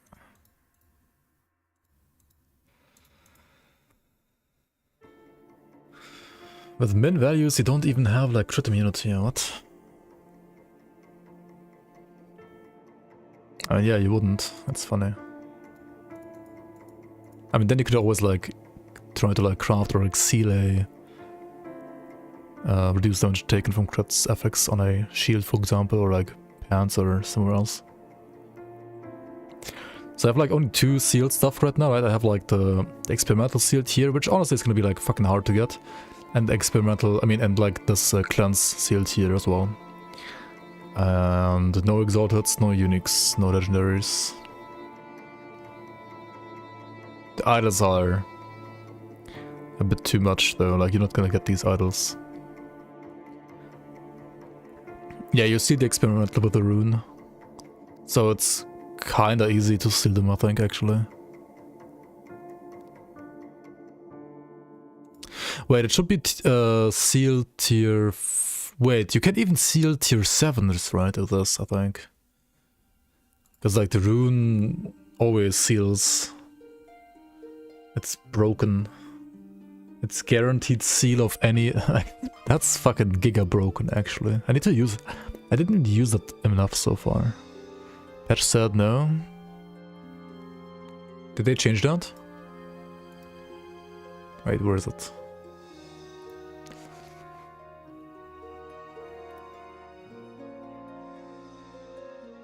I said so, not no. I can't read.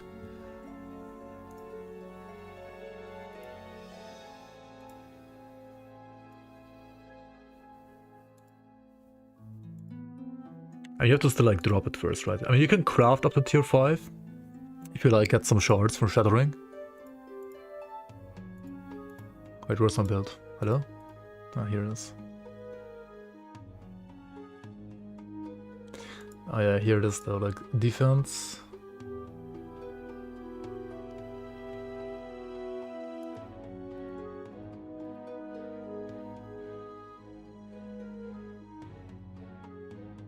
Wait, is this like wrong? It says like 25% more damage taken. It should be like 25% less damage taken, right? It should be like minus 20% damage taken now, actually. Let's refresh this with like a new, the new patch, right? What?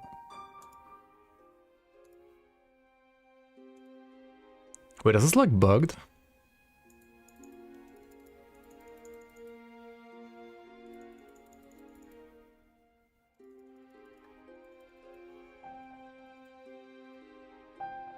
It's actually bugged. It shows more EHP now.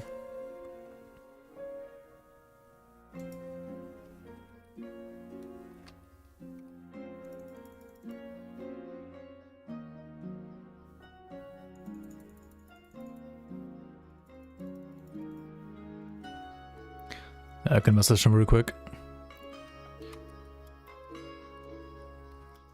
Damn it. Snip, snip.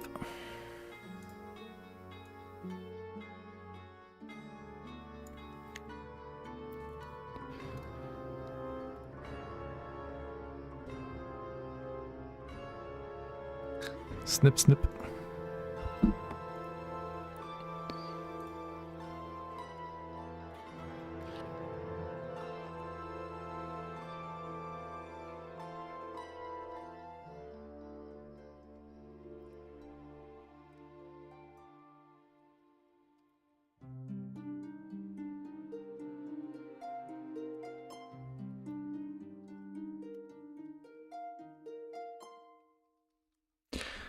Okay, before I actually do that, let me take a new fresh page here again. Completely free and fresh, and check again. Because maybe he already fixed it, like for some reason like this link doesn't like properly update to 1.0 for some reason.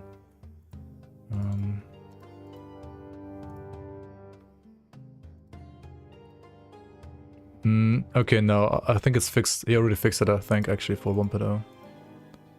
Yeah, no, this is 25% more damage taken. This is 20. Yeah, okay, no, it's already fixed. No need to message him then.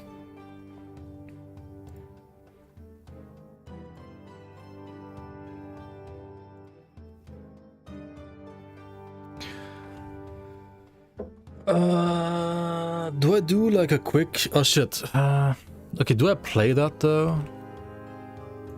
Do I play this build for release? Do I play a fucking Paladin instead of a Warlock or like Falconer, I mean?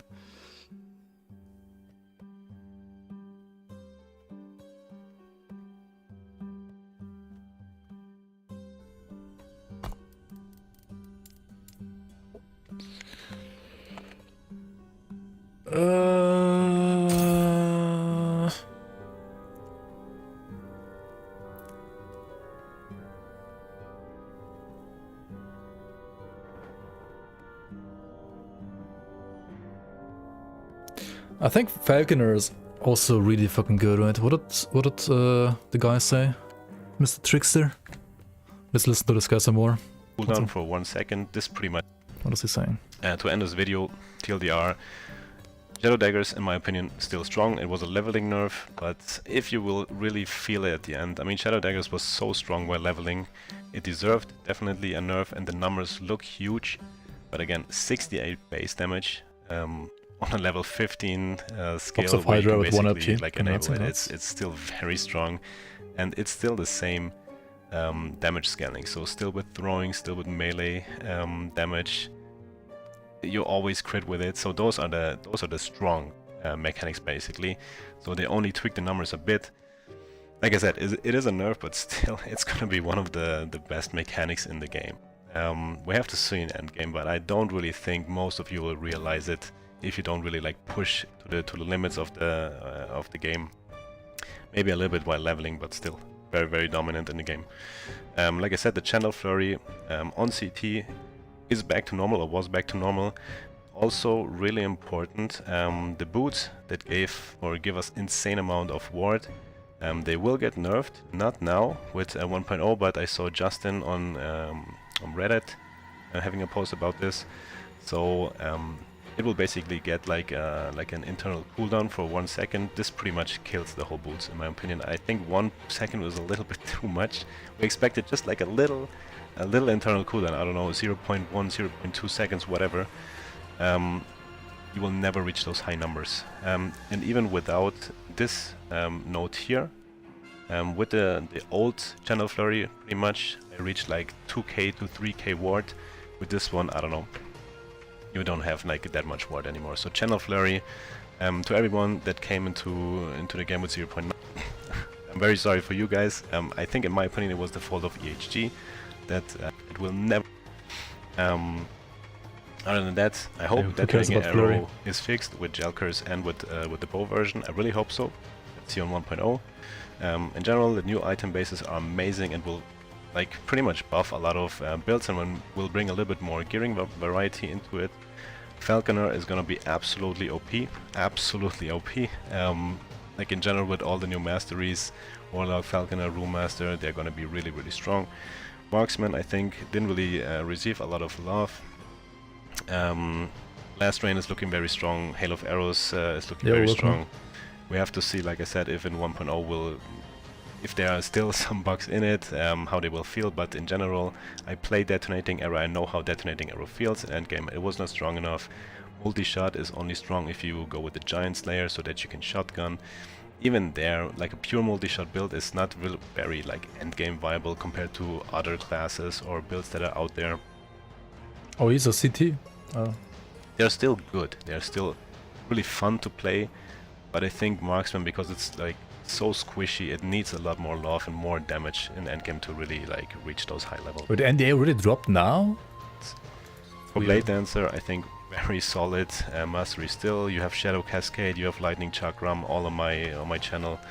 They're pretty much just the same. I actually think Lightning Chakram right now with the nerf maybe is like pretty much, I don't know, maybe like on the top now for a Chakram build, or for a Blade Dancer build, sorry.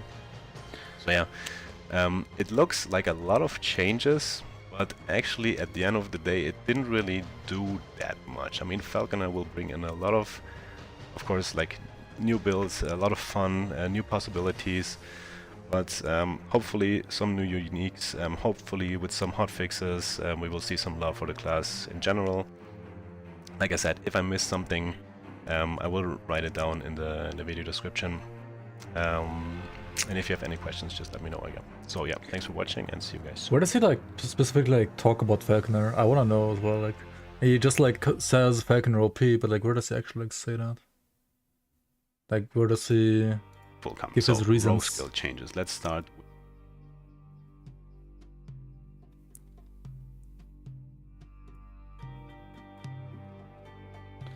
Like the chapters don't indicate anything about Falconer. Yeah, he doesn't, right? He just said it's OP. I need some snacks. Sorry, I'll be right back. 1 sec. In the meantime, you can look at this glorious Pradon, I guess. Whether or not the damage is good. Like that's the question. I think like tankness is insane, but damage, we don't know. No idea how good the damage is gonna be. Like I don't know like how good whatever base damage is here, and it's also like only like 200% effectiveness, right? If I have a para, I could test it. I do have a paladin somewhere, I guess. I mean, this one. I have to like re-level all the skills though, of course, because out of cringe, right?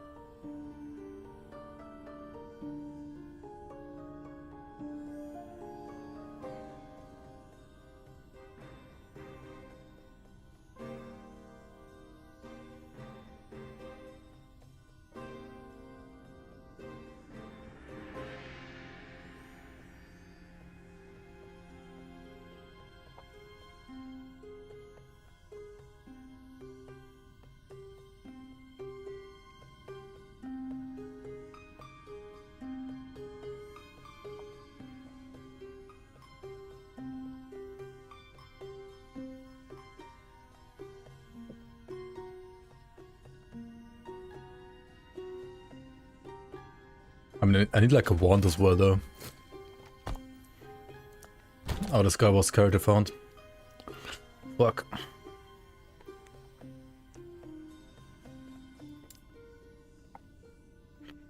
Hmm.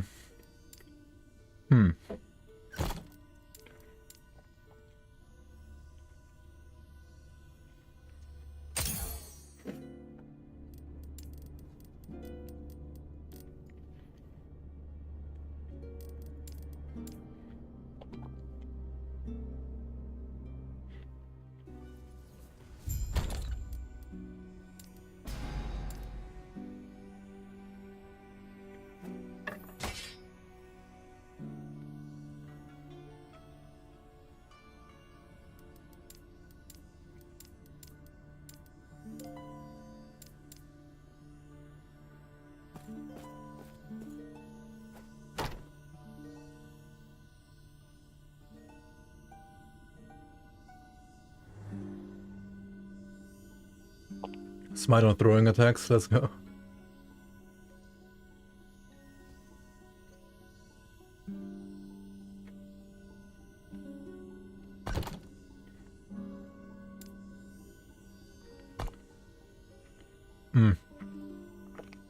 This character is so old. He has Ring of Shields as a paladin. Because Ring of Shields used to be like over here. Right? You could like use Ring of Shields on paladin too in the past.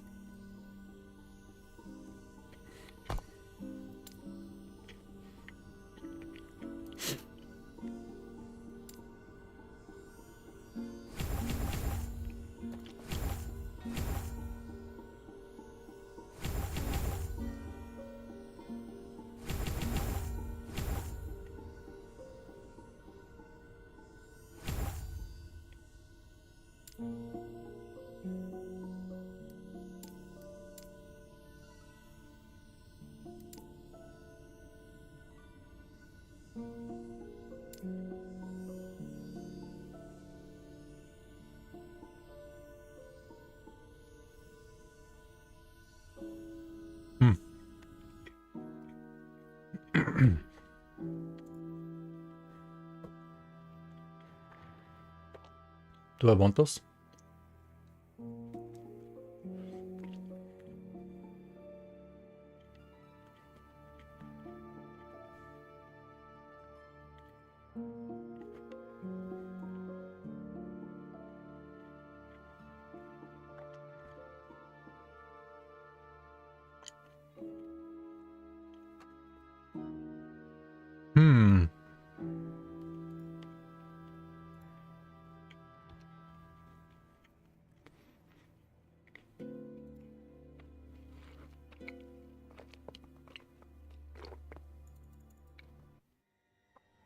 I think this is too expensive actually.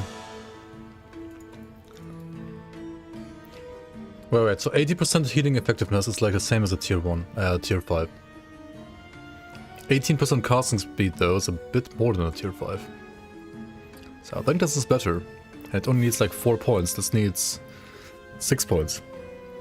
So instead...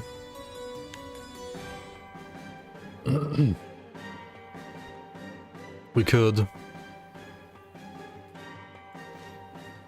Super excited for Mob .0, gonna spam this game for a while. Yeah, understandable. Understandable. It's a pretty cool game. We'll have tons of things to try out and to play.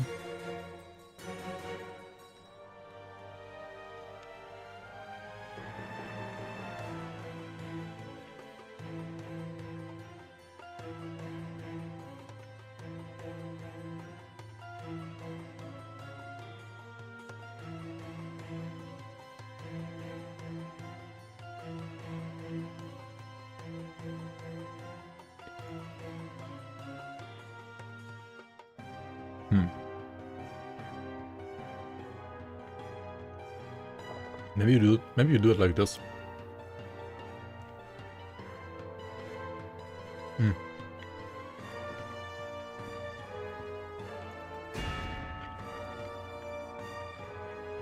But flipping like 30% endurance is just... that's too good.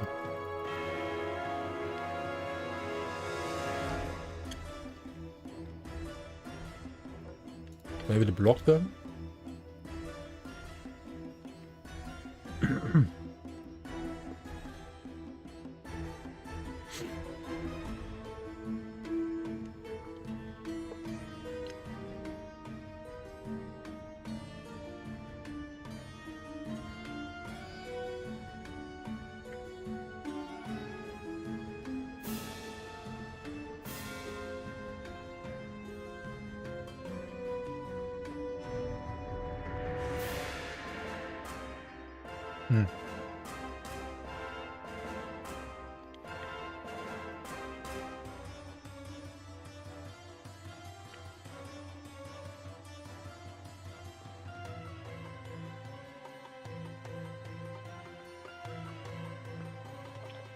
This one is actually insanely good.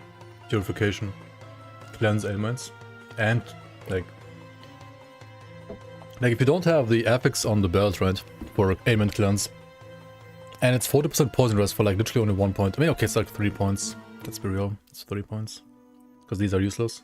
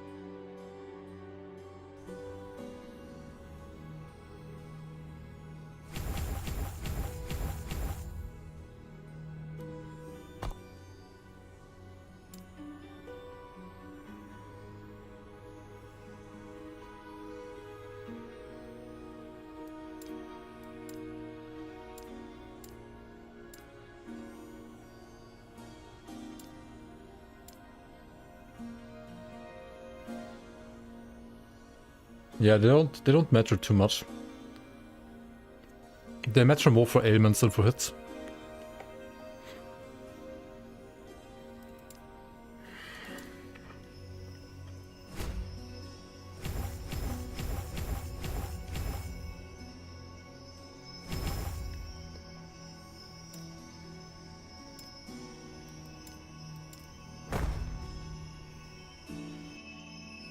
I mean, okay, this would be healing hand, right?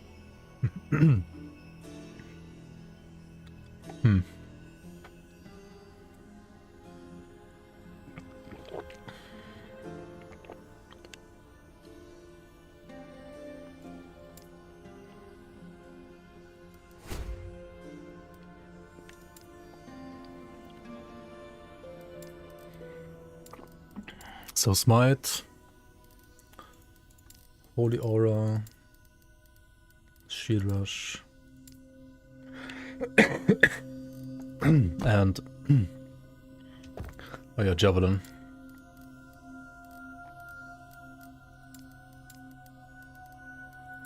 And then healing hands gets proc by smite. Okay.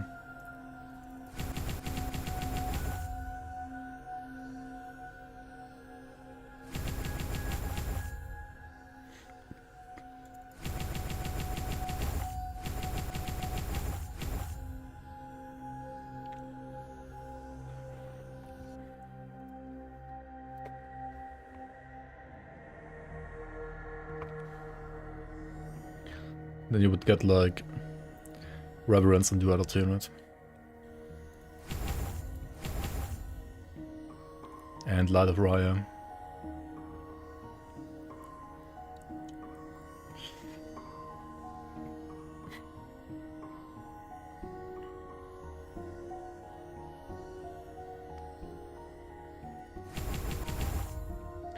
Like max this, right? Prayer. I really don't know about prayer, man. Like prayer, I think it's not bad, but... Oh yeah, also Defiance. To fix Ediras earlier. I guess.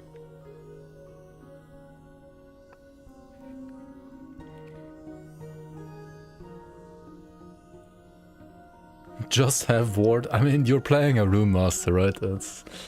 A Rune Master is not a normal mastery right now, like on 0.9.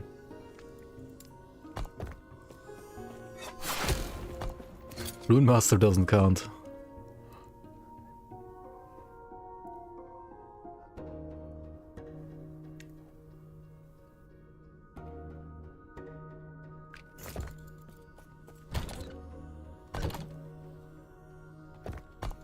Like, it literally doesn't count, dude.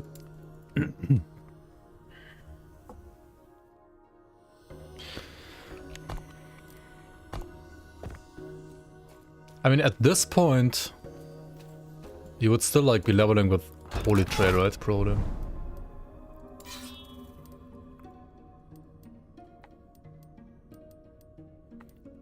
Dude, 50% increase in metal damage, my ass.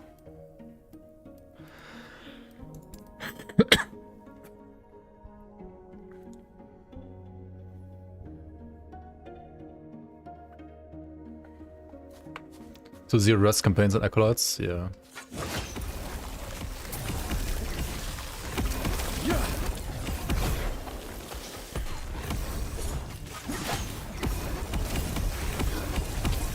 And right now it is like no damage, right?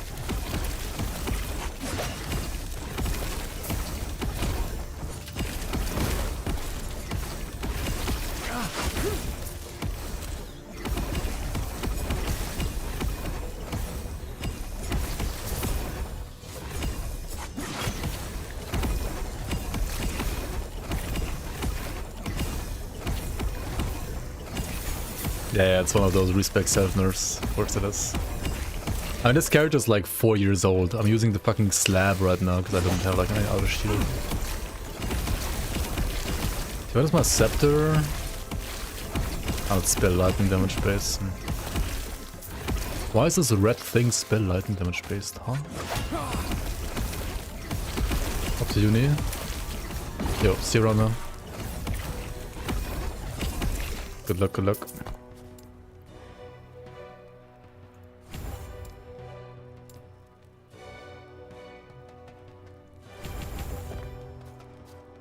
I gotta check if, like, this does need my HP, right? Yeah, yeah. Okay. So you can definitely, like, kill yourself with this. Yep, you definitely can. I mean, Healing Hands is gonna heal you, right? Surely.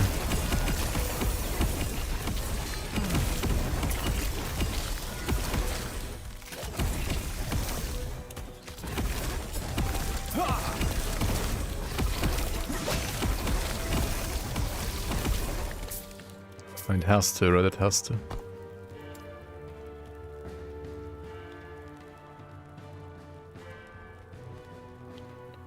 Oh, wait.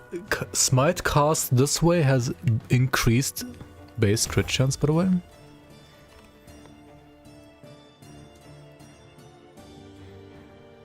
Then it's 25%, right?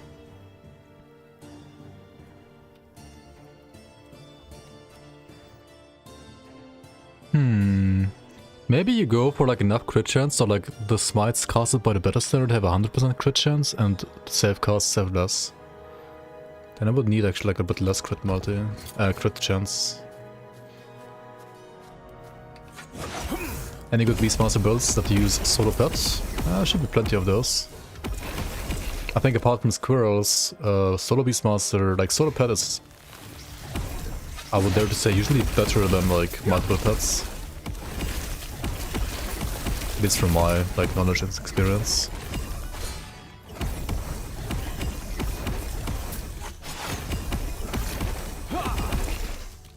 You like the snow? Do you like it more than D4 snow though?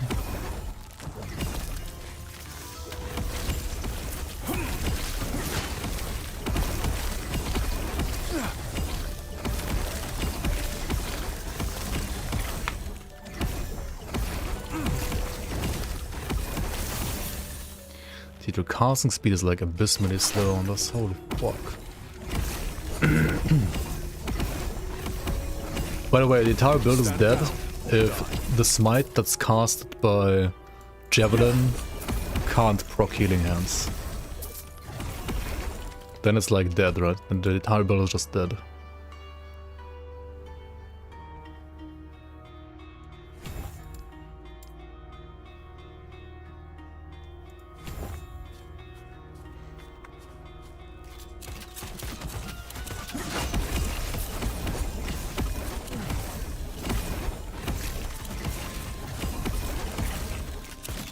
I think this could actually be a decent walking build as well, right? Because like you put down the standard, right? You just do this, and like the standard's can like auto cast smite for you.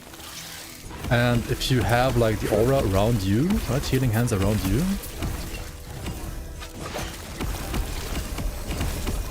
You could like just keep on moving.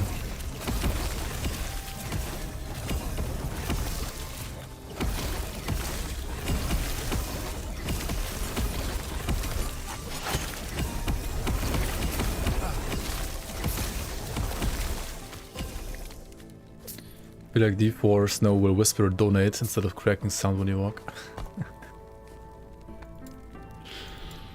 Let's just get this. I know it's not what I can actually do when I will play the build, but for now let's just do it.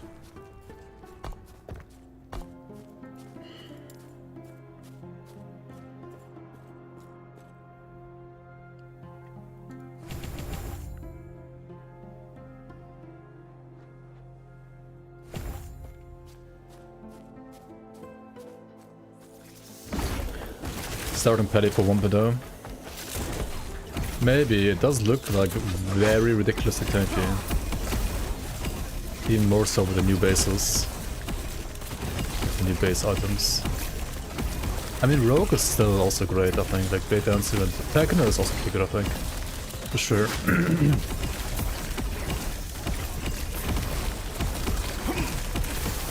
Obviously, I would not be okay with this damage. I mean, this is like a different build, and I'm like in a very scuffed way, like respecing into something that would like resemble a build that I would run. Instead of Shield Rush, I would run Healing Hands, and then like Healing Hands blocking up Smite, right?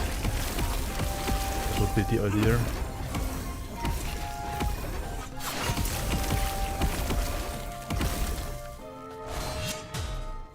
Yeah, the new Sentinel bases are insane. This is also softcore characters, so I don't mind too much if I die here. I mean, I would still mind, because...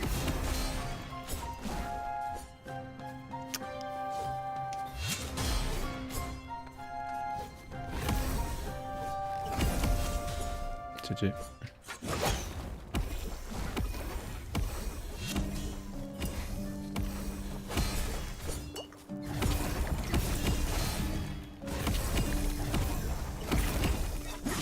Who's this guy? Scalebane Bodyguard. Okay. Okay, dude. Okay, the health cost will be like no issue, I think. Like even with this Giga Scuff build, I'm already like sustaining my HP, right? Like the health cost on... Smite is a joke, kinda.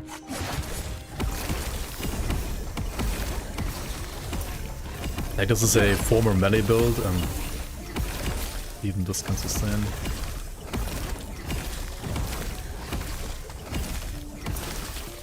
Another 9-hour 3 crafting tomorrow when nobody can play the game? Maybe.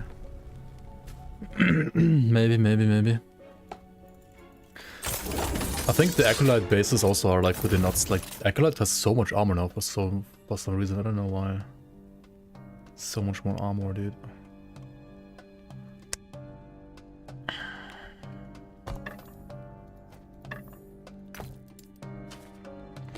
I mean, you would like probably like runs crit, like spell crit chance, right? But this is also a lightning base. Oh, this is so skipped.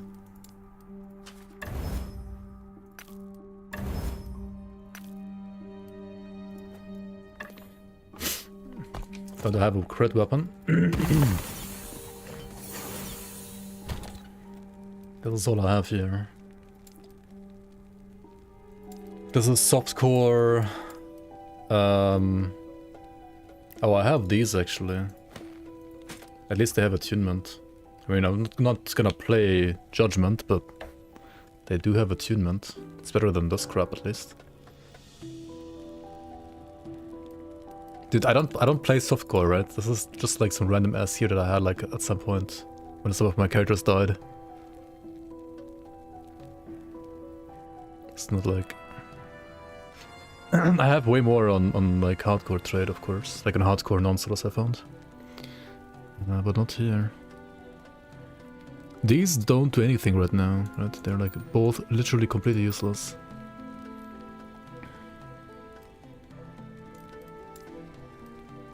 Any rings?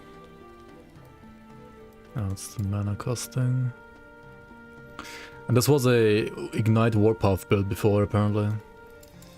With Ring of Shields, which, well, worked back in the day because Paladin was able to use Ring of Shields back in the day.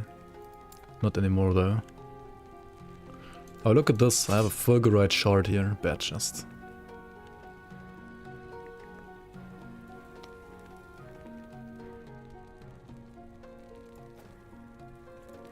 Might as well gamble some gear. No, I mean, the wand is okay, I think. The wand is probably actually okay. Got a bleeding heart on this.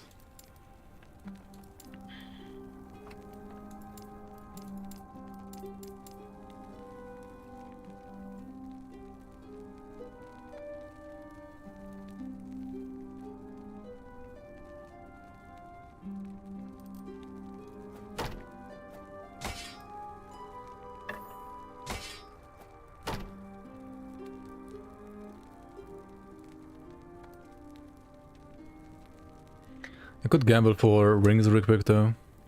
I could gamble for the crit rings, right? Crit chance rings. Those are like low level anyway. Low level rings. Gold won't save you, but a blade might.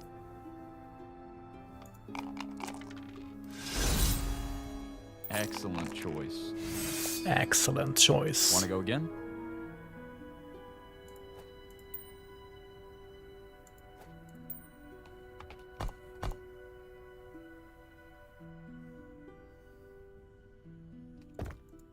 You may find a treasure, my friend. Interested in another You try? don't get forging potential from the gambler anymore. It's like max like 10, I mean 20 maybe. Like even the rare ones have like max 20 I think now. That's why the gambler is so bad now. That's why he sucks. Hey there, want to try your luck? Not bad. Maybe it'll help you along the way. Interested in another try? This one was actually not bad. Like 49 base, right? 48, 49, max is 50. You can roll like 25 to 40, 50, you know? Actually not too bad. GG. GG. It's garbage. What the fuck?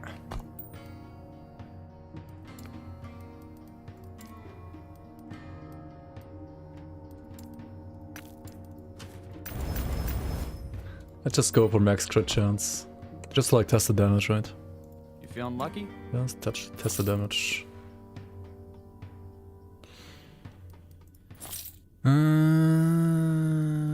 What the fuck? I don't think you can get the healing effectiveness relic. Want to go again? That one is like higher level or something.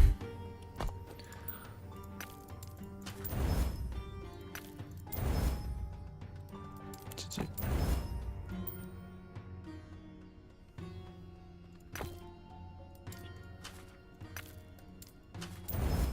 Minion damage. These items might be your best bet.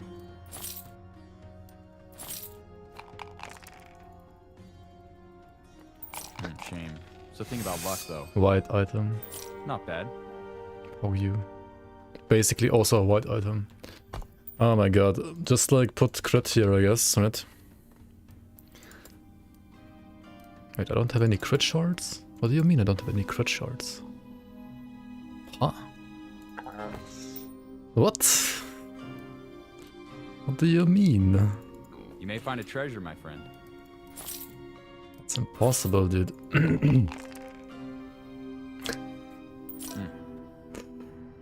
Yeah, fuck you too.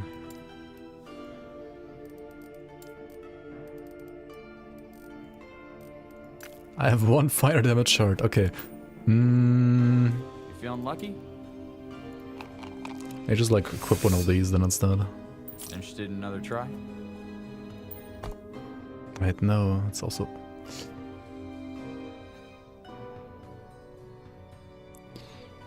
For real? Gold won't save you, but a blade might.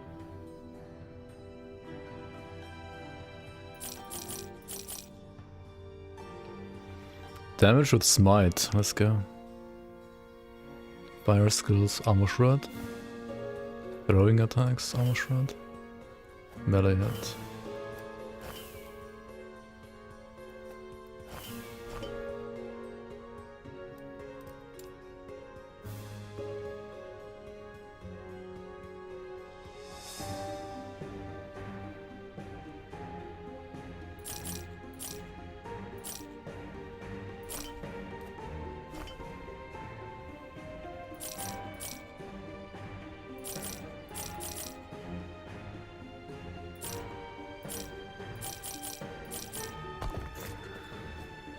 We need those emotes for real, for real.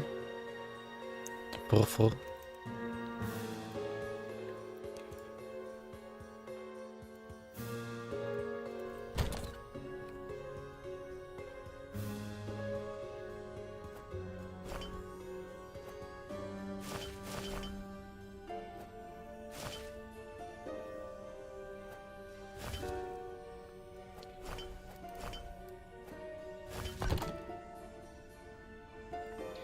Okay, Viscerous, Necrotic Grass, Viscerous, increased healing effectiveness. Okay, whatever. What now?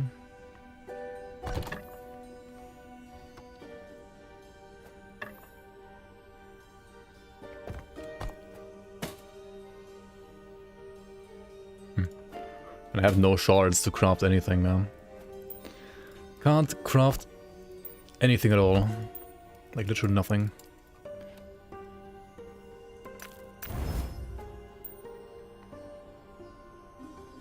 Plus one holy aura. Oh, pog you.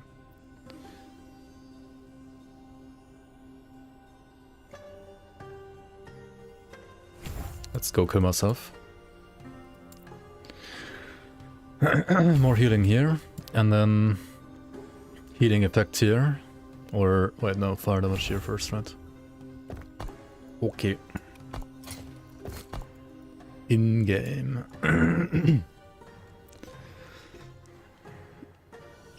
Yeah, of course, in-game.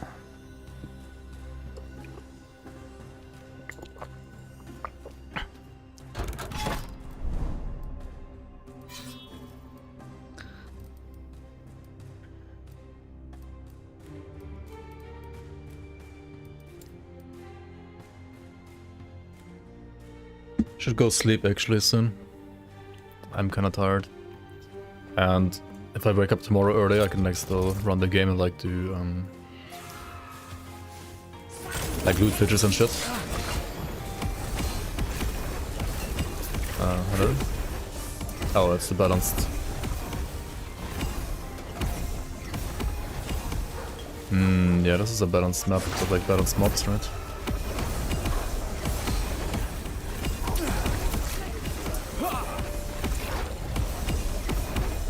There's a balanced poison damage. 5.2k crit though. Launch is 9 AM Pacific, 11 Central, 5 PM London, 6 PM Germany. Like Central Europe, 6 PM for us.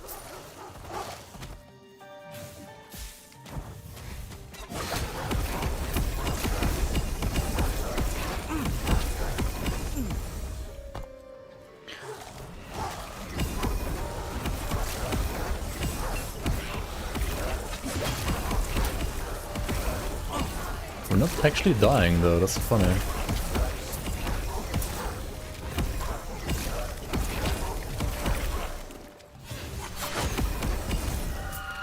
That is actually funny.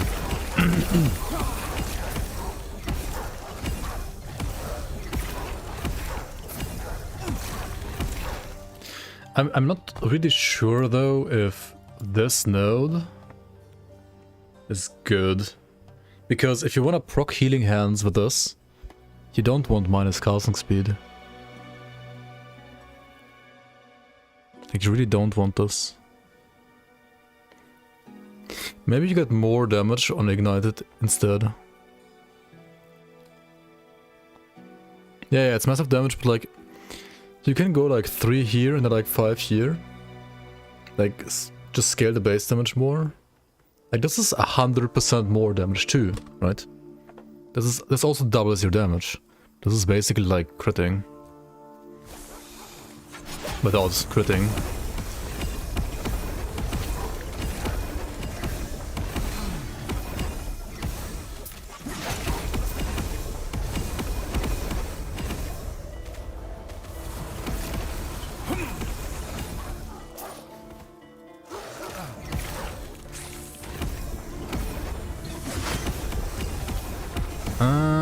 I'm not sure if you like don't go into crit them. I mean, you still want to have like crit for healing hands too, right? But like also healing hands has like worse base crit than smite. And there's no way to like get it up, I think.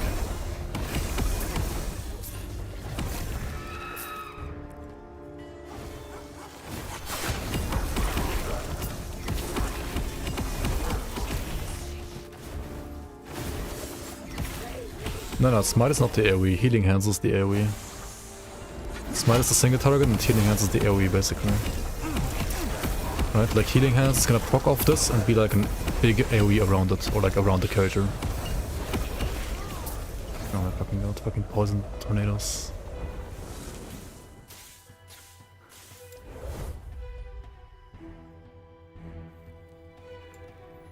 Yeah, CET is 6 PM. 18 Uhr. 6 PM.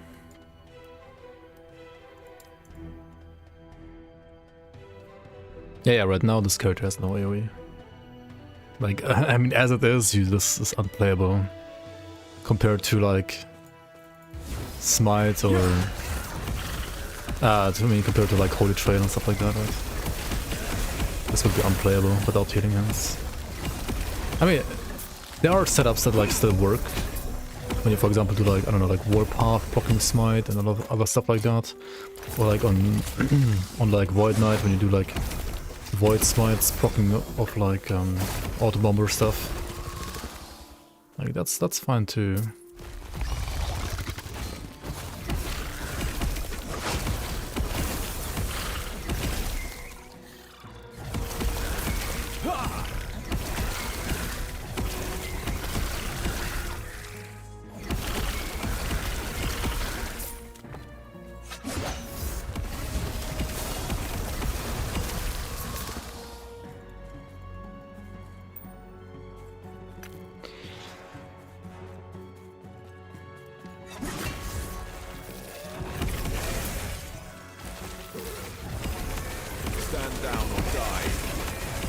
Can you do hit scaling without crits? In very rare cases, right? Like very, very rare cases only.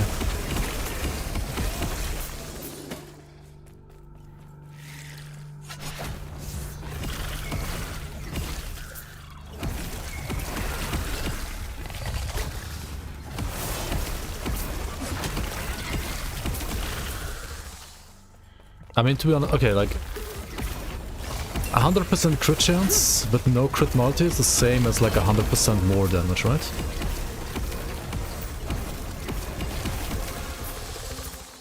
So you could say that like 8 points here.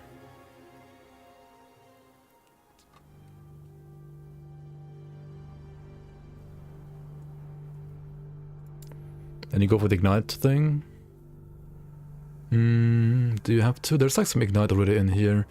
Maybe you got like chance to ignite on like suffix on weapon, like besides the pen.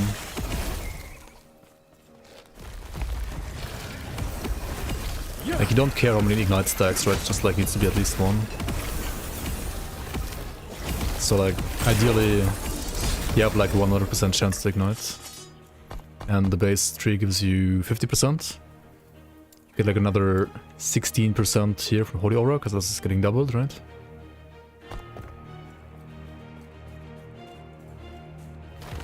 I don't think you even like needed much more on top, if at all.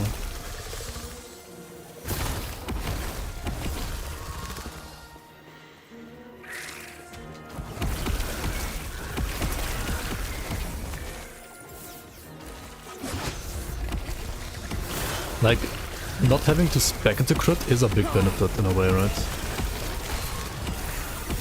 Like there's so many slots that we're using for crit right now.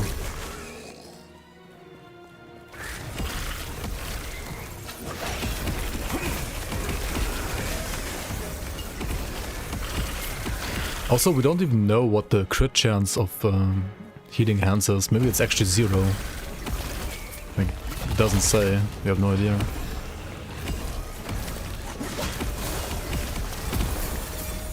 Maybe it's 0.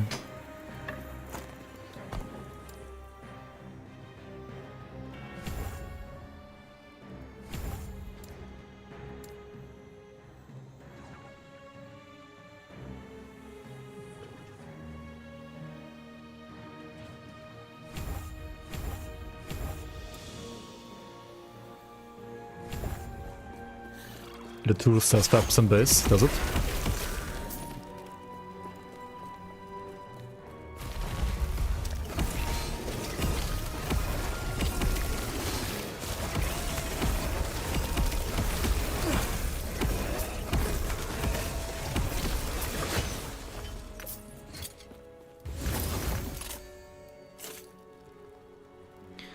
Thought it actually doesn't. This one has crit multi exalted.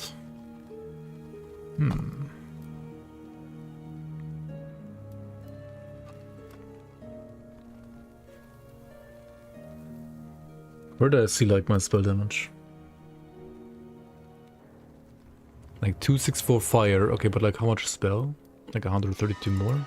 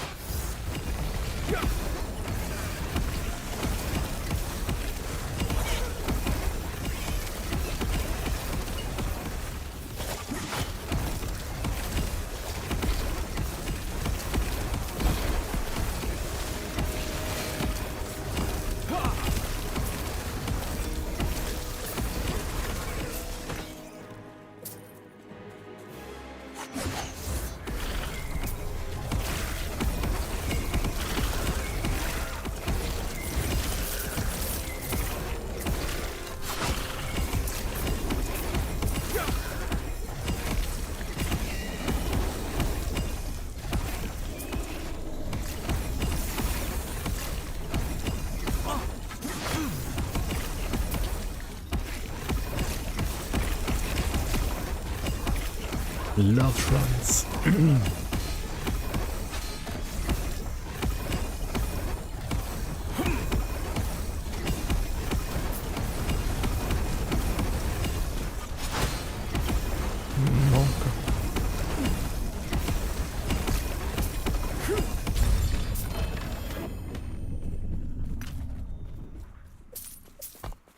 why is this character so squishy, by the way? Like,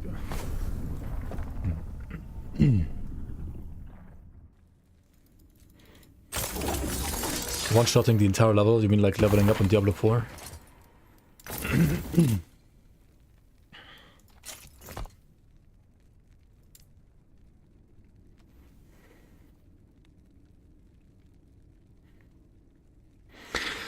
Dude, imagine being able to respec in this fucking game. I want to like remove all of these, right? All these 10 points and like try out these here. I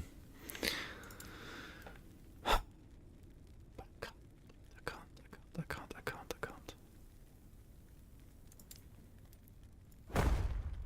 Fuck, oops. Well, okay, now I did it anyway.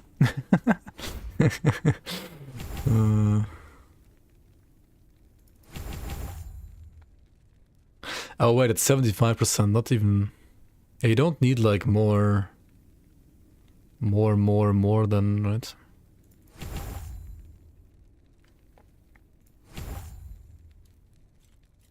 Just nerf yourself to the ground. Yep, that's what I just did. In empowered mode, it's like 20 minutes to get back to 19.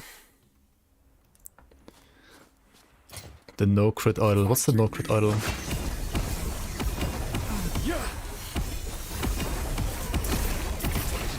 Stand down or die.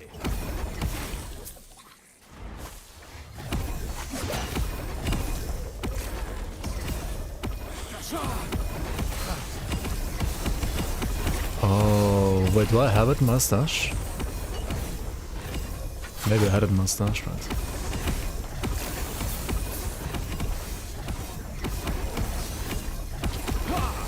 Hell yeah, I was dealing like 5k crits earlier, now I have like 1.8k crits. GG, let's go. Nice game.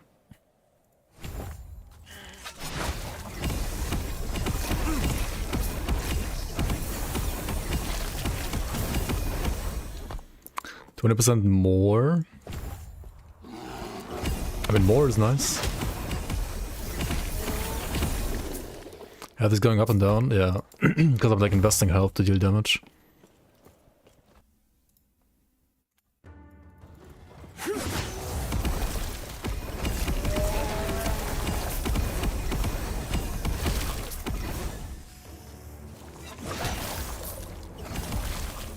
Stand down or die.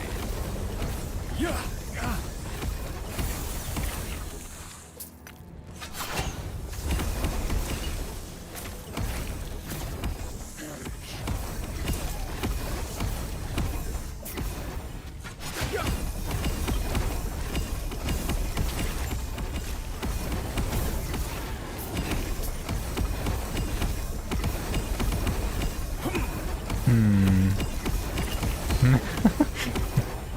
Hardcore Bible, by the way. Dude, the fucking this is why this respec system is garbage.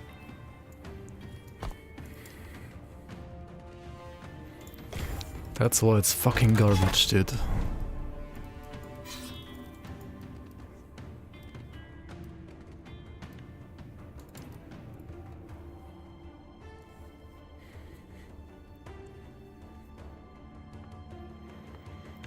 Really enjoyed Grim Dawn, but I like this game. It's a good game, yeah. I mean, I don't know which part of Grim Dawn you exactly enjoyed the most. Oh yeah, we got... This is like one of the 2 meta parts that are still gonna be like unplayable on release, right, by the way. Like enemies chill on hit, like look at my movement, attack speed, it's like all completely down the gutter, like this is... You can't play this, man, like this is literally unplayable. I don't know why it still exists. It's literally unplayable.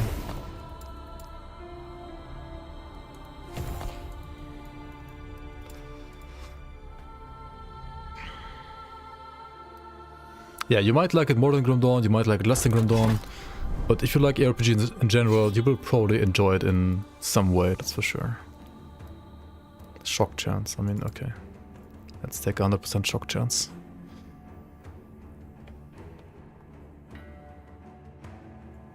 Yeah, like it's worth $35, whatever it is, right? It's rather not that expensive, actually.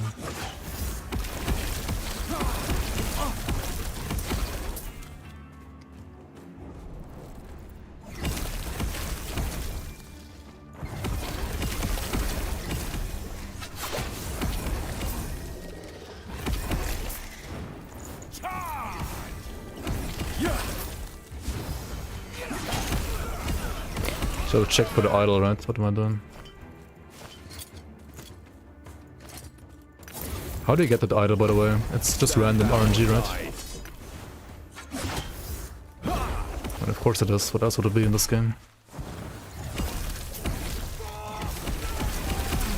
But pretty common. I didn't get it like any of the practice runs actually. Like the level 92 rope, for example, did never find it.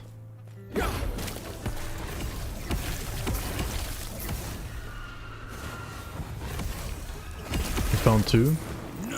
Yeah, I found 0, like literally 0.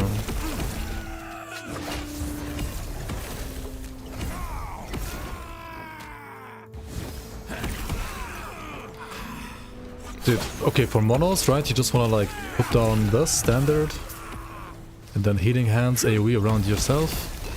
Only for bosses, like you put like you actually smite, I think. Assuming you have like proper damage scaling and so on.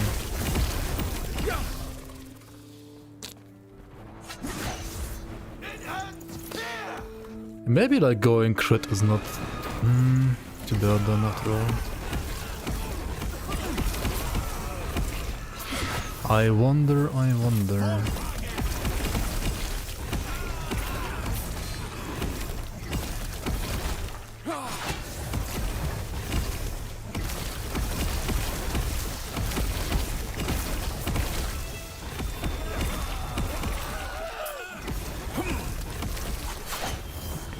Okay, but like my non-crits like almost did as much damage as my crits now because of like the... I mean, not quite, but almost. Not yet. Soon, TM.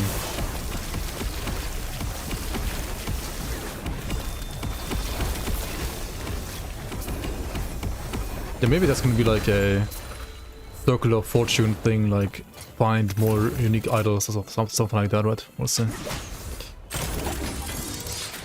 Maybe. Copium. Yeah, copium. Yeah.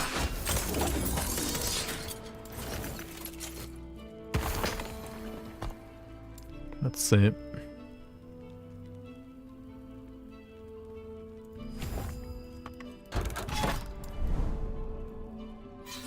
Rune of idolization. Fuck, I also forgot about the idol again. What is this? Pala Ignite. Okay, this is more like Pala Garbage. This is gonna become... Pala Hurting Hands, right? Let's go. Hurting Hands, haha.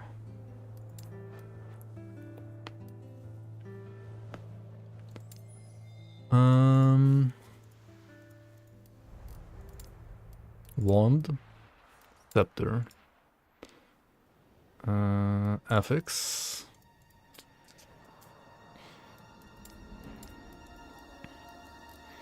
Spell crit. Spell damage. Why is there 2 spell damage? No idea. Casting speed. Power damage. Crit multi, crit chance.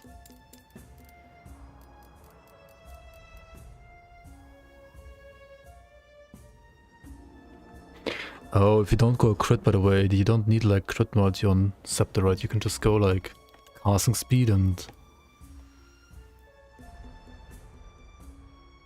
I guess you still go like spell crit. The spell crit is still insane. Spell crit and then like casting speed, right? Probably.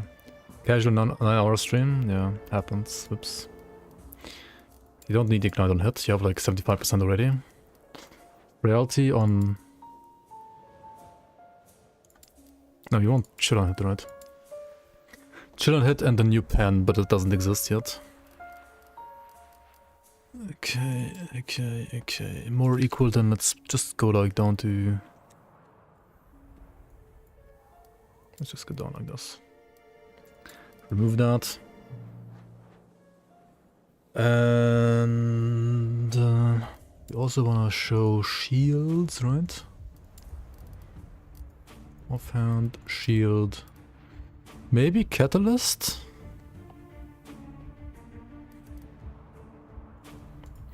I wonder if like Catalyst was actually also good on this. Like if you go Catalyst and then get like spell damage in another way.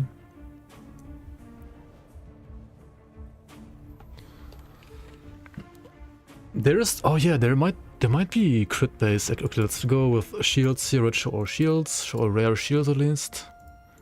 And then we go and search for offhand. Because I think there is a catalyst crit base. And that might be like the saving grace for like crit based.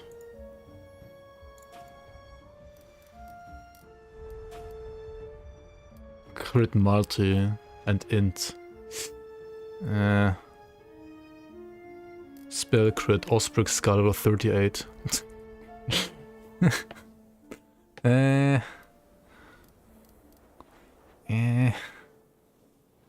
don't know. Maybe two-handed stuff.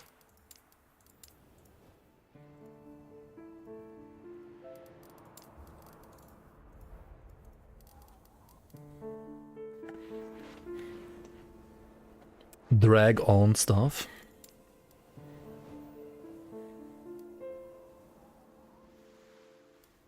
Temple stuff. Moon stuff.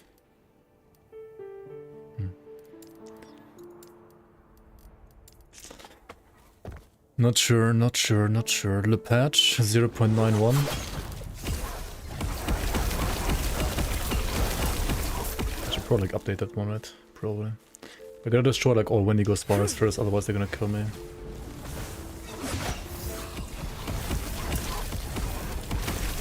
Thanks.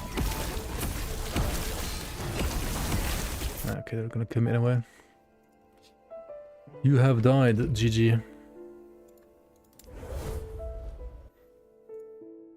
Yeah, of course. Did him?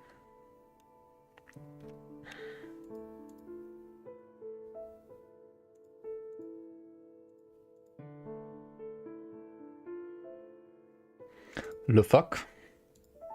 Le patch.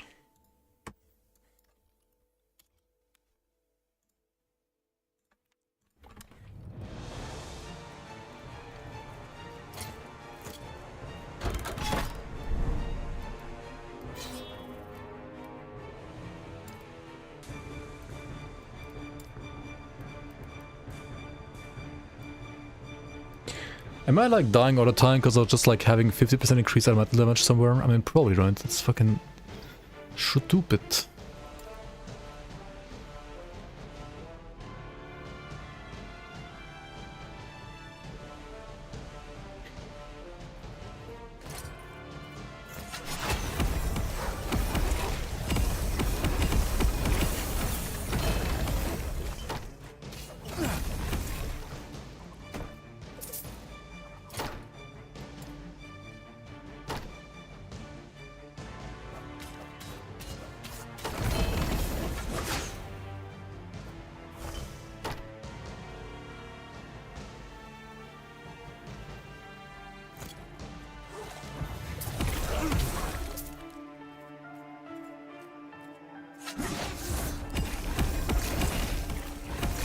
Yeah, no, I think like the health cost is gonna be like completely fine with healing hands.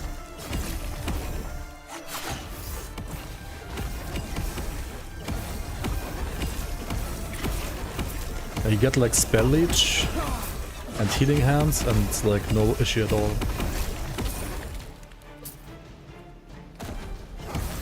Yeah, I think damage is also gonna be fine. Like I'm critting for like 7k, right? With like a completely scuffed setup, 25k crit here. On I don't know why, some random ass thing there, but okay.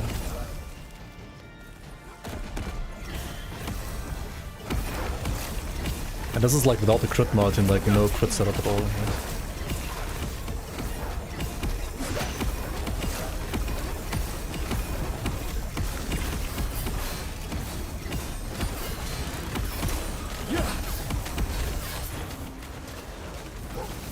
Act 1 mobs are balanced. What is this? Who casts this? What the fuck? Oh, it's the ambush.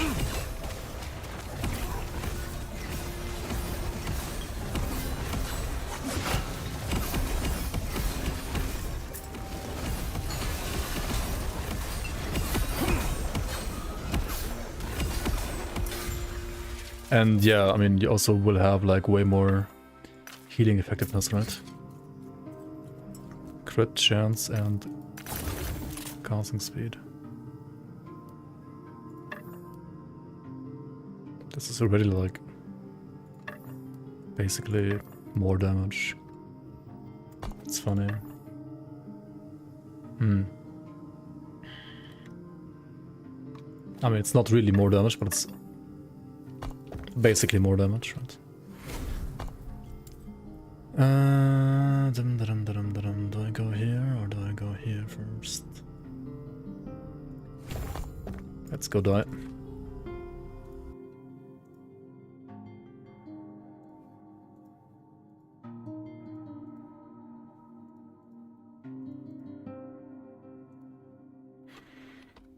Also, maybe I want another, like, I want Dragonhorn Band, right? Because of the casting speed, of course.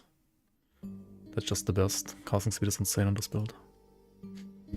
Pew, pew, pew, pew, pew, pew, pew, right? Pew down all the smites.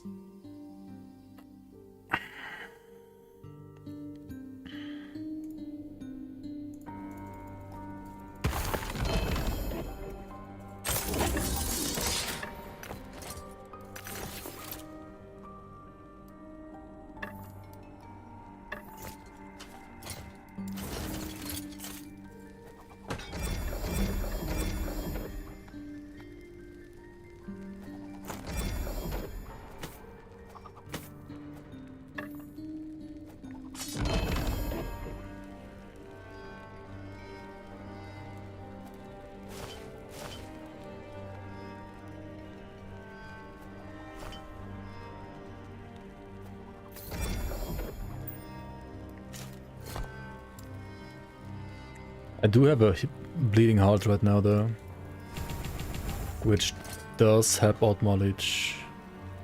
Oh, also you are inflicted with bleed when you cast a spell. Wait.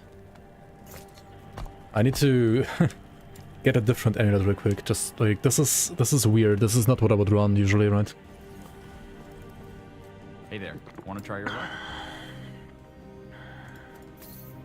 Legacy bleeding heart, maybe it is. I don't know. I need this, right? Grass amulet, for example. This is what I would use like early game, right? So let's just like put this one here. That's like simulating These items might be your best bet. an actual starter item here. Maybe it'll help you along the way. Maybe one that's not complete ass garbage. Not bad. Looks powerful.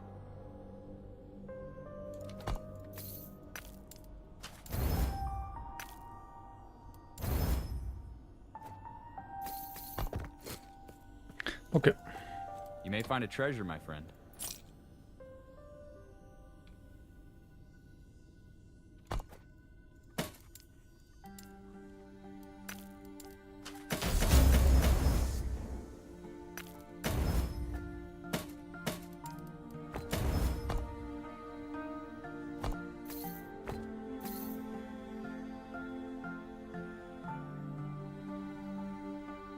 Gold won't save you, but a blade might. 1% elementalness.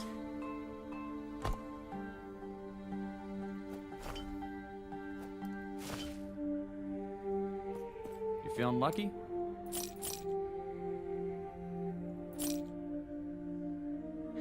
How are these all bad?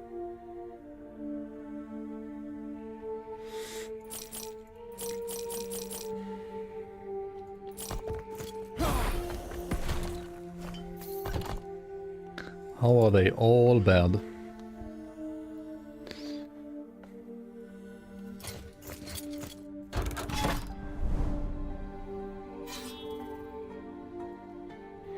Time for lag on? No shit, on this build lag on? Aye.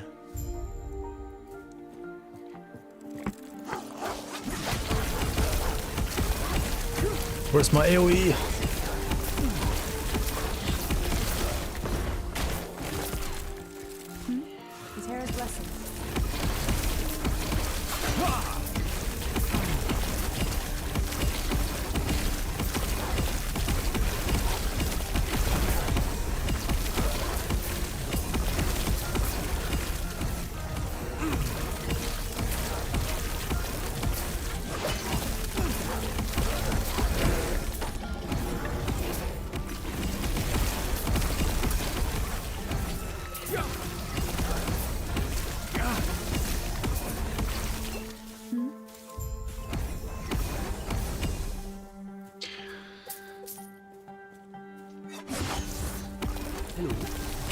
Hello.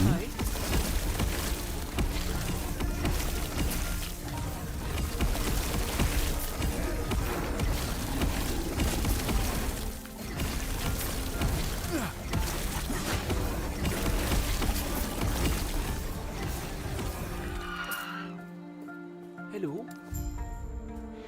Is there, what other ways can you do to proc smite that are good?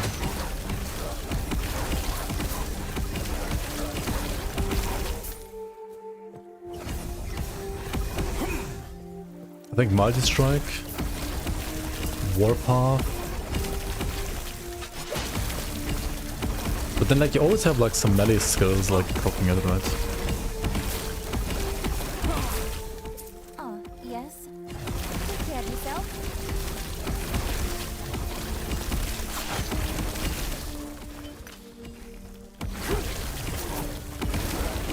Stand down. Die.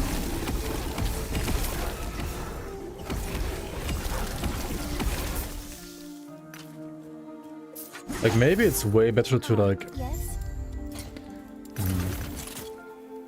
just like look up a current like good smiter build that like procs smite with some other skill, and then just like add healing hands on top, right? Maybe that's better.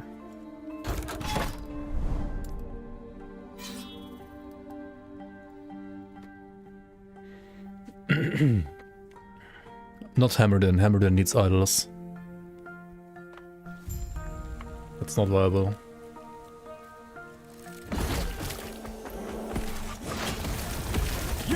Like, that's not a viable start in my opinion.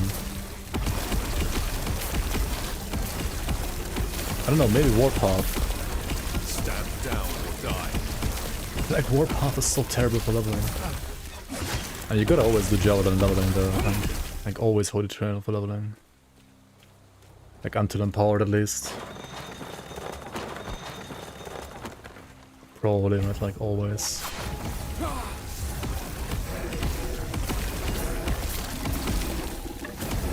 You can't use healing hands if you proc smite. Can you? Can you not?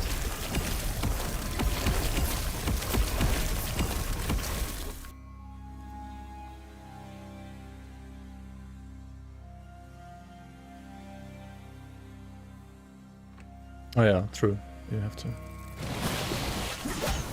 Yeah, true, you have to. I mean, no, then this is like the only setup there is, right? And this is the only setup.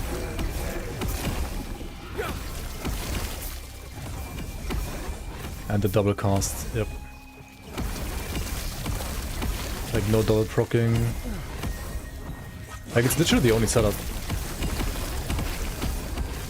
Like you also have to play Javelin because it's like the only thing that's a buff. To like, you know, get you more damage on healing hands.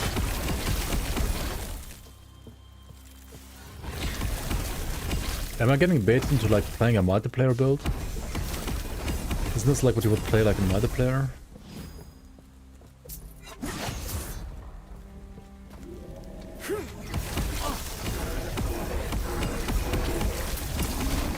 When you get the standard counts as a buff, and then it gets the buff tag. Yeah, now it has the buff tag. This node here, Battle Standard, gives it the buff tag. So if you have Battle Standard, Holy Aura, Sigils, and Healing Hands, you have 4 buff skills. And Healing Hands gets 20% more damage per buff skill, right? So...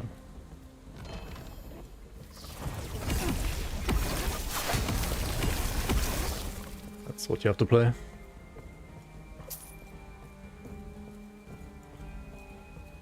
What? Why am I running back for that item? The fuck?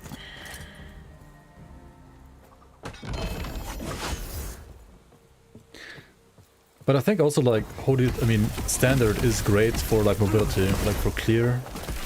Could still be nice because like you put down the standard, right? Like you put down the standard, you rush through it, and then like shield. Like ideally, right? You wanna like only in monos, right? You wanna almost never. The problem is like if you have the smites from the standard, they don't proc your healing hands, right?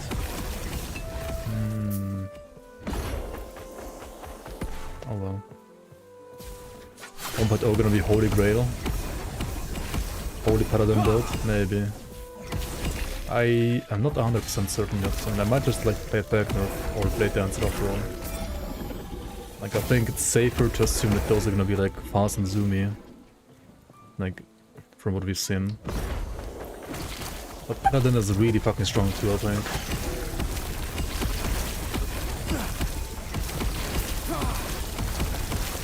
But it just has no AoE rate like this, right?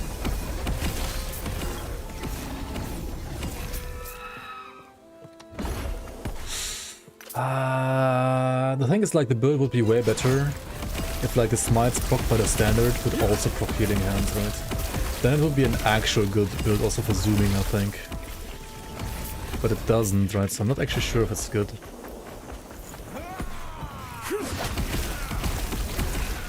Yeah, it's definitely not Shadow Daggers. Like, having to stand still to cast, imagine, right?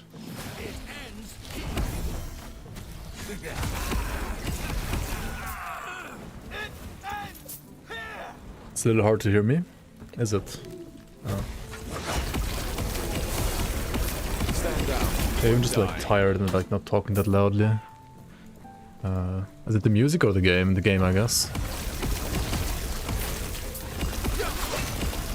But I can do that in a sec.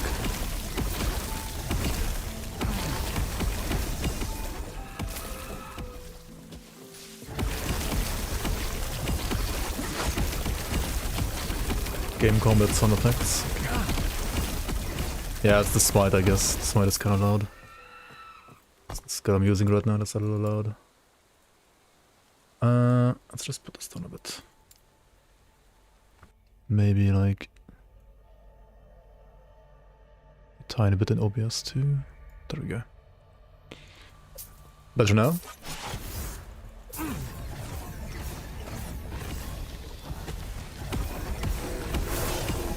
Yeah, the skill is kind of loud though. Like it's just like this particular skill that's kind of loud.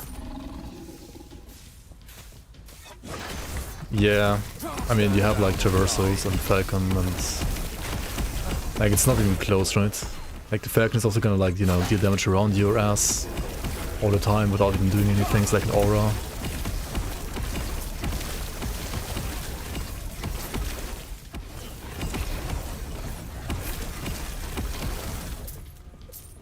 And will leech for you. Yeah.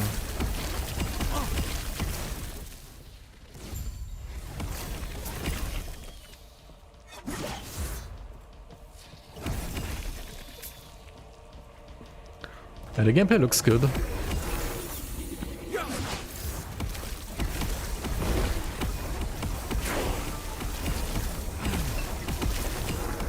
I got Falconer and Blade Dancer.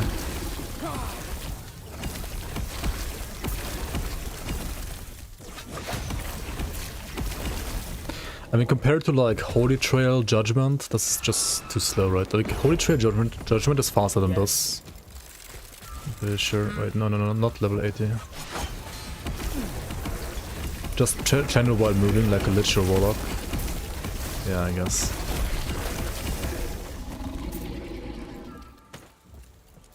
I guess. Yes.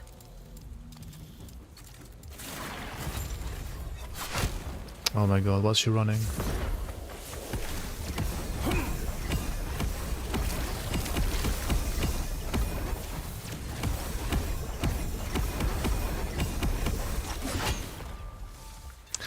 What the fuck, dude? Like every time she moves.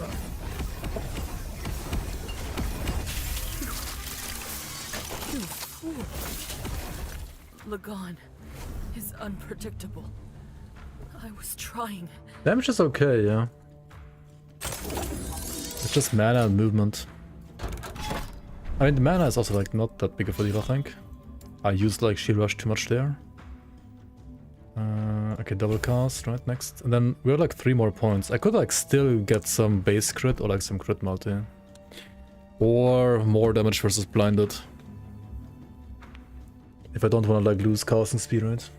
The thing is like if you start putting points here, right, you might as well like go all in, right? Like going like 1 or 2 points is probably not the right way. Not sure.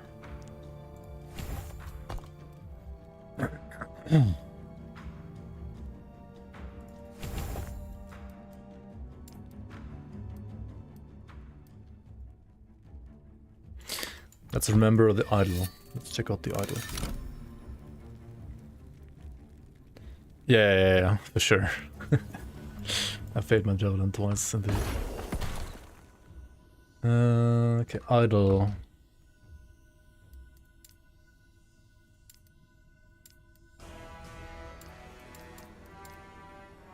I don't have it. Insane meta shift. Yo, Lizard, how you doing? Yeah, it's rather new, the idol, right? Yeah, insane meta shift indeed. From Shadow Daggers to Shadow Daggers, because now instead of like... I mean, yeah, you have like 25% less damage, but Flippin' Smoke Bomb has like flat damage now, instead of percent damage. What else? I mean, it's like 25% damage nerf is like arguably not even like enough damage nerf, right? But like a skill that's basically like free. I'm dead here, right? Actually, holy shit, can you survive? That's funny. I mean, what else? I mean, bleed, net puncture for early to mid game leveling should be still insane of Falconer, right? Monka.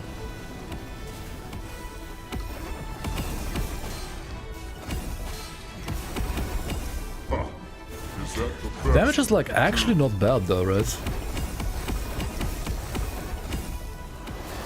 Like no cup. Okay, I mean also like dying all the time. It's not a hardcore character, obviously. But like, okay, the plan with this build, right, will be instead of like spec into She-Rush, you spec into Healing Hands, right? That's how you get your AoE.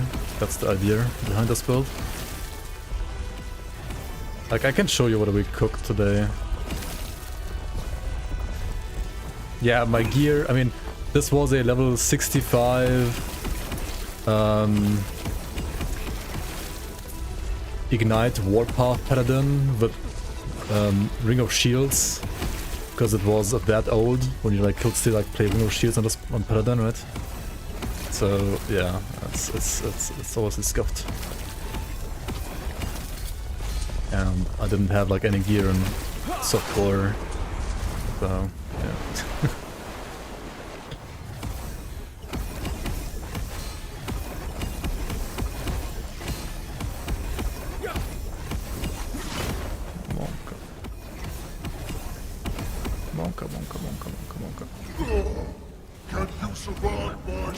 Can you survive my storms?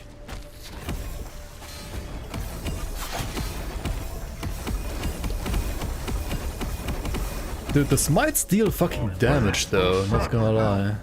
Like even in this garbage setup, like imagine Healing Hands on top, right? Like this is definitely not bad damage.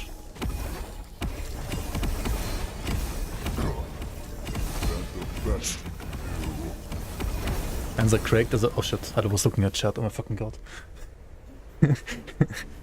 As a buff? Wait. But like, are they even good as a buff? Like this is how we spec'd it, right? This is like damage spec basically, right? 22 points, you get the... I mean this, healing effectiveness, right? You get like Cleric's Wrath, you have like 1, 2, 3... I mean all of these are buffs except for Smite, right? And all of them are level 20, so you get like 80% damage, right? Virtue of Patience, this stuff here, right? This, all of this, right? I mean this, maybe. Depends how you want to play it. And then like, you cast Healing Hands on Smite, right? So like every time you Smite, directly you cast this. That's the idea here. However, there's one problem, right? We don't know what's the base damage. Hits enemies within its area of effect, dealing spell fire damage. But what's the value? I mean, we know like 200% effectiveness, but like what's the actual value? Like the base damage value? Or does it have none at all? I mean, that has to have like some, right? 69, 68 like Shadow Daggers. Okay, what's good as a buff here though? Health globes? What? The ward stuff maybe? I mean, maybe the ward stuff is like good actually. For like Giga Ward. I mean, I guess like ward is just the broken. Can you play like Cleaver Solution Sentinel? Maybe. Maybe like low life Cleaver Solution Sentinel, right? And then you play this stuff. Yeah, Cleaver Solution is still unnerved, right? Yeah. Yeah, I mean, yeah, Cleaver Solution, right? I like how they named it Cleaver Solution because the item is as much of a like brute force solution as the name suggests it is, right? Like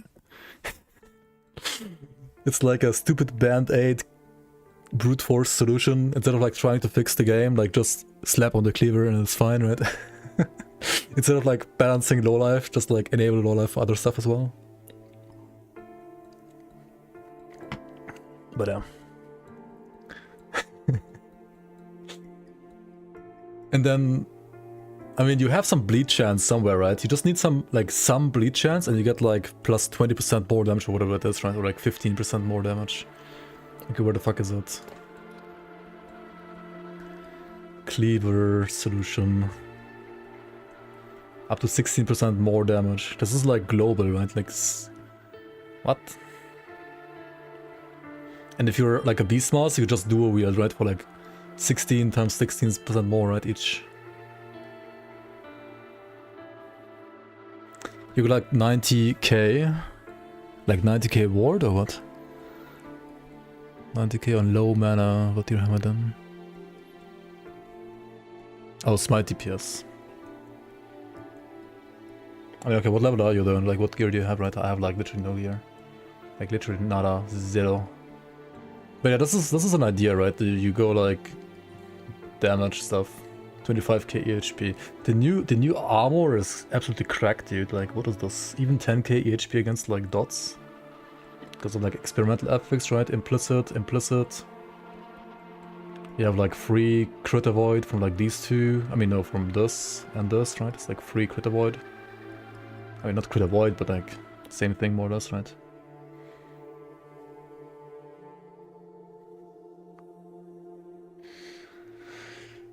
But yeah, I mean, is this faster than like Blade Dancer or Falconer? Doubtful, right? Very doubtful.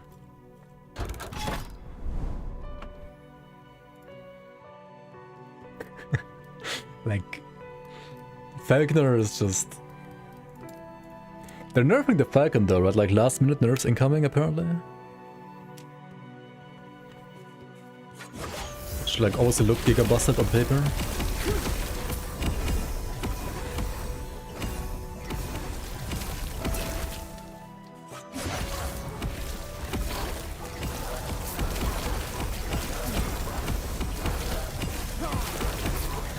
Healing Hands AoE, where are you? Please grant me strength. Grant me AoE.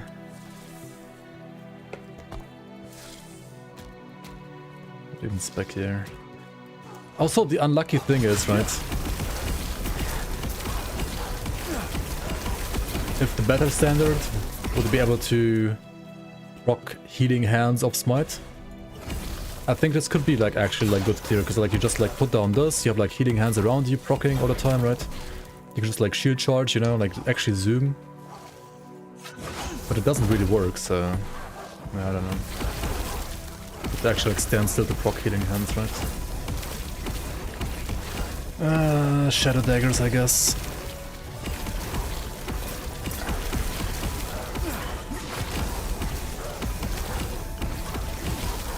Stand down or die.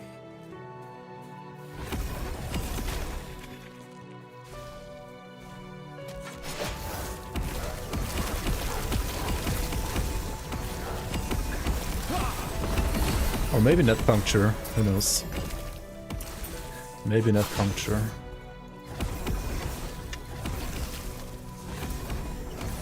But like, the spear nodes are total troll, right? I would rather play a 2-hit sword, I think, for like 10% more attack speed on puncture than like spear. Maybe, I don't know. Like the 1 melee damage per 10 dex is... That's a total meme. The second node, I guess, is somewhat okay with the bleed chance. What is Epoch similar to? It's a bit of Path of Exile, a bit of like Diablo, maybe a bit of Grim Dawn. It's an ARPG. It's like Sims 3, yeah. It's like World of Warcraft, except without the world and the Warcraft.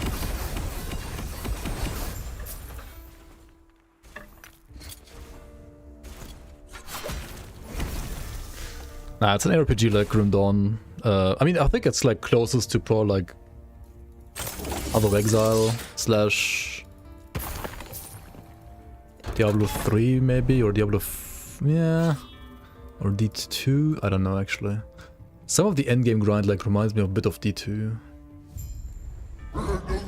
Some other things is like actually inspired by Grim Dawn. I mean, it's a mix of like some other RPGs, that's for sure. Convert the smite to lightning, and then what? Then I get more damage, like more AoE. I mean, I wouldn't need more AoE on release, right? Because healing hands would beat out. Assuming it's like acceptable damage. But I mean, maybe not.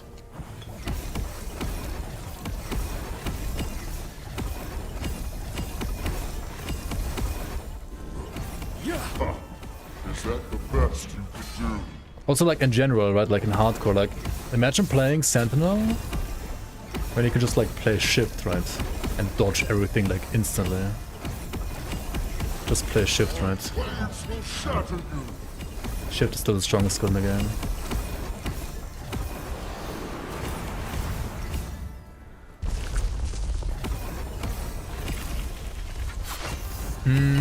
I mean, you want definitely like AoE, you wanna like clear for XP.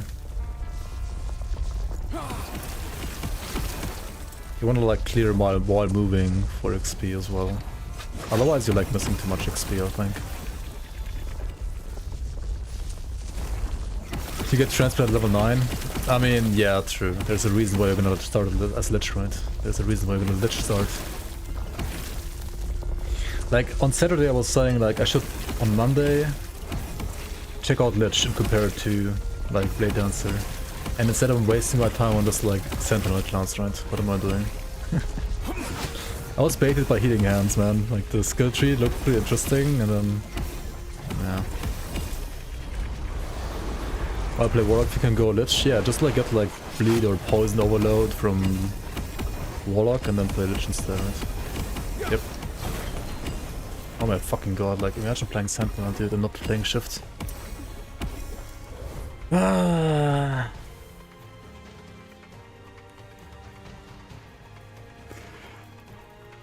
Why is there a reward here now? I died to Lagon, dude. Hello, game? Nah. We'll be all fixed with 1.0, right? Yeah, Sentinel has like 5 traversal skills and they're all garbage unless you have the legendary helmet, like makes launch require no target.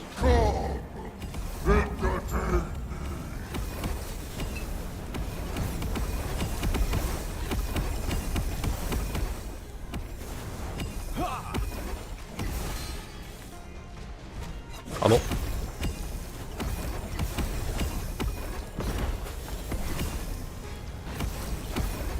Show some respect. Okay, volatile reversals maybe a good one as well.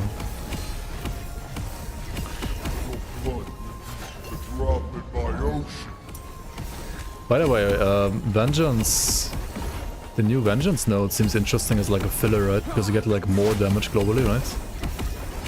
Like if you wanna play, I don't know, like some other nuke skills like Void Cleave, Razing Strike maybe, and then like use Vengeance as a filler for like more damage on top.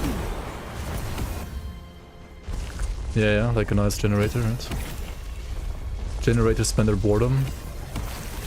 Yeah, it's no Turbo Vengeance, I guess. It's just Vengeance as a generator. Degraded to a generator.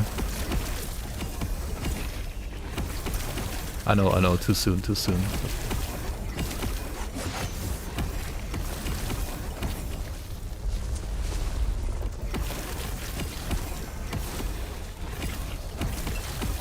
Like on one hand, Paladin seems still like pretty nuts in a way. But then you just look at Rogue and you look at Shuriken armor and it's like... Why play Sentinel, right? Just play Shift and Shurikens.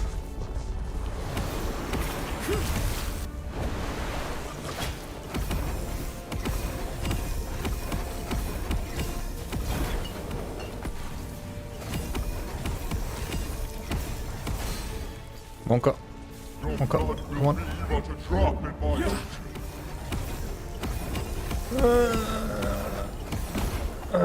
Now I have no thing for the thing, right? Oh my fucking god, dude. Sentinel life. I think endgame Sentinel is gonna be insane though. Like with like all the new armor bases and so on. I think like endgame Paladin can be like absolutely nuts.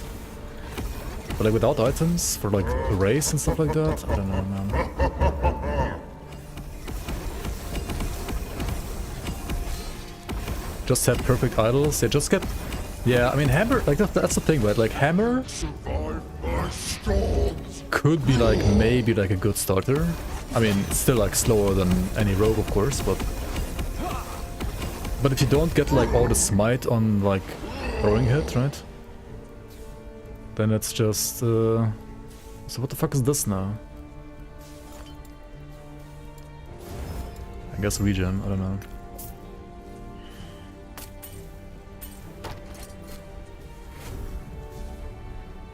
Yeah, like you need the idols, right, to like play like smite hammers. Like, and idols are like honestly, they are arguably the most RNG thing this entire game. Like even more RNG than uniques, because like at least you can like Rune of Ascendance camp for uniques in a way. Like I would never like plan a build around like requiring idols for like a starter or like a race character. Like never ever, right? Armor he already kind of capped. Crit he already capped. That's true. I mean he's like doing both that easier. He's getting more dot damage reduction, right? Needs DR. Yeah, I mean he still has no DR. He got more dot reduction at least. But you don't die to dots with Leech, that's also true, yeah. You do get stunned and die. But like shouldn't that be like where Sentinel doesn't get stunned and die because he has like Giga Armor?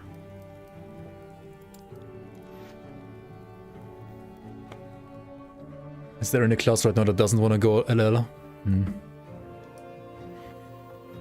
I mean LL like requires some setup though. Say you like running a fresh start rogue, right? Like how many items do you need to like make LL happen? For example, I did like a run on the weekend, right? Like quite yesterday. And I got to level 92 in like 20-ish hours. And in the 20-ish hours I also got 3 cleaver solutions. Should I have like farmed Blood, Frost and Death to get the boots and then like just go low life right away? Stand down or die. Would that have been worth it or not? I kind of struggle like in a race situation, for example. Like would I? Like you can't, right? Because you have to like spam the first XP mono, right?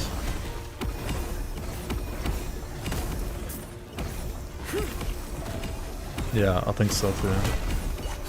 Okay, so I did the right call, right? You just like race with like non-low life gear and like spam XP mono.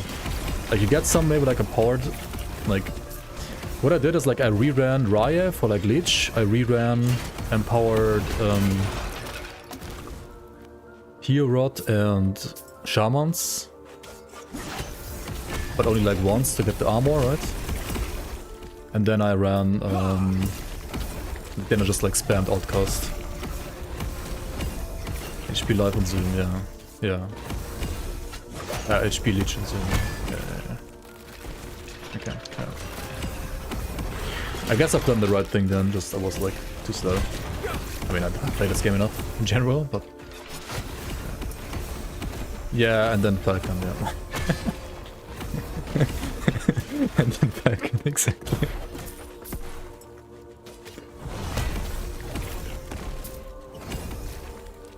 Woven Flesh? How much LP do you need? Or do you just like get any, like even 0 LP? I mean 0 LP like if you go like non-empowered. Right? In non-empowered you just go like 0 LP. That's obviously Giga, right? But otherwise, I feel like Woven is a bit worse now than it used to be, because this like armor and crit avoid suffix is pretty insane too. Because you get like free armor on top now, right? Compared to like a crit avoid suffix, you get like free armor on top.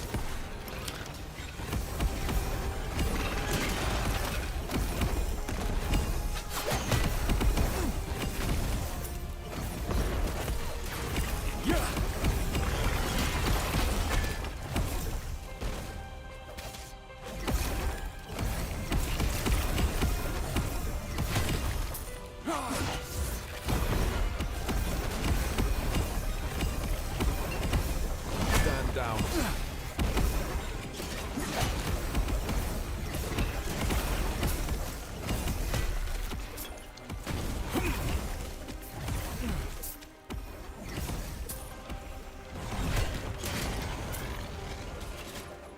Who's gonna play Forge Guard on release with like tons of passive changes to the tree?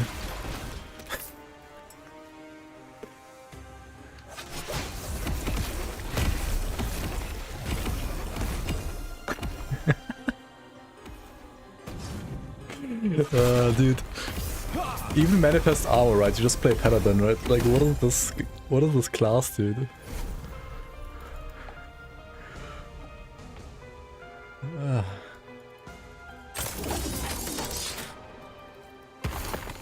Also, wasn't like actually like Rebuke Forge Guard kind of okay? But they didn't they also like actually nerf Rebuke? Because of like higher cooldown? Like the one good thing apart from maybe like the Manifest Armor, right?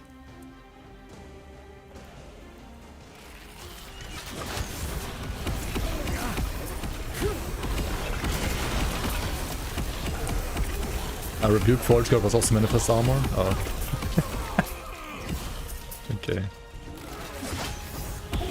So kind of like the Golem, the Necro Golem Reflect build as well. No? Just like worse, of course, because it's Forge Guard.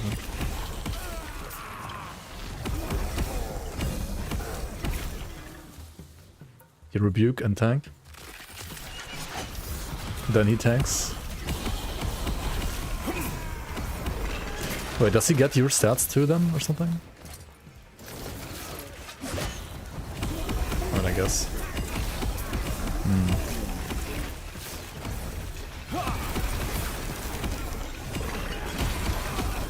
Makes sense. I mean, yeah, it's AFK, but like, is it fast? I mean, has it good clear? I mean, it's like a bosser and that's it, bro, isn't it? And also, like, bossing in LE is kind of meme right now.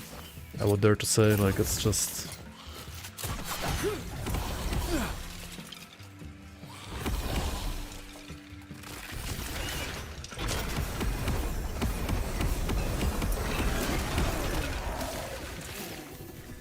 Like, any good, like, clear speed build, right? Can also eventually kill Jura and other bosses, like... How fast you kill Jura, like, honestly, ultimately, nobody cares, right? The only thing that matters is like if you can kill her or not, but not how fast you can kill her, really. So... And I mean, for ladders, arena is gonna matter, I guess. And for arena you want like... Well, not bossing either, you want just like tankiness and... I guess some AoE for the most part as well. I don't know what you actually want for arena, but like mostly tankiness, I think.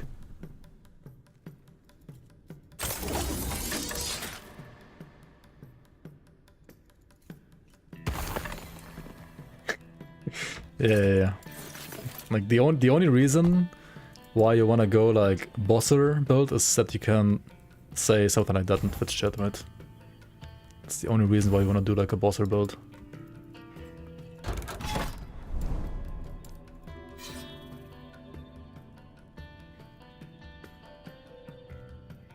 Anyway, it's like 4 AM, guys. I think I should sleep and like stop playing Paladin because it's a shit class anyway.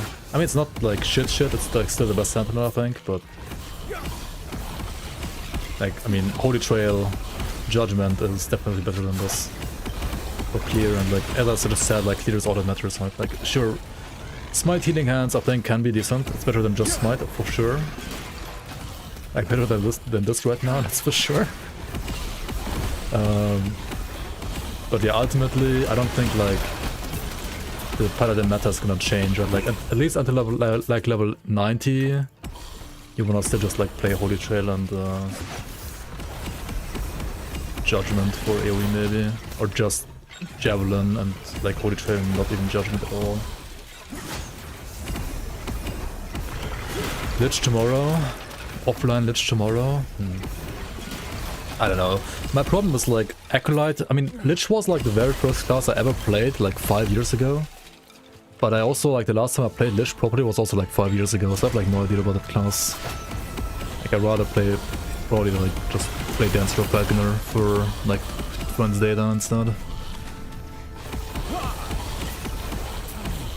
Like yes, Lich is gonna be Giga OP I think, but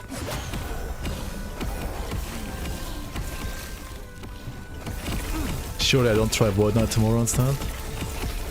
It won't. Lich is bad. No ward. I mean, for racing though, you don't need ward, right? So for racing, it's absolutely nuts because of like double movements. And I don't know. Just like get some Warlock stuff on top. GG.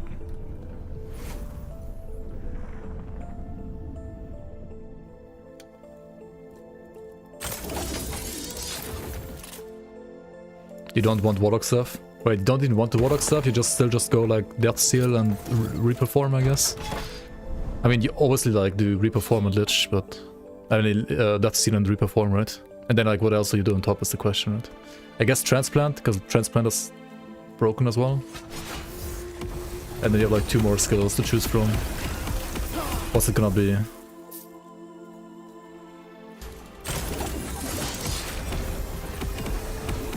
It's when you level, you don't do any Warlock stuff. Oh yeah. I mean, yeah, you don't do Warlock stuff for leveling. But I mean, when you say like leveling, like up until which level do you mean?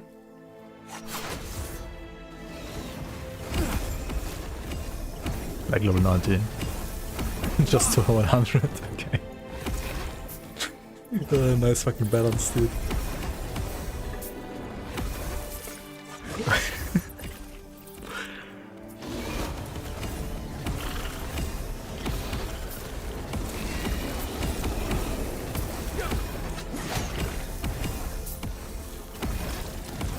Oh yeah, your NDA like broke today, right? Which is also weird. Like, why wouldn't break on Wednesday? But okay, I mean, I don't have to understand that. It is what it is. I mean, I could be like, just tell me everything you know and then like help me win the race. But I don't know, that's also kind of weird. That would be...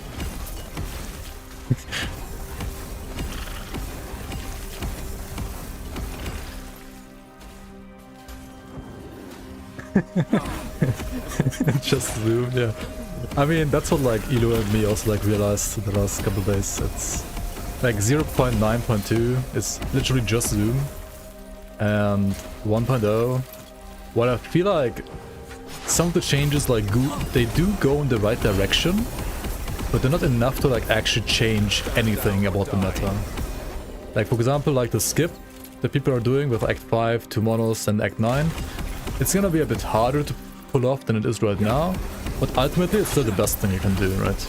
And in monos, I mean, yeah, you're gonna get like a bit more stuff for like killing and full clearing stuff, but ultimately the best thing is still to just like, you know, follow the arrow and that's it, right? And that's like basically what we came to a conclusion. So, I mean, is the 1.0 patch good? I mean, it's not bad because it's going in the right direction.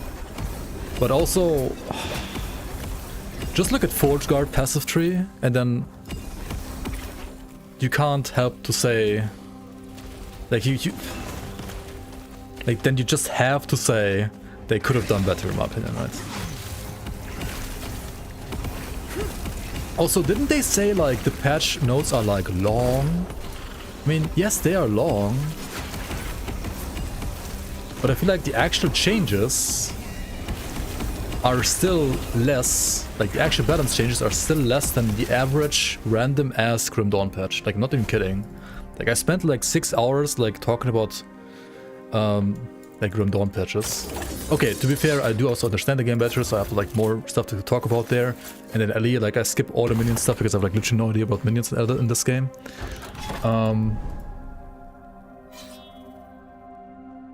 But also like in Grim Dawn, I feel like every single patch the meta actually does change, like a little bit at least. Like it actually changes. Like believe it or not, like for example, this patch, like Medi Knight Blades are like OP as fuck. Or they not OP as fuck, but like if you like want to go for like max damage and stuff like that, they are like very good. And some other stuff I suppose like the best in slot like last time is like not that good anymore. But like in LE, the base balance of skills, like for example Shadow Daggers versus like Acid Flask, is so out of touch that like you can nerf Shadow Daggers by 25%, and it's still like one of the best skills for Rogue. Whereas in the Grim Dawn, if you like nerf the skill by like only 2%, it will be like no longer meta basically, or like 5% maybe. But I mean, I know that like balance is not this game's forte, and it doesn't have to be. It's still a fun game. Like, it's still a very fun game in my opinion, but I feel like build diversity is suffering because of balance right now. And it has been since forever in a way. I mean, endgame build balance with like all the items in the game, etc, is like okay, but like if you go for like the racing for example, it's just a bit weird.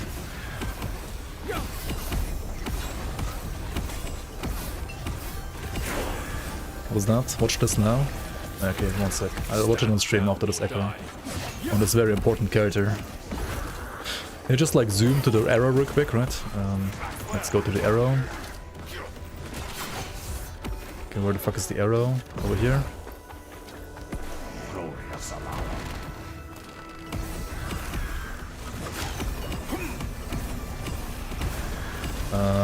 Can I even do this on this character?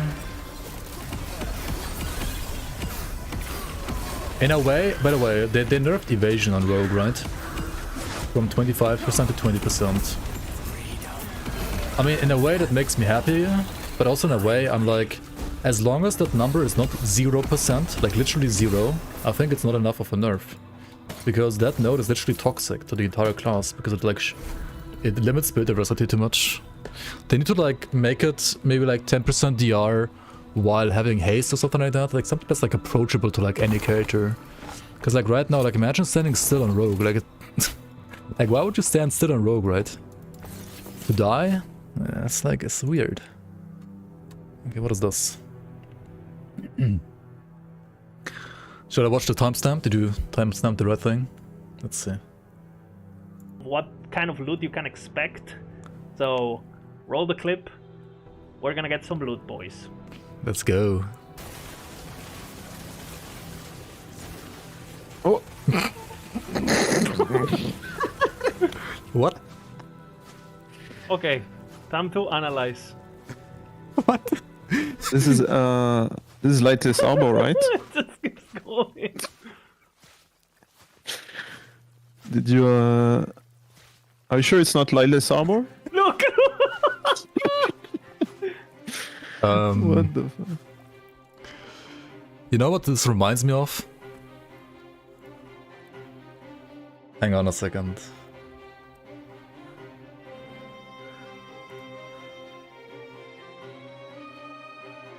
One second. I'll find it real quick.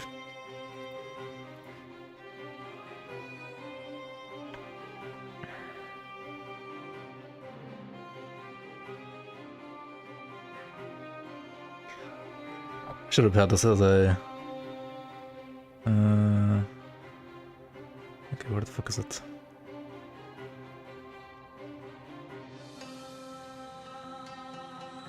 This reminds me of another RPG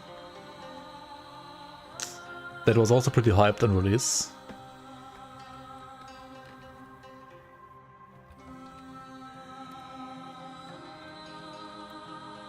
Is this gonna be the same on live, or... Guess it's easy to get idols now? Maybe, yeah.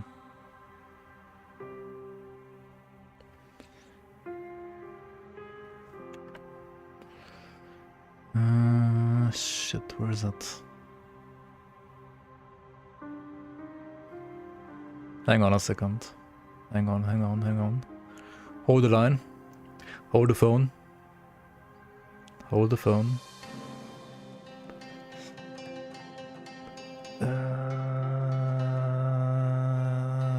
Hello?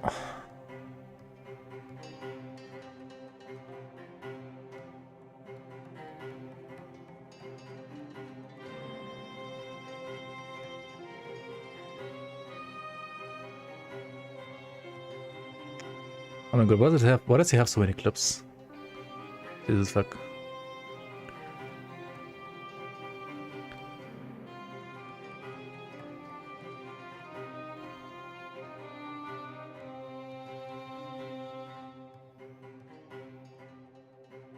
This will be live.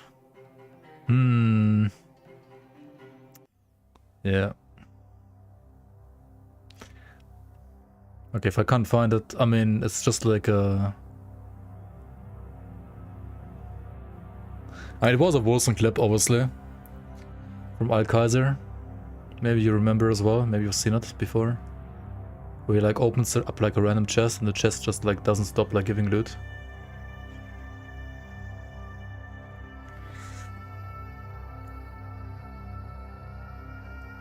That's what like this kind of reminds me of. But yeah, okay. You get tons of idols. Another big change that is happening on 1.0 is a lot of balance changes, new mobs, and especially in the campaign. The difficulty spikes of the campaign are gonna vary quite a bit compared to what you are used to on the previous version of the game. Does this mean that like the level 4 map is not the hardest map in the campaign anymore?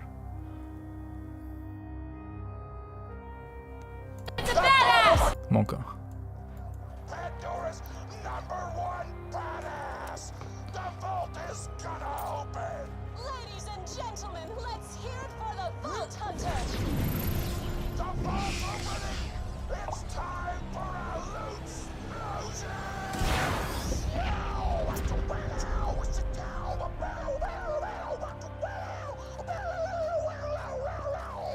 That does appear to be Borderlands 2, yeah. I mean, if they had like this in-game voice acting alongside it. So again, I'm not gonna try to not spoil. He's gonna prevent hardcore deaths by showing this. Spoil it for you guys, because I think the first playthrough is gonna be very excellent and a very nice, refreshing experience. But you need to know that a lot of what used to be hard, it's no longer hard, and a lot of the zones that used to be easy are no longer easy. So for example, you know, famously, all the area on the void zones, like this part here, like the cultist camp and all this area, is historically very hard. It's not gonna be as hard anymore, so just you're gonna notice that this is way more chill. But areas that used to be extremely easy, for example, 4? like the desert, are gonna be 4, quite hard, to the point where I won't be surprised if you see a lot of your favorite streamers that play hardcore get absolutely wrecked in this area. And again, I'm just gonna tease it a bit, but obviously you can see the new models and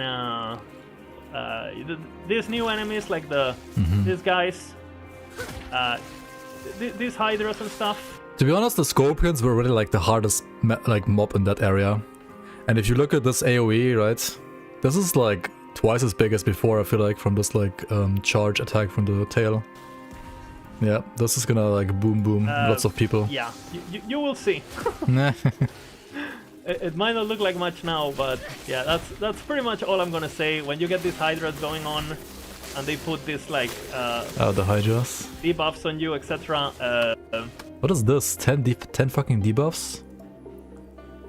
Hey, what is this debuff even? Is this like torment? No, not torment. What's it called? The necrotic debuff. No idea what this is. Or is this like marked for death or something? Yeah, that's pretty much all I'm gonna say. When you get these hydras going on, and they put this like the special debuff. Yeah, we'll see what this. Just hover over it. It's gonna get. It can stack a lot. You will see. As we can see. So, aside from that, I hope you guys enjoy the campaign a lot. It was like 50 stacks, right? 70 stacks. Okay, dude. aside from that, all I can say is imagine playing melee, right? Imagine playing melee. I hope you guys enjoy the campaign a lot. It's gonna be really, really cool. The campaign has also gotten very, very big visual overhauls. That's cool. So this used to be where Zarek spawned, oh, yeah, the Slack boss. Mr. And as you can see, it's quite a new look for it. So again, expect big visual upgrades in the campaign, expect new enemies, expect new traps. It's gonna be a completely fresh 48 prophecies at the same time. with completely new layouts in some area. Is Trade dead? With very, very difficult, 48 very, very prophecies, different difficulty spikes that I think are gonna caught a lot of people off guard, like I mentioned before. I mean, you don't do this area though, right? You just skip it.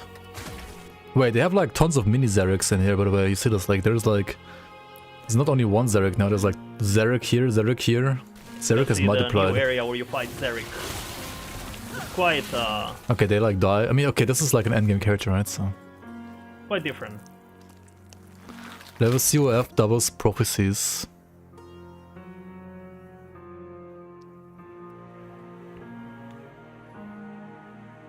"12 idols on boss kill times prophecy." What?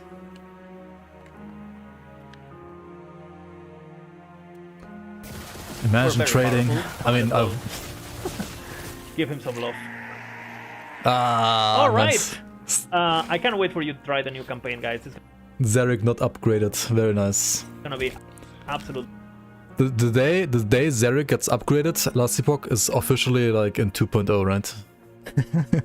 A blast. All right. Let's talk campaign. Let's talk endgame. As you guys know, right now in last Epoch, a lot of us don't finish the campaign and we go to monos at around level 40, etc. Now there's gonna be very different ways to approach this, as you might want to unlock your factions early. You might be playing with a friend that like carries you or gives you a teleport. Maybe, yeah. But one thing that you need to know, especially for my hardcore brothers and sisters out there, the transition to Monolith It's gonna be harder. has definitely changed. So right now, whenever you go to Monolith and you choose the regular Monolith, be very careful. Like, density is higher, right? Density is higher. You get less XP, but because density is higher, you do like get a bit more XP again. But also it's way rippier because, well, monsters deal 1% more damage, right? No, because like higher density, right? Because they have changed a lot of the layouts. They have changed the density quite a lot, and they have changed the enemy types quite a lot. So you can no longer go. Oh yeah, also Fall of the Outcasts had like Act 4 and 5 meme mobs before, right? And those aren't meme anymore, so it affects the first one a lot actually. Go in there at level, you know, low level or whatever.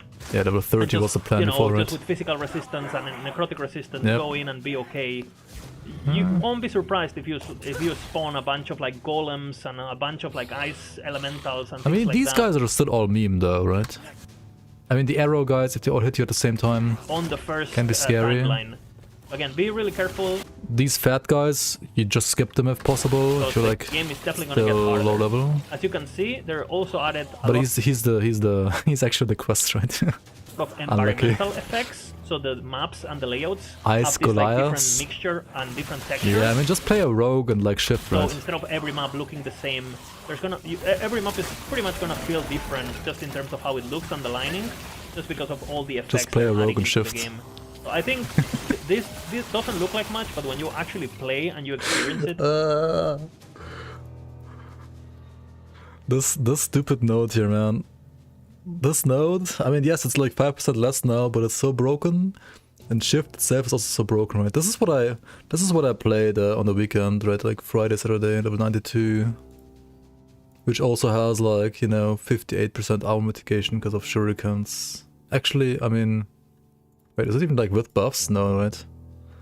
Yeah, it has like 65, I think, in game, or like 70 almost in game with shurikens. And yeah, I don't know. It's just like shadow daggers. This felt really comfortable compared to like anything else. Oh shit, no, that's the wrong video. and and you see the different linings. They have rain, they have snow, they have daylight, nighttime. It's gonna be quite big. Again, I have warned you, the transition to Monolith is way rougher than before. Yeah. Another thing that is changing for Monolith is actually how fast you get to Empowered Monolith. As you can see, I'm on the regular Age of Wind. Should be faster, so the second you hit Empowered, it's also harder than before when you hit Empowered. And in order to summon the boss... And you also get less XP, like in the first couple of echoes, because you don't get bonus XP anymore, so it's like harder in like at least 3 different ways. To summon heroes, I only need 400 stability. This used to be more than double the stability. And then they reduced it over the time. Now it's only 400 stability. So yeah, it was 800 or 900 like a couple years ago. Then now it's like 650, and now it's gonna be 400. Yeah. We are calculating that on average. You're gonna reach the Empowered Monolith around level 70. 10 levels lower than you used to be, right? So if you used to get there at level 70 something. You are now gonna be getting there 60 at 60 something, depending on how fast you play, how much you clear, depending on the. Yeah, what did I get last time? I think 77. I think was the last time. Build, etc.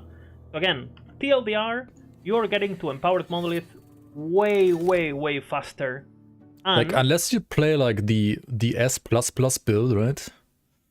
You might have to maybe like farm some XP or like full clear some maps to like not rip instantly. I mean, it depends on the gear as well, of course. Of course, the jump to regular Monolith. One thing though, the non-empowered level 90 monos should be... I mean, okay, new mobs might be there, so it might be harder because of that. But the density is going to be a bit lower. So density-wise, it's a bit easier actually.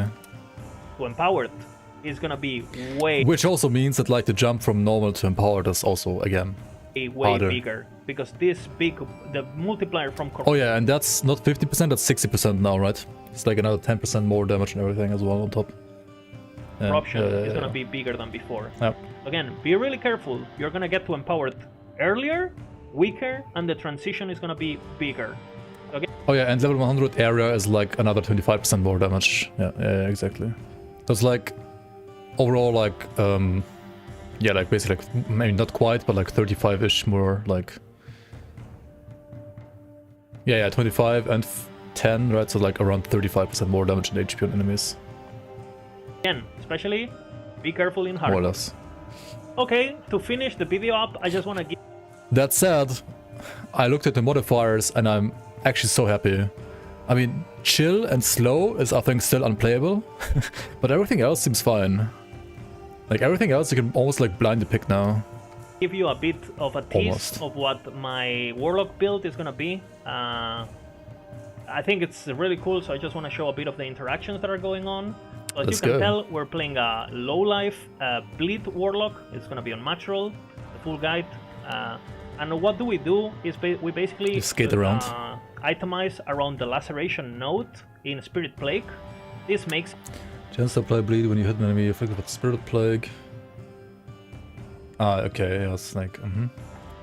So every time we hit an enemy, we apply bleeds to the enemy. And the benefit of going low life with this build are several, actually.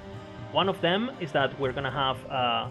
we're gonna completely bypass the self-bleeds and the self-ailments that you know, the Acolyte is famous for, just because Exsanguineous makes us immune to bleed.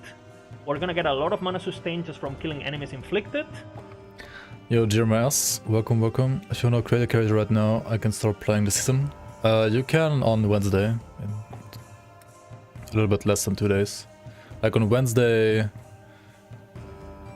noon EST, right? Like noon East Coast, 12 and 12 there's o'clock. Tons of things that synergize well with being low life.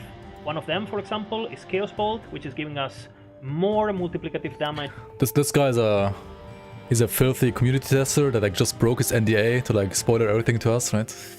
Not just kidding, he's allowed to. You know, per 20 missing health. As you can see, I have almost 4,000. So this node can easily give you 200% more damage. Yeah. If you're low life, then this is like crazy, of course, right? On top of that, we have this node that gives us physical damage over time per 4% cold res. And you stack cold res, you do like frostbite shackles or something like that, or no, what's it? Frost, blood and death, basically. Freeze It's the theme multiplier of the for build, I cold guess. res. So, you know, you can get, just by stacking a lot of cold resistance, you can get a lot of ward 362. retention, 666 Monka, and you can get a lot of Monka. freeze rate. So you Diablo can 5 permanently confirmed. freeze enemies pretty much, you know, till the very, very, very high corruptions. How the build would work is you would use your Spirit Plague. Eventually, once you get like Life's Journey, you can automate the process just by proccing Harvest through Chaos Bolt, right? Just by this, you see the Harvest will apply Spirit Plague automatically. Act 1 and Act 1 LE is when you go to the Void area, right? Void is like Act 2. Ruined areas Act 2. So Act 1 is only for Raya, the hardest map in the game. At least on current or you patch. can manually cast it, you know, and just like let it spread through Harvest. So we will do our thing. We will hit with Chaos Bolts, and whenever we have a big stack of Blitz, we would like channel. We would channel Ghost Flame for a big damage multiplier. Again, I'm really excited for you guys to try the build. I put a lot of time into this one, and again, yeah. I hope you guys enjoy it. I can't wait to see what the community can create. There's a ton. Dude, I think Warlock is a way more... I mean, I said this before as well. Like, I think Warlock is a way more interesting class than Falconer. Because of the many different builds you can do, I think, with Warlock. Like, Falconer seems a bit more like the one-dimensional. I mean, the entire Rogue class seems like a bit more one-dimensional. Where, like, you have like a couple of OP stuff and the rest is kind of meh. Warlock seems more flexible. At least on paper. At least to me. At least to somebody who doesn't know Acolyte all too well. So I might be wrong, but... seems to have like tons of cool interactions for sure. Of things to explore, and I can't wait to see what the community can do.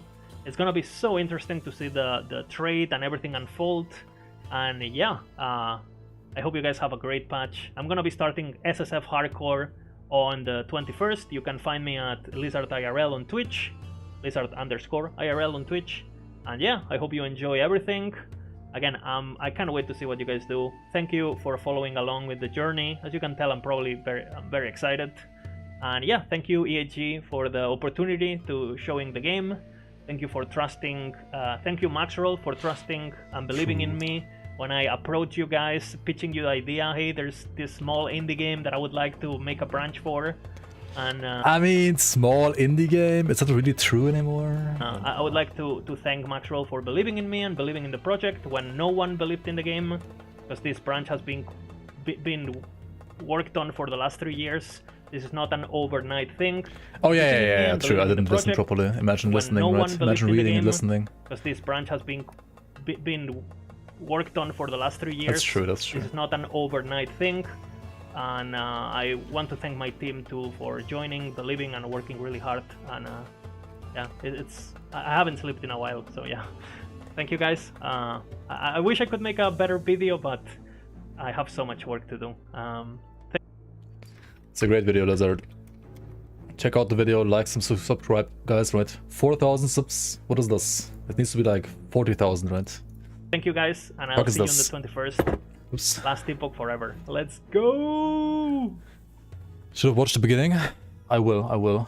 Gameplay. Let's go. Rank 1 gameplay right here. Rank 1 arena gameplay.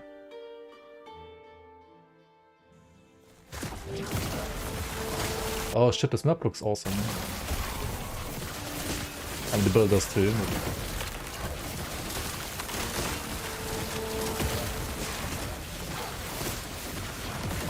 Ellie is good for co-op too, as long as the servers don't crash, I guess.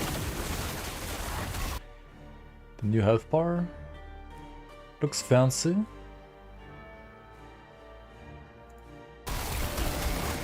Dude, all the debuffs, Monka. Imagine like old mad alchemist ladle, right? Unlimited, like more damage on like different ailments or something like that.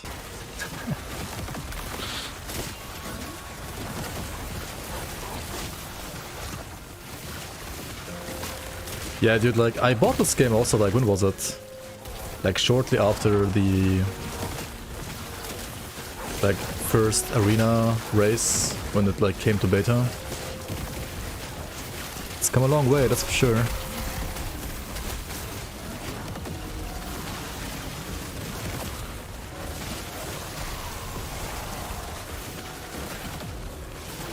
Zoom zoom.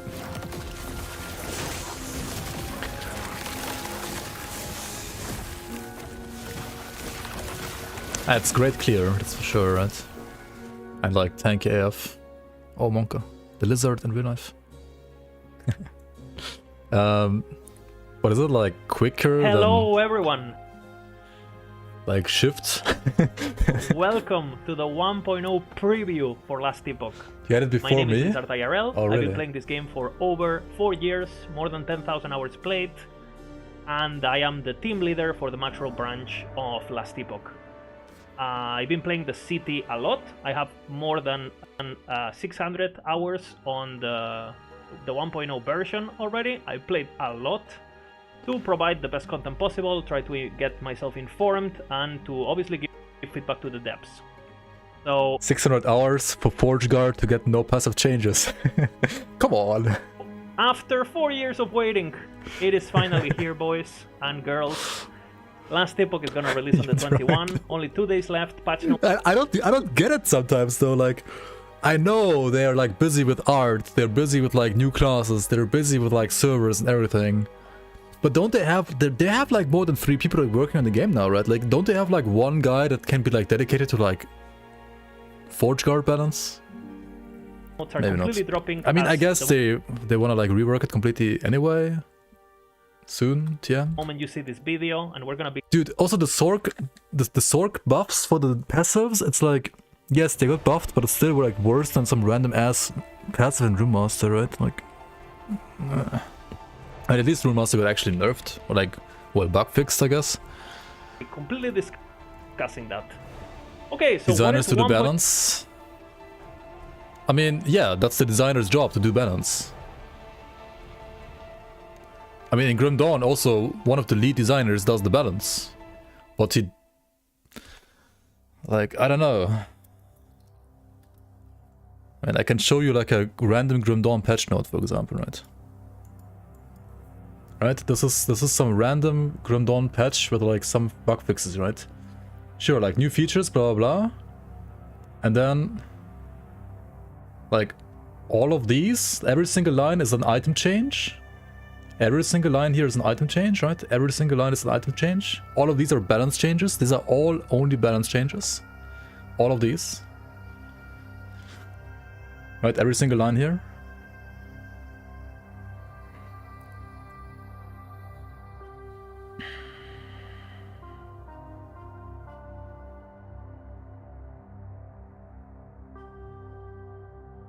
Still items.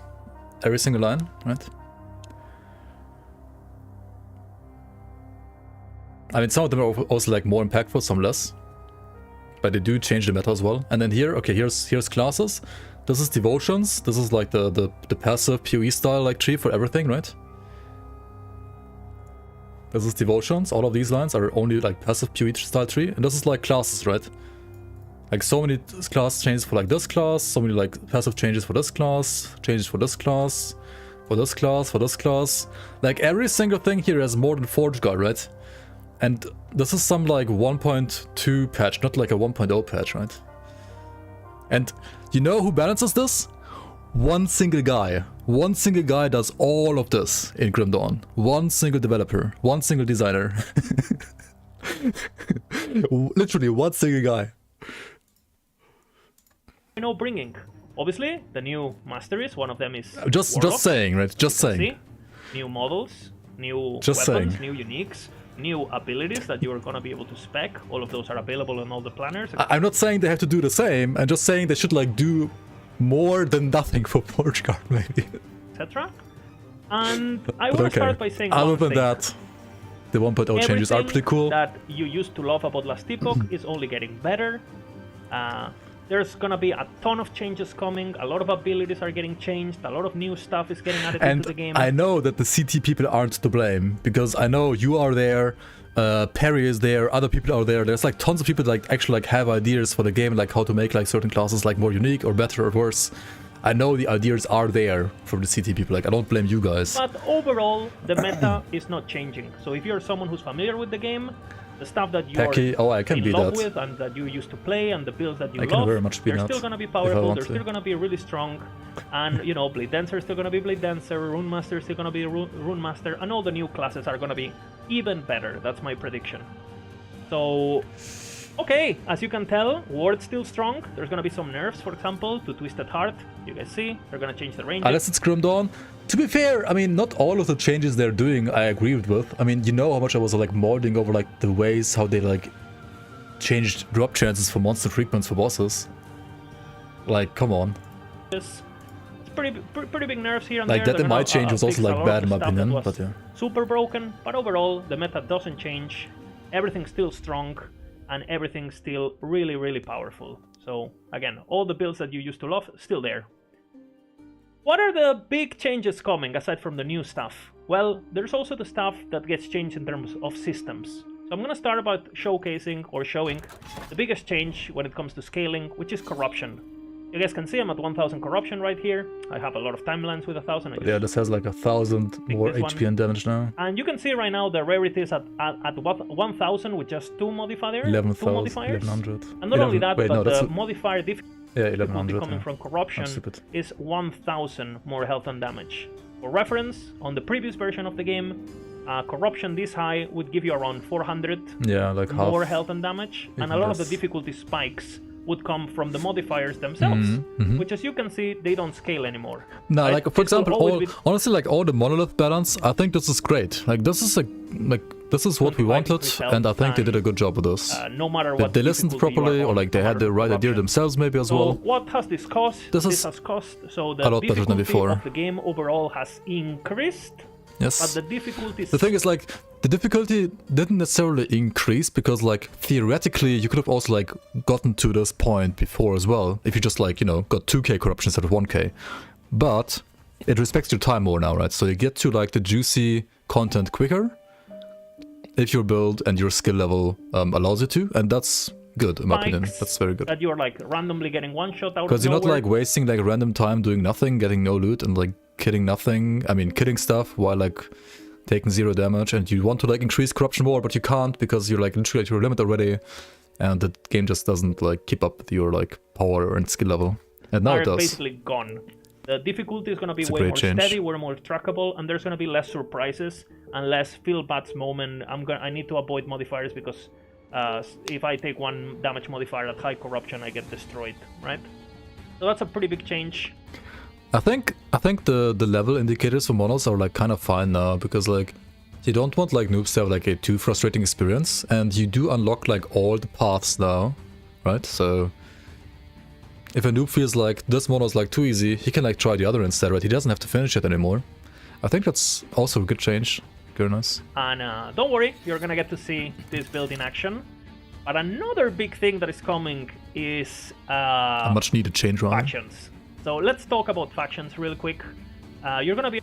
The level shouldn't be contrary to difficulty. I mean, the level does increase your difficulty more than before now. I mean, I guess like until level 60 is like what, 5% more? Or something like that, so it's not like that much on lower levels, but like mid levels. Able to access your factions by pressing E, and you can see I am a Circle of Fortune enjoyer. I've been playing a lot, but the Circle of Fortunes have been reset from patch to patch on City, so I should be level 10 by now. I was gonna say, you didn't play like 600 hours without getting to max rank, right? No, but you know, I had to restart my progress, etc. Yeah, okay. And you will need to visit the observatory to interact with this. It's located in chapter 9. Oh no, loading times. And that's... Obviously, you can also go for the trade, but I am gonna be talking about COF, which is what I'm hyped about. You know, you're gonna find a lot of people talking about it. Yeah, this is like actual game systems, right? Galila, you know, any Black Ops enjoyers? Galila. And you're gonna be able to purchase... The amulet that you can get here, right, is insane with the less Dot damage taken. things from her. So you see she's gonna sell What else does she have? Minion, okay. new Ward decay threshold ring. What's the spear? Damage over time, scepter. Bow with crit. I mean, I could just like check it out on LE tools, right? Crit strike and multi. Compass. Offhand catalyst. Mana spent gained as ward. These are mainly Mana to regen. help you leveling if you struggle with finding gear. These implicits can be actually pretty powerful. You can see at level 50. Yeah, they're like good like mid game options. What's the dagger? I wonder what the dagger is. This amount of damage. Like 500% more damage to shadows, maybe? Or like to shadow daggers? Extremely powerful, okay? And the big thing is the lenses, right? The Okay, greater here we lenses go. and the regional lenses. So what you can do with these lenses is like you can purchase them, right? They're gonna be equipable, right? You can see. And you can go to the telescopes that you're gonna find here. And you can actually like equip them, right? These slots are gonna be unlocking. You see I need level 9 for the last slot. And you're gonna be able to just equip this into, well, you're gonna be able to equip them to change kind of like the outcome of your randomization. So you can see right now what I'm doing, which I think is gonna be pretty much the meta, is you wanna be blocking the Reduced chance for prophecies to have arena events. Yeah, understandable. stuff that the content that you don't wanna do. So you're gonna see there's things like, oh, more chances Ah shit, I muted him. to get wands, more What's chances the to other get one? uniques. The best thing you can do. Chance for prophecies to have dungeon events. Wait, dungeon events? Oh, like you have to go to actual dungeons to complete your prophecies? Yeah, you don't want that on speedrunning either. Yeah, you definitely don't want to go to a dungeon with speed leveling, right? Is to I mean, they have increased the XP in dungeons. Like, maybe it's worth going there like once now, but I... block things Probably not, right? based on Okay. I know when they like initially like wanted to make dungeons, they said like they took inspiration from Grim Dawn dungeons, but then when I was actually like playing the dungeons in this game, I'm like, this is like nothing like Grim Dawn in a way, because like Grim Dawn dungeons have like 2 or 3 ways you can go, and it's like obvious which one is blocked and which one isn't, and then you have like events in there. You have like mini bosses, you have like death rooms with chests that you like to have to like fight for, and then you have like a boss in the end. There's like usually like 4 events usually per dungeons. Any dungeons are a maze, 5 billion blockers, and then 2 doors, one on one end, the other one on the other end. So like if you want to like say, I don't know, I mean usually you don't do that, you just like pick the first door, I guess, unless you're playing hardcore and you don't want to die in tier 4 dungeons. Then you look at the first door, right? I mean, okay, yeah, you just get the first door if you're playing softcore, right? Otherwise, in hardcore, if you don't want to die, you like check out the first door. Then you're like, maybe like too much damage on the modifier, right? Then you want to search the other one, you like go through the maze for like 5 billion years, right? Because it takes you so long, you're getting blocked all the time. The other dungeon has like a door on the other side, right? The other door, turns out it has maybe even more damage for enemies, right? And then you backtrack the entire way back to the first door. While, I mean, maybe on some days, right, the loot is actually like worth on the trash, but otherwise you just like literally skip everything. It's nothing worth like going forever. And then you just like click on the door, right? And then you go to the second area, which is literally the same again, right? Literally the same maze. You kill nothing, except for maybe like for soul, whatever it's called, a soulfire thingy, soulfire bastion, where you maybe like want to get some tokens to gamble, but like the gambling there is also like, it's better than like other gambling, but like, is it like actually good? I don't know. And then the bosses are kind of cool, right? The Soulfire boss is cool, the Jewelry boss is cool, the tree boss, the first phase in my opinion garbage, the second phase is okay. But yeah, like the dungeons are basically like you just feel bad about doing anything but the boss, in my opinion. Because the layouts are shit, the blockers are shit, the maze is shit. Why is there 2 doors? It should be like 1 door with like you can choose 2 modifiers, for example. And the bosses are cool, right? But like... like, I'd rather do monos, honestly.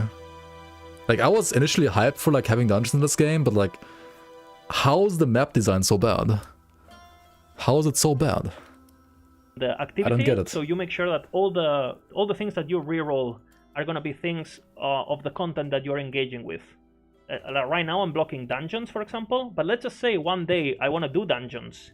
Wait, one day, yeah. You might do is you want to One take day, this yeah. land off, and then re-roll a bunch of prophecies related to dungeons and block Monolith instead. I mean, you gotta do like Temporal Sanctum once to like skip Act 5 to 9, and you gotta like do Temporal Dungeons eventually to like craft for LP.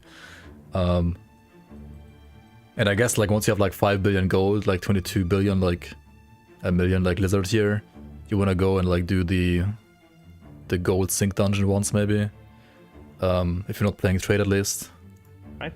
So that way you can kind of like double dip in the content you're doing. Yo, Wraith Workman. So how does this work? You go into the thingy, right?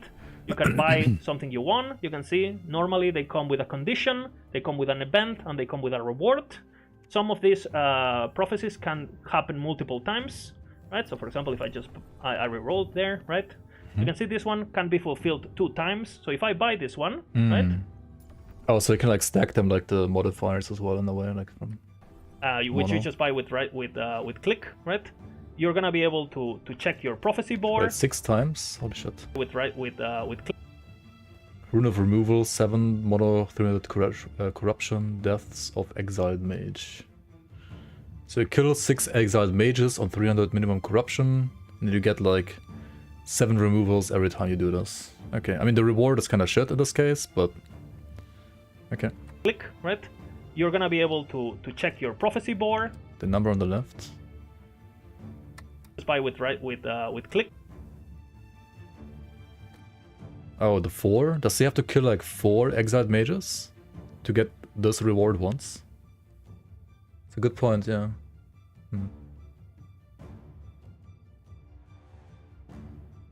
Wait, 4 mages for 7 removals is even worse. I mean, Right. yeah, okay, I mean, you want to like get a different one. You You're don't gonna want be to able waste your favor on to this. check your prophecy board. Yeah, it's complete dog shit. And you're gonna be able to see all of them. Okay, what do you have? Like Death of... Okay, yeah, that's why you stack like the Death of You're Hero gonna and be stuff, able right? to check your prophecy And like get idols for board, that. and you're gonna be able to see all. No, I'm too slow to pause, what the hell? Be boomer. Be able to see. Okay, kill the hero at once, 4 times, with 160 corruption minimum, 7 idols. Okay, yeah, okay. So you have to like really think about your lenses, or whatever these are called, right? These prophecies rather. Because you don't want dog shit ones, you just want the good ones. Because the discrepancy, again, the balance is extreme. Let's say it like that. As you can see, you can have up to 48 of these prophecies. And if you fill all of them up, you can see I have a lot of favor. If you are a blaster like me, favor is not gonna be an issue at all. You're gonna be able to fully have this pretty Yo, and Olin, thanks for the raid. Welcome, guys. much, do it once an hour or whatever, completely full this. And I'm gonna play a clip of what kind of loot you can expect. So, roll the clip. We're watching the God Gamer himself right now, the LE God Gamer Lizard, explaining the new patch that's gonna come out in 2 days for the full release of Last Epoch. What have you been up to? We're gonna get some loot, boys. The prophecy you don't want, cancel them, and you just don't buy them, I guess. Okay, and then, yeah, you get the loot, right? Oh! With the wall salute. We just read the patch notes. Time to analyze. Yeah, if you were like doubting like COF and loot that you can get from CF, like just look We're at gonna this, get right? some loot, boys.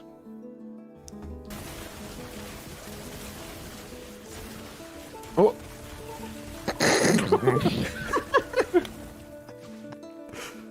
Okay, time to analyze. This is Lightest Arbor, right? It just keeps going. Did you are you sure it's not Lightest Arbor? Look!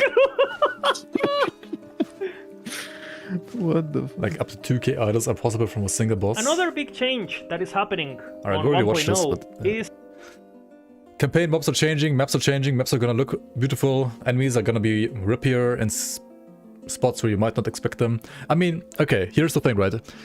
Generally in LA, whenever there's a patch and whenever there's a new mob, there's a 95% chance it's rippy as fuck, right? So, at least compared to like old mobs. So when you see like a new mob, an updated mob, and we know like most of them are going to be updated in Act 4, 5, and 6, are yeah, they're going to be rippy, right? Tigers. Monka. Tigers. A lot of balance changes, new mobs, and especially in the campaign. The difficulty spike. I thought they're gonna like delete Ancient Era for 1.0 and then like reintroduce like a proper Ancient Era like in 1.2 maybe. Of the campaign are gonna vary quite a bit compared to what the general all-around damage and life increase. I mean, it's like only 1 and 2%, right? Like you're not gonna really feel that, I think. Maybe like a tiny bit. On the previous version of the game. So again, I'm not gonna try to not and spoil, just play a rogue. spoil it for you guys, because I think the first playthrough is gonna be very excellent and a very nice, refreshing experience. But you need to know that a lot of what used to be hard, it's no longer hard, and a lot of the zones that used to be easy. But yeah, at least they got like rid of mudflats and roas in Act 4, like level 4 map, right? That's nice. Surely Act 4, I mean Act 1 level 4 map is gonna be balanced now, right? Surely. Where were the mobs again? New mobs. Hello? Enemy changes. New or replaced enemies. Okay, yeah, Act 3, 4, 5, 6. Avoid cultists. Replaced void fused bears with consumed growls, whatever growls are. Are those tigers? Weather statue models, ruined scuttlers with cockroaches. Yep, cock. I mean, yep, roach. Decayed husks with sprouting husks. And then here you have like stuff. Rippy enemies. Imperial hoplites have been rebalanced and moved to Imperial Thema.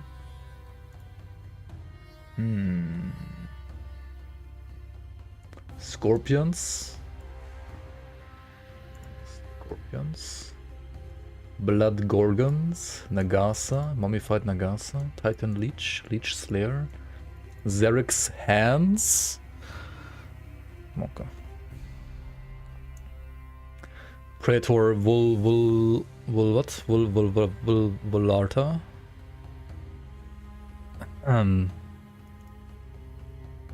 Nice. Giant Rats, Rustland Stalkers. Are these tigers? No. Wait, tigers would be like Act 7 or something. Maybe no, those are Sabertooth. I mean, I guess those are also tigers. Rats Gigabuffed, yeah, Monka.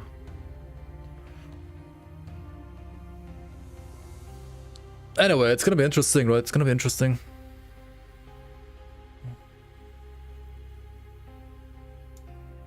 Yeah, 5% more damage level 60. 20 at level 80, 25% more damage. Oh wait, no. 5 at 80 and 25 at 100, right? Yeah.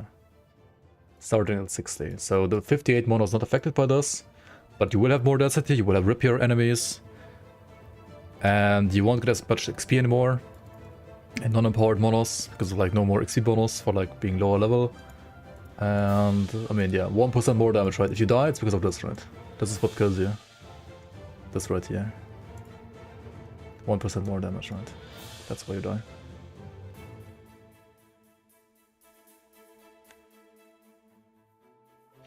Anyway, I gotta go sleep, I think, because it's like 5 AM again. I wanted to like go sleep at like 3 today maybe, but oh well. Tomorrow, I guess, loot filter. And then Wednesday we race, right? We race with what? Falconer? Falconer or Blade Dancer? Blade Dancer would be like the safe call, because I don't know how to play that, but Falconer might be more fun, right? It's new after all, right?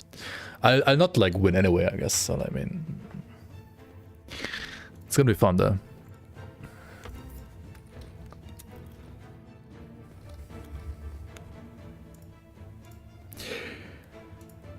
Anyway, thanks so much everybody for watching. I see you around on YouTube, Discord, and of course on Wednesday, right? On 1.0. I'll maybe not stream today, tomorrow. I don't know. I mean, like today, right? Tuesday. Not sure. Depends. Maybe like a short stream. No 10 hours, that's for sure. Maybe just like theory crafting and like loot filter, and that's it. And got a link to the patch notes. I mean, yeah, sure.